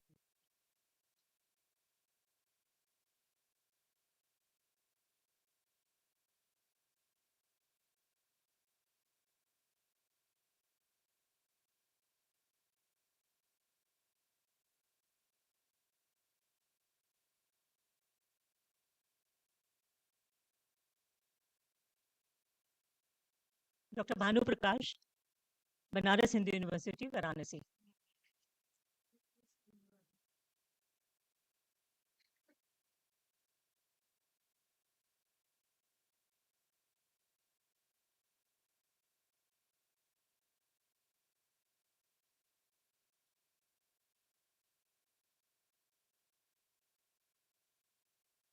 Dr. Amia Kumar Samal, Banaras Hindu University, Varanasi.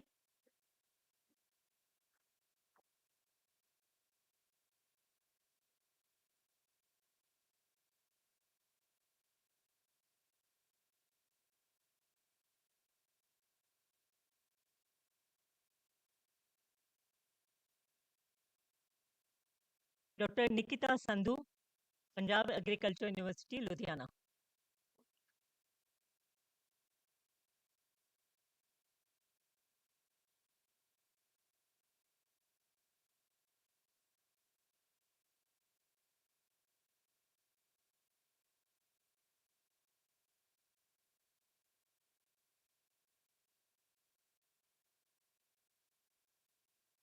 Dr. Swati Singh, LV Prasad Eye Hospital, Hyderabad.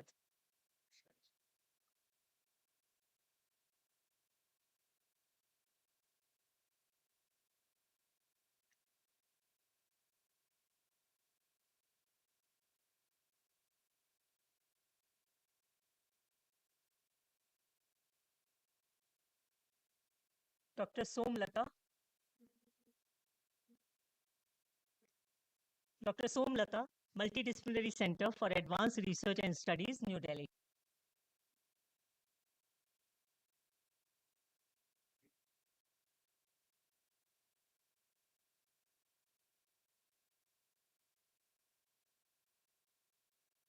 Dr. Rahul Srivastav, Indian Institute of Science, Education and Research, Bhopal.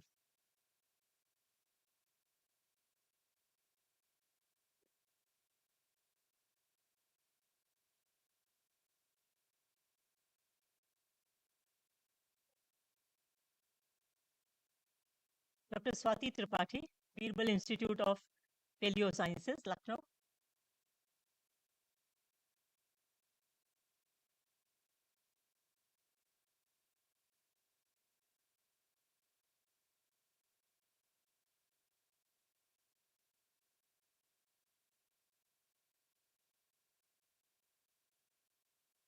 Dr. Mohit Verma, CSIR, Structural Engineering Research Center, Chennai.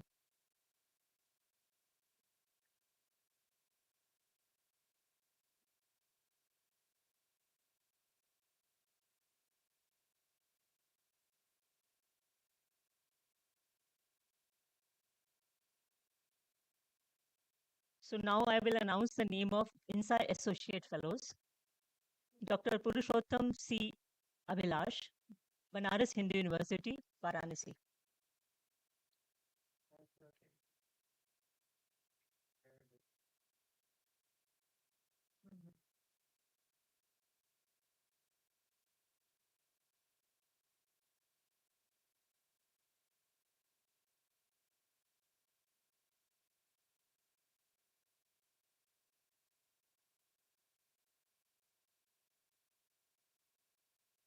Professor Arpan Banerjee, National Brain Research Center, Gurgaon.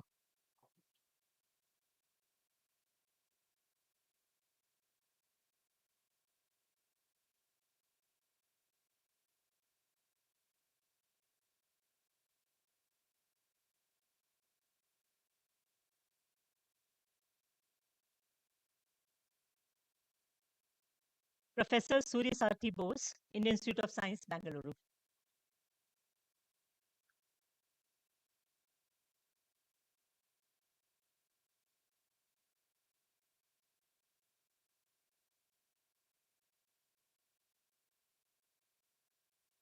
Dr. Debyendu Das, Indian Institute of Science, Education and Research, Kolkata.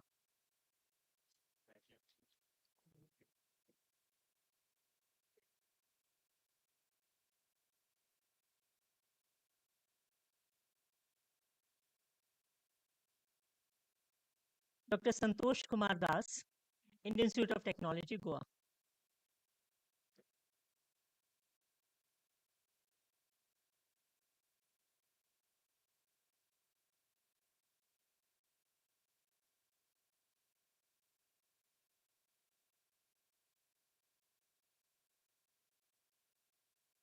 Dr. Rajiv Deb, National Research Center on Pig, Guwahati. So you can clap more.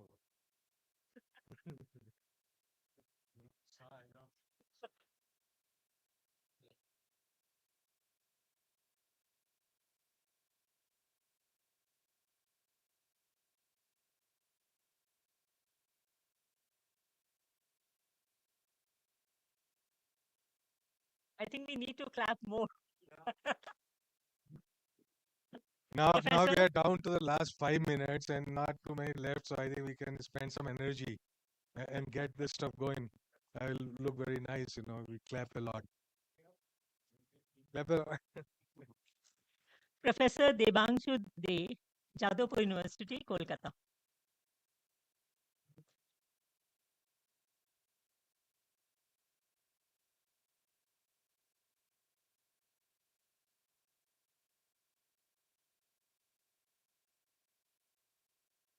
Dr. Sufia Khan, Sri Ram Institute of Industrial Research, Gurugram.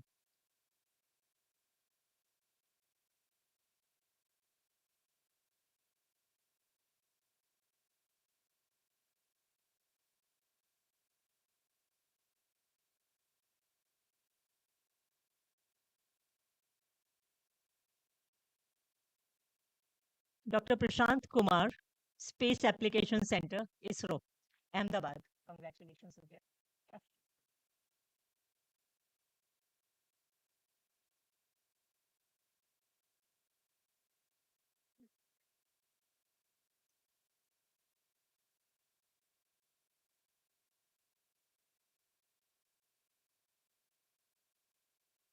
Dr. Charulata, CSIR, National Institute of Science and Science Communication and Policy Research, New Delhi.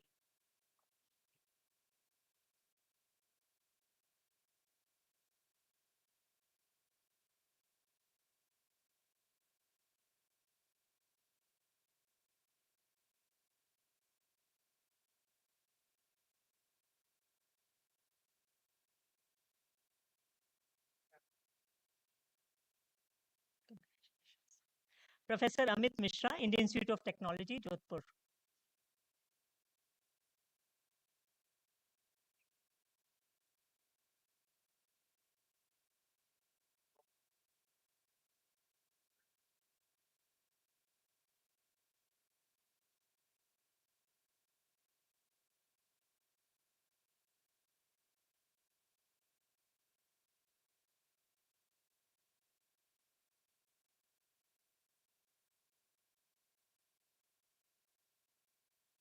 Dr. Kutubuddin Ali Mola, ICR, National Rice Research Institute, Odisha.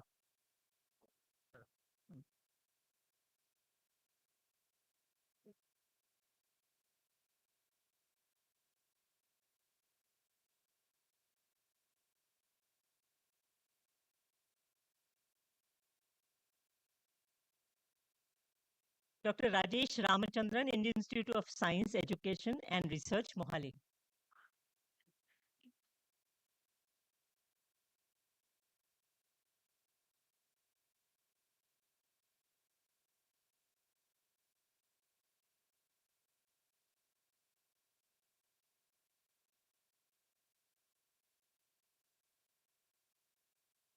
Professor Chandrasekhar Sharma, Indian Institute of Technology, Hyderabad.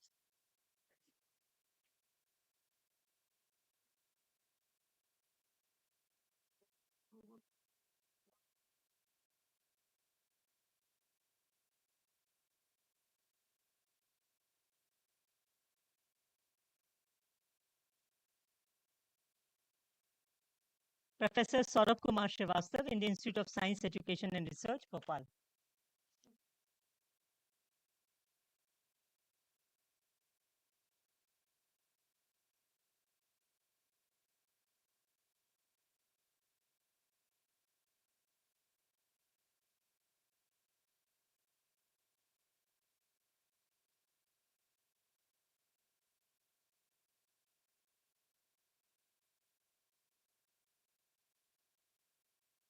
Professor Shripad S.V. Ramashastri, Indian Institute of Science, Education and Research, Mohali.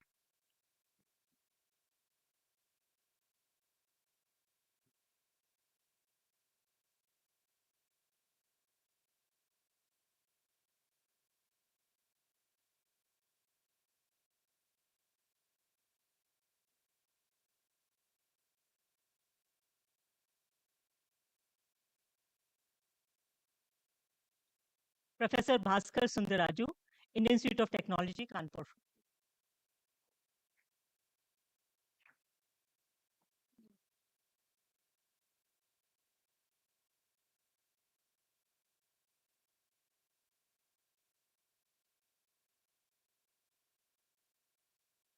Dr. Amit Tuli, CSIR, Institute of Microbial Technology, Chandigarh.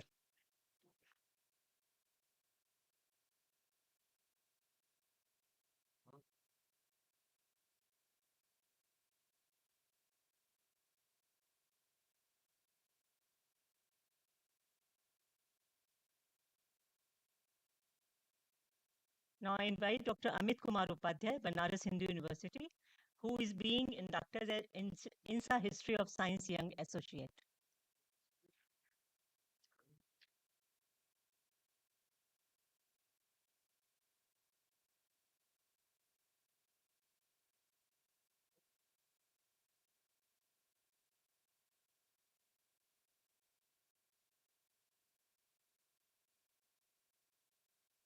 So, President, Professor Sharma, there is one more fellow who has come, like Dr. Pankaj Seth has just arrived. So if I can induct him as INSA fellow. Maybe he was stuck in the traffic of Delhi. He must have been stuck in the Delhi traffic. Yeah. The oath, yes, yes. So please, all the young people, get up.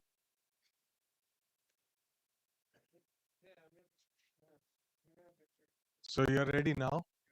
You know, it's an exciting moment, and so repeat after me. As a young associate fellow, or History of Science Young Associate of the Indian National Science Academy, I shall follow the code of scientific ethics, maintain integrity in research publications, uphold the cause of science and the dignity of the academy, endeavor and to be objective in my judgment, and strive for the enrichment of human values and thoughts. Very good. So you successfully passed the exam now, and you can be duly admission by President in the name and by the authority of the Indian National Science Academy. I admit all of you, young associates, associate fellows, History of Science Young Associate thereof. Amen.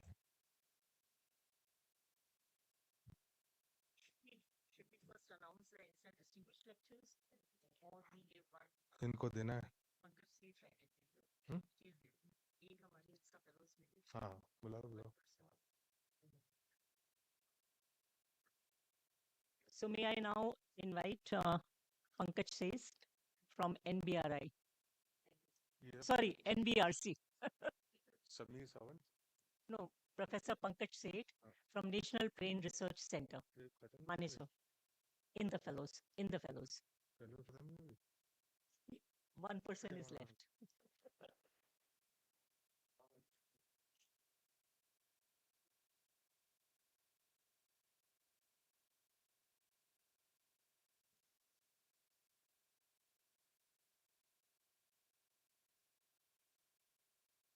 So you have to sign the register.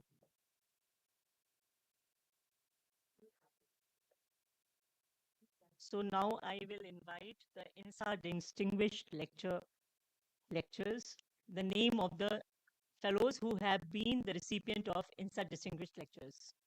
Lecture 1 first.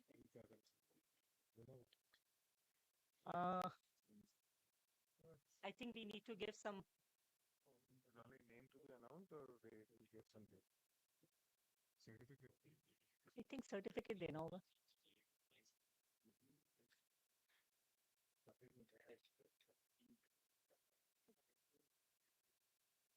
Dr. Debendu Chatterjee,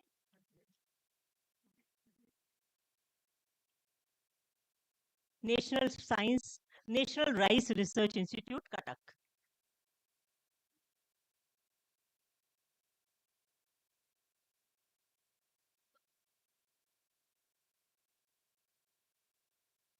Dr. Vivek Datar, Indian Institute of Science, Bangalore.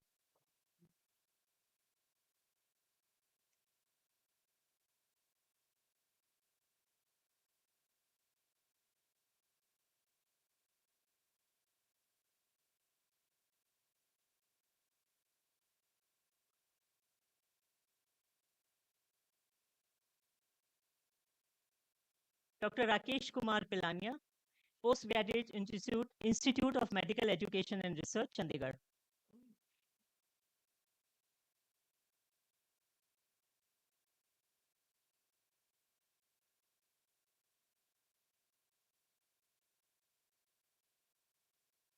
Professor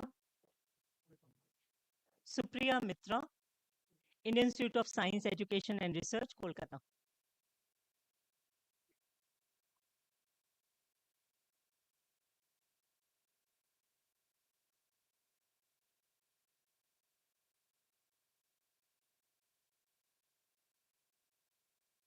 Dr. Sri Parna Saha, Indian Institute of Technology, Patna.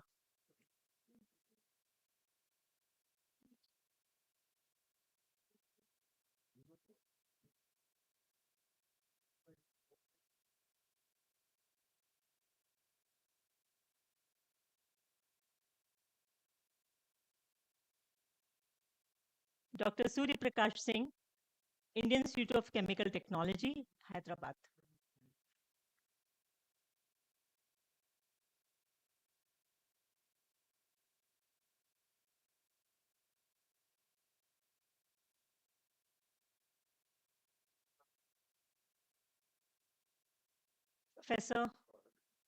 Professor Timur Tripathi, Northeastern Hill University, Shillong.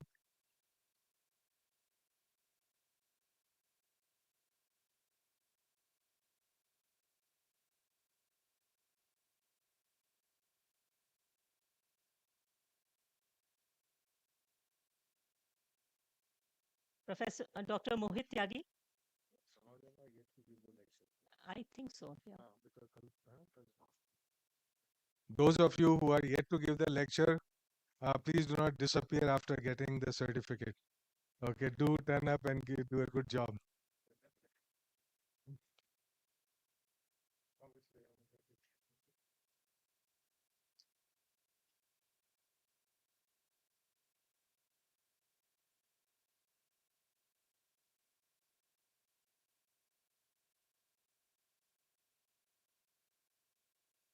Dr. Mohit Tyagi. Professor Rakesh Agrawal, Sanjay Gandhi Postgraduate Institute of Medical Sciences, Lucknow. I think he's not here. Professor S.R. Atreya, International Center for Theoretical Sciences, TFIR, Bangalore.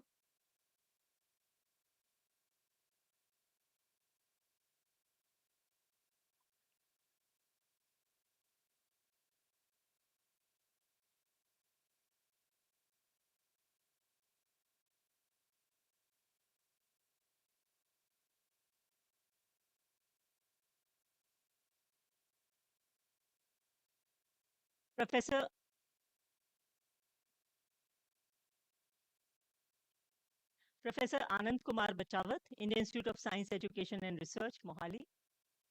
I don't see him. Professor Shantanu Bhattacharya, Indian Institute of Science Education and Research, Tirupati. Professor Paramjeet Khurana, University of Delhi, South Campus, New Delhi. Professor Vinod Kumar, University of Delhi.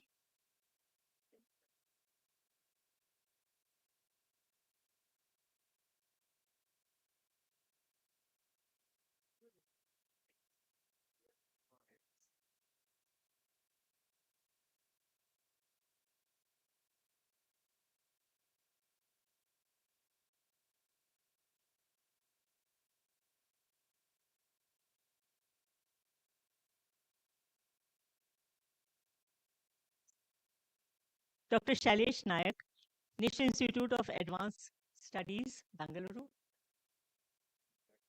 He has left. Yeah.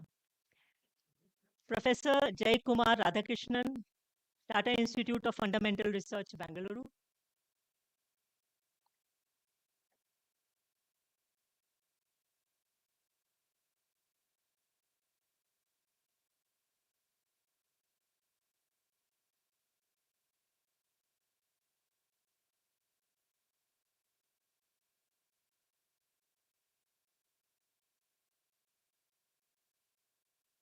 Professor Ashok Sen, International Center for Theoretical Sciences, TFIR, Bangalore.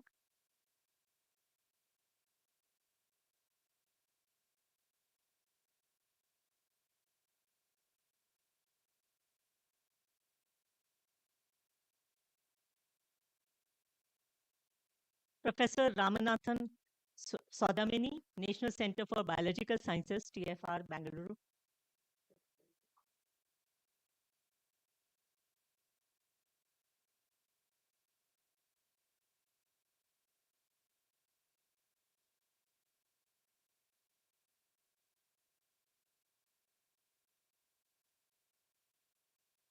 Recipient of INSA Overseas Chair, Professor Adam K. Chippendale, Queen's University at Kingston, Ontario, Canada. So this, I think we have now announced all the names of the recipients of INSA Fellows, IYA, IAF, and Ideal 1 and Ideal 2. Good. Okay. Thank you so much. Yes.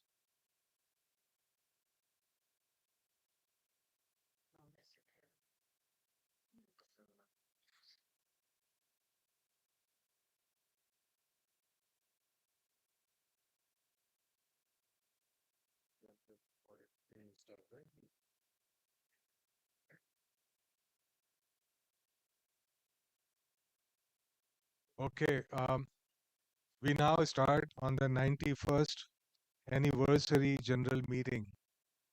On this day, 3rd December 2025, at JNU.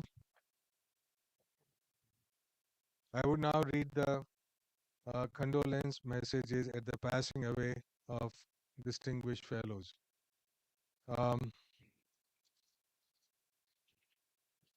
33 passed away on 8/11/25, year of election 1982, was a council member from 86 to 88.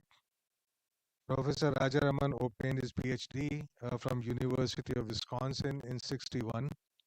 His research and teaching was in the field of computer science. He initiated a computer science option in MTech in Kanpur, which was the first academic program in computer science in India.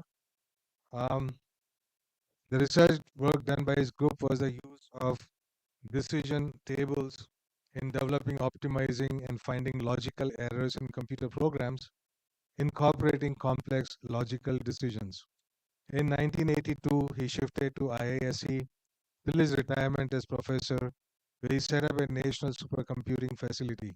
His research work resulted in easy to implement, low cost parallel computers. We will now observe 2 minutes of silence. Please take your seats or get up. With a sit, no?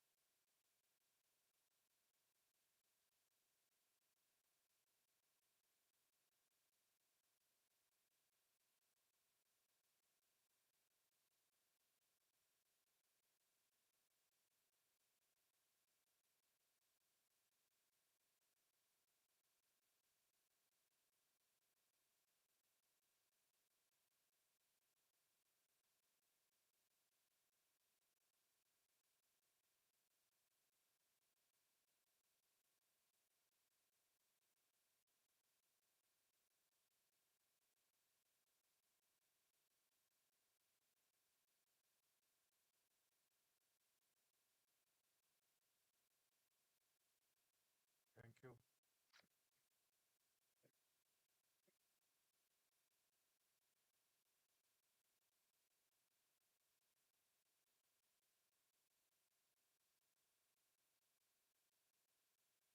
May I please sit down? Sit down here. बैठ जाओ. Sit down. Please take your seats. So we'll, the more quickly we settle down, faster we finish here. And so we confirm the minutes of the annual general meeting held on 9 September 2025. You read that? These minutes are uploaded on INSA website www.insaindia.research.in to be read by Vice President. Sorry, too late. Okay. So so we confirm the minutes and then okay, that's what we can read. So as per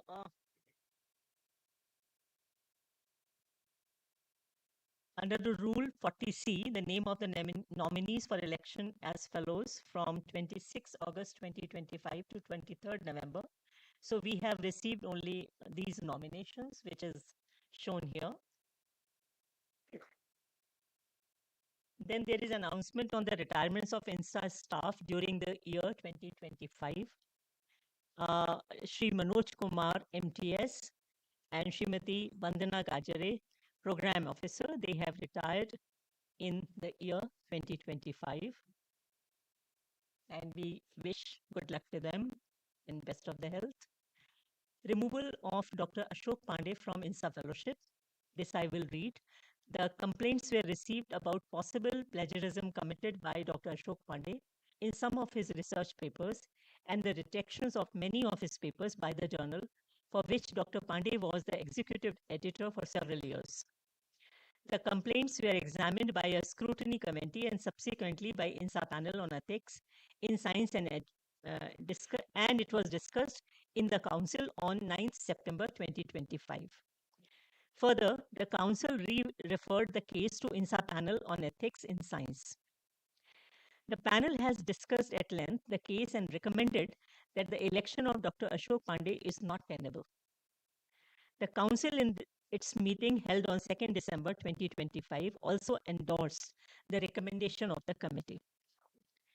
As per the rule at the next general meeting, if the 3/4 of the fellows present vote for the removal of Dr. Ashok Pandey, he shall be removed from the academy. So I think now it will go for the voting. There is effort, a huge effort has been put by a committee which was chaired by Professor Spenta R. Vadia, who look after the restructuring and recategorization of sectional committees. The final recommendations of the committee have been put up in the council and its meeting held on 2nd December 2025, and it has been approved. So these will be the new sectional committee: mathematical sciences, physical sciences, chemical sciences, earth and environmental sciences, engineering and applied sciences, biological sciences, biomedical and health sciences, plant and agriculture sciences, and a new sectional committee has been introduced for interdisciplinary science and engineering, deep tech and critical technologies. There are several new initiatives to, so I will read, to recognize not only the criteria of scientific knowledge, but also to recognize the consumption of knowledge for socio-economic opportunities. 2 additional categories of fellows were created in 2023: science in translation, recognition of extraordinary contribution to utilization of scientific knowledge, and second category was science for society, to recognize some of the most compelling selected cases of utilization of science for societal gains. The number of fellows elected shall be limited to 100 per annum. Among the total 100 fellows, 20 fellows will be elected from the 2 new categories, that is science in translation and science for society, 10 each, and remaining 10 sectional committees will now elect 80 fellows annually, till such time as the total number of the listed fellows, live fellows, reaches 1500. The number of foreign fellows elected shall be limited to 250, not more than 15 will be elected each year. INSA Young Associates and INSA Associate Fellows, to recognize the potential of young scientists in the country and to motivate and cultivate their excellence, the Academy has established INSA Young Associates and INSA Associate Fellows. So today, several of these have been inducted. The upper age limit is 40 years. 3 years relaxation has been provided for women candidates for INSA Young Associates and 50 years for the INSA Associate Fellow. INSA History of Science Young Associate. INSA History is instituted in 2023 by the Indian National Science Academy and given annually. It is intended to honor young researchers working in the broad area of history and of science in India. INSA distinguished lectures shall be given in recognition of the notable contributions made by the scientists in specific subject areas related to science and technology. The recipients shall be designated as INSA Distinguished Lecture Fellows. The Academy has instituted 20 INSA Distinguished Lectures, 10 in Ideal 1 and 10 in Ideal 2. So Ideal 1 only for the current INSA Young Associates and INSA Associate Fellows and the INEAS members. But Ideal 2 is only for INSA Fellows, and except those who are covered under Ideal 1. A new initiative has been taken to, that is the INSA Women Associates. It is observed that the number of women fellows remain notably low in our fellowship. So to address this imbalance, the Academy has established a new initiative and named it as INSA Women Associates. The idea is to mentor, network, and encourage women scientists engaged in exceptional efforts in R&D, industry, science management, and leadership, NGOs, startups, science administration. And this effort aims to diminish the gender gap in STEM. Another new initiative, which was that is LEADS program, that is Leadership Development Program in Science and Technology. This has been taken up with along with National Center for Good Governance.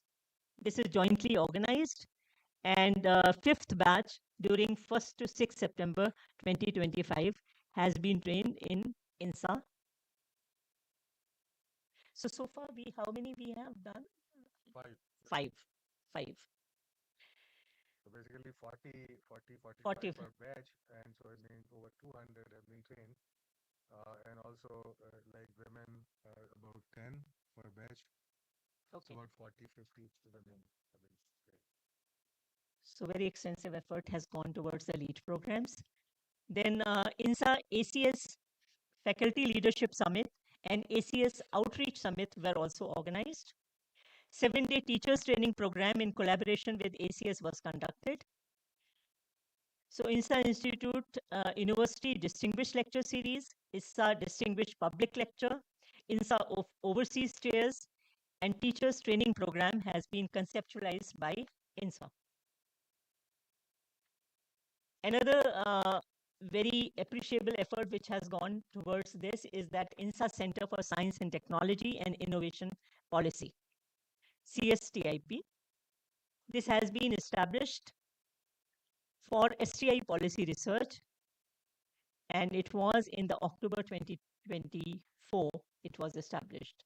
It exemplifies its commitment to advancing India's science and technology landscape through dedicated policy, advisory, advocacy, and impactful research. Guided by the esteemed advisory board of INSA fellows and science policy experts, INSA CSTIP devoted to advance research, fostering innovation, and generating evidence to feed evidence-based policies that address India's contemporary challenges and future opportunities. A new Vice President, Science Policy, has also been elected. So this is new Vice President for Science Policy is Dr. Anurag Agrawal. Proposed initiative under CSTIP, keeping in view a great potential of Indian universities and other research and academic institutions to contribute towards policy research in India, INSA CSTIP initiated a program to create a network of such institutions as part of academic research advancement through network of INSA CSTIP Arani. Any Indian university, public or private, can enroll itself and join as part of the above network by contributing a token registration and annual subscription amount. They will be enrolled to Arani network. So renovation of 3 INSA guest house rooms has already been completed, and for other room work is in progress. Now this is to be done by INSA people.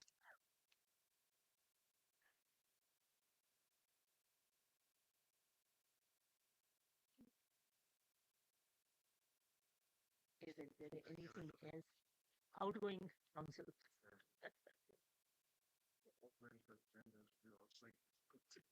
No, I think they should do it.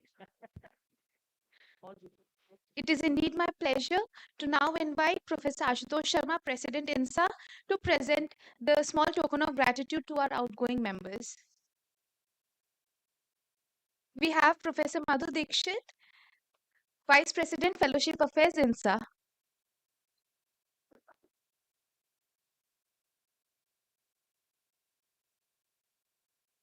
Thank you so much, ma'am.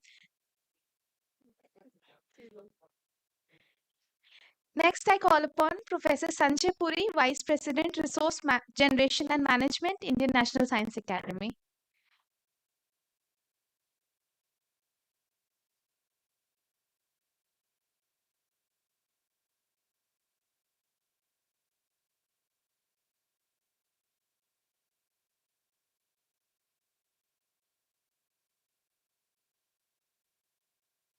Next, we have Dr. Anirban Basu, member.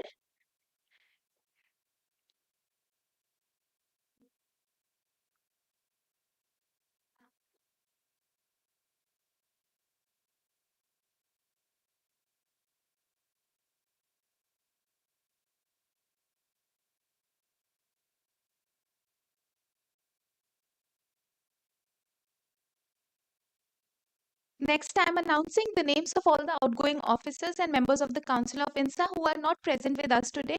Professor Sanghamitra Bandhopadhyay, member. Professor Arup Bose, member. Professor Shubhabati Goswami, member. Professor Shriram R. Ramaswamy, member. Professor Sunil Kumar Singh, member. Professor Kaustav Sanyal, additional member, GOI. Professor Nikhil Tandon, additional member, NASI. Professor Arup Kumar Pal, additional member, IASC. Professor UB Desai, additional member, INAE. Dr. Ashok Kumar Singh, additional member, NAAS. Dr. SP Tyagarajan, additional member, NAMS.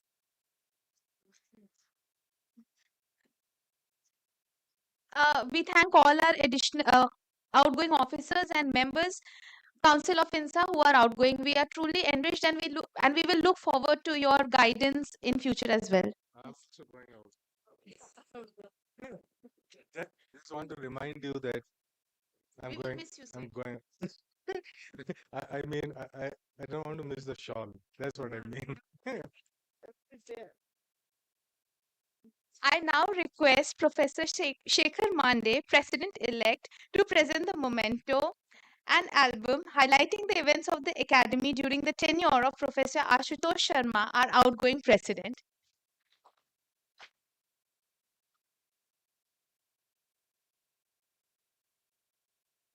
And shawl, that's shawl.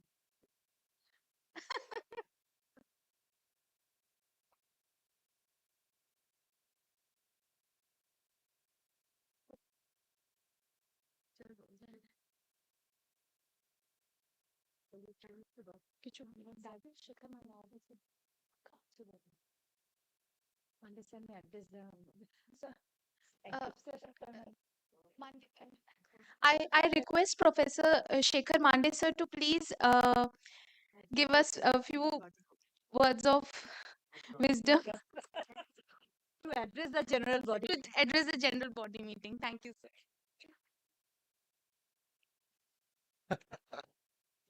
Thank you. I think the words of wisdom, if I start now, none of you will work with me for next 3 years. So best is I refrain from that. All that I would like to say is that thank you very much for all the outgoing council members, including the outgoing president, Professor Ashutosh Sharma, for your service to INSA. And we'll remember your tenure for all the council members for a long, long time. So thank you very much for your association with council and your services to INSA. And look forward to your meaningful engagement also in the coming times. Thank you very much.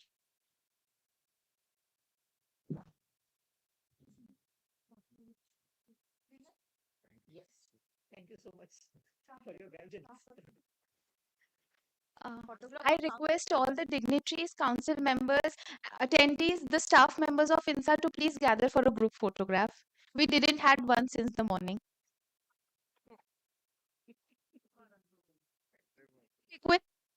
I request everyone to please come up on the stage.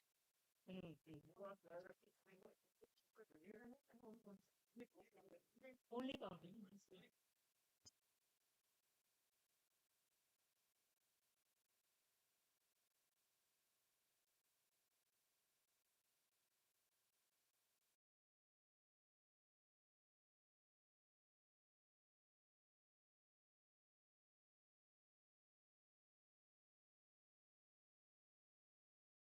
The INSA council members, I request all the INSA council members to please come up on the stage for the group photograph.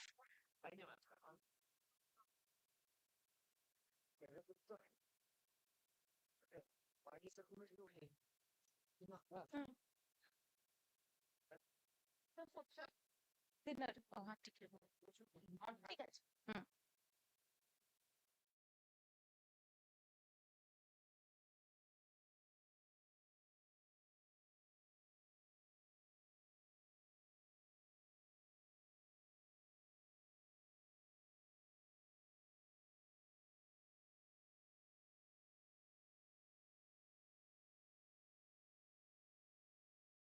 staff members to please gather on the stage for the group photograph. I request Professor Shekhar Mande sir to please come up on the stage for the group photograph.